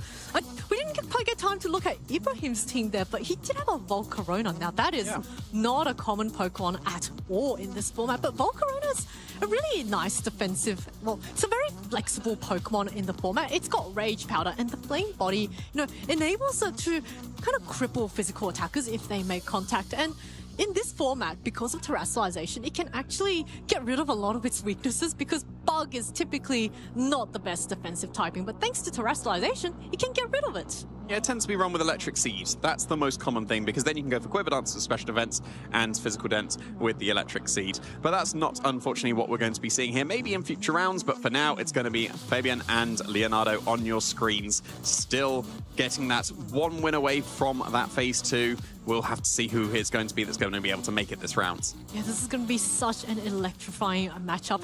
I love seeing how all of our different players play with their Calirexes, and the way that they... Because Calirexes are, when you face up against each other, you have to be very, very careful. Do you terrestrialize? Do you try and protect it? Or do you maybe go for a wide guard? And it's these choices that make the players stand out in these matchups. And now our players are getting ready on the screen. They're looking very, very focused. This is, at this point of the game, they really don't have much room to make mistakes, and they really have to try and get that win. Yeah, and as mentioned, they've had very, very consistent showings across multiple generations, multiple years of competing. I think Fabian took a little bit of a break a few years ago, but has come back very strong this season. As already mentioned, able to get top 8 at the Frankfurt Regional this season, as well as top 4 and 25 in Stuttgart. Also, very, very good placements in the recent generation that we've had. And Leonardo as well. I stand a little bit corrected. It wasn't 2 and 3. It was Players' Cup 3 and 4 that he was able to reach that finalist position. That's still an amazing accomplishment. Just goes to show these incredibly experienced trainers, incredibly consistent as well. These are players that we can expect to make, sometimes some moves that are really, really thrilling, and it just doesn't seem to make sense in the moment. And then afterwards you go, oh my goodness, that was so clever. These players are seeing several turns ahead. And that's what really differentiates a top player from, say, just a good player. Being able to see so far ahead and being able to position your pieces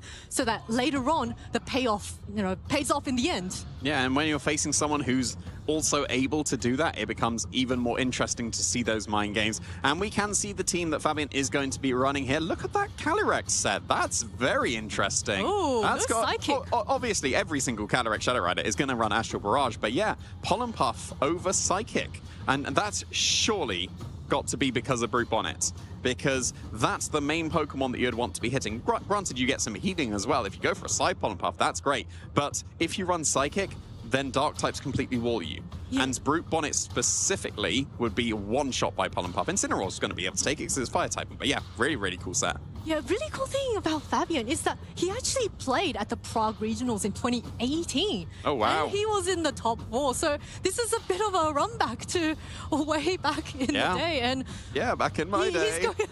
He's going to be trying to exceed that result from 2018 and maybe try and get that championship win. Yeah, and just while we're seeing it as well, there's a couple of, like, I'd consider them strange move choices here. We got Iron Defense over White Guard on Zamazenta. We got Dragon Claw over Acrobatics on Roaring Moon. We never see Dragon Claw on Roaring Moon.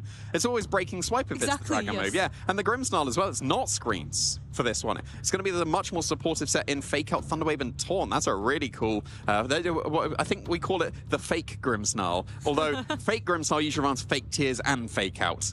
So it's half a Fake Grimmsnarl.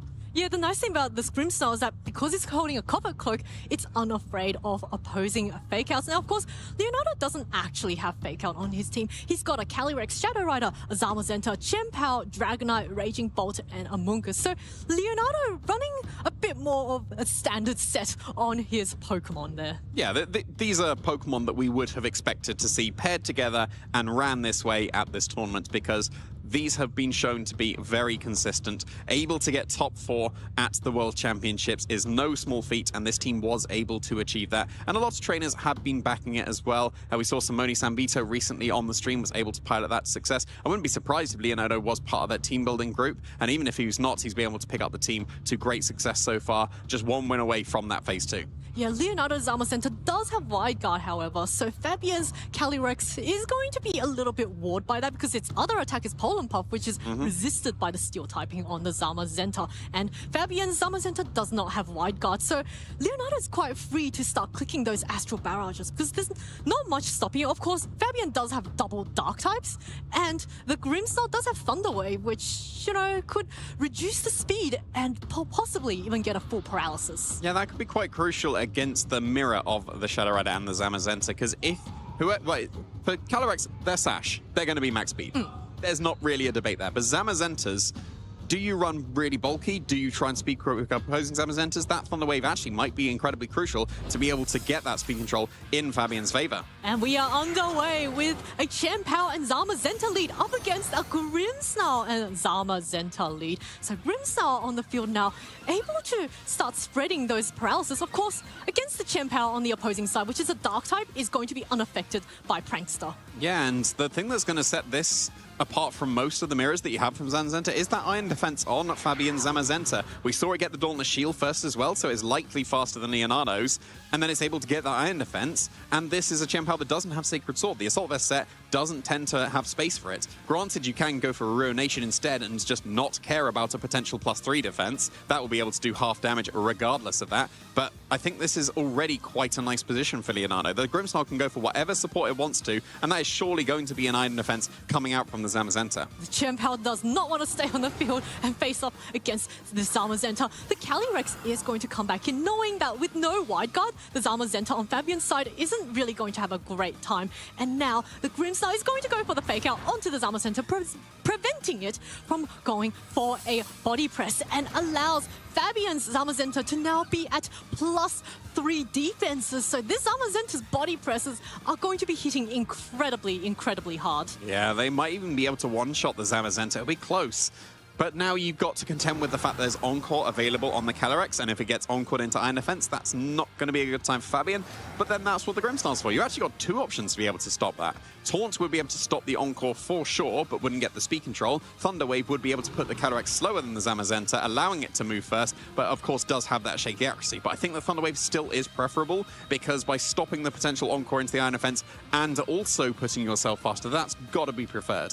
Yeah, the Encore is just so threatening from the Calyrex, and looks like actually Leonardo Zamazenta is going to forego that defense boost and swap in the Amoonguss, which is going to resist a super effective body press. Calyrex this turn is going to just try and scout out what this Grimmsnarl is going to do, and allows the Grimmsnarl's Thunder Wave to just whiff into that Protect. And now the Zamazenta with a +3 body press is not going to be very effective on the Amoonguss, but we see how powerful those defense boosts are, and deals nearly half damage to this Amoonguss. Yeah, that was very impressive for a resisted hit, and something that could set this Zamazenta apart. We see Wide Guard over Iron Defense incredibly commonly in this format, but Iron Defense already has done some reasonable work here. The Amoonguss probably still out of range of another attack here, and is going to be able to redirect any of the support that the Grimmsnarl would want to go for. So if you go for Rage Powder, the Calyrex can't be Thunder Wave this turn. And granted, you can't Encore an Iron Defense anymore, but Encoring a Body Press means that the Calyrex is completely immune to the Zamazenta and can actually kind of ignore it as well. But you've also got the Taunt on the Grimmsnarl. Yes, you could Rage Powder this turn, but then you could Taunt the Amoonguss to be able to put a stop to all of its support shenanigans it can go for. Yeah, looks like Zamazenta this turn just keeping itself safe with a nice Protect, and Grimmsnarl taunts the Calyrex, so no Rage Powders from this Amoonguss, and the Calyrex cannot use Encore after the taunt. Allows a super effective Sludge Bomb that actually deals very, very respectable damage to this Grimmsnarl. Yeah, that was very reasonable. That's going to two-shot the Grimmsnarl. So nice Amoonguss going on the offense here. And Calyrex can't go for Encore anymore. Very nicely done. That could have been a Rage Powder to allow that Calyrex to go for whatever it wants to on that turn. But now it has been taunted, so it has to just go on the offense. The Amoonguss is still open to be taunted as well. That's probably why it went for the Sludge Bomb on that turn, because if it did get taunted, then Sludge Bomb is still going to be able to do something on that turn. And actually, the something was really impressive damage. Yeah, I agree. That Sludge Bomb, Amoonguss not a Pokemon well known for being offensive, but here,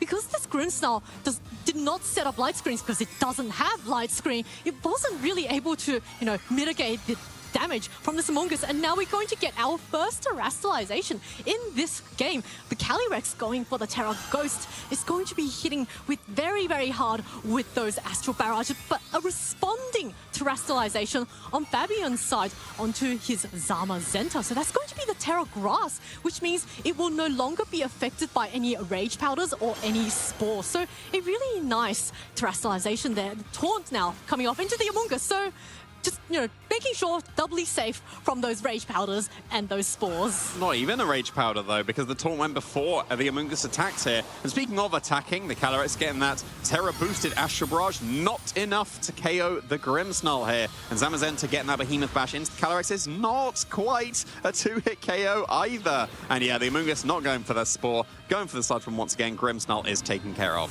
Yeah, Grimmsnarl has gone down, which means there's no more options for Thunder Wave. And Leonardo can breathe a sigh of relief that he's no longer going to be affected by paralysis. But of course, Fabian still has two very healthy Pokemon in the back that are ready to switch in. And he's got a Focus Sash Calyrex as well against two taunted Pokemon, which means they cannot protect themselves from this powerful Astral Barrage that could be incoming. Yeah, I think what needs to be done here from Fabian, we're seeing him hover over the Calyrex instead of the Roaring Moon, which could go for Tailwinds, but what you can do here, because they are both taunted, is go for an Astral Barrage and also a Body Press into the Calyrex, because if the Calyrex stays in, it's taunted, it can't protect. Astral Barrage will KO it, Body Press will be directed. If he wants to save the Calyrex, then something switching in that will be one-shot by the Body Press, whether that's the Champao or the Zamazenta that won't get his Dauntless Shield defense boost anymore. That's got to be the way to cover for any option that Leonardo can go for. Amoonguss, it could also switch out and then get the Regenerator, and whatever switches in might not want to take a Body Press either. If it's a double switch from Leonardo,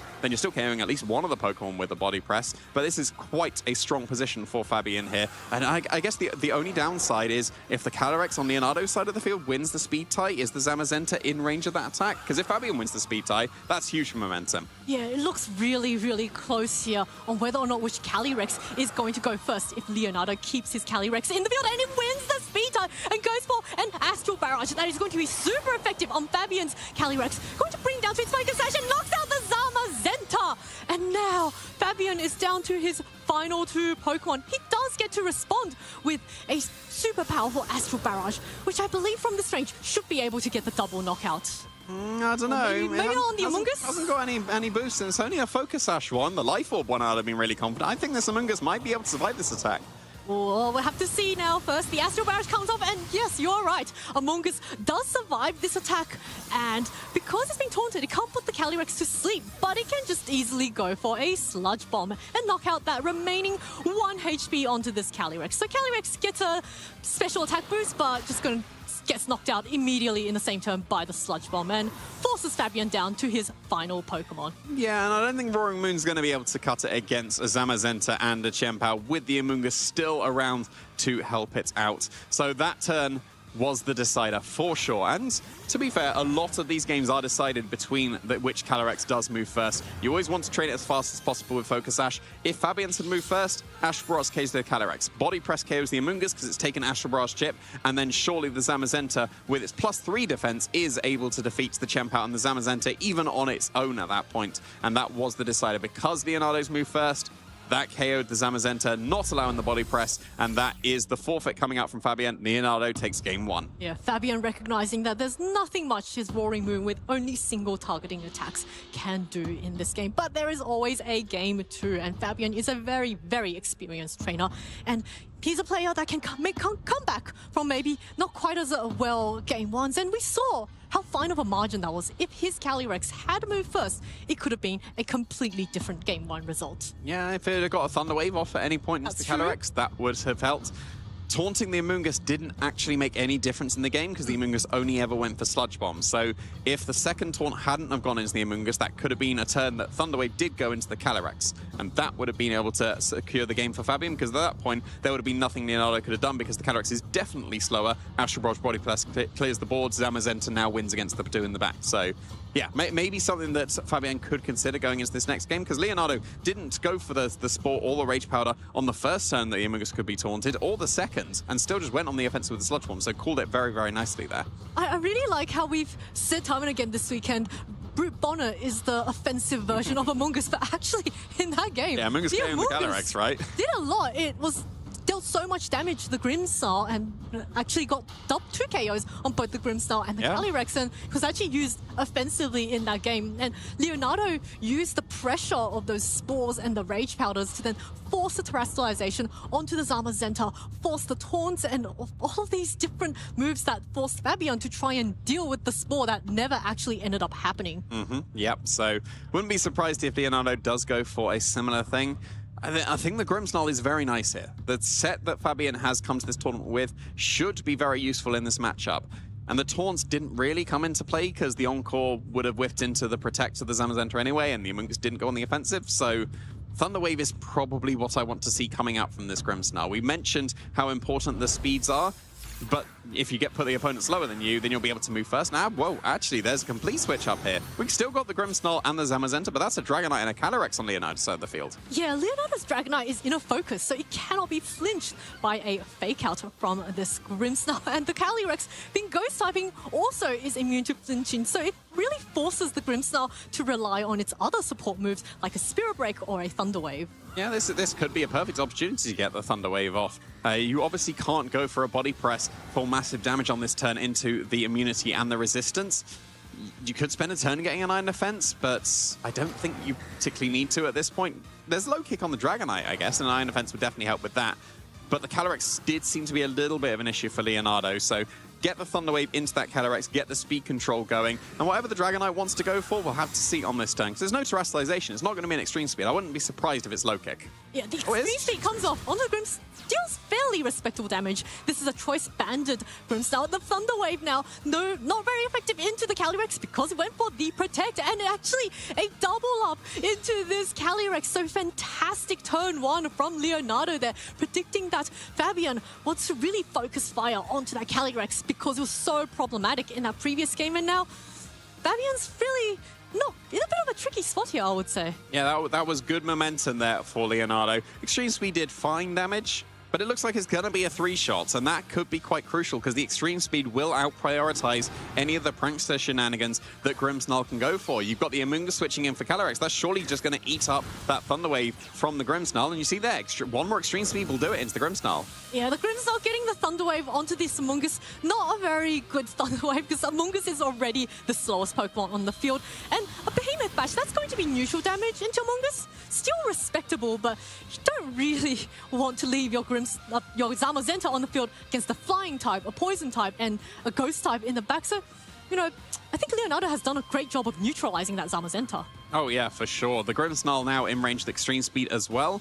You can consider switching out into the Calyrex, because then that would be able to soak up the Extreme Speed completely, and Zamazenta doesn't really care about Extreme Speed. However, if you do that, that allows the Amoonguss the chance to go for a Spore. So do you go for the Taunt into the Amoonguss to be able to definitely stop the Spore so that you can safely switch into the Calyrex afterwards, or do you just risk it? Because we've seen that Leonardo is perfectly willing to just Sludge Bomb after Sludge Bomb and then not go on for any kind of support. Well, it looks like Leonardo recalls the Dragonite, wanting to switch up its moves there, and brings out his own Zamazenta on the field, which is going to get that +1 defense boost. And our first Terrestrialization this game, it is going to be onto Fabian's Zamazenta, so wanting to keep itself nice and safe from getting put to sleep or having its attacks redirected away from the Rage Powder.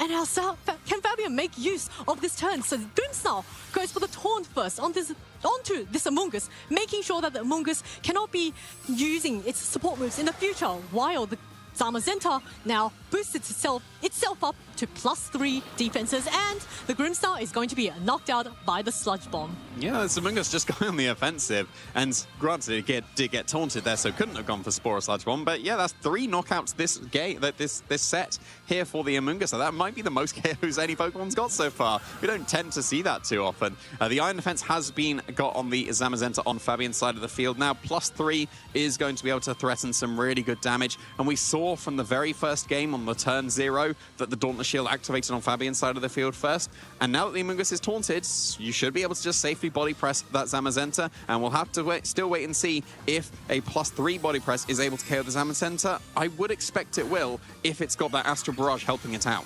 Now, Leonardo doesn't want to take the risk and is going to go for his own terrestrialization on that Zamazenta. It is now a Terra Dragon, so it is no longer going to be weak to those fighting type moves. Calyrex going first with that Astral Barrage deals a lot of damage, but not quite enough to get the knockout on either Pokemon. Deals not that enough, but the body press is also not going to be enough and allows the Heavy Slam to get the critical hit onto this Calyrex and followed up with a Sludge Bomb. Zamazenta deals heavy damage, and now both of Fabian's Pokemon are really heavily chipped. Yeah, and now you're in range of Astral Barrage for both of these Pokemon here. Yes, White Guard could be clicked. I'm just wondering if Pollen Puff is enough. Psychic would have been enough, and I would have previously said Pollen Puff surely is not enough, but I've already been impressed by a Pollen Puff Calyrex earlier in the stream, so I don't know. Like the Amoonguss would be. I don't know if the Zamazenta would be, because if you can get a KO with Pollen Puff, then you don't need to risk the White Guard being activated on the Zamazenta on Leonardo's side of the field. Obviously, if it doesn't click White Guard, Astral Barrage is just the correct play, but Pollen Puff here could be a very, very nice way for Fabian to get around that. And yes, there was no White Guard, and it is a Pollen Puff, but it's into the Zamazenta of his own. Yeah, Fabian maybe identifying that Zamazenta is his best chance of success. Will brings his own Zamazenta back up to almost full health and allows the Zamazenta to knock out the opposing Zamazenta, but also means that the Amoonguss is paralyzed fully with that Thunder Wave. So that earlier Thunder Wave just paying absolute dividends that turn. It could have been a Sludge Bomb onto this Calyrex and knocking it out, but of course it got fully paralyzed and the Amoonguss really did not get to accomplish anything that turn. No, that Sludge Bomb could have either knocked out the Calyrex or done very, very good damage to the opposing Zamazenta. Now, I don't think Dragonite's going to be that useful here. I think the only thing it could really do if Dragonite comes in is Aqua Jet the Calyrex. And that would be fine, because that would pick it off thanks to the critical hit Heavy Slam. But then what are you doing afterwards? Surely the Zamazenta would then just body press KO the Amoonguss, and then you're just stuck Aqua Jetting for the rest of the game, and that's surely not it. So therefore, it's surely got to be Calyrex coming in, if that's the case, right? And then we're back to exactly the same position as we were previously. We've got 2 Calyrexes facing each other. They'll almost certainly run as fast as possible. Who's going to move first? Well, this is a very, very important deciding factor. Now, Zamazenta, of course, at full health, but it doesn't carry Wide Guard, so it's actually not able to block those Astral Barrages. So Fabian is really going to hope that his own Calyrex is able to win that speed tie and get that Astral Barrage off first. This is quite close between both of our players. If he can get his own Calyrex to move first, it's going to be quite difficult for Leonardo to try and get a comeback here. Yes, I think especially with the Amoonguss being paralyzed, it's risky what it can do on this turn, whether it's going to be able to get off that attack. I don't know, do you just risk the speed tie? Because it's a bit awkward for both of these trainers, but it does seem like Fabian does have another option there, not having to risk the speed tie, because that is the Roaring Moon switch in. That is a very good switch into an Astral Barrage. Yeah, Roaring Moon also with a Photosynthesis boost, which I'm guessing is going to be into speed, is going to be able to, yep, there is the speed boost, is going to be able to outspeed the Calyrex, and Amoonguss also not wanting to stay on the field, trying to get that Regenerator health boost back and allow the Dragonite to come in once again. Astral Barrage from this Calyrex is going to be resistant into the Roaring Moon, going to deal a little bit of chip damage onto this Zamazenta, and the body press now coming off onto the Dragonite deals quite a bit resisted onto that flying typing. Yeah, that was very impressive damage. That's a 2-shot into the Dragonite. So yeah, the body press should be able to pick that off if that is what Fabian wants, but I think that is a very, very nice switch, not having to risk the speed tie on that turn, because if he lost it and attacked, then that's probably just immediately game over. However, by switching in this Roaring Moon, there's a couple of things you can now do. You can either go for Tailwinds to be able to put your Zamazenta and then your Calyrex in the future faster than Leonardo's side of the field. You could also just go on the offensive here. You've got Knockoff into the Calyrex, and you've got Dragon Claw, of all things, that we don't tend to see on Roaring Moon, that would also be able to KO the opposing Dragonites. So, yeah, actually a really, really nice position for Fabian. I think it was a little bit dubious, and maybe it was just going to be a speed tie again, but that repositioning into the Roaring Moon here, very, very nicely done for him. Yeah, Fabian not wanting to take any chances brings in his Roaring Moon. And now this Roaring Moon, actually both Pokemon on both sides are going to go for the Protect. So Zamazenta also wanting to keep itself safe. The Dragonite locks into extreme speed, not quite enough to get the knockout onto Roaring Moon, allows Roaring Moon to get the Tailwind off. And now, I would say the field is quite switched up. Fabian's really got the advantage here with that Tailwind. Yeah, that Tailwind is very, very important here, because you can break the Focus Sash on the Calyrex with a Behemoth Bash, and yes, the Extreme Speed can now pick off the Roaring Moon, but it's done what it needs to do. It's got the speed control on Fabian's side of the field, and now, when it's KO'd, I would assume that Extreme Speed is going to KO the Roaring Moon, you get the paid switch into the Calyrex, and now it's in Tailwind. It's going to be moving first, and it's immune to the Extreme Speed thanks to its Ghost typing. So as soon as that Focus Sash is broken on the Calyrex, so long as Fabian stays in Tailwind, Astral Barrage just wins the game. Yeah, Fabian's got himself into a really nice position here, and now it's up to him to make full use of it. Dragonite chooses to stay in this game and knock out the Roaring Moon with an Extreme Speed, which allows Fabian's Zamazenta to go for an attack, which is going to be the Behemoth Bash, breaking that Focus Sash on Calyrex. And now Calyrex gets the Encore, so forces the Zamazenta into Behemoth Bash. And now Fabian has Tailwind.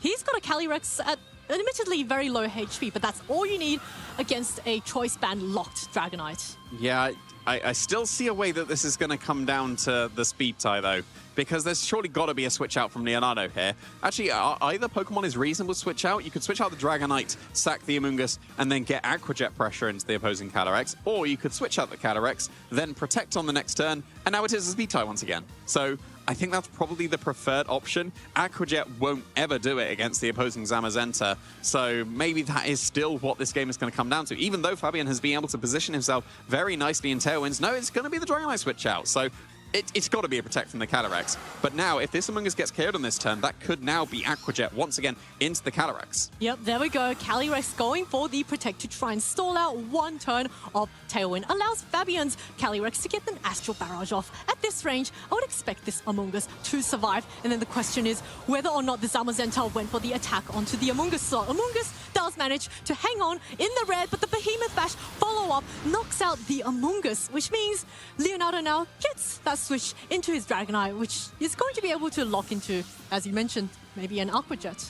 Yeah, Aqua Jet can pick off that very low HP Calyrex. I don't know if it had done it with without the critical hit on the Heavy Slam there. And that Calyrex, we've seen that's a very awkward amount of damage that Behemoth Bash did. Is it going to do exactly the same amount of damage if that is what has gone for here? Because, yeah, you've got to protect the Calyrex to be avoiding the Aqua Jet and Body Press KO the Dragonite. But now it's just in the position again. Tailwind's going to be gone. And we just have to do the speed tie again. It's another 50-50 on which Calyrex is going to go first, but the Calyrex survives. That Behemoth Bash allows the Astral Barrage to come off. In fact, no, it's not even a speed tie now, is it? It's going to be the Astral Barrage. It's just going to KO it, and then you just Aqua Jet. Well, the Zamazenta does hang on. So, but the Tailwind's gone. Yeah, but now you can Aqua Jet the Calyrex. That's it, because Aqua Jet goes into the Calyrex, and then just Psychic goes into the Zamazenta, so that is able to do it. I think I need to be Body Pressed into the Dragonite, but it's not, and that's now going to be the forfeit coming out from Fabian, and Leonardo is going to advance into Phase 2. Congratulations to Leonardo Bononomi. What a wonderfully played set. Just really taking advantage of his Pokemon. And even when his opponent managed to set up Tailwind, he was able to masterfully switch around his Pokemon and stall out the turns of Tailwind and get that win in the end. Just so well played. Yeah, it seemed like the momentum was way on Fabian's side of the field. I think that's just that endgame. It needs to be Body Press into the Dragonite to take away the Aqua Jet pressure, because we saw in that the Behemoth Bash, it did 49%. And it did 49% again, so it wasn't able to pick up the Calyrex. So Body Press, we saw it did two-shot the Dragonite. If that happens, granted it has to come down to a speed tie, but a 50-50 chance of winning is better than a 0%, right? Yeah, I think that Zamazenta not having Wideguard in that turn quite hurt Fabian, but I'm sure being able to use the Iron Defense set was what was able to propel him so far into this tournament. So there are, certain games where the Zamazenta was more useful without the Wideguard, but in this game, didn't quite manage to make it. And we see how useful Amoonguss was with the Sludge Bomb. I don't think it clicked Spore a single time I don't recall in that set. It was just able to go on the offense with those Sludge Bombs, and the Grimmsnarl, it was able to spread taunts around, but the Amoonguss was like, okay, sure, taunt me if you want, but I'm not going for Spores. I'm going for those Sludge Bombs. Yeah, I think all 3 taunts were non-impactful at all. It did taunt an Encore. It taunted the Encore that was probably going into the Protect the Zamazenta. So still probably wouldn't have come into play. Yeah, look at the Amoonguss again. KOing the Grimmsnarl there. Really, really nicely done. Going on the offensive. And Fabian, it seemed like he was in actually a very reasonable position. But yeah, the extreme speed, able to 2-shot the Roaring Moon, allowing it only Tailwind, but Tailwind was able to be stalled out. The Behemoth Bash into the Amoonguss may not have been preferred there, I don't think. Like, keeping the Amoonguss on the field rather than giving the paid switch back into the Dragonite would not have allowed the Aqua Jet pressure. Calyrex protects, and then now Astral Barrage clears the field. You can't do anything about it. You can't defensively switch. You probably need a double protect at that point. Yeah, that Dragonite with the Choice Band just came in so clutch for Leonardo there. There wasn't really much that Fabian was able to do, even when he had the speed control, because the Dragonite's extreme speed just completely ignores all of the speed advantage that you get. And Roaring Moon is a Pokemon with fairly weak defenses, so Leonardo was able to really take advantage of that and then finish off the Grimmsnarl and the Roaring Moon with those Choice Band boosted extreme speeds. Yeah, Dragonite's been a very, very nice Pokemon coming out on this team composition, and we've been seeing some people drop it. We've seen Tornadus appear over it. We've seen Whimsicott appear over it as well on one of the teams that's currently 6-0. But Dragonite, I think, was, at least from what I see, what I saw across Regulation I, it seemed like the missing piece for Shadow Rider and Zamazenta, because we've seen all the other 5 Pokemon paired together very, very commonly. And then, yeah, just Dragonite in that slot has really, really impressed me. And what's really good about Dragonite is that with its inner focus ability, it ignores Intimidate and ignores Fake Outs, and Leonardo was fully able to take advantage of that. His opponent, Fabian, had a more unusual Grimmsnarl set that had Fake Out instead of the screens, and because of it, the Grimmsnarl wasn't able to actually help out its teammates by making them a bit bulkier with dual screens, and instead, this was a more disruptive Grimmsnarl, and it got one Thunder Wave off into the entire set, which did manage to cause a full paralysis onto Amoonguss, but it's an Amoonguss, it's already slow, didn't really care about getting paralyzed. Yeah, I do like the fake Grimmsnarl set, although that's half a fake Grimmsnarl, but it does tend to be light screen, and that's what we've seen most successful on Grimmsnarl. But the Fake Out and Thunderwave set is absolutely viable, and if the Thunderwave had gone into the Calyrex instead of the second taunt into the Amoonguss, that would have secured the game for Fabian because of how the game played out. It would have just been my Calyrex moves first in Astral Barrages rather than I lose the speed tie and I lose. So it could have come into play. Yeah, I would have also liked to see Grimmsnarl maybe go a bit more on the offense with the Spirit Break. That can reduce the special attack of the opposing Calyrex. Not to mention, it also hits the Dragonite for super effective damage. And Grimmsnarl is actually a Pokemon with very high base attack. So the Dragonite, not being multi-scale, could have actually potentially taken heavy damage from the Spirit Break. Oh, it would have definitely been 2-shot. It would have taken a huge amount of damage. So that could have been a potential option. Maybe not with the Amoonguss supporting. That's true. Going for a Spirit Break into Amoonguss is quite. But it never rage powdered. True, it didn't. So yeah, that could have been an rage option. powder. I guess so. Yeah. Yeah, I think that's one of the nice things about having a support Pokemon like Amoonguss on the field.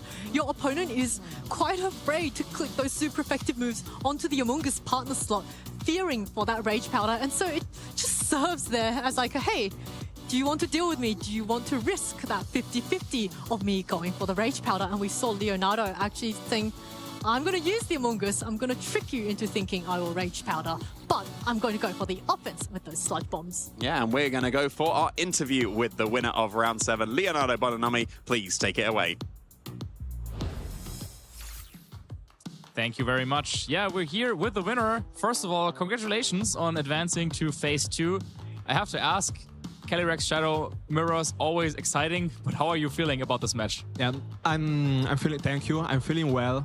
And yeah, Calyrex Shadow Mirror are sometimes are strange because I tried a lot to find an okay plan, a good way to not come to a speed tie, but you always come into a speed tie or into a good calls during the game, like hard calls or something like this. Like in game 1, I think I didn't start very well, but I win the speed tie and I win the game. So Calyrex Shadow Mirror are like this, yeah. Yeah, I think it's one of those where you really have to build up a decisive advantage. So you really have to get like small, and at some point it has to add up to a point where even if you lose the speed tie, you can still win.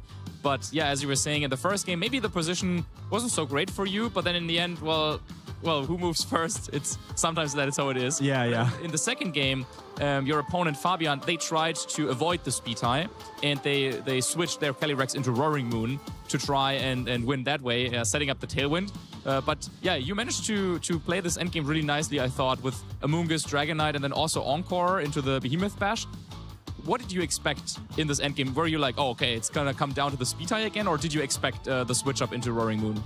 I expect to anchor Zamazenta into body press, so he will not touch my Calyrex Shadow, and then I can win the late game only with Astral Barrage.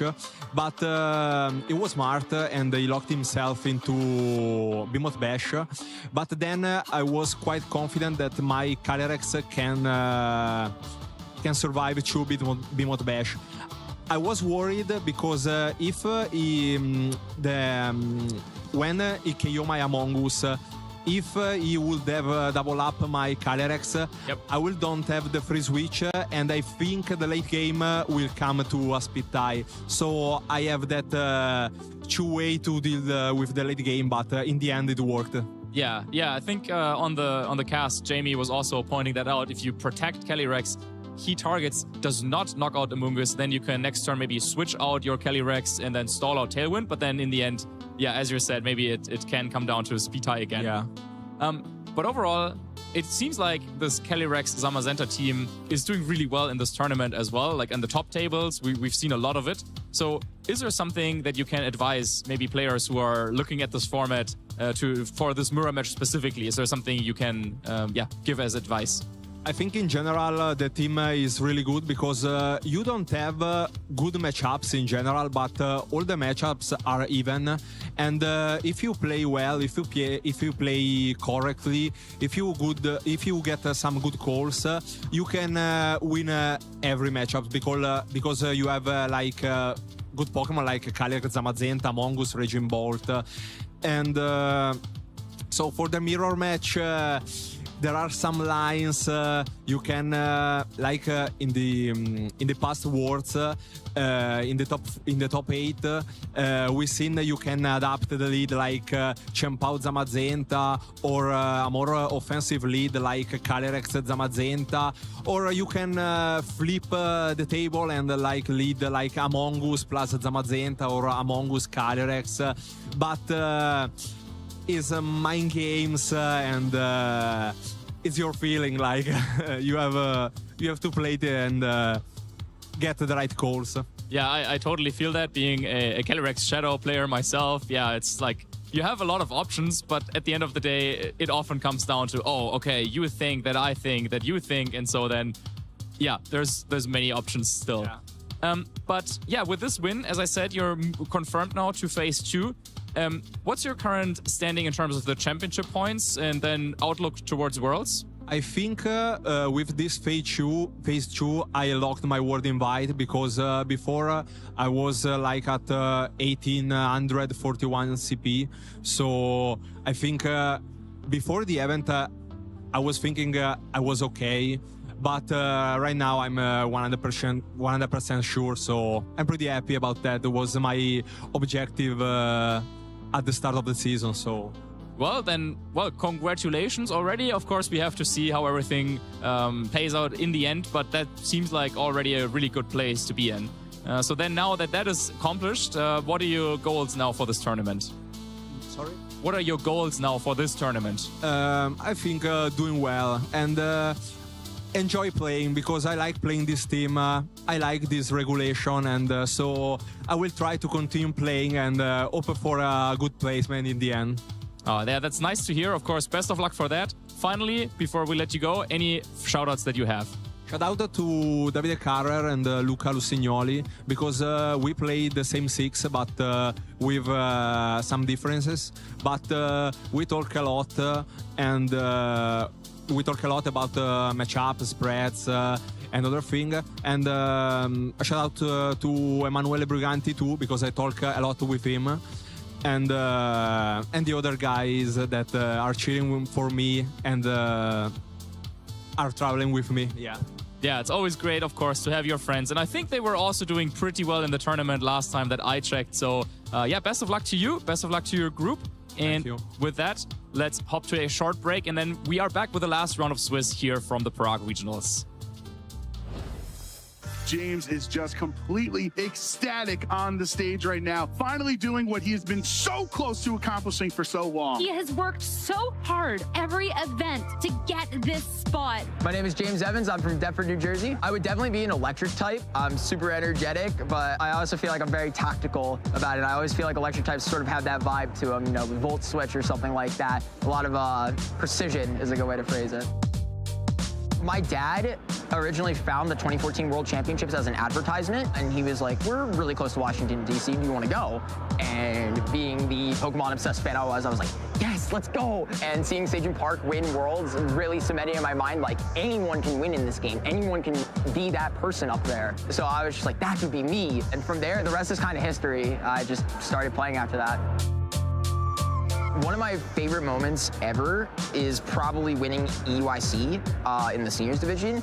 It was the first like super big win I had. It kind of felt very similar to this one where I had no expectations going in. I kind of felt not too very hot about my prep, but I had a ton of friends there and I had a ton of fun, and being able to win with so many people you love watching you, it's just incredible, and I couldn't be any more grateful for the friends I've made like playing this game.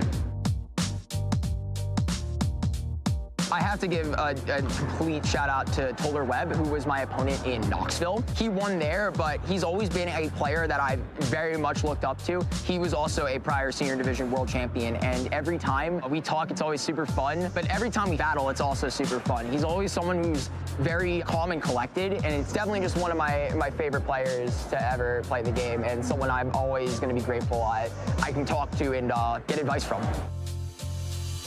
One thing that I've especially learned is that in Pokemon, it's not so much about the player as it is the person behind the Switch. And I think a lot of the trappings that a lot of people get into with their mentals or not believing they're good enough is because they're not performing up to the standards that they believe as a player they should be achieving instead of a person. So one thing I've definitely learned is that over the years, you know, I can't be mad at myself if I fail once, if I fail twice, if I fail 3 times. It's about growing and learning from that failure so that way you can succeed. Pretty much all of my major wins have been off of the coattails of me bombing something really badly or just not, you know, acting like myself. So just be true to yourself, even though how corny that sounds. It's just, I've stopped looking at myself just for results and started looking at my happiness playing the game. When I enjoy playing the game, I'm doing my best. My original goal was to win a regional, but here we are. So I guess it's always been, and especially this year, is just be the best me I can be. Whether that means performing well, you know, having a great time with my friends, or even both. Whatever it takes to become the best me and improve myself every day, I'll do it. And if I fail, I learn, and then I get right back up and do it again. Personally, what keeps me coming back to tournaments and keep playing them is I just love playing Pokemon. There's something about this game that no other game gives me the feeling of satisfaction of playing. Even when I'm losing, even when it's tough, when it's frustrating, I get back up because I love doing it. If I didn't love doing it, I'd just sit down. But being able to show the world, like, I can do this, I can be the best at what this is. I've never felt that way about any other game or craft or skill in my life besides this one, and I'm not gonna let it go. I'm gonna keep proving that I'm the best.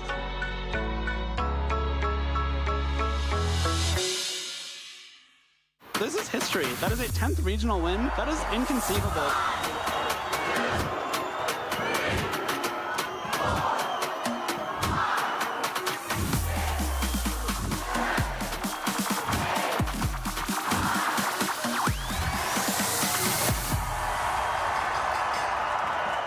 name is Wolf Glick, and I am from Washington, D.C. I feel incredible, honestly. You know, 10 regional championships is something that I set a goal ages ago, like maybe 6-7 years ago at this point, but I set the goal, but I didn't really ever think I would get there because, I mean, even winning one regional championship is really difficult, and so to win 10 is not something that I really thought was achievable. And so now to be sitting here and to be able to say, actually, I did it, it feels great. It's a real feeling of accomplishment, and to do it with my favorite strategy of all time, it's a really great feeling, and I feel very proud and just very lucky. The team that I brought to the Toronto Regional Championships is a team with a strategy known as Parish Trap. It involves the move Parish Song and the ability Shadow Tag. It's my favorite strategy of all time. It's extremely difficult to play, but I love it. I've loved it for many years. I've been playing it for over a decade. This is my third regional championship win with strategy, and I believe at the time of recording at least that I'm the only player to have ever won a tournament with a dedicated Parish Trap team. And so it's something of my signature strategy as well. If I had to pick one MVP Pokemon on the team, I would pick Politoed. It's the one Pokemon that I brought to literally every single game, and there was really no way to make the team work without bringing it. Politoed can retaliate. The Weather Ball, again, consistent. The critical hit, bringing it down to 5 HP. During Game 3 of the finals, I was able to pull off a technique that I knew was theoretically possible, but didn't think could actually ever work in practice. And in Game 3 of the finals, there was a moment where I was able to pressure my opponent to not switch out his most important Pokemon without actually technically trapping it on the field. It was something that was really memorable that I didn't think that I'd ever actually pull it off in a tournament, let alone in Game 3 of the finals. And so it felt like a moment where I surpassed my own limits and where I kind of improved in real time over the course of a match. And yeah, it was just like a really exciting and memorable moment for me. So Weather Ball, the Politoed, the last little bit of damage, and with that, Wolf Glick, a historic 10th regional win, taking down the Toronto Regional Championship. I began competing back in 2011 when I was a freshman in high school, so quite a while now ago at this point. But yeah, there was a local tournament in Virginia near where I live. I was very lucky. I ended up winning the entire thing, and it kind of kickstarted my whole competitive journey. There's a couple different things that I love about Pokemon, and certainly the game itself is one of those things. I just think it's such a fascinating, interesting, complex, challenging game, and I really like how it pushes me and how it challenges me personally. And I think really the thread that has kept me tied to this game for so long is not the championship victories or the feeling of redemption after a bad tournament. It's the people, and it is the wonderful, wonderful people who I have met who have really changed my life and have shaped me into the person who I am today, a person who I can be proud of. I get asked, a decent bit about what's the big picture here, right? Like, what's the grand motivation? What's your master goal, right? The truth is that there isn't some grand motivation. I don't have this big master plan. I don't have this thing that I'm chasing that this thing that nobody else has ever done that I want to be the one to do. It's nothing like that. It's just the very simple fact that I like it. I like competing. I just think it's fun to play Pokemon, and I really enjoy it. What I really want to do is continue to learn more about myself, more about the game, and to continue to get better. And if that leads to more championships, then I won't complain. But if it doesn't, as long as I feel like I'm getting better and I'm learning more, then I also will be quite satisfied. When I envision myself winning Worlds, I don't think about a specific opponent because there's no one person who sits in that chair who I would be like, oh man, can I do this? Like, I have to believe that I can beat anybody who sits in that chair. Am I going to win Worlds this year? I would be, I think, foolish to sit here and tell you yes. But I will tell you that I will try. And I think that actually, to me, is more meaningful.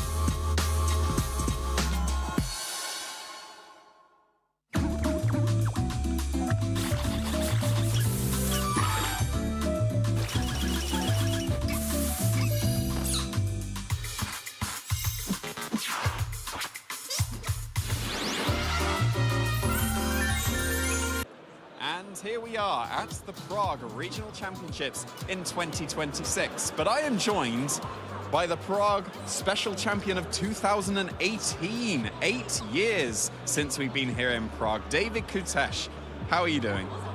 Well, tournament-wise, I'm doing 4-2. I think I could have done better, but I think I'm playing a fairly original team, so I think I'm still going over the expectations. I mean, yeah, I think it's doing as fun as it should have been.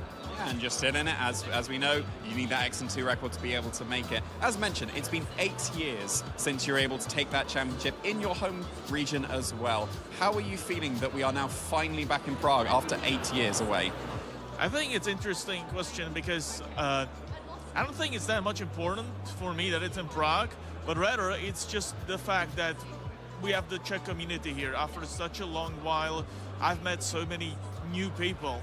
I've been talking to the same, I don't know, couple of people for so many years, but now I'm seeing new people. Maybe this can be finally a birth of Czech VGC community. I have no idea, but I'd like to cultivate it as much as I can. Yeah, and we do have champions on the horizon coming up very shortly. What plans do you have personally for when we finally reach the champions? Well, my plans are that, first off, I need to finish the college. I think it's finished next year. Finally, gonna be free. I'm gonna go back and start playing VGC again. And I think, yeah, I'm just gonna come back, and it's gonna be great. I'm looking forward to it. It will be great indeed. And you said about fostering the Czech community. How do you think you're going to be able to achieve that going into the Champions format? So, because we've got the most representation I think we've ever had at this tournament from the Czech Republic.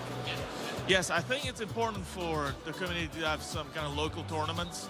We couldn't get them up and going in past couple of years for whatever reasons. I just have no idea, if I'm going to be honest with you. But I think if we could figure it out and the TPCI could help us with setting the locals up, I think it just would be fantastic. We got the people now, it's going to be great. Yeah, we are hopefully going to be seeing a huge expansion when we do get to the Champions format. Just before we conclude here, are there any shout-outs you want to give to anyone, maybe here at the venue or anyone watching at home? Oh, man. I think all the shout-outs are to the Czech community. I've been talking to them pretty much exclusively this tournament. But of course, all the other friends in other countries. I think Matt Bruno is a good friend. Just offered me a team right before tournament. It was a pleasure, and the Czech community. I think that's it. Yeah, great stuff. As mentioned, your Prague Special Champion from 2018. Who's going to be the champion from 2026? Stay tuned to find out.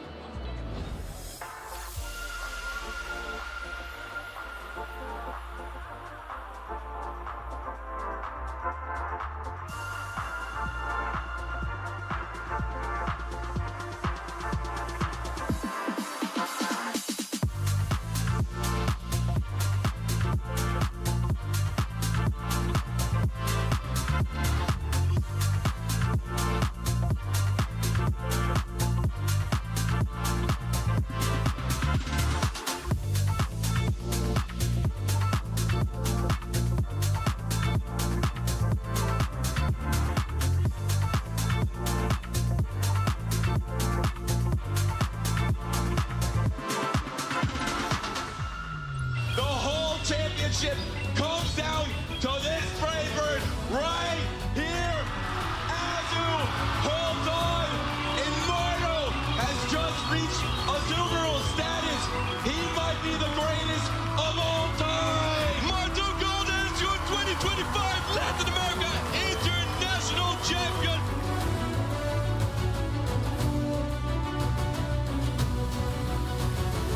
Charged up overheat, doesn't hit anybody. Overlord's going straight to score. Here comes Trainer, he's cleaning up the trash. Call him the street sweeper because 2Z Esports has just been buckled in Brazil. Once again, your former world champs are your LAIC champions, Luminosity.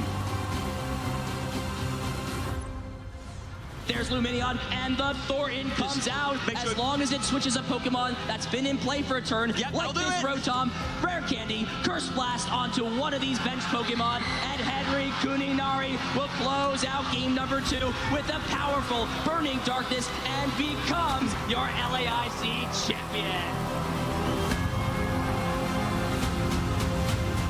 I think that could be the only risk here for Gabriel, and that's why he's going to target this Mew EX down and try and just shut every obscure option out of the door. Yeah, we know that's not possible because the amount of the energy switches used, but absolutely, just in case, that is absolutely the right move to make. Super heads up from Gabriel. And now the doors are shutting on Justin. What can he do in this spot? Just a prime catcher. And he extends the hand. Back-to-back champions. Gabriel Fernandez does that and repeats his title as the international champion here in Latin America.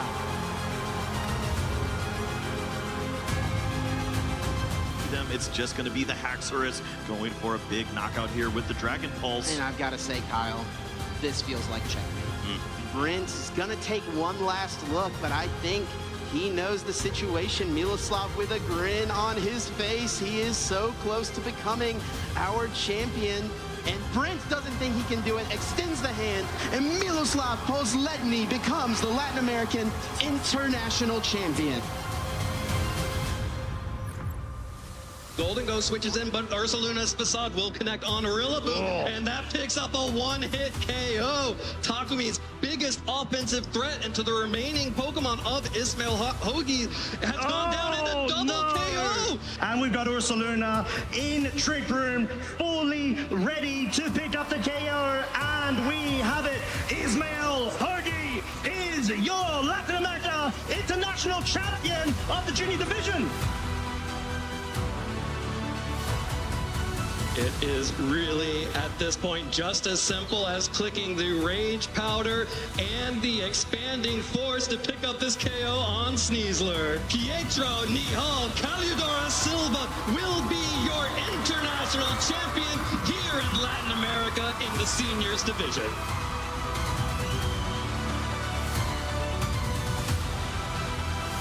Heatwave is going to connect onto both of these Pokemon, and so our Chalice does survive with this Assault Vest. A fake out, but it's just Heatwave. Single target connects, and that's it. It's just a one-hit knockout. Heavy is the crown as Marco Silva defends his LAIC title and makes history as the first three-time international champion in the Masters Division. I'm feeling great. I didn't expect to win the whole tournament again 2 years in a row. It's a dream come true. Very emotional. It was a big win for the team. This was a really nice win because it's my first win in Senior Division. Eu estou me sentindo muito bem, muito aliviado. A sensação de ganhar o evento é uma sensação incrível.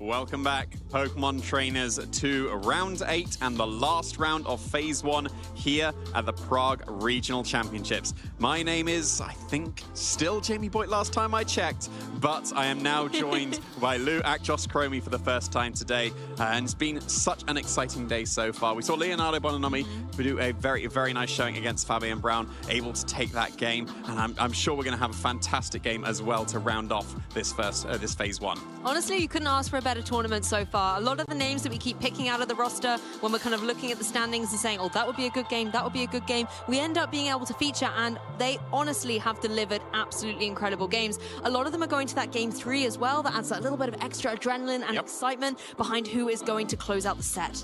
Yeah, and we're now into win and int territory. Players with a 5-2 record are 1 win away from phase 2. However, if they do end up losing this next round, that is their tournament over. And we're able to decide which match we're able to feature here. You've got 4 choices, as with round 3. Which of these trainers do you want to see featured on stream? Because this will be a win and in for all 4 of them. Yeah, we are putting our trust in you, the community, to pick us an incredible game that Jamie and I can enjoy casting over. Already, just taking a look at this, I think it's an easy win for you guys. No matter what you choose, we're going to be delighted. Oh, for sure. That's a Giratina. It's Giratina Origin right there. Are we on That's Pokemon? Alolan Raichu, and that's a Sableye as well. Look at those. That's a really cool picks coming out here. And these are on the cusp of making it into Phase 2 as well. Yeah, I mean, I'm just looking at that Giratina. Like, that's incredible. I know over on Pokemon GO in the past, trainers like Inadequance have been rocking Giratina and been doing really well, but Eduardo here also going to try and take Giratina all the way, paired up with an Entei as well, the Chienpao that I know Zoe's going to be happy to see, but it's not the only, you know, wild choice out there as well. Hal also running that Kyogre, a Pokemon that's doing incredibly well in this tournament, and it's restricted that a lot of people are still sleeping on, but these trainers are able to pick it up and do incredibly well with it. Yeah, and the fact that it's a mirror match between Zacian and Kyogre see as the well. yellow one. Wow. I know, right? It is not washed up, Jamie. Well, the team that Tomat is running is what would be considered the quote-unquote standard. The standard Kyogre. Yeah, it's the 6 you expect to see if that's the restricted pair of choice, but Hal here has got some cool innovations as well. And as mentioned, look at that Alolan Raichu go. It's going to be able to use its Surge Surfer that almost never gets to use here because it's paired with the Miraidon that will double its speed. That is such a blast from the past, back when Alolan Raichu and Tapu Koko were rocking it side by side to use exactly the electric terrain in play, but now you've got Miraidon. It's really nice that they have other Pokemon choices to play around with and thrive in that electric terrain, other than just the Paradox Pokemon, you know? Yeah, and Dondozo Tatsukiri doesn't tend to appear too much in Regulation I, because usually you want your 2 restricted to come to the game, and if they do, and you bring Dondozo Tatsukiri, well, that's it. Those are your 4 Pokemon. But it seems to be working out here, especially with some really cool picks with that Raichu and the Sableye. Yeah, Dondozo's always lurking. Always lurking. Just under the surface. And then occasionally it pops his little head up, spots a Tatsugiri and says, put me... Well, you know, in metaphorical, it depends how far away you're looking at it, right? I know, right? But, you know, it pops up and then says hello, and suddenly it's in a battle again. So Giacomo, knowing that Dondozo is still very much here to play with, but has some other really cool Pokemon on the team. Sableye, again, another Pokemon that's great to see. Yeah, I'm curious what the Sableye will be doing on this team. It's quite, even though you never see it, it's quite obvious what the Raichu wants to be achieving paired with the Miraidon. Sableye is a little bit more of a wild card because it used to be just going for Quash back in the day. Yeah. Get that speed control at Prankster priority, but now it has access to screens as well. And it's got something over Grimmsnarl if you want to be the screen's Pokemon. Will-O-Wisp to fake as out. well? It definitely does have access to Will-O-Wisp as well, so that can help reduce the damage coming out. And Sableye is very flexible. It'll be it's impossible to tell just from the 6 what 4 moves that Sableye would have. Sableye, I think, is one of those Pokemon that suffers from only being able to have 4 moves, right? Yeah. There's so many different options you can go with, so ultimately it becomes the perfect puzzle piece to put onto your team. You know, instead of thinking, what do I give Sableye, it's more, what does my team need in order to help set it up for success? And Sableye generally has some answers for that. Yeah, it definitely can. So it seems working out so far, and it's, like we said, on the cusp of making it into the Phase 2. So even if it ends up being featured here, it might end up winning the game and be featured tomorrow. Who knows? I mean, it's a difficult choice for you, the community. There's so many great matches to be able to look at. The Giratina as well. I mean, I feel like we talked about it and then glossed over all the other amazing Pokemon, but Giratina, Jamie, I mean, what's it doing there? What can it do? I think the main thing it has is completely immune to Ursaluna. Because it's got Levitate and it's a ghost, so it'll be completely immune. So is that going to be the restricted that we end up seeing? Are we going to see that Alolan Raichu or the Sableye? Are we going to see the Zacian and Kyogre mirror match against each other? We'll have to see, because I believe the community choice is ready to reveal which match we are going to be featuring here. And it looks like it is going to be that Giratina Origin. For, I think, the first time on stream, the entire regulation, going back even from Regulation I. Have you ever seen a Giratina on stream? Not in the video game for I want to say forever in my memory, but I'm old, Jamie. We can't trust it too much. We're both old. But I'm just gonna say for facts, nobody go check it. This is a record-breaking moment. Yeah, it is. Actually, no. Henry Rich back in North American International paired it with a Kyogre, I believe. I think that's right. We're going to pretend Jamie didn't just remember that and be I did just remember Eduardo, that, yes. This is, I mean, in Europe, there we go. We're going to come up with some statistic. Someone out there will find something for us. But either way, it is a revelation here at the Prague Regional Championships, as well as having some other interesting Pokemon in there, like the Entei. Yeah, and Entei's actually been pretty reasonable in restricted formats, mainly because it is just like the Dragonites. You compare it with the Chienpao, which Eduardo has done, and then you get to go for Terra Normal Choice Band Extreme Speeds that are immune to Intimidate and are immune to Fake Out. And granted, Entei is a little bit weaker than Dragonite, but the Fire typing can set it apart, because it can actually make use of its same type attack bonus attacks, Sacred Fire and Flare, whereas Dragonite has to lock into Outrage if it wants to do that instead. Yeah, Dragonite can be restricted in the damage it can deal with any fire type attacks, but as you say, Entei is able to capitalize on that. I think as well, you know, taking a look at to Giovanni's team here, we've got some Pokemon that don't like to take those fire-type attacks. Obviously, the Chimpao and the Amoonguss as well. I'd be interested to see that Tornadus set on Giovanni's side as well, because it's another Pokemon that has so many move utility options. You have to really think, hey, what is the role I want this Tornadus to play on this particular team, and make your move adjustments from there. Yeah, you'll almost always see Bleakwind Storm, maybe Air Slash if you are concerned about the consistency and outside getting of rain and outside, exactly, and you would assume there's no rain on this team. Even Rain Dance probably doesn't fit on that one, is on Giovanni's side of the field.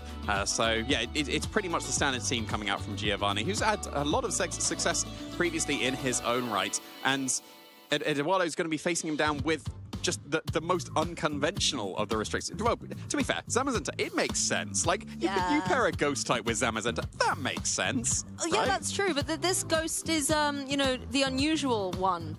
Let's just say, unusual. But you're right, you know, the ghost typing does make sense. There's a little bit of synergy to be had there, and you do, I guess, still have your utility of, you know, that strong physical attacker being able to go for the body presses and things like that with the Zamazenta. Yeah, like we've seen Zamazenta a lot. We were about to see Zamazenta's really commonly paired with Shadow Rider, so much so that it is the most common restricted pair that we currently have at this tournament, and Giratina just would be nowhere to be seen. It's going to be like maybe the only Giratina in the field, right? We'll have to check on that, but I definitely didn't have it on my bingo card. I have more like these types of Pokemon on the record. I mean, as you mentioned, Zamazenta with a ghost type in the form of Calyrex. Shadow Rider is the most dominant pair at the moment out there. 20%, so a fifth of our field is rocking that core at the moment. We are seeing a rise in emergence of the Lunala with the Miraidon if you really want to go heavy on the special attacking side, but then you also have the Lunala with the Koraidon if you want to be able to alternate between physical and special offensive pressure. Yeah, I would have been very surprised to see Lunala and Koraidon on the top 4 usage before the World Championships, but obviously it won the World Championships, so of course it's going to be picked up by quite a lot of trainers wanting to try and find exactly the same success. And then rounding off there, we've got the Calyrex Ice Rider and the Miraidon, another pairing that was very obviously going to work before the regulation even started and has proved itself by being able to take a lot of tournaments. It was able to win the World Championships in the senior division as well, so still a very, very strong restricted pairing. I also really like Miraidon and Calyrex Ice Rider. I like the way Miraidon can pivot off with Volt Switch, for example, really nicely on the field, and then you can bring your Calyrex in, whether it's coming in as a hybrid version to deal with Tailwind, or as you're setting up Trick Room with your partner Pokemon, getting some big damage off with Miraidon in the same turn. It does give a lot of really nice synergy. Yeah, it really does, and it's not a surprise to see it the third most common restricted pair that we do have. Of course, you don't have to pair a Calyrex with a Miraidon, and you don't have to pair a Shadow Rider with a Zamazenta. Well, it's interesting to see how well each individual Pokemon does here, because the most common is the Shadow Rider and the Zamazenta as a pair, but Miraidon is the most common in general. Yeah, still not seeing a Giratina on this list though, not gonna lie. Yeah, that's 0.01 for sure. I mean, I'd be intrigued to see the stats between it and Groudon, for example. You know, the Groudon definitely seems to be washed out of the competition at the minute because Kyogre is the one out of those weather Pokemon that is here to stay. It's doing incredibly well at the moment, can apply a lot of pressure and Tailwind with something like the Water Spout as well, but Terrapagos, this is a Pokemon that I think everybody they have a soft spot for. It's a really majestic Pokemon. It can do a lot of damage with that Terra Starstorm, but it does require that setup, substitute, Carmine, these types of things. But a lot of trainers still want it to do well. They're still trying to crack the Terrapagus code. Yeah, and we've seen that feature twice on stream already to actually very reasonable success. And it's not a surprise to see these 8. As far as I'm concerned, these are the main 8, maybe even the only 8 that you should reasonably pick from. Obviously, Eduardo has completely disagreed with us with the Giratina that we'll be able to feature very shortly, but just what you pair with your restricted does actually come into play as well, because there's a lot of Pokemon that are very, very consistent and able to work very well in a restricted format, and I can think, again, it's no surprise to see these 12. I fully agree, and at the beginning of the show, you know, we were talking about a lot of these support Pokemon. Obviously, Incineroar and Rillaboom, we know, are incredibly good at being able to be the pivoting pals in and out with U-turn, parting shot, fake out, these types of things. But then Chimpao, particularly the adjustment we're seeing where trainers are dropping that Focus Sash and putting this Salt Vest on it, has given it a new lease of life in this meta at the moment, as well as some other great key supporters. We've got, you know, the Amoonguss, sometimes the Brute Bonnet, as well as that Chi-Yu. A Pokemon on this list, though, that I personally haven't seen a lot of today is that Iron Hands. Yeah, and I'm surprised by 14%. I shouldn't be, because it is a really good Pokemon. And they paired with Miraidon. It's won the World Championships paired with Miraidon back in the single restricted format. And it's actually won it just even when we didn't have restricted. It's won Worlds twice. So it should still work in this double restricted format. And it seems to be reasonably used. 14% is still really high. Yeah. But I can't really remember many other...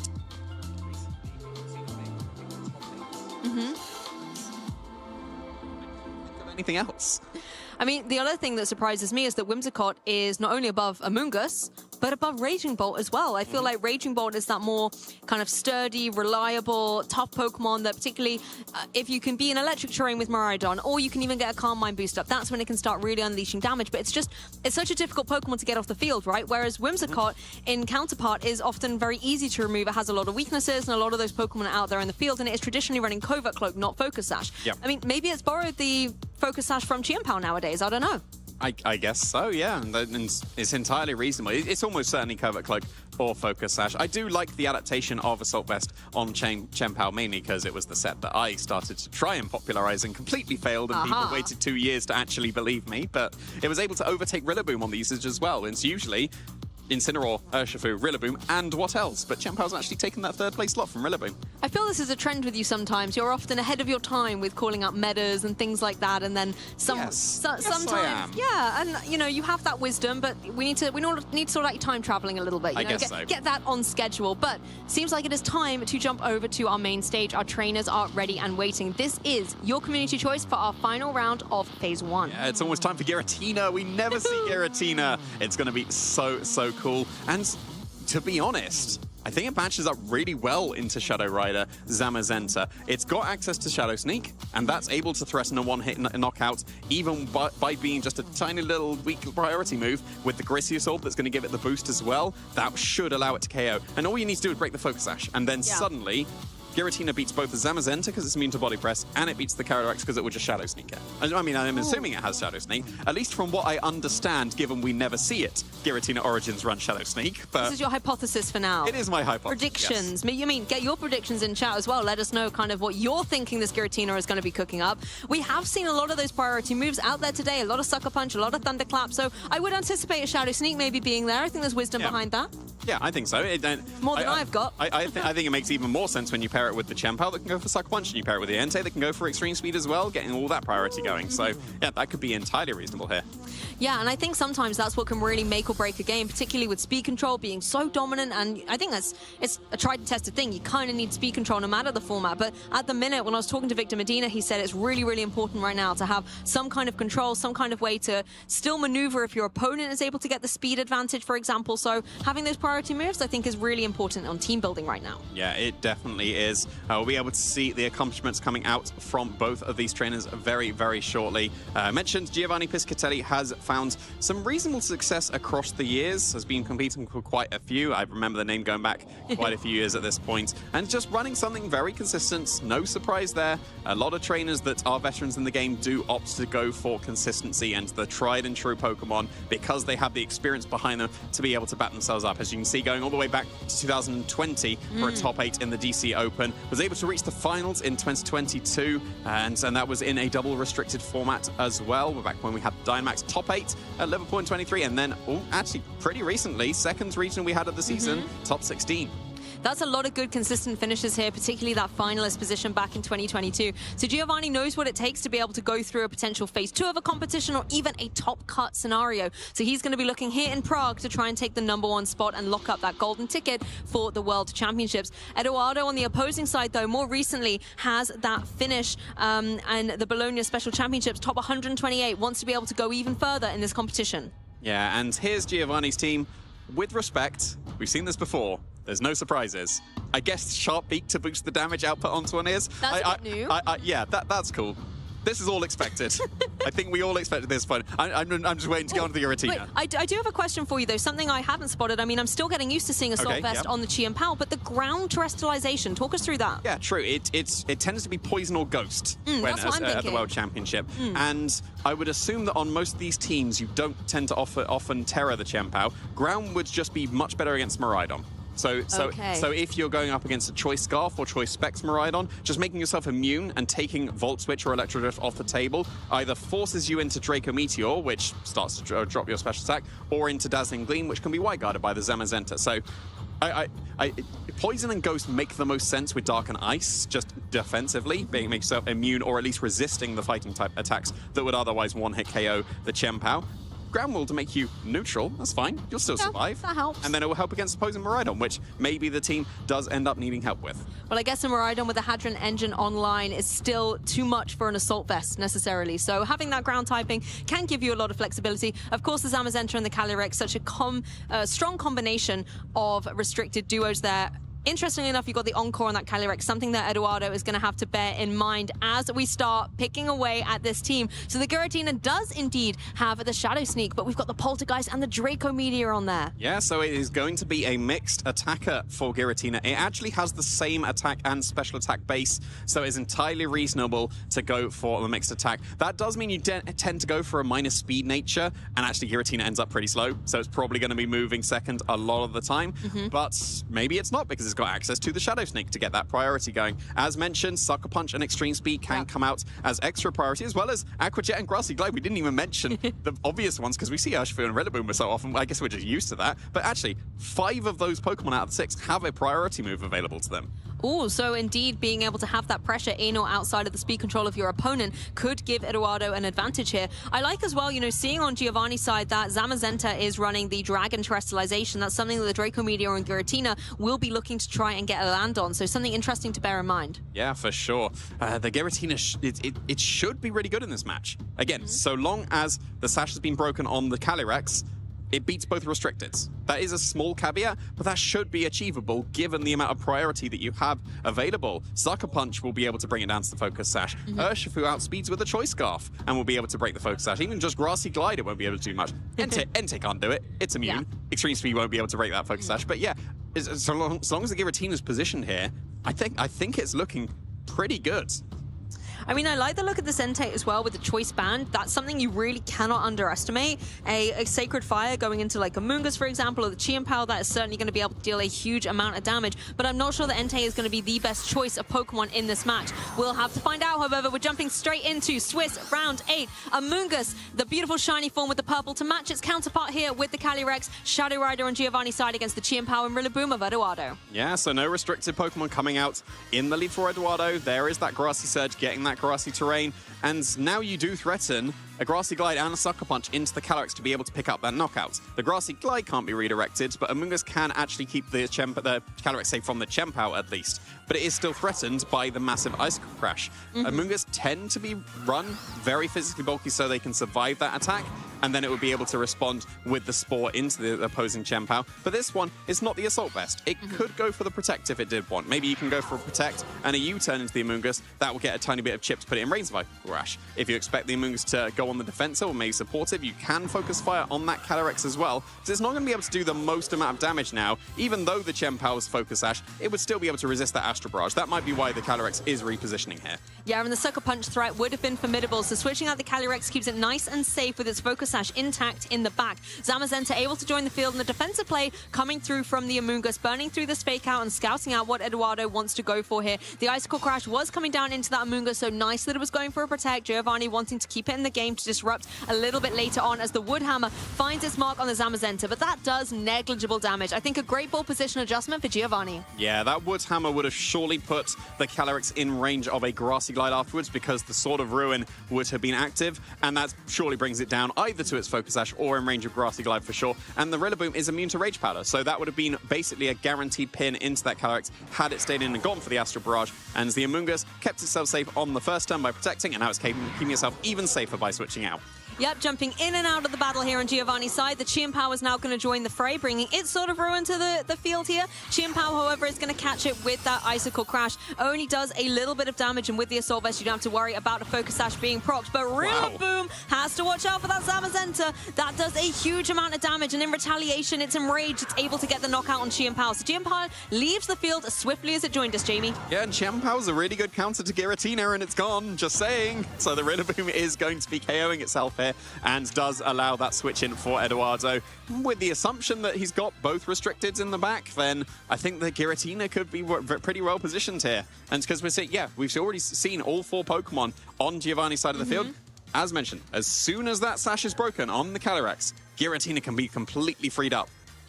And of course, Zamazenta doesn't have a lot of utility to hit the Giratina either. It can only attack it with that heavy slam. Body press not going to be doing any damage to a ghost. Amoonguss is able to join the field all shiny and bright as the Zamazenta is revealed on Eduardo's side. So we're seeing a similar restrictors coming through here. Dawn the Shield's going to be able to boost up its defenses, but Amoonguss can always get up to a few spore tricks, let's say. Yeah, and as mentioned, Icicle Crash, usually Amoonguss is trained to survive that. We still do have Terrestrialization available as well. If Amoonguss does want to keep itself safe from the Icicle Crash, a Terra Water is going to be very, very useful. It should be able to survive an Icicle Crash and a Body Press, even with the Sword of Ruin helping it. And then that's going to be able to do a little bit of chip damage to the opposing Zamazenta. It would free up the Zamazenta on Giovanni's side of the field to be able to go for its own Body Press. And into the Chien-Pao, it would be able to survive because it's Focus Sash, not the Assault Vest one, or into the opposing Zamazenta would also do fantastic damage.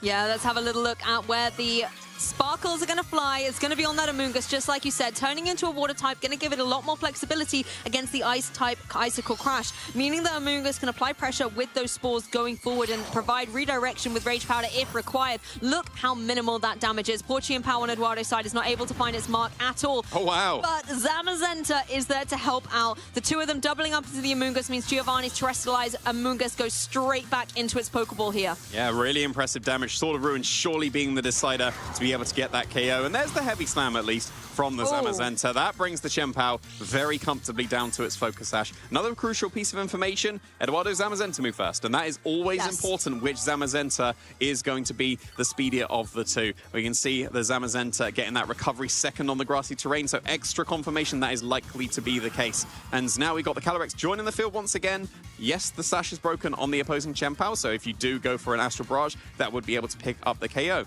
But then if you go for White Guard this turn, Calyrex cannot KO that Chien-Pao. And that could open up just that tiny opportunity to break that Focus Sash. And if the Giratina is waiting in the back like we want to see, then all it needs is the Sash broken on Calyrex. And it will 1v2 this Zamazenta and the Calyrex because it pins the Calyrex with Shadow Sneak. And then you can't really do the damage you need to with Heavy Slam. And that will probably be, I'm going to say, an 7-hit KO is what my assumption would be. And surely that's enough turns to get that Poltergeist damage going. Yeah, the White Guard seems really a confident choice in Eduardo's side, and then allow the Chien-Pao to just try and get that Focus Sash broken on the Calyrex, like you said. Chien-Pao does exactly that. There's the Sucker Punch, takes it down to 1 HP remaining, but critically no White Guard came out here from that Zamazenta.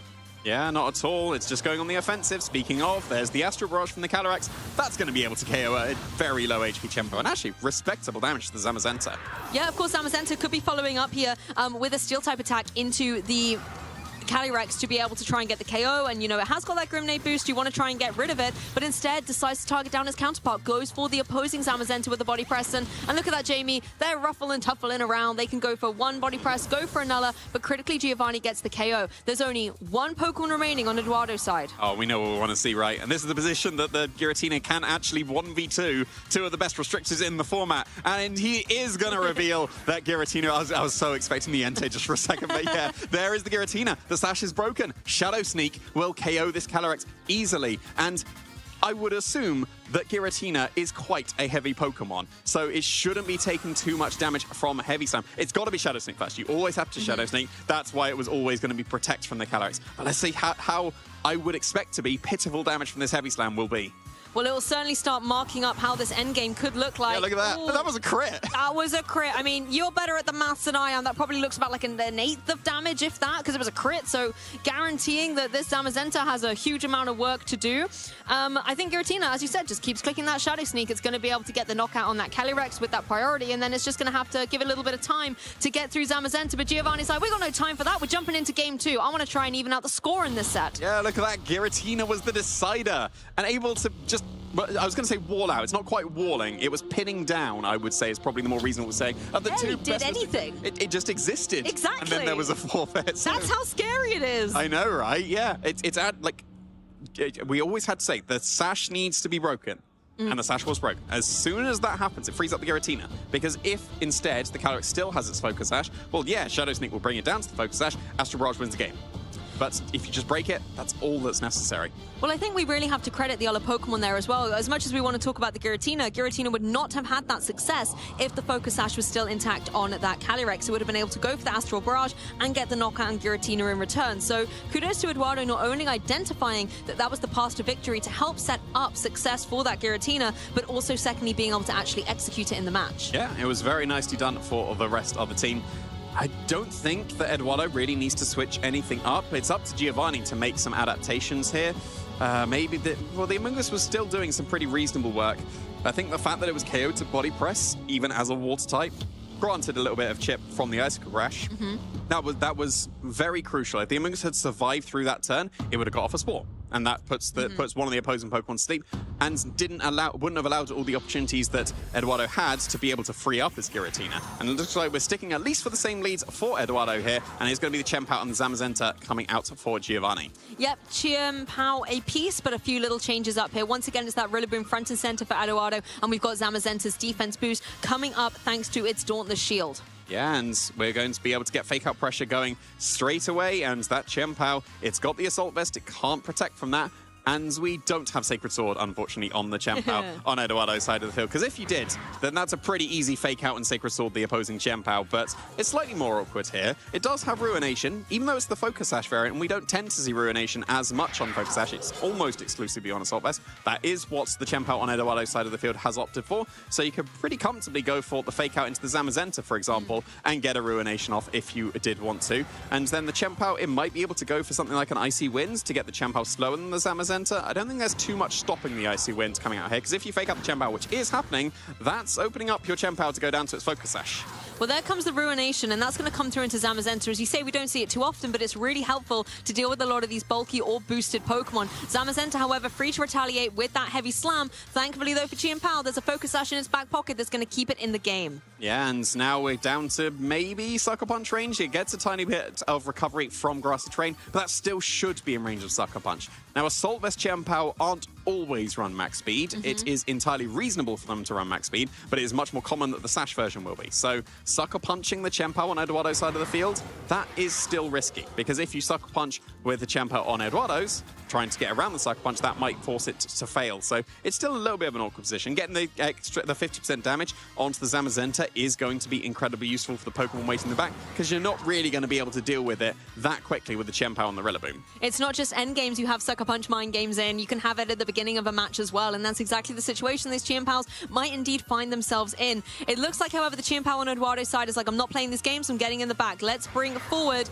the Zamazenta instead. So Zamazenta's going to be able to apply obviously a lot of pressure with those body presses into both the Zamazenta and the Chien-Pao on Giovanni's side. Rillaboom follows up with that Grassy Glide, not going to be nearly enough to get the KO on the Chien-Pao, as Chien-Pao actually goes for this Icy Wind. This is going to critically bring down the speed of the Zamazenta and the Rillaboom, and if I remember correctly, Eduardo's Zamazenta was the faster in game one, so this could be critical to give the Zamazenta on Giovanni's side an advantage. Yeah, and body press we saw previously did about that much damage. It does so much. And therefore it's able to pick up the KO on that Rillaboom thanks to the Icy Wind chip that did happen as well. So really nicely done here for Giovanni. That's got to be a huge momentum swing for him. Taking care of the Rillaboom pretty handily. Here comes the Giratina though, and it's a lot earlier in this game, so it's got to be able to do a lot more work for Eduardo now. The Chien-Pao is still pretty healthy. It's definitely out of range of Shadow Sneak, so surely it's able to get off an Ice Spinner into that Giratina, and that will do very respectable damage. It should still be a two-shot, even though Assault Vest don't tend to run too much attack into their Chien-Pao.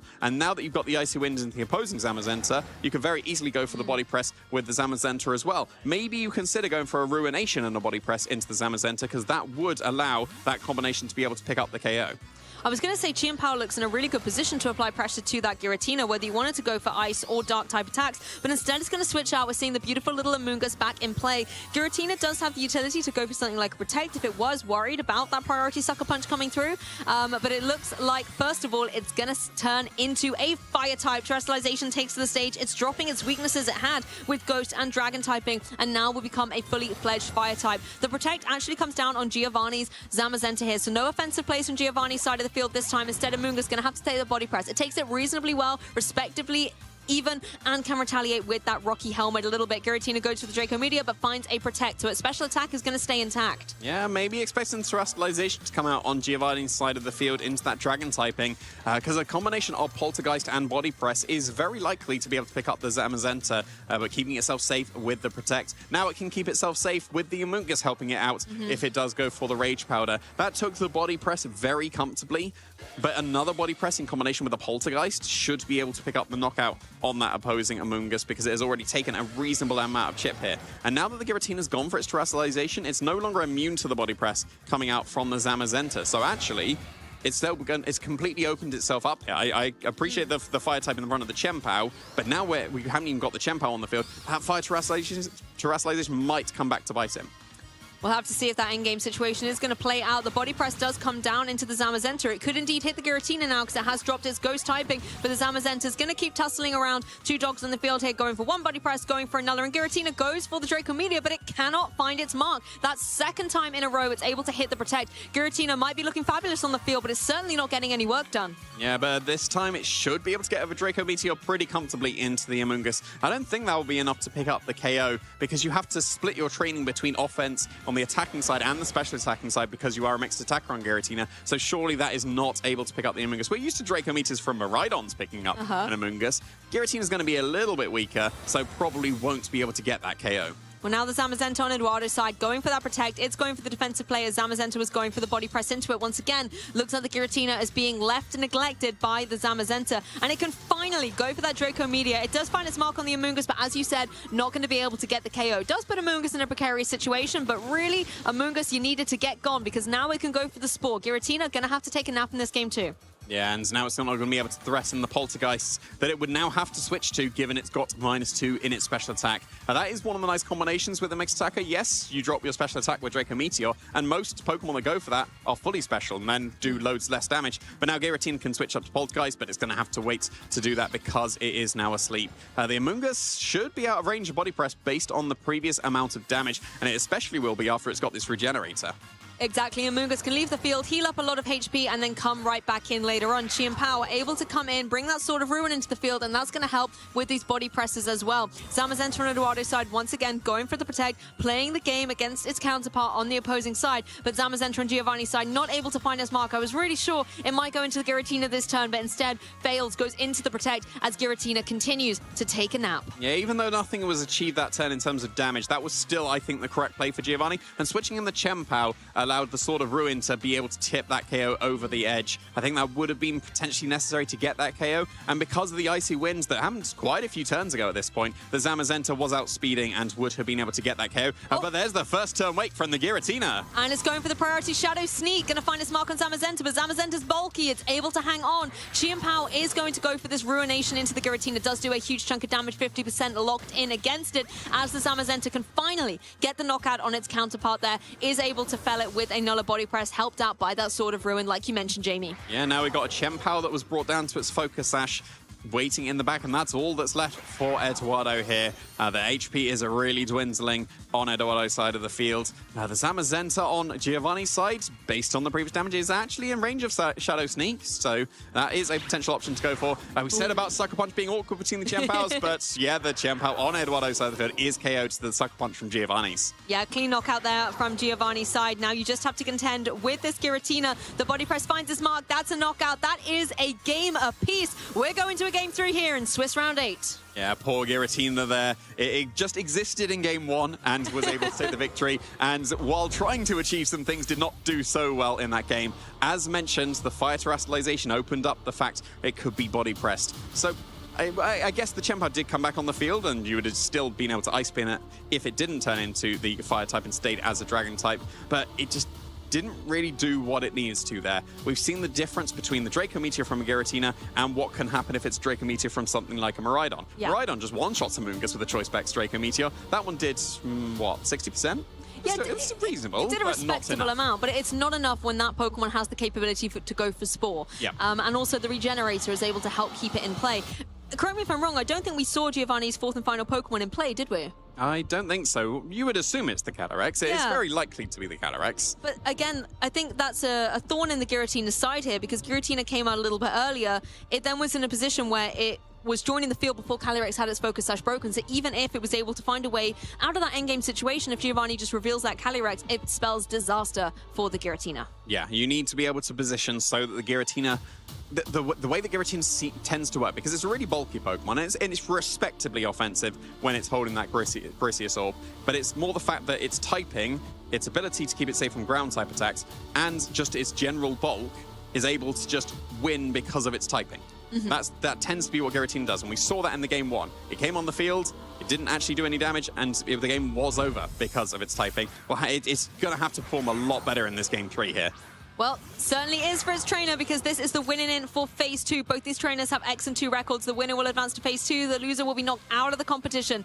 Giovanni and Eduardo bringing the Zamazenta, and it looks like it's a Chi and Power piece as well. I see a mirror on my hands here, Jamie. Yeah, I think I do give the advantage to potentially the Chien-Pao with the Icy Winds, just because that will allow that speed control to happen. But at the same time, if the Chien-Pao is just KO to a body press and the Chien-Pao on the Eduardo's side of the field protects itself, that keeps its Focus Sash safe. And there's the only thing that you can keep the Chien-Pao safe on a Giovanni's side of the field would be to switch out, but then you don't get the Icy Wind. And we've seen that the Zamazenta is almost certainly faster now. And yeah, there's no switch outs, and that is the protection on Chien-Pao. This could easily be a body press KO into the Chien-Pao on Giovanni's side. Well, the Zamazenta is protecting on Giovanni's side. Whether or not the Zamazenta on Eduardo's side will KO the Chien-Pao is yet to be determined. The Icy Wind is the move choice that is coming through. Chien-Pao on Eduardo's side, as you said, Jamie, going to keep its Focus Sash safe, going to keep its speed intact. Zamazenta is going to have the drop, but it's obviously in a position where it can still go for the damage, and something like a body...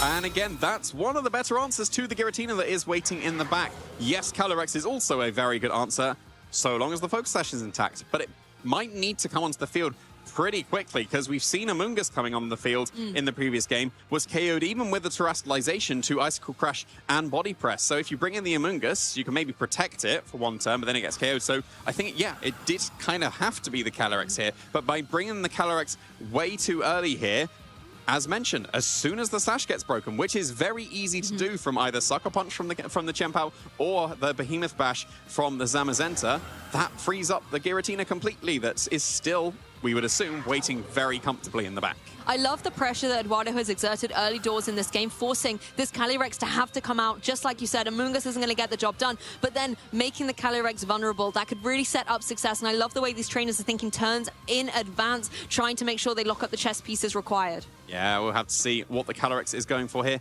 If it goes for Protect to try and preserve the Focus Sash, then it's just really not achieving anything. And the Zamazenta on Giovanni's side of the field will have to do all of the offensive pressure here. There is that Terastallization coming out, though. It's going to be coming from the Zamazenta, turning into the Dragon typing. That's obviously going to reduce the damage from a Body Press that could be coming out. And it should be able to survive through the turn pretty comfortably because of that. Well, Encore will come through. That's going to, lock the opposing Chien-Pao into Protect, I believe it was. So it's not going to be able to go for any offensive moves on this turn. But of course, Zamazenta is free to still break that Focus Sash on the opposing side. Of course, Body Press will come through first of all, thanks to that Icy Wind drop. But I think going for that Dragon Terastallization meant that it keeps Zamazenta in the game. We can easily take another one of those. And actually, critically, Jamie, it didn't go for the Calyrex. Maybe thinking, hey, it could easily Protect on this turn. Let's get damage on the Zamazenta first. Yeah, and that Zamazenta is now going to be in range of another Body Press. Is that still going to be prioritized? Because the Zamazenta, now it's taken a reasonable amount of damage thanks to that Body Press. That's going to be in range of Astral Barrage and Body Press, I think. It might be quite close because of how bulky Zamazenta is, but that should be able to get the KO. And if that's going to be the case, well, now do you have to consider going for the White Guard with the Zamazenta and a switch out, because then you stop the Astral Barrage and you should be able to very comfortably survive the Body Press. That's true. I mean, Chien-Pao is not doing anything on the field at the moment. I really hope there's a White Guard coming through, because if this Astral Barrage does come through without the White Guard and that Giratina comes in, that's going to spell disaster. But Giovanni first going to click that Terastallization button. It's actually going to be becoming a fully fledged Ghost type. That means there's extra damage being banked into the Astral Barrage if it is able to come across the field, but White Guard is going to stop it in its tracks. Giovanni kind of has his head in his hands here, thinking that these are some really difficult turns, because Calyrex was going for the Astral Barrage. It has been stopped. Giratina is able to get in so safely here.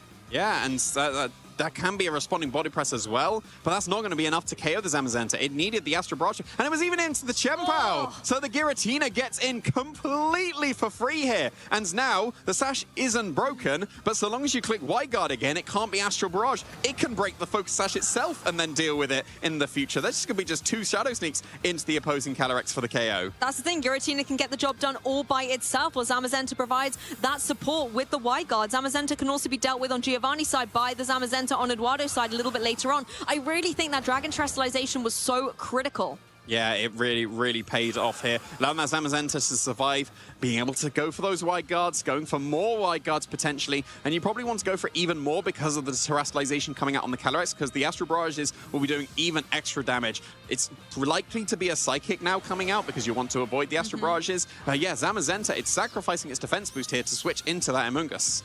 I kind of like this, no, the Amoonguss coming in. It's a Pokemon that we can see put this Giratina to sleep. It's a way to slow down the pace of play and keep the Calyrex safe. Calyrex wants to keep its Focus Sash as intact as it can. It's going for the Protect. The Wide Guard comes through, of course, defensively. Giratina goes for the Poltergeist, but to no avail because of that Protect in play. So now in this next turn, if Giovanni can keep the Calyrex safe, maybe switch it out for the Zamazenta, or even, you know, you have to risk. Maybe the Focus Sash will be broken, but at what cost? Could Amoonguss get the Spore up on that Giratina and put it to sleep? Yeah, I think this is a very crucial turn, because if you go for Wide Guard with the Zamazenta, yes, you keep the Giratina safe for 1 turn, but it's almost certainly going to sleep from a Spore afterwards, and then it won't be able to Wide Guard after. That is what's happening here. So it's going to be able to keep the Giratina safe for 1 more turn if Astral Barrage would click, which it was. Okay, so you're stopping the unnecessary damage coming through on your Giratina, but at the same time, on Giovanni's side, you're opening up your Calyrex to take a huge amount of damage from the opposing Giratina here. It is going to be going for that Poltergeist, but no. Oh, it did. Oh, it psyched me out. Yeah, well, it goes down into that Focus Sash. It's going to be pulling it around Calyrex, doing a lot of damage, but critically, the Focus Sash still actually activates, so it stays in play. Calyrex is hanging on as Amoonguss goes for the Spore, but it goes into the opposing Zamazenta here. Yeah, it's going to be able to stop the Wide Guards now. That was the sacrifice that Eduardo went for, but now you can Rage Powder. You've got the Zamazenta safe. It was the position that Giovanni was going for. Get the Wide Guard off the field for at least the next couple of turns at least. Because now the Zamazenta, it's guaranteed to sleep. You can very safely go for Rage Powder here and Astral Barrage. There's nothing stopping that. Shadow Sneak would be redirected into the Amoonguss, do a tiny bit of chip damage, and probably actually do more to itself from the Rocky Helmet. And Giratina is a very bulky Pokemon.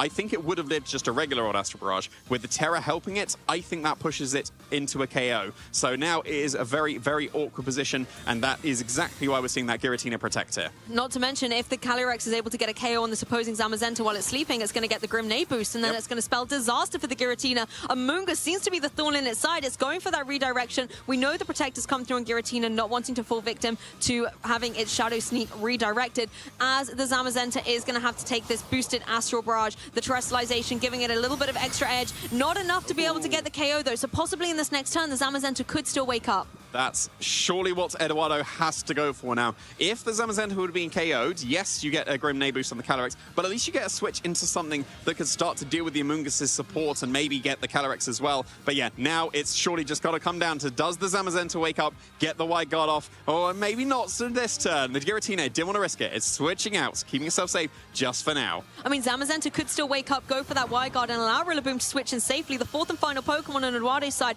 Yes, you can't go for a fake out into the Ghost, but the priority Grassy Glide could be nice. Oh no, wake up. Could be a nice way to shut down the Amoonguss, but Zamazenta still taking a nap. No Wide Guard. Calyrex free to go for an Astral Barrage. We know that this is guaranteed to get the knockout onto the Zamazenta. This will give it 1 Grim Nade boost. Rillaboom taking just over 40%, I would say. My maths is, great. Onto that Rillaboom. But critically, that Grim Nade boost is coming up, so when the Giratina inevitably does rejoin the field, that is going to mean that these Astral Barrages are going to be so formidable. Yeah, but Sludge Bomb was the cover for Rillaboom. Very, very nicely done there. Because now, what would have happened if that Sludge Bomb hadn't have happened is Grassy Glide just KOs the Calyrex, ignores the Rage Powder. So actually really nice reposition for Eduardo. But because that was Sludge Bomb, that meant that the Rillaboom is now in range of Sludge Bomb again. Well, one more Sludge Bomb will do it. So do you protect the Calyrex and go for Sludge Bomb into the opposing Rillaboom?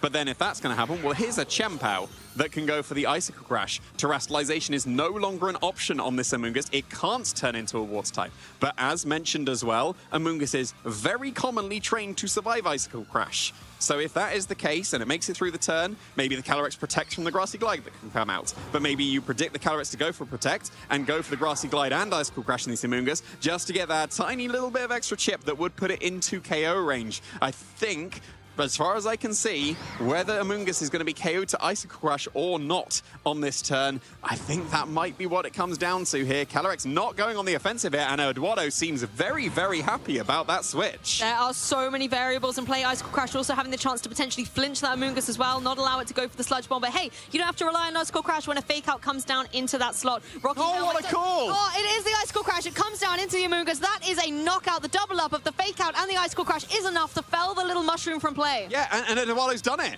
It doesn't matter what's on the field right now. The sash is broken. Giratina wins.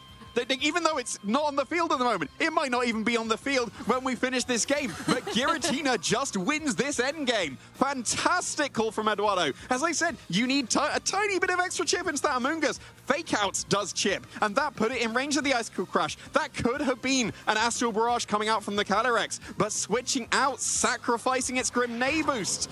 What a call coming out from Eduardo. I don't think there's anything that can be done now.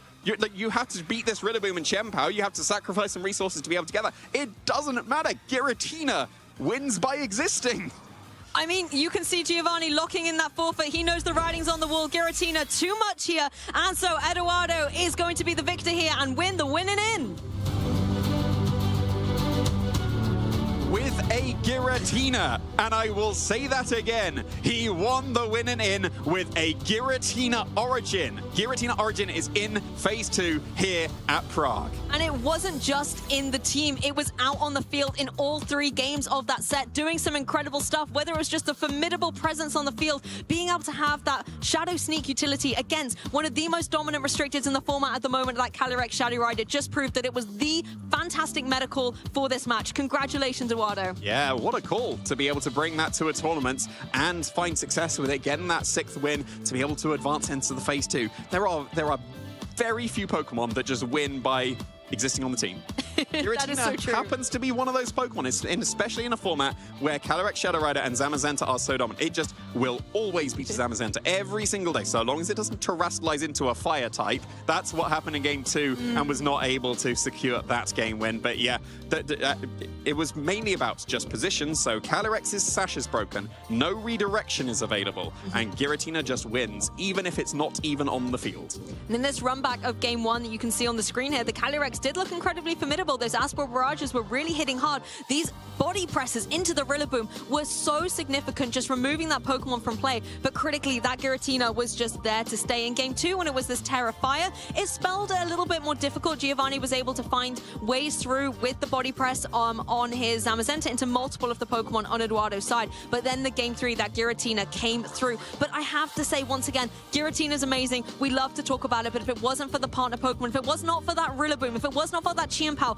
with that Fake Out Icicle Crash double up in the end, then Giratina would not have been able to lock up that match. I mean, if it wasn't for the trainer piloting it, making that call by going for the Fake Out and Icicle Crash. Teamwork, dreamwork, that's what they say. Yeah, it covered for the Calyrex going for Protect as well. If the Calyrex had gone on the offensive, Astral Barrage is +1 and Terra boosted, will KO the Rillaboom, will bring the Chien-Pao likely down to its focus test. Even if it wasn't, it'll be in range of another attack. Yeah, so what a call to just ignore the massive threat in the Calyrex, get that double up into the Amoonguss, and just secure the win just for the Giratina waiting in the back. I mean, there were so many moves and counter moves that could have been played there. We were talking about redirection, we were talking about priority, and you could see our trainers utilizing almost every second that they had there of that turn, trying to think, what's the call? What is my gut telling me? What do my instincts say? How have I analyzed this ball play? Where are my win conditions? And then suddenly the clock is ticking away and away and away. But for Eduardo, he made the perfect call. And as you said, Jamie, it could have been a different outcome if the decision had been a different option. And it sometimes comes down to those. Like they're called hard reads for a reason, right? They're really hard to make. They are. And when you make them, it works out really, really well. And that was a very, very crucial turn. There's a lot of trainers that, as you gain experience, gain insight into, ooh, I think this is what my opponent's going to do. I will completely commit to this thing happening. Because there's some trainers that will go, well, I think this is happening, but I'll make a mid-ground play. Yeah. It takes a lot of confidence to be able to go for, this is happening, I will commit exactly to this, and if I'm wrong, it goes horribly wrong. That's what happens with a hard read. A hard read means if you get it wrong, oh no. But when you get it right, oh yes. Yeah, high risk, high reward, right? I know, right? And it's one of those things where, yes, it can go disastrously wrong, but it can ultimately sometimes, when you back into a game, it can sometimes win you the match. And we saw one of those incredible moments. Now, a few minutes ago, I saw Zoe physically running to get to that couch area because she is just as excited as we are to hear from our Giratina master, the winner of that last set. So let's not keep Zoe waiting any longer. Let's kick it to the interview right now. Thank you very much, Boyd and Lou. I am here with Eduardo, the winner of our Swiss Round 8 at the Prague Regional Championships. How are you feeling? I'm feeling great. Really, really great, because I love to play this stuff, like strange Pokemon. So winning here, also in streaming, is an amazing experience. So I'm grateful. Yeah, that was such an amazing set of 3 games. Now, I'm sure this is the question everyone wants to know. Why bring Giratina into this tournament? You know, there are a lot of Calyrex and Zamazenta. So Cali Shadow, of course. So, for me, I hate to play like basic stuff. So last year I bring Ho-Ho and Miraidon to Bologna. And 2 years ago, like Lunala in Reg G. So I had to put some effort to the team. And I hate to do the split ties. I really hate to do the split ties. And so I run Giratina because it has Shadow Sneak and it can do a priority to opposing Kali Shadow. And also because it's really, really, really strong against Calyrex Ice. And fun fact, I didn't match any. Today I didn't match any Calyrex, and Giratina is so strong against Calyrex Ice. And of course it's really strong against Ursaluna, because if you think about it, it's Ghost type, so Facade does nothing, and it has Levitate. Right. So Headlong Rush also does nothing. So yeah, of course, this team is inspired by the team of Drew Bills. So thank you. Yeah. Thank you, Drew. But I change a lot of spreads, a lot of Terra, a lot of moves. But the sixth, the sixth, okay, the 6 Pokemon are the same of Drew. Yeah, it ended up working out so wonderfully for you there. So for those of the viewers at home watching, do you have any shout outs that you want to give? Yeah, of course. Big shout out to my family, mom and dad, if you are watching, I don't know. Also, big shout outs to La Dinastia, that it's my group of friends, okay? And big shout outs also to Drew Bills, that he doesn't know me, but yeah, thank you, Drew. That's amazing. Well, Eduardo, good luck into phase 2. We're going to let you get ready for the next phase. And for those of you watching at home, stay with us as we will be back very shortly with phase 2 of the Prague Regional Championships. Gavin Michaels, one of the winningest players in VGC history. I first got into competitive Pokemon by somehow convincing my mom to fly me, a 13-year-old at the time, to San Jose, where I then got top 4 in my first competition. It's become a huge part of my life.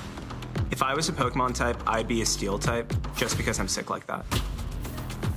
I knew I wanted to take Pokemon very seriously after winning Nationals in 2013.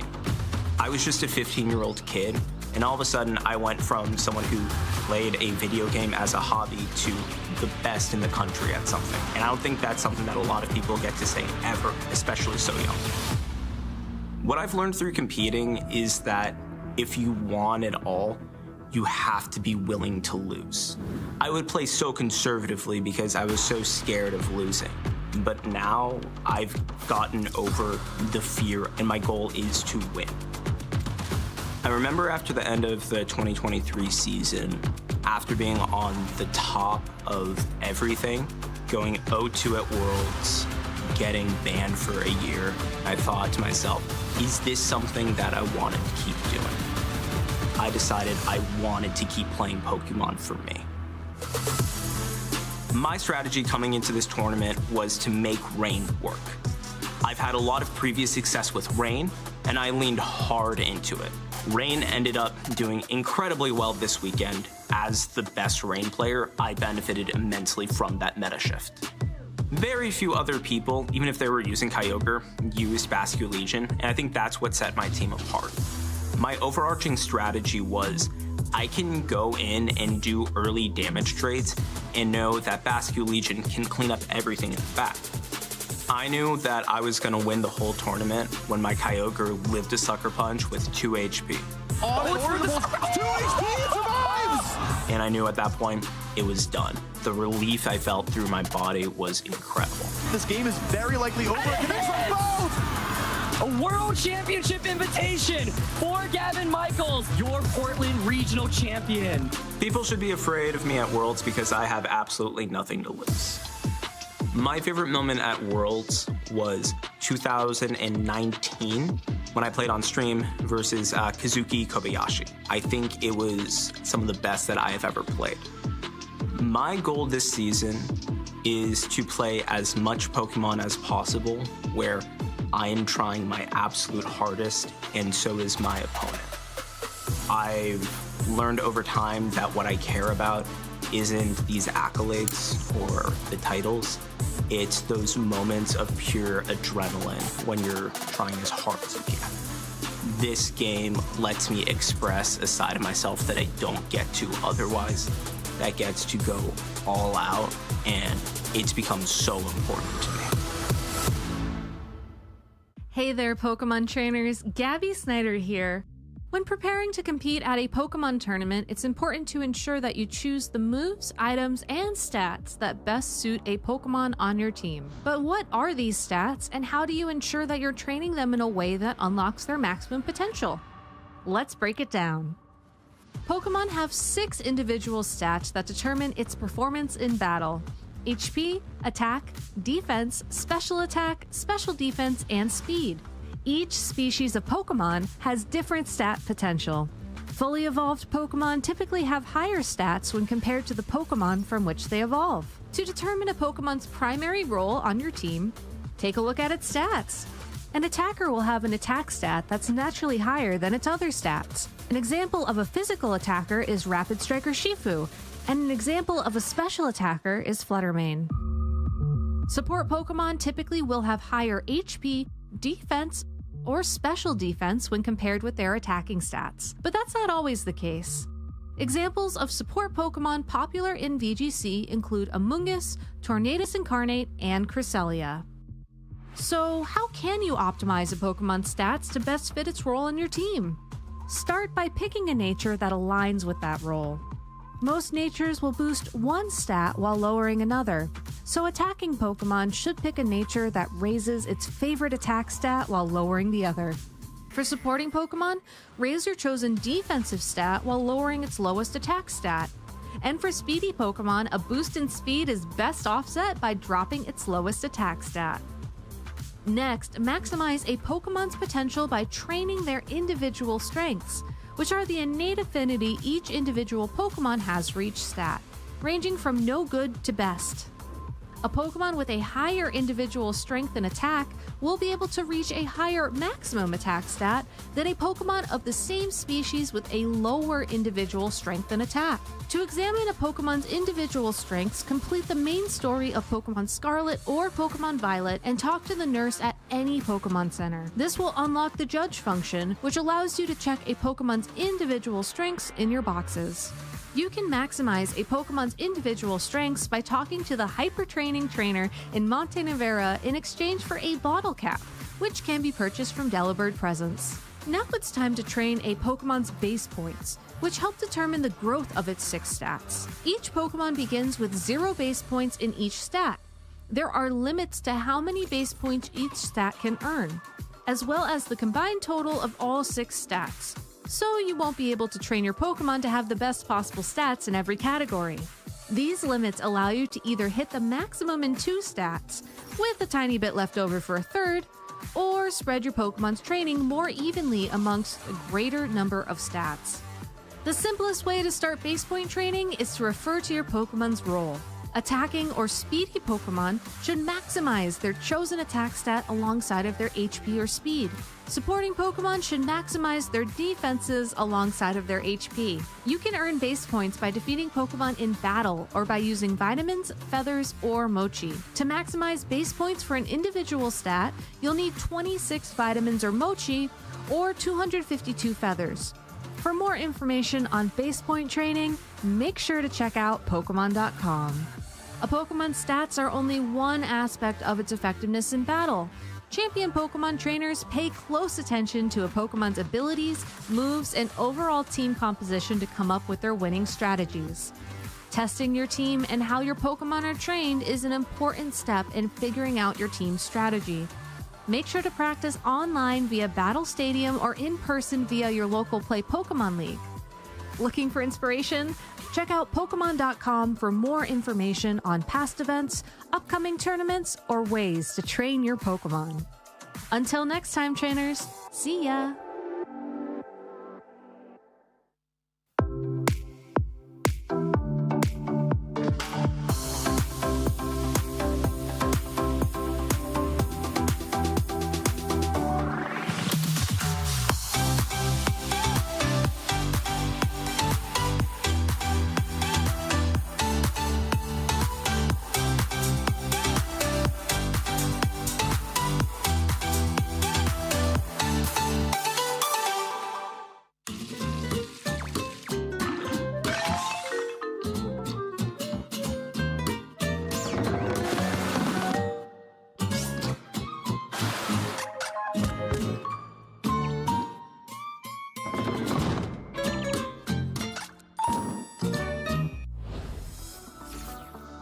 And just like that, Pokemon Trainers, Phase 1 has come to an end here at the Prague Regional Championships. But now it's time for Phase 2, isn't it, Marcus? Yeah, isn't it exciting? After 8 rounds of Swiss, now only the players with a record of a maximum of 2 losses will advance. And that so means that, well, a lot of players made it through, some didn't, but everyone that did make it through will play one more round today. Exactly, the Pokemon action doesn't stop here. They get to play one more round of that Phase 2, and then we'll continue the rest of that competition tomorrow on Sunday's day of the championship. Yeah, and I mean, we've seen so much excitement in that last round, the win and in situation. Giratina? And against all odds, right? Coming out on top there, what an amazing way to conclude Phase 1 of the tournament, and I'm sure Phase 2 is going to be just as hype. I mean, did you have Giratina on your bingo card making it into Phase 2 here this weekend? Absolutely not. No. Shame on us. Shame on us. Did you? No. I thought that was a Pokemon only on Pokemon GO. In fact, it was just on the broadcast on their game as well, also getting a victory. So maybe Giratina is the key to success here in Prague. Oh, wow. I mean, let's see how it does in Phase 2. But of course, in a metagame, in a format where there's the Calyrex Shadow Rider, the Lunala, everyone's like, well, Lunala too. Yeah, those are the ghost types, right? No, there's one more you have to keep in mind. Yeah, it's kind of saying, don't forget about me. I might be underestimated, but as it just proved, it is a fantastic choice when set up with the right components. You know, you can't just throw it on the team and expect it to be brilliant. There was a strategy in play there, you know, needing to break focus sashes here and there. So it really came down to the team being so well synergized. Yeah, and maybe that game, that set, was the origin of the winning story there for Giratina here in Prague. I see what you did there. I see what you did. Charlie's not here, so someone's got to be around for the bad jokes, right? I like that. I like that. It's rubbing off on you. I appreciate that. That's good. Good vibes all around. And Giratina, definitely one to keep an eye on. But of course, there are plenty of other trainers out there as well, running more of maybe the standard archetypes that we're seeing out there. We're seeing a lot of that Zamazenta, Calyrex Shadow Rider. We're also seeing the Calyrex Ice Rider paired up with something like the Miraidon. And there's just so many different combinations out there. The one that I'm always secretly rooting for, though, Marcus, is Terapagos. It's a Pokemon that I just love the way that it's so unique. It has unique abilities. It has the Terra Starstorm that can do so much damage. I know you have to, you know, put a little bit of extra effort to get maybe a substitute or a Calm Mind up, but I always think it can deal so much devastating damage when positioned right. It just has not got the victories thus far, but a lot of trainers still believe in it. Well, let's see what some of the teams are that did get the victories. In fact, there are 2 players who got all the victories in Phase 1, 8-0 undefeated. And one of them is Mark Mullender, coming in from the Netherlands. And let's have a look at how they made it that far. I had the pleasure of playing against them at the last World Championships. And yeah, they are a very, very strong trainer. Now improving on their team even further.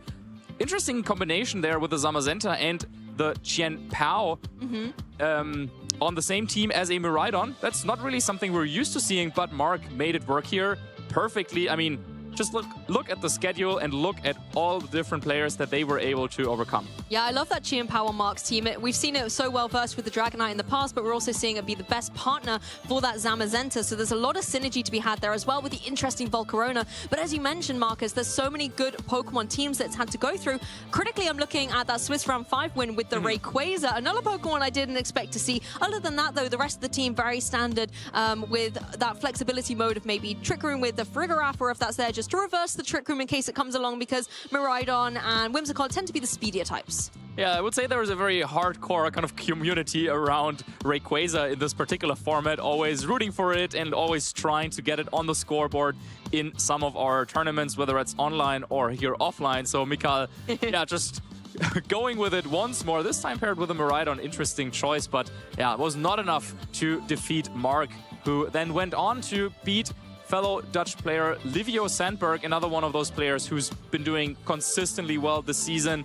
And then Jorge and Simone also couldn't stop him. So yeah, quite the diverse distribution there in terms of who they ended up playing against. But yeah, taking down Simone Sanvito, yeah, one of the best players in the history of the game. Of course, also an international champion, a regional champion, and taking down a player like that, that is definitely a statement win there in the last round of Swiss. That's got to give you so much confidence coming into phase 2. And, you know, Simone, we were able to feature earlier on in the broadcast as well, having an incredible victory on the broadcast. So being able to see that Simone has even been felt by this trainer, Mark, does mean that it's a name we have to keep an eye on as we keep going, currently undefeated throughout this tournament. Yeah, and well, someone who took one loss is Michal. Actually, they ended up winning all other rounds. So that Rayquaza currently sitting at 7-1. So yeah, maybe sooner or later we will also see that on the broadcast. So what we're saying is the Rayquaza matchup into Mark's particular team is not so good, but against everything else it's doing great? Well, that's what it looks like. Certainly, I mean, yeah, well, with the Zamazenta and Incineroar, I mean, presumably it's holding a clear Amulet. That's what the Rayquaza usually have. Yeah, well, but it wasn't quite enough to take down Mark. But yeah, with this flawless day so far for Mark, I mean, there's one more round until you could be potentially be the only player at this record of 9-0. But there's one big obstacle in the way, because there's one other player that is also undefeated so far, and then they will face in the first round of phase 2. So let's have a look. We've already seen him on the broadcast as well. Drum roll. Hey, Victor Medina. Victor Medina. Yeah, and who is surprised after how incredibly well he played that round 6 against Matteo Velata? This is the game that we were able to witness on the stream. And then also after that, beating Forhad and Ruben, two very, very powerful trainers as well. And making it all the way to phase 2 with an 8-0 record. Very, very close to already advancing to that top cut stage of the tournament. And I was able to speak to Victor earlier as well, and he's so confident in this particular format. He does so incredibly well with this team. He says it's a comfort team for him. I believe it was the team he used at the World Championships previously as well. So he's got a lot of experience with it. He's got a lot of synergy with it, and clearly is piling into great success. Even Pokemon like that Smeargle that sometimes can be hard to predict with the Moody Boost, for example, he's just so well focused with. He knows how to utilize it with the Y-Guard, for example, to help out his own Calyrex Shadow Rider from opposing Astral Barrages or Glacial Lancers, for example. Yeah, we were talking about this team before with the triple fake out supporting the Calyrex Shadow Rider, and then Victor not even bringing Zamazenta in that Swiss round number 6 and showcasing how well he knows the ins and outs of his team, understands when it is okay to leave a restricted Pokemon behind, and doing that so well, not only in the round 6, but also in all other rounds. Going undefeated, what an incredible accomplishment. And he's had a lot of different restricteds to have to battle through. I think in every single team, there's, you know, one of the horses, some of the Pokemon you've spoken about this tournament, one of the Calyrexes, but then the partners have been so varied. You've got Koraidon, Lunala, Kyogre, a Groudon as well, Miraidon and Zamazenta. So he has to make sure that his Pokemon choices are flexible to deal with all of these unique cores that he's coming up against. Yeah, and he went up against a Jumpluff in there, a couple of Smeargles. Yeah, there's quite a few Pokemon that you don't really want to face with your Calyrex Shadow Rider, but Victor made it work. And now I guess the question is, well, we have two players who are undefeated. I mean, if what if we kind of had them play against each other, right? Like someone will win, but someone's streak would end, right? Yeah, I mean, what you're saying is we don't have room for 2 undefeated trainers. We can only have 1 by the end of day 1. Well, that is how it usually works out. But I mean, let's see how the pairings shape out. But I mean, that could be an interesting game, right? I think it definitely would be. Both these trainers already being so formidable in the competition. We've been able to showcase Victor already. We've got a little insight into how he plays his team. But I think it would be great to see his opponent and be able to get to know these 2 trainers a little better ahead of day 2 of the competition, where regardless of how their first round of phase 2 goes, they're going to be. Absolutely. And let's remind ourselves, so right now we have finished phase 1 of the tournament. A big chunk of the players already eliminated from the competition, but everyone else who is still left in the tournament already secured a good amount of championship points, which is going to help them, of course, towards their qualification for Worlds. So everyone who's still in the tournament, they can already be really proud of themselves and happy with what they were able to accomplish.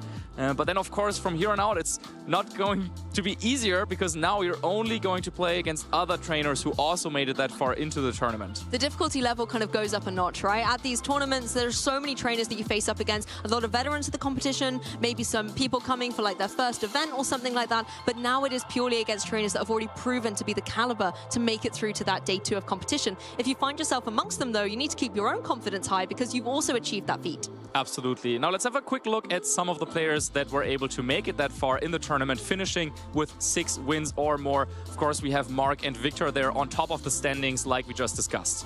Yeah, lots of familiar names here as well. We've got Leonardo Bononomi that we were able to feature earlier on as well. We've got other trainers that we talked about, like Taran and Luis and Simone Sanvito here. But let's take a look at number 9. This was Mikhail, who ran the really interesting team with that Rayquaza being able to come through here at that 7-1 record. If we thought Giratina was a little bit of a wild card, it came into phase 2 at XM2. This is the XM1. Yeah, I mean, that's why he was already in phase 2. True. When the community choice was happening. That's why we didn't show it. But yeah, Bichal, as I was saying, very adamant about the fact that Rayquaza is not only a meme, it is actually a Pokemon that can bring you to wins. And well, he's proving it. And with a 7-1 record, currently in the top 10 of the standings. That's the thing, it's such an incredible feat already, and that momentum, if you can just keep rolling with that going through the rest of phase 2, we could very well see a Rayquaza in top cut of this competition. So best of luck with that Rayquaza going forward. Let's take a look down at number 10, Lewis Markel here, a trainer from Germany who's had a lot of incredible consistent finishes, and with their team as well, a little bit more classic with Pokemon like the Calyrex Shadow Rider and the Zamazenta, but critically that Hearthflame Ogerpon, a Pokemon that I think in the previous regulation was so dominant, and Lewis is still bringing it forward into Regulation I. Yeah, Lewis, one of our players to watch for this event, also just showing how well he can play with his Calyrex and Zamazenta, bringing the same team that he also used at the World Championships, same team that he was using for 2nd place at Utrecht last season, and yeah, is just very powerful. I think he was one of the few players who, besides the Ogerpon, also is still including this Choice Scarf Urshifu into his build. I think that is something when we talk about the version of Victor, for example, kind of incorporating the Raging Bolt, the Smeargle. This seemed to be a little bit more of the like modern kind of way to play this team, but Lewis still trusting the same team that he started the format with last time when it was around last year, and yeah, doing really well with it. Yeah, that combination of Incineroar and Rillaboom, the pivoting pals as we like to call them, is still tried and tested, and Lewis having great success with them there as well. Let's move on to number 12, Ruben Giazzini. This team from Italy is another one that I've been really interested to see with the Chien-Pao and the Amoonguss coming through, but Raging Bolt I honestly thought was going to be a lot more dominant this weekend, and I'm not seeing it as much as I thought I would. Yeah, I think it's so helpful on these Calyrex, Shadow Rider, and Zamazenta teams in particular, just because of that priority move that you get with Thunderclap, and because, well, there's hardly anything that can knock out a Raging Bolt in one hit. Very true. It just happens so that it can trade really favorable against a lot of opposing Pokemon. It also really helps against some matchups like Kyogre that aren't that common. But it's still like if you're not prepared to deal with Kyogre, then you can lose so quickly against it. Yeah, that's true. Kyogre, particularly with its weather not really being put in check at the moment, can be really formidable to deal with. I really like a look of these teams here. Obviously, we've got that Calyrex, one to keep an eye on. Another name that I think we need to have a deep dive on is number 13. which is Louis Fonteville. So another Louis to talk about, this time with a big Pikachu plushie. Love to see that. But this, critically for me, is that Koraidon, one of those restricted Pokemon that often gets put in the shadow, I think, of its counterpart with Miraidon. But Koraidon, if you can set it up correctly, maybe go for that Terra Fire to give it the defensive capabilities and a boost on its fire-type attacks, it can be so dangerous on the field. Yeah, he was using this team ever since the format came back in some online competitions, also doing really, really well there. And of course, this is the same team that Hirofumi Kimura managed to finish top 4 at the World Championships with, building that team with Joji Kaeda and Alex Gomez, for example. So there was a little bit of an international collaboration around that team. It was a big, big innovation at the World Championships. Now, Louis showing that, yeah, it doesn't need the surprise factor. Even now that all these top players have prepared against it, it can still do really, really well, finishing 7-1 here, making it into phase 2. And the Landorus giving you that ground type coverage as well. Really nice when there's so many Miraidons running around, and the Raging Balls from time to time as well can make a really nice switch in, as well as the damage capability it can deal out can be formidable to contend with. Oh, absolutely. The Landorus is so important on this team. And yeah, what it actually likes to do is sometimes also dropping one of the restricted Pokemon, but the Landorus in some matchups is like non-negotiable. You have to bring it because of how good it is against Zamazenta, for example, against Miraidon. And so yeah, in some matchups you're like, okay, my Landorus is more important than some of my restricted Pokemon. It's going to be the restricted slot in a way of that team. I mean, it does have that kind of aura about it. It is one of those incredible Pokemon, but you're right, sometimes it has to fill that restricted slot just because of its move pool and its, you know, typing as well. Absolutely. Well, maybe now, as we're getting ready to set up everything for phase 2, you have a little bit of a better picture of what has been going on here in phase 1 of the tournament. And well, with one more round to end up the day, that's going to be really exciting. Yeah, it's going to be incredible to be able to see. So we're going to let you guys quickly run and get some refreshments, get ready, maybe take note of those names we were talking about, and we're going to have a very short break and then come back with all that competitive action kicking off phase 2.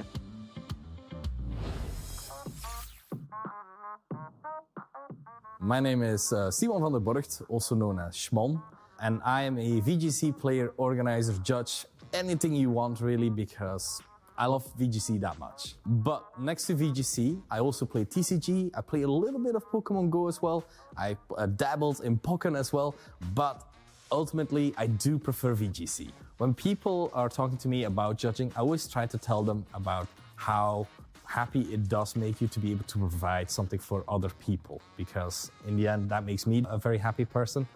And you get great experiences at regionals where judges make jokes with you, you're happy to see them again, and it's fun to be able to see judges, players, and even staff again, time and time again, and say hi as if you're honestly one big Pokemon family. Typically, for judges at locals, it is a bit more fun where players come to you and tell you about their games, what went well, what went wrong, did they make a mistake, and then you can actually try and think with them and you can try and help them improve, which is a really great feeling. And even at regional level, that can also happen, where a lot of players are just do want to talk to you, or want to talk about their last game, and where you're just able to provide input without having a competitive mindset, so you're just the ultimate backup to them. The reason I think I spend a lot of time on Pokemon is because I, at its core, just really love playing Pokemon. I love playing the TCG, I love playing Pokemon GO, I love playing VGC, I love all of these games, and Pokemon has been by my side since I was young, and it's still by my side, and I love absolutely being able to introduce people time and time again to Pokemon and seeing their face lit up as well with the amount of enjoyment that they have. So I just love Pokemon.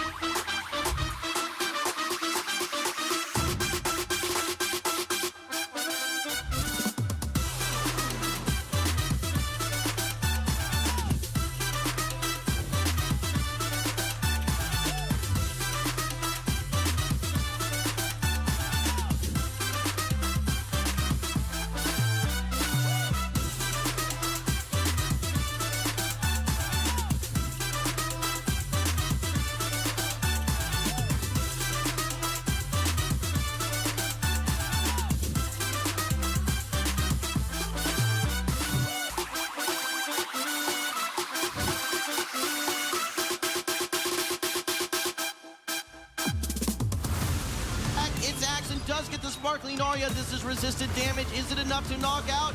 Looks like it takes down the Goliathapod. Parabolic charge is loaded here, but there's only 1 HP remaining on this tiny little Dedenne. Saxon is going to take a 3-0 series sweep. Rise for Saxon. He is your 2025 North America International Champion.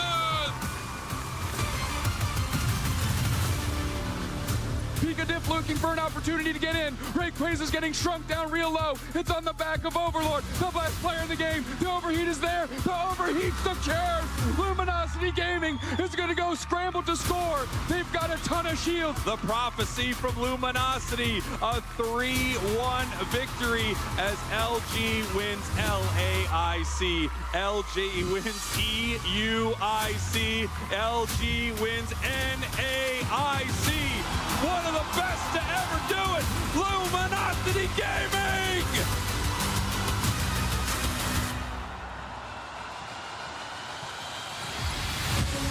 Kenji tying the game up at 2 prize cards apiece. What's going to happen here?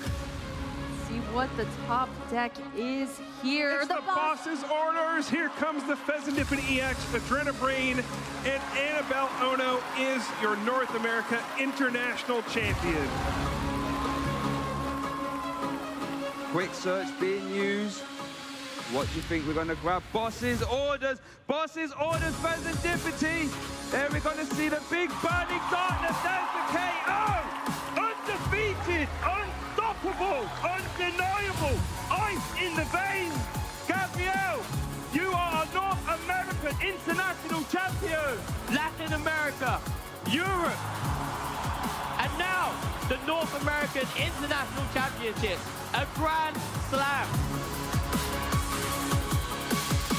Field is active. Gardevoir leave himself with no damage. He knows his opponent doesn't have Boss's orders. Is that the move? Oh, he's going to take the 2 damage, move it over. He's got 2 more to work with. He's got the Psychic Embraces. He just needs to attach the Dark Energy here, and he should be able to make this happen. That's going to be it. The next Adrenabrain, perfect map. Isaiah takes the KO, and he is the North American International Champion. It could all come down to this particular turn. Miraidon able to move first, does go for the Electro Drift and find its mark down into the Rillaboom with the Assault Vest, really paying off, keeping it in the game. With a critical hit though, such a valiant effort coming through from Miraidon, but the Woodhammer comes through, seals the game, and Joaquim Roquette takes the title in the junior division to become your champion at the North American International Championships. Hollow is able to fire off one final Moongeist beam with this Lunala and actually gets the critical hits. But you're right, the Weezing hits the field, a Protect available on both Pokemon. And so we'll see this as the final moves of choice. Isak has attended 3 international championships this season, able to get top cut in both of the previous ones, and leaves this one as a champion at last. Congratulations to Isak Moreira, your 2025 North America International Champion. Here is the one thing you can hope for is that Federico makes a mistake and goes on the offensive with this Lunala using Moongeist Beam to stop very effective damage onto that Pokemon, but Federico doesn't. He goes for the Moonblast. Federico Camporisi is your 2025 North America International Champion. I was really nervous going into that also because it was my first finals. I just had to still process everything, but it feels great. It feels amazing to kind of leave a legacy that I think no other team will be able to replicate. UIC, LAIC, and NAIC, now we're going to Worlds. Dude, I don't think I could have ever imagined this. Thank you for everybody. This feels incredible. To be able to win this tournament, it's just couldn't be happier.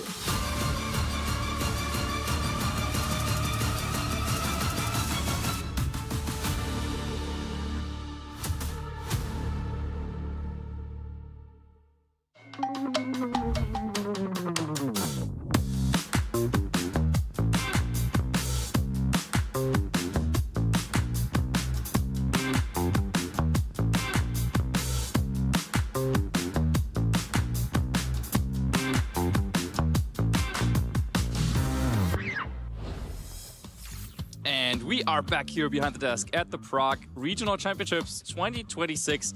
We can't stress it enough. Last time we've been here, 2018. It was a long time ago. Do you remember I was that? playing. Yeah. Do you remember the tournament? Yes, I do. It was good fun. A lot of fun. But was that the one we faced? No. I think that was the year before. I just remember there was one event where I brought one of your teams, and they were Pokémon Z. Yeah, but it was the one with Sandy. Yes. Sandcastle one. Yes. And yeah, I remember we faced, and I was bringing one of his teams, and I was then really nervous to play you with your own team, and it was a disaster. But yeah, I enjoyed the Prague Regionals. What about you last time? Good times. Yeah, I was actually playing the trading card game back then. Oh yes, of course. I remember you kind of jumped between the two a little bit. Yeah, I think this was Buzzwole. Was my deck Buzzwole Lycanroc? Anyone out there remember what I'm talking about? And you had the Octillery as well, and then you could set up with that. Octillery, not a Pokemon I was expecting to say on this broadcast, but TCG brought it across. But I remember in Prague at the time, I think I was running the Porygon Z. I mean, that was what I ran most of that season, and 2017 as well. Oh yeah, great times. But of course, now we are here, ready to get into Phase 2. But you know, we have to confirm all the standings. We have to make sure that everything is in order. And just like that, we will have a little bit of extra time, actually, to try and get ready for that. But why don't we spend that to educate ourselves and the viewers at home a little bit further about some Pokédex entries? Well, I think Jamie and Zoe had to do it a little bit earlier on as well, so it's only fair.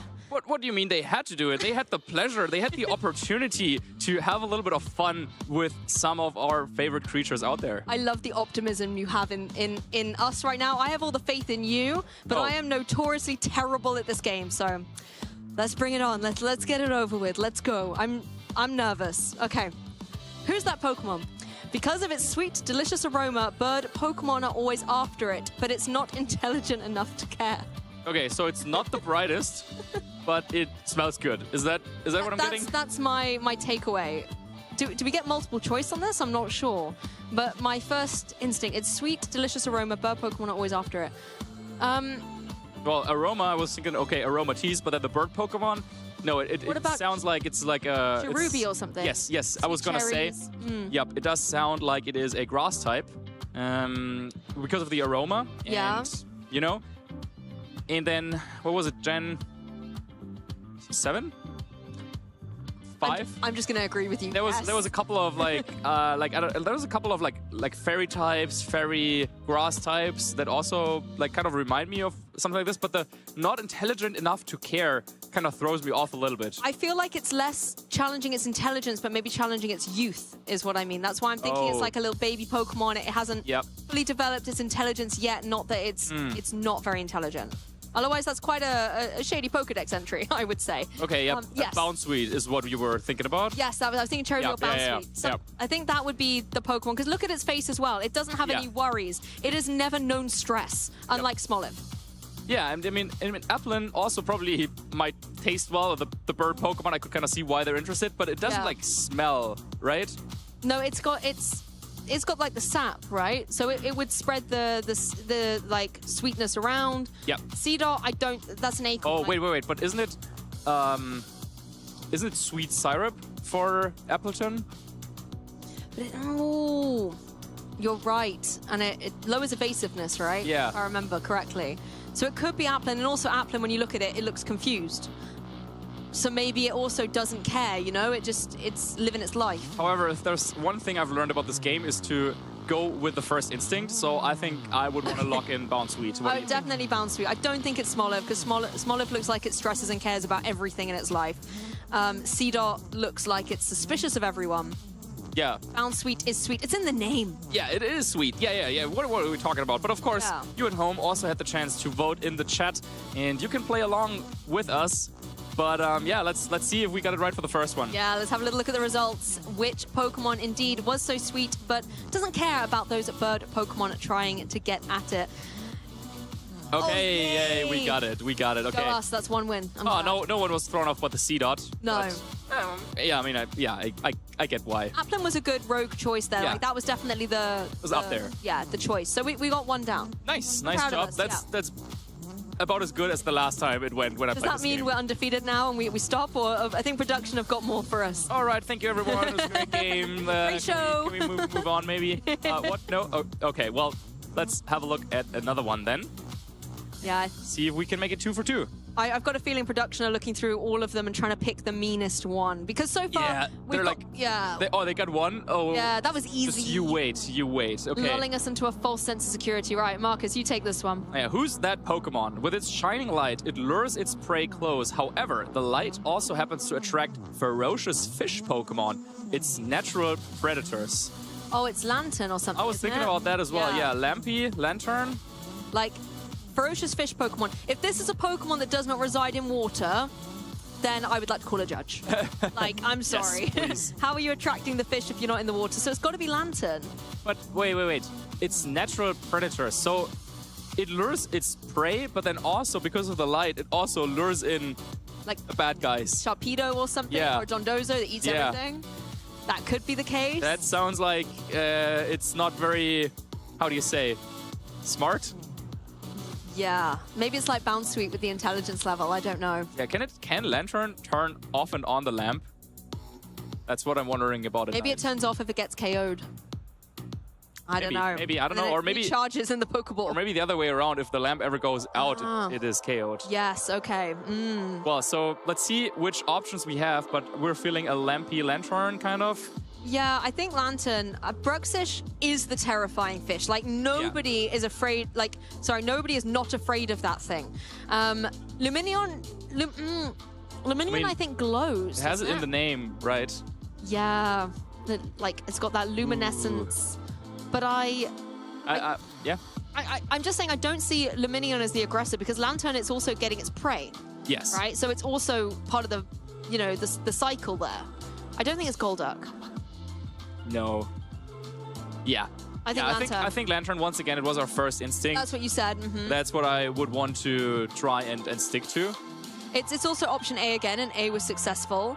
I'm normally in a multiple choice when I don't know an option B kind of girl, but we're going to go with option A for this one, I think. It naturally is where I'm thinking. It could be Lumineon with the glowing, but I think that's more a glow than a light. Like Lantern literally has like a light bulb. Well, it doesn't only have one, it has two. Did you ever think about that? No, I didn't actually. I was thinking like, does it look like two eyes in the darkness or something? Well, because doesn't its pre-evolution have the two? Yes. Maybe that's where it just kind of rotates it, I think. Maybe. Yeah, maybe the one in the front attracts the prey, but then unfortunately the one in the back draws in the predators. Yeah. So that's where it gets a little confusing. But we're going Lantern, we're locking in Lantern. Wonder what you guys at home are thinking on that though. Results apparently already according to production. Yeah, let's have a look at those. Let's see if we are 2 for 2 or if this was a complete rogue choice. Oh, it is Lumineon. Wow, they tricked us. Well, but they also tricked 83% of our viewers at home. Well, I mean, if there was ever one where like there is a Pokemon where it fits kind of perfectly, but it's not the one, I think it's this one. So yeah, I don't feel too bad about getting lured in by Lantern's lamps. Maybe yeah, I'm confused. Are we the predator or the prey in that situation? I don't know. Yeah, probably the prey. Yeah, Lumineon definitely tricked us there, got us good. So we're 1-1. That's not a bad record. You know, it's okay. But we want to try and go one more. And there is time. Production say there's another one ready, Marcus. Yeah, sure. Let's do it. Who's that Pokemon, Lou? Well, we'll have to see. There's many Pokemon, Marcus. There's a lot of I'm them. asking you now. Who is that Pokemon? Who's that Pokemon? It's going to be Gastrodon. Okay, it's not Gastrodon, it's a bird. Okay, it protects its young in its beak. It bobs on waves, resting on them on days when the waters are calm. Okay, so in the beak, I'm thinking Pelipper. Pelipper is what I'm thinking, or... but there's also... Is it Bombardier? Bombardier. Bombardier is another one that comes to mind. But about the waves, bobs on waves. I wonder if that's the rogue, though, that is making us think of a water type. But a lot of birds sit on water, don't they? Yeah, but it's like resting on them. Bobs on waves. Could be Swanna. Swanna is another one I was thinking about. The waters are calm. Is it Cramorant eats the fish? Yes. But I think that would be in the water, not bobbing on it. It doesn't have its young in its beak. It has Pikachu. Yeah, or a Pikachu. Yeah. Okay, so it protects its young in its beak. Could be Pelipper. Yeah, they should ask us to come up with the options, and no one would ever get it. That's so true. It's too difficult. It's always the worst thing is when you're like theorizing, and then the multiple choice comes up, and none of them are what you're thinking. No, I think there's gonna be at least 2 of the ones we were talking about. I hope they're birds. Okay. Well, 2. Yep. Toucannon and Corviknight. Corviknight is like, no way. Corviknight would sink. No way. Yeah, it's too stressful for it. Toucannon? Toucanon's surely in a tree. You know, it hangs out in the tree. It's tropical, but I think it's Pelipper. Did you ever play the Pokemon Mystery Dungeon games? No, I haven't. You missed out on those? Yeah, I did. Oh, okay. So there's a very, very cute cutscene where Pelipper delivers the post, the airmail. Cute. And then it sits on the how do you say where it like delivers. On the ledge? Like on the letterbox. Yeah, on the letterbox, and then it goes like buck, and then delivers the letters. So yeah, I think it definitely has room for letters. It might have room for the young in its beak. I think so too. I'm feeling Pelipper. Yeah, I'm going Pelipper. I think Pelipper is a viable choice. It is a good Pokemon. It is a tried and tested video game Pokemon. So is Corviknight, but Corviknight it doesn't work. It doesn't work as far as I'm concerned. It also delivers people in the air. That's true. It's the taxi, isn't it? Yep. Yeah. But this one, I think it's going to be Pelipper. Yeah, Cramorant, I did think of it, but I don't think it is this case. I don't think it looks after things in its beak. Also, one more thing. So for Pelipper, it would be Wingull, right? Which is obviously much, much smaller. And I can definitely see it fit a couple of Wingull in there. Oh, definitely, for sure. Well, results are ready. So any moment now, we will find out if it is indeed Pelipper or if we have once again been duped by Team Rocket. It is Pelipper. Fantastic. I mean, we had some variations there from you guys voting online as well. Cramorant definitely was, a rogue choice there that came in, and some even thought Toucanon. Yeah. Not Corviknight, yeah, we all agreed. It's not Corviknight. But all right, so that's 2 for 3. Yeah. 2-1. I think that's a positive record. We take those. We take those every day of the week when I'm doing these Pokedex entries, because normally we'd be sitting at 0-3 right now. So Marcus, I appreciate your wisdom and your encouragement of trust your gut. Go for the first choice. Yeah, we're still in the tournament at 2-1. So it's an X and 2 makes it onto phase 2. Yes. Right? So yeah, feeling good about our result here. We'll have to check what Zoe and Jamie got actually and have a little bit of a competition with them. But speaking of competition, I feel the notable matches of our phase 2 is ready. So you're leaving our Pokedex competition, coming back to the main action here in Prague. And Marcus was alluding to this earlier. Our 2 undefeated trainers, Mark Mullender and Victor Medina, are going to face off here to find out who is going to remain undefeated and who's going to have to take that loss here early in phase 2. Mark Mullender, 8 wins, 0 losses.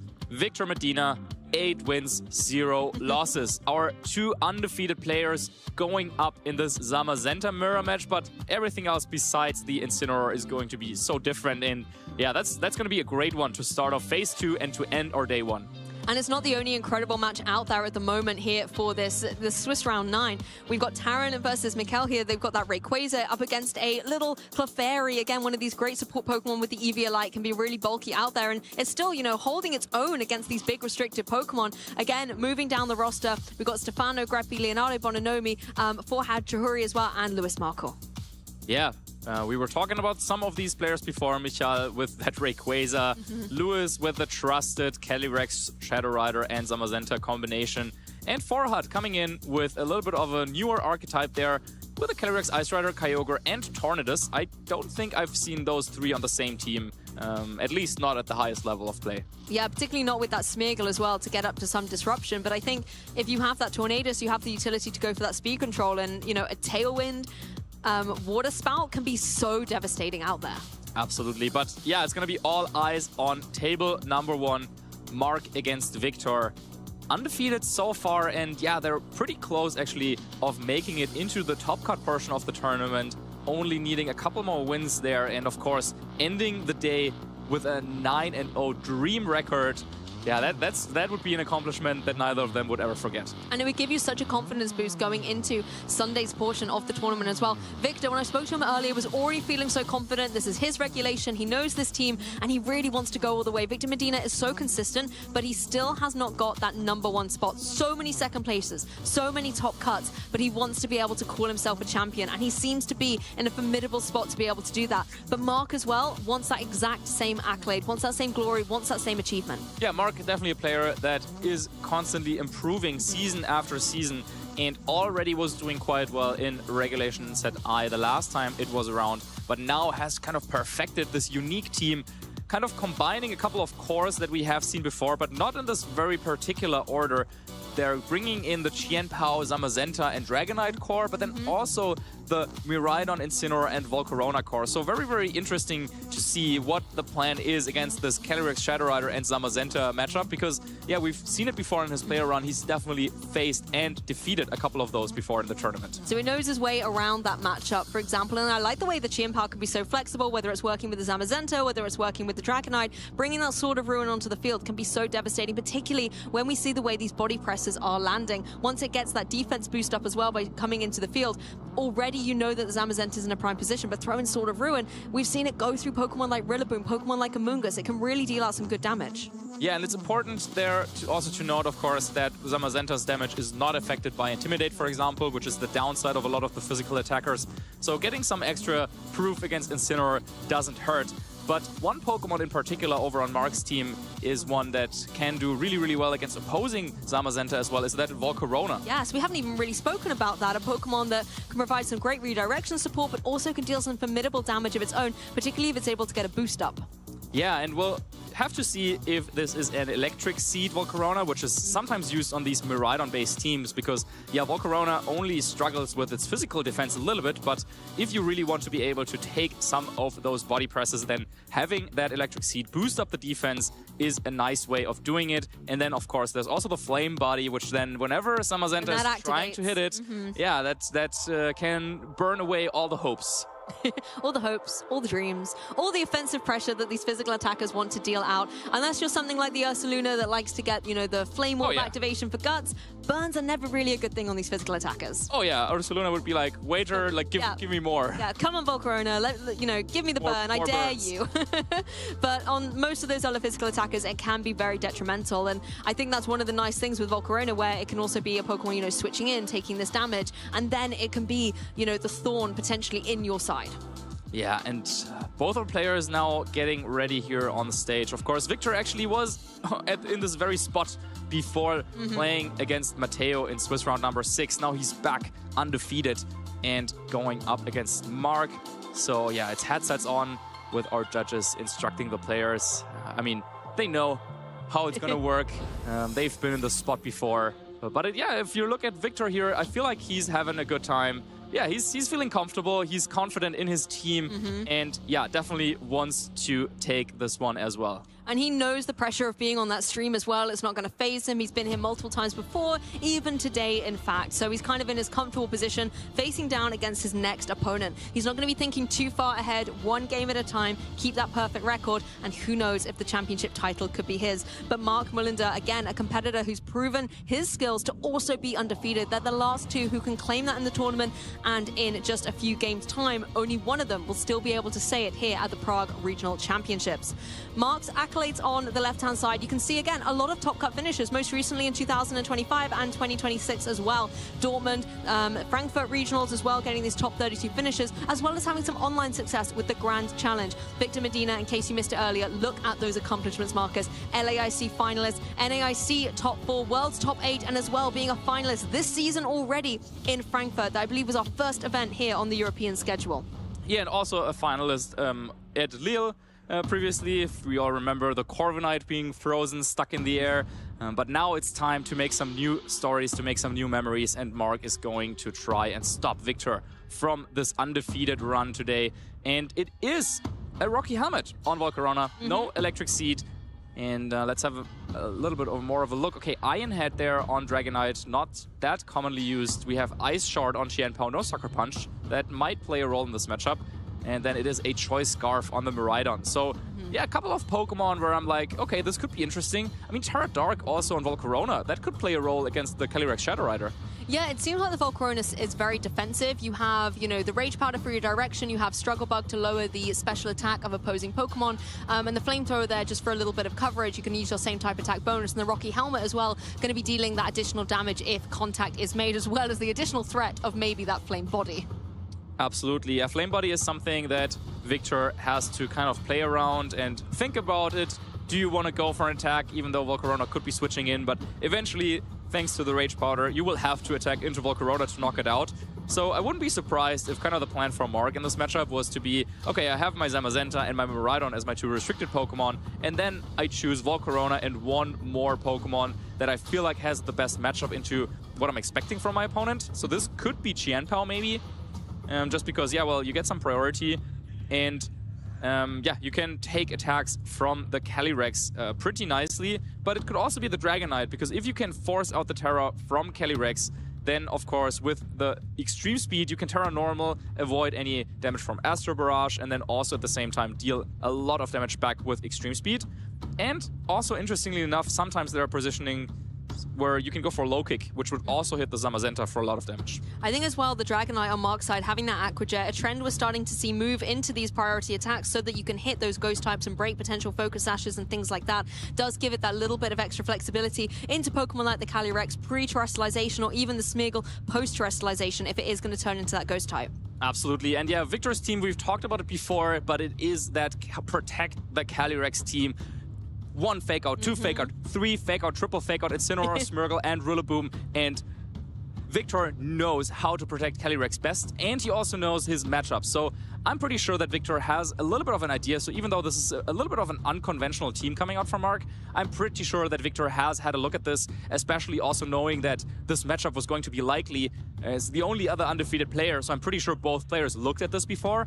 And yeah, I think Victor could try and maybe use Raging Bolt. That's one of those Pokemon that can do well in matchups like these because, well, you get the electric terrain in case you need to switch in and out. Well, it's a little bit of an extra boost that you can use on your Raging Bolt. But let's see, it's Smeargle and Calyrex first against both Restricteds, Miraidon and the Zamazenta. Victor trusting in the Smeargle to be the first Pokemon to partner up with that Calyrex Shadow Rider and give it support against both the Restricteds on Mark Mullender's side. The Zamazenta and the Miraidon front and center. Electric Train on the field. Defense coming up on Zamazenta's side. And already a big decision here for Mark on turn 1 because his Miraidon is Choice Scarf. So which move do you want to log into? Do you want to try and play a Wild Guard Mind game potentially to avoid any damage from Astro Barrage? Fake Out is active for the Smeargle. A lot is going on, but if you give Victor just 1 turn where he can move freely, then it's also an opportunity potentially to go for a Nasty Plot, and you can't really afford that. So yeah, maybe you need to cover up on the Calyrex. Electric Terrain is up, so Smeargle not as threatening with the Spores. So I think it's going to be all eyes on Calyrex this turn for Mark. I think as well, if you can slow that Miraidon down with the Fake Out, Zamazenta isn't really threatening that Calyrex at all. It can only hit it with that heavy slam. And so Calyrex, as you say, could be in the prime position to get that Nasty Plot off. The Fake Out does indeed go down into the Miraidon, the only Pokemon that can really threaten this Calyrex, but no Nasty Plot to be seen. It's going to capitalize on this window of opportunity and go straight for the Astral Barrage, get some significant damage on both of the Restricteds on Mark's side. Calyrex obviously taking some recoil from that Life Orb, followed up by this heavy slam, but Calyrex still staying in the game. Smeargle's Moody Boost, however, the speed boost coming up, lowering the attack, it doesn't worry about that. But as you said, the terrain is in play. You can't really go for those speedy spores. Yeah, well, you could switch Calyrex into Rillaboom if you have it in the back and then go for a Spore that way. However, that is a very, very passive positioning, and then you would allow your opponent to take a couple of turns to wake up maybe. So another play that I would see for Victor is actually you could go for a Follow Me with a Smeargle and then Terra Dark on the Calyrex, just to make sure that even if it's a Snarl coming out from Miraidon, because Miraidon flinched turn 1, so didn't actually get to move, so now can choose another move. You can go for a Snarl, and yeah, we've seen a similar situation before, but the Follow Me and Terra Dark on Calyrex actually kind of nullifies this, this turn. Well, you would still get the special attack debuff, but the damage could be incredibly high anyway. Yeah, no terrestrialization, but another way to bypass that Snarl is with a Wide Guard. Miraidon was indeed locking in for that attack, but terrestrialization does not need to utilize because Wide Guard is going to completely block that. And that is such a big opportunity now for Victor. If this is Astro Barrage, this could be a double knockout. It's going to come through hard and heavy into both of the restricted Pokemon. It's a double KO. Victor Medina is able to get 2 Grimnate boosts right out of the blocks here on that Calyrex. Yeah, what a big, big turn for Victor, identifying that, okay, this is one of those, okay, I know that you know kind of situations. So Mark there going for the Snarl, maybe expecting the Terra Dark, but yeah, no Follow Me. Instead, it is the Wide Guard, and what a great play there by Victor, putting him so far ahead in this first game. I mean, this is exactly why Victor has this Smeargle with Wide Guard on. When I spoke to him earlier, he said, I need to protect my Calyrex. It's a fantastic way to stop these spread-type damage moves coming into play. Fantastic defensive support, fantastic offensive pressure. Absolutely. And now with Qianpao and Dragonite, though, you have the option to go for some priority moves However, you didn't even force out the terrestrialization yet on Calyrex, so it is not even susceptible to extreme speed. And yeah, if it's a follow me by Smeargle, then Calyrex is kind of safe here and can go for another hit. But of course, Dragonite with the Terra Normal could try and avoid any incoming damage from Astro Barrage. That's true. The terrestrialization could work defensively in Dragonite's favor. Even if you don't, go for the Dragonite with the extreme speed here, I think the Chien-Pao has the capability to get that damage on the Calyrex. The Follow Me comes through, however, it's going to try and draw in all of those priority attacks and keep this Calyrex safe once again. Ice Shard comes through. Yeah, but I think you can just go for the Psychic, and this is exactly what Victor does. At +2, this is going to be plenty enough to knock out Dragonite. You don't even need to play those mind games. And this is what I love about Victor's playstyle. He's not the type of player that kind of opts into those, oh, there's like 2 options. Which one are you going to do? Which one am I going to do? No, he always tries to find that third option that allows him to progress his board state continuously. And this is exactly what he managed to do here. Going for one kind of read or one play where he went for the wide guard, but it worked out perfectly. And so he's going to win this game without even revealing his 2 final Pokemon. Wow. I mean, what a commanding duo of the Calyrex and the Smeargle. I think Mark now does need to utilize the remaining moments in this Game 1 and start thinking about Game 2 and what adaptations you were going to make. I mean, how are you going to get through Smeargle and Calyrex? Yeah, and it's, coming down to the first turn, that it went really, really well for Victor. But there's no kind of safe option for Mark because, of course, the pressure is there. Nasty Plot on Calyrex could have been used on turn 1, so you have to do something about that. And you can't just go for the wide guard that easily. So now Mark just, stalling out the remaining turns just a little bit to have a little bit of extra time probably to think about what he wants to do for Game 2. Yep, Smeargle just once again going for that Follow Me in case an Ice Shard was coming through into the Calyrex. Astral Barrage, of course, not going to be connecting thanks to the Protect. And I wouldn't be surprised, Marcus, in the next turn to just see a repeat of this coming through. Follow Me, Astral Barrage, just trying to get that damage through. Yeah, and eventually also the Electric Terrain would run out, so then maybe you can start going for some Spores. But yeah, both players know that this game is effectively over. If Mark can get a KO on Smeargle, then maybe you can see a little bit more information of what is in the back. But then, I don't know if you can really do much with that because the team of Victor is also so flexible. He could do the same thing for Game 2, but also he could just switch things up completely. And he's not even able to fell that Smeargle from play. The Astral Barrage will come through. This, of course, is going to take Chien-Pao down to its Focus Sash, so you still need one more turn of momentum to come through. But seeing the Ice Shard damage, unless there's going to be some stat changes on the Smeargle, I feel like it could even take another one. Yeah, probably.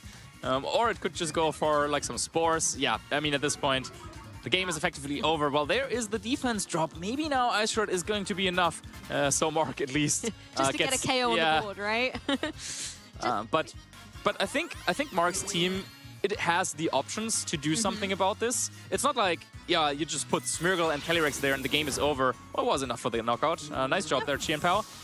But because Smeargle and Calyrex offer so many different ways of how it can be played, Victor in this game just went for the one that Mark didn't kind of cover with the plays he was making. And so, I think it's one of those where you're like, oh, okay, I lost this one, but I kind of, I know the turns that maybe didn't go my way, but it wasn't because I made any like big mistakes, but it was just because my opponent made some better calls here. Yes, and we've seen this before as well. Sometimes in a best-of-3 set, that first game can go kind of to a landslide victory to one trainer, but they don't necessarily end up winning the set because a lot of the information gained, a lot of the, calculations may be run internally by these trainers in those moments can now be applied to the rest of the games in the set. So Mark could very well now have identified how Victor wants to play this, make those reads and adjustments, and then start playing Victor at his own game. Absolutely. So, Mark, surprisingly to me, not bringing Volcarona at all, but maybe he's saying, well, against this kind of Calyrex-centric approach that I'm expecting from my opponent, Volcarona doesn't actually do that much. I could try and go for some Struggle Bug, but other than that, there's nothing really to redirect with Rage Powder if it's Astro Barrage that your opponent is using. And also against the Smeargle with Wide Guard, Victor has some ways to play around the Volcarona. So even though that is often a Pokemon that comes into this matchup, because of the lack of Quiver Dance, maybe Mark's saying like, okay, actually Volcarona, I already know that I don't have to try this. Or maybe he's now thinking, okay, well, Game 1 didn't go my way, but now I need to try something else. Then maybe Volcarona is the first thing that you could kind of look at. And I think Victor as well has so many support options to help that Calyrex out. Game 1, obviously working with the Smeargle was a fantastic success, but you could always bench that Smeargle, bring in something like the Incineroar into this next game to be able to still provide that exact same support with the Fake Out, but maybe some more offensive capabilities as well. Yeah, and then on Victor's side, do you really need to switch anything up? I mean, I don't really think so. Smeargle and Calyrex are just, yeah, strong enough to take on Mark's team. I think Rillaboom in the back is always a great kind of threat as well. With the terrain, I think is important. Exactly, exactly. So that is something that you probably also want to bring, but you could switch up the order if you wanted to. Well, it looks like Smeargle is not coming out to play right away. We've got this Incineroar and we've got the Calyrex by side. Opposing, once again, both the restricted here on Mark's side of the field. So once again, it's a little bit of a fake-out mind game. Victor could go ahead and go for the fake-out. Now, Mark could go for the White Guard, which would move before the fake-out. But then if it is fake-out into Miraidon and Nasty Plot, then things could get really nasty for Mark. So you kind of want to go on the offensive, I feel like. And White Guard, yeah, but in the first game, Victor perfectly understanding the pressure that he was kind of applying there and then going for the attack anyway, despite the fact that White Guard could have been an option. By going for this Incineroar, maybe this could be one of those triple fake-out situations once more with potentially Rillaboom and Smeargle in the back, or maybe it's just Rillaboom and Zamazenta. That's a good thing, actually. You know, is there another fake-out user in the back? Who would it be, and how would that calculate into these next couple of turns? How are they going to keep rotating to support this Calyrex? Importantly, though, there's no follow-me threat this time around. So let's see there. If this is fake-out into Miraidon, this could be really good for Victor. Yeah, Mark taking a leaf out of Victor's book here and going for the Wide Guard, stopping an Astral Barrage from doing a huge amount of damage. But if this is a Nasty Plot, which it is, Calyrex, get out of here. It's not falling for any of Zamazenta's tricks. It goes for that Nasty Plot, gets +2 special attack. It didn't need the Grenade boost it got in the previous game. This Calyrex is unstoppable, Marcus. Yeah, incredible play there by Victor.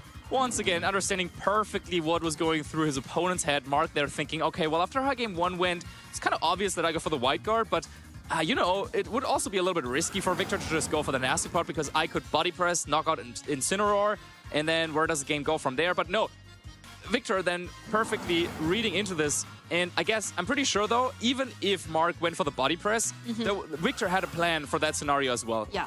He has so much flexibility and has looked at all the moves and counter moves, and in this particular turn, called it so commandingly correct right here in this game 2. Mark now has to find a way through these Astral Barrages. And now, one of the downsides of going for White Guard on turn 1 is the fact that you can probably not go for a Protect here, because the move could fail, and then Victor's Calyrex with a Life Orb and +2 is usually trained to knock out Zamazenta with a Psychic. Interestingly enough, the Calyrex on the opposing side goes here for the Protect, plays nice and defensively, and maybe wants to look what this Miraidon is going to lock into as well with this Choice Scarf. Looks like it was going to be, obviously, that Electro Drift falling down into the Protect as Zamazenta follows up with a Body Press. That does get a one-hit KO onto the opposing Incineroar, however, but knowing Victor, there's going to be another fake-out Pokemon in the back. Yeah, I feel like this is going all according to plan, because now you have confirmation, okay, Miraidon is locked into the Electro Drift. It has committed its Terra Electric, so now here's my Smeargle, another fake out, and now once again we can play this game where, okay, Miraidon cannot protect, so I could go for a fake out and Psychic, knock out Miraidon guaranteed, and only if there is a Dark type waiting in the back. That is one way for Mark to maybe get out of this. That's a good point, actually. A Pokemon like the Chien-Pao that you can see sneakily on your screen would not be taking any damage from the Psychic type. It also is not going to appreciate taking, you know, the Ghost type damage, but at +2 it's still going to be formidable. However, now I'm thinking for Victor, maybe this is one of those positions where actually you go for the Astro Barrage, even though there is the White Guard threat. But if you go for a fake out into Miraidon and Astro Barrage, there's not really any big downside that I'm seeing. So maybe that's also an option for Victor. Yeah, exactly. You might fall victim to the Wide Guard, but then you can kind of still position things up on the next turn with some redirection. No Wide Guard to contend with, though. Zamazenta just going straight up for the Protect. A nice defensive play as Smeargle goes for that fake out into Chien-Pao. That is going to be breaking the Focus Sash, critically leaving it vulnerable and exposed to the follow-up that can come through on Victor's side. Yeah, it was Psychic going into Protect there, so small victory for Mark, I would say. But now, how do you get out of this? I mean, Smeargle there is ready to support Calyrex with a Follow Me in this next turn. And then Zamazenta just used Protect. So Psychic into it seems so safe to get a KO. The Dark type in Chien-Pao is now already on the field, so there's nothing really on Mark's team that can switch into this move. Well, Smeargle just going to go straight for a switch here. You know, Calyrex can always go for that Protect as well, play defensively, but Zamazenta's just going to come straight in here as well. Both restricted on Victor's side in play. Defense has come up on Zamazenta's side as Calyrex does indeed play defensively. Oh, wow. Okay, not going for the opportunity here to launch a Psychic into Zamazenta. Instead, repositioning a little bit further, maybe trying to take the advantage to another level. And it's Icicle Crash into Zamazenta. Of course, that's not going to take too much damage.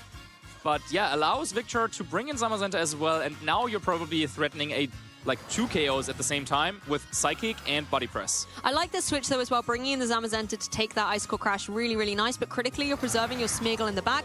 I feel like there was a position maybe where Zamazenta could have gone for the Body Press after an Ice Shard already breaking that Focus Sash, and then Smeargle would have been already gone from play.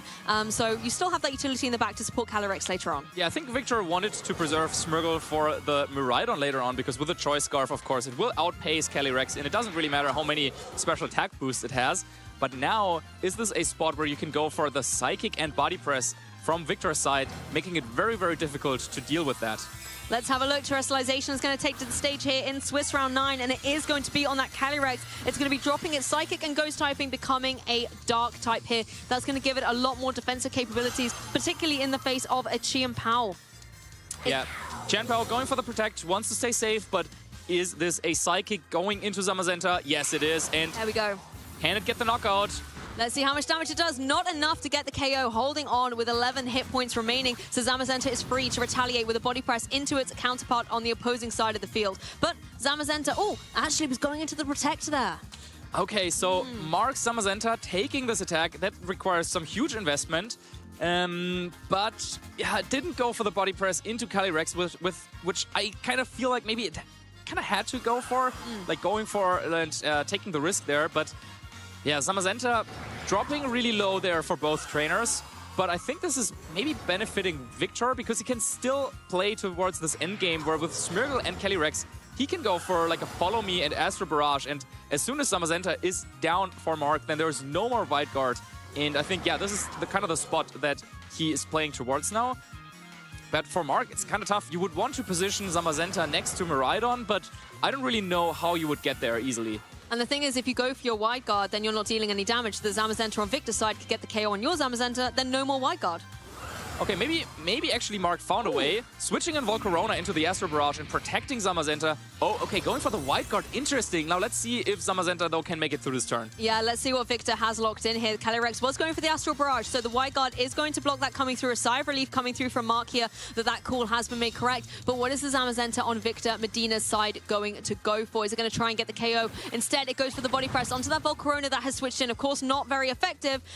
Is going to take that damage from the Rocky Helmet, but no burn coming through. Okay, now I guess you kind of take it to another 50-50 between Wide Guard and Astro Barrage, because we saw Zamazenta over on Mark's side is faster. So you could go for a Body Press and Follow Me if you expect the Psychic, or you could go for the Wide Guard and attack with Volcarona if you expect the Astro Barrage. Yeah, it's still kind of dicey. I'm not sure how much I like this positioning for Mark, but it's very, very risky. But, well, he has played himself into a spot where now he has a chance. A big turn. Victor could try and play defensively, protecting his Calyrex, but then that could run into Zamazenta just going on the offense. So let's see. But it's to Wide Guard or not to Wide Guard. Let's see what the Zamazenta goes for. No Wide Guard. Calyrex goes for the Astral Barrage. This will not find its mark on Volcarona, but will be able to deal with the Zamazenta on Mark's side. So that restricted Pokemon is going to go down. Mark loses that Pokemon. It doesn't really matter what the Zamazenta on Victor's side is going to do there to protect there, but it feels like this Calyrex has now got a Nuller boost that's at +3. It's so relentless at the moment. If Miraidon comes back in, however, there is no fake out on the field for Victor. That Calyrex is not going to be as safe. Yes, yeah, that's what you have to do now. Bring in Miraidon, you threaten the KO with Electro Drift. You're just resetting the electric terrain at the right time, at the right turn. But of course, Victor can let Zamazenta go down and then have Smeargle, and then there would be Fake Out and Follow Me pressure. So with Zamazenta now out of the picture for Mark, no more Wide Guard. And yeah, I feel like the lack of Tailwind on this Volcarona, the lack of Quiver Dance or anything, but he cannot really capitalize on this positioning. He has all the damage. He's pressuring with Miraidon, but Volcarona cannot really use a free turn right now. So yeah, I'm afraid it's going to be a Protect here from Victor's Calyrex to take it safe. And then, well, you kind of... I wonder, do you even... Well, Zamazenta is going to knock itself out there with the Rocky Helmet, as well. So ideally, you would want Zamazenta to stay around. So I'm almost wondering, do you go for a Protect here with Volcarona? Well, let's see. Zamazenta actually gets out of there saying, I need to hang around a little bit longer. I don't want to go down. And we're going to see that Smeargle come back into play. Yeah, and Victor was trying to counter the play that I was talking about, going for the switch, but Mark kind of read through this and went for the Flamethrower instead onto the Zamazenta, which is now the Smeargle. This could have been really, really bad for Mark had Zamazenta just stayed in. But now at least the Focus Sash is broken on Smeargle. Yeah, Smeargle has his Focus Sash broken, takes it right down into the red zone. We're going to just see the Moody boosters come through. Don't think they're going to be too impactful at this point in time. However, Fake Out critically is now on the field. Yeah, but now, well, it seems like an easy Fake Out and Astro Barrage. But of course, Mark can counteract this by switching the Rhydon into Chien-Pao and then protecting Volcarona, for example. Or do you try and let Volcarona go down so you can set up a Chien-Pao and Miraidon board? Well, I don't know my damage calculations, to be honest. How much damage can the Astro Barrage do from Calyrex? It's so boosted up. Plus 3. Yeah. And it has the Life Orb. Maybe this is enough. Yeah, this should knock out the Chien-Pao, actually. So then, yeah, if it does knock out, then you have to protect. I know being a Dark type, it normally gives it a bit of breathing room against a Ghost type, but this is that incredible Calyrex +3. It's still going to be a difficult battle for this Chien-Pao, but if it is able to hang on, that does indeed keep Mark in the game. Yeah, let's see though. Volcarona protects, so now Mark wants this Chien-Pao to go down, kind of. It's still not guaranteedly great for him, but if Chien-Pao makes it, then it would be pretty bad, because then Astro Barrage can get the double KO next turn, probably. Let's see though. Yeah, let's have a look. Astro Barrage does come through, will find its mark on that Chien-Pao, and it is enough to secure the knockout, particularly with a little bit of extra chip help from the Fake Out. Yeah, I think that's a trade that both players are fine with, but now we're really entering the final stages of the second battle here in Swiss round number 9. Miraidon has to come in and has to make a decision. Are you going for a Snarl? Are you going for an Electro Drift? I feel like at this point you probably have to go for the electric move, but then, yeah, maybe it's just Follow Me and Astro Barrage from Victor's Calyrex. It has so many boosts and should be able to knock out Miraidon and Volcarona with Astro Barrage from this range. Yeah, that's true. You can just go for that Follow Me straight away. If you worry about the Snarl, I mean, you're already at +4. Calyrex is Terrestrialized, is not taking super effective damage, and oh, it'll be at +3. It still makes it incredibly formidable. Yeah, +4 on the Calyrex. Yeah. Mark there checking again, like running the numbers in his head. He's like, oh, well, yeah, actually, Volcarona can't take this, Miraidon can't take this. So, yeah, is there really any way for me to do anything? Well, we talked about this before. Volcarona, no Quiver Dance, no Tailwind, no way to increase its speed. So Calyrex will be fast enough, and it's just going to be a Follow Me and Astro Barrage, and then that should be the game. Let's have a little look. If these duos, the Smeargle and the Calyrex Shadow Rider, can pull it through for Victor Medina, the core that won him that game 1 is now sitting here pretty in game 2. Electro Drift comes through first of all. That is going to get the knockout on the Smeargle with a critical hit, just for a little bit of redemption from the Pokemon that has been really pesky the whole way through this set. But now all eyes do come down onto this Calyrex. The Astral Barrage is unleashed. No threat of Wide Guard. It can find its mark on both Pokemon. That is a double knockout. Mark goes down. Victor Medina is able to take this Swiss round set, remain undefeated here at the Prague Regional Championships. What a game, Marcus. What a game. Yeah, what a game, what a set, what an incredible performance by Victor Medina throughout this entire tournament so far. Going undefeated, 9-0, the only remaining player that is left. Both players there analyzing the games a little bit. And yeah, I think once more it comes down to those wide guard calls, and I mean, it's one of those where both players kind of know, well, wide guard is on the table, but are you going for the Astro Barrage despite it? Victor, yeah, getting a couple of those calls correct in both games and just really, really nicely kind of proving why he's considered to be one of the best players in the world. I mean, Victor said earlier, the name of the game is Protect Calyrex at all costs, and that's exactly what he did. I think in game 1, it only went down to its own Life Orb recoil as well, so it was able to be victorious the whole way through that set. Commiserations, of course, to Mark as well. You know, at an X&1 record coming into the Sunday portion of the competition is still an incredible achievement. Yeah, absolutely. I mean, you can still afford to even lose one more game in tomorrow's Phase 2, as then only players with an X and 2 record will advance into the top cut portion, and Victor Medina is one step closer to that. Yes, well, having a little bit of a recap in case you missed it, game 1 was such a commanding victory from Victor Medina. That Calyrex and Smeargle combination, we didn't see any other Pokemon. It just took these two duos to fell all 4 of Mark Mullender's Pokemon. Game 2, things were a little bit more difficult, however. This Chien-Pao, I think, played a very critical role. Yeah, absolutely. Just this turn 1, just going for the Astro Barrage was so big for Victor in game 1, and then yeah, just riding that advantage to the victory. But then in game 2, early KO there with a body press on Incineroar, but as we were kind of predicting or expecting, Victor was ready to let that Pokemon go down. And then Astro Barrage, despite the threat of Wide Guard, this was a key turn here, knocking out Zamazenta and then getting into a position where you can just go for continuous Astro Barrages. And Mark had to go for like, okay, protect, switch, let something go down, protect, switch, something else goes down. And then in the end, well, it's all Astro Barrage City. Going to +6 there at the end of the game, right? Oh yeah, that's so true. Literally did max out its stats. That early nasty plot as well. The perfect timing where Victor was able to capitalize on the window of opportunity, get the nasty plot up, just meant the pressure was already on Mark right from the beginning. You could not let that Calyrex get an Astral Barrage through, and it still managed to do it. Absolutely, yeah. You have to give some credits to Mark as well, though. After this devastating turn 1 in game 2, kind of still played on and made it interesting for us, also for himself. Of course, he wasn't doing it for the entertainment. He wanted to win, and he got close. Yeah, I mean, he brought it back a little bit. Yes, he did, and then brought it down to a turn where it was like, yeah, this easily could have been a, say, Wide Guard from the low HP Zamazenta, and then the Volcarona maybe goes for like either a Rage Powder or a Flamethrower, and then say like, okay, Zamazenta, if you attack into Volcarona, you would be knocked out by the Rocky Helmet. There's a chance for the Flame Body, or I can just go for the Flamethrower, get a knockout that way. Yeah. Either way, though, Victor saw right through it, just went for the Astral Barrage anyway, no Wide Guard coming out, and just like that, Victor now at 9-0. Can you believe it? You know what, Marcus? I actually can.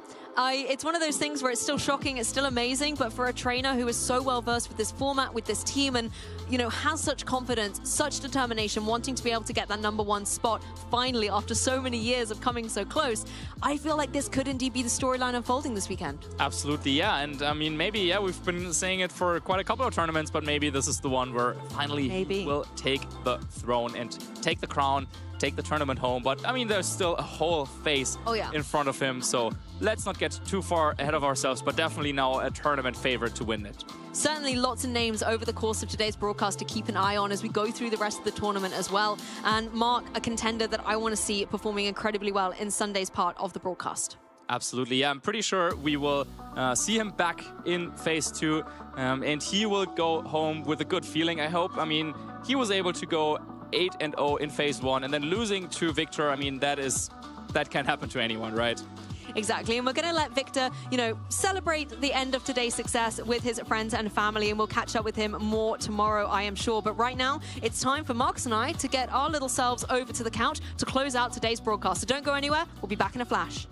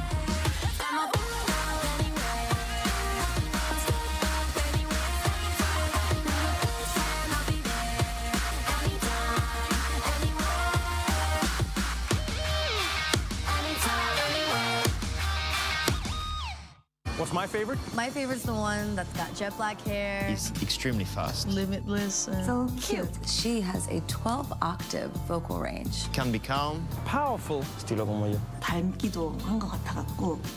He would improvise on the spot. Just always finds a way to make it funny. We both have very fast moves. And can change the world using its mind. Jigglypuff is my favorite. Jigglypuff, Jigglypuff. Every single time you met a new Pokemon, it felt like you met a new part of yourself. He likes to sleep. Just like me. 뭔가 여러 모습으로 변할 수 있는 모습도. Sí, tiene muchas formas de superar a sus oponentes. Como mis chivias, por Dios, su love language. Sa loyauté, sa rapidité. She uses her voice to protect herself. It's home, you know? Totally. That's why I love it. My favorite is Eevee. Mi favorito es Arcanine. Gengar. Jigglypuff.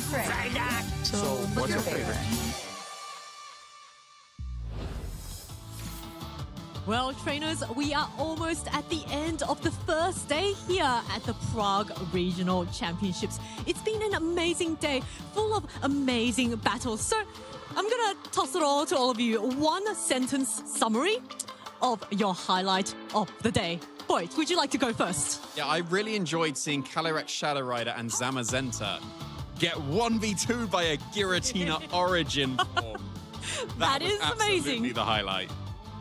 Okay, my highlight, I really like to see Zamazenta and Calyrex Shadow. And click Wildcard and Astro Barrage. well, you did pick that as your, the team that you would have picked this weekend, and you got your wish.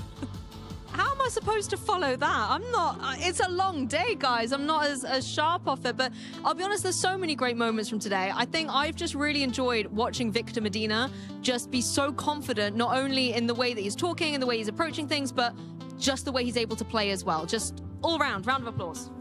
Yeah, that was just such a dominant game in that last round we watched. And these were both undefeated players. So Victor just being able to have such a strong showing just goes to show he is one of the top players in this format. And now let us have a look at all the players that have qualified for Phase 2.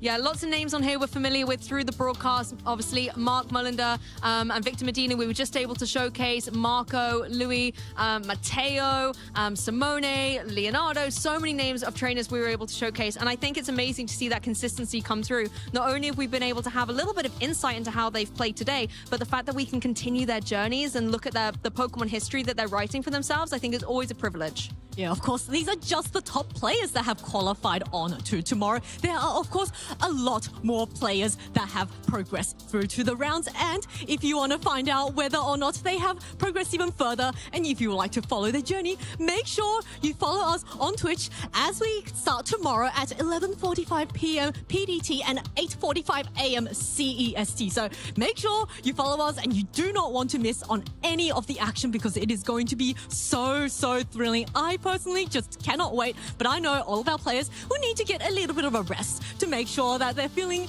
well and refreshed for all the battles tomorrow to come.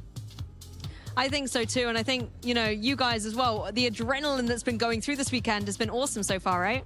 I mean, I've been getting way too hype over one single Pokemon, right? But I was hoping to see the spice, and we did get that. It was a great community choice that we were able to feature that Giratina. I'm going to keep hyping on about it. I really hope it's still undefeated. It might have just already been knocked out in the 9th round. I don't know. What Pokemon was it again, Jamie? Giratina Origin made it to Phase 2. Oh, well, we are going to have to find out tomorrow whether or not our trainers have continued their journey into Phase 2. For now, you can follow us at Pokemon.com/broadcast for all of the action at the hub. It's not just going to be Pokemon VGC as well. There's going to be other games like Pokemon GO and Pokemon TCG. Make sure you follow us at YouTube, at Twitch. It's going to be at Play Pokemon on YouTube and Just Pokemon on Twitch. So this is going to be packed full of action. And of course, make sure you follow us on all of our socials as well. We're going to be Play Pokemon on X, on YouTube, on Pokemon Just on Facebook, and Play Pokemon on Instagram. Use that hashtag Play Pokemon to show us your Pokemon pets.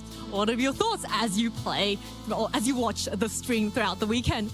But that is going to be it from us today. Make sure you tune in tomorrow, and we will see you after a very well-deserved rest. See you tomorrow.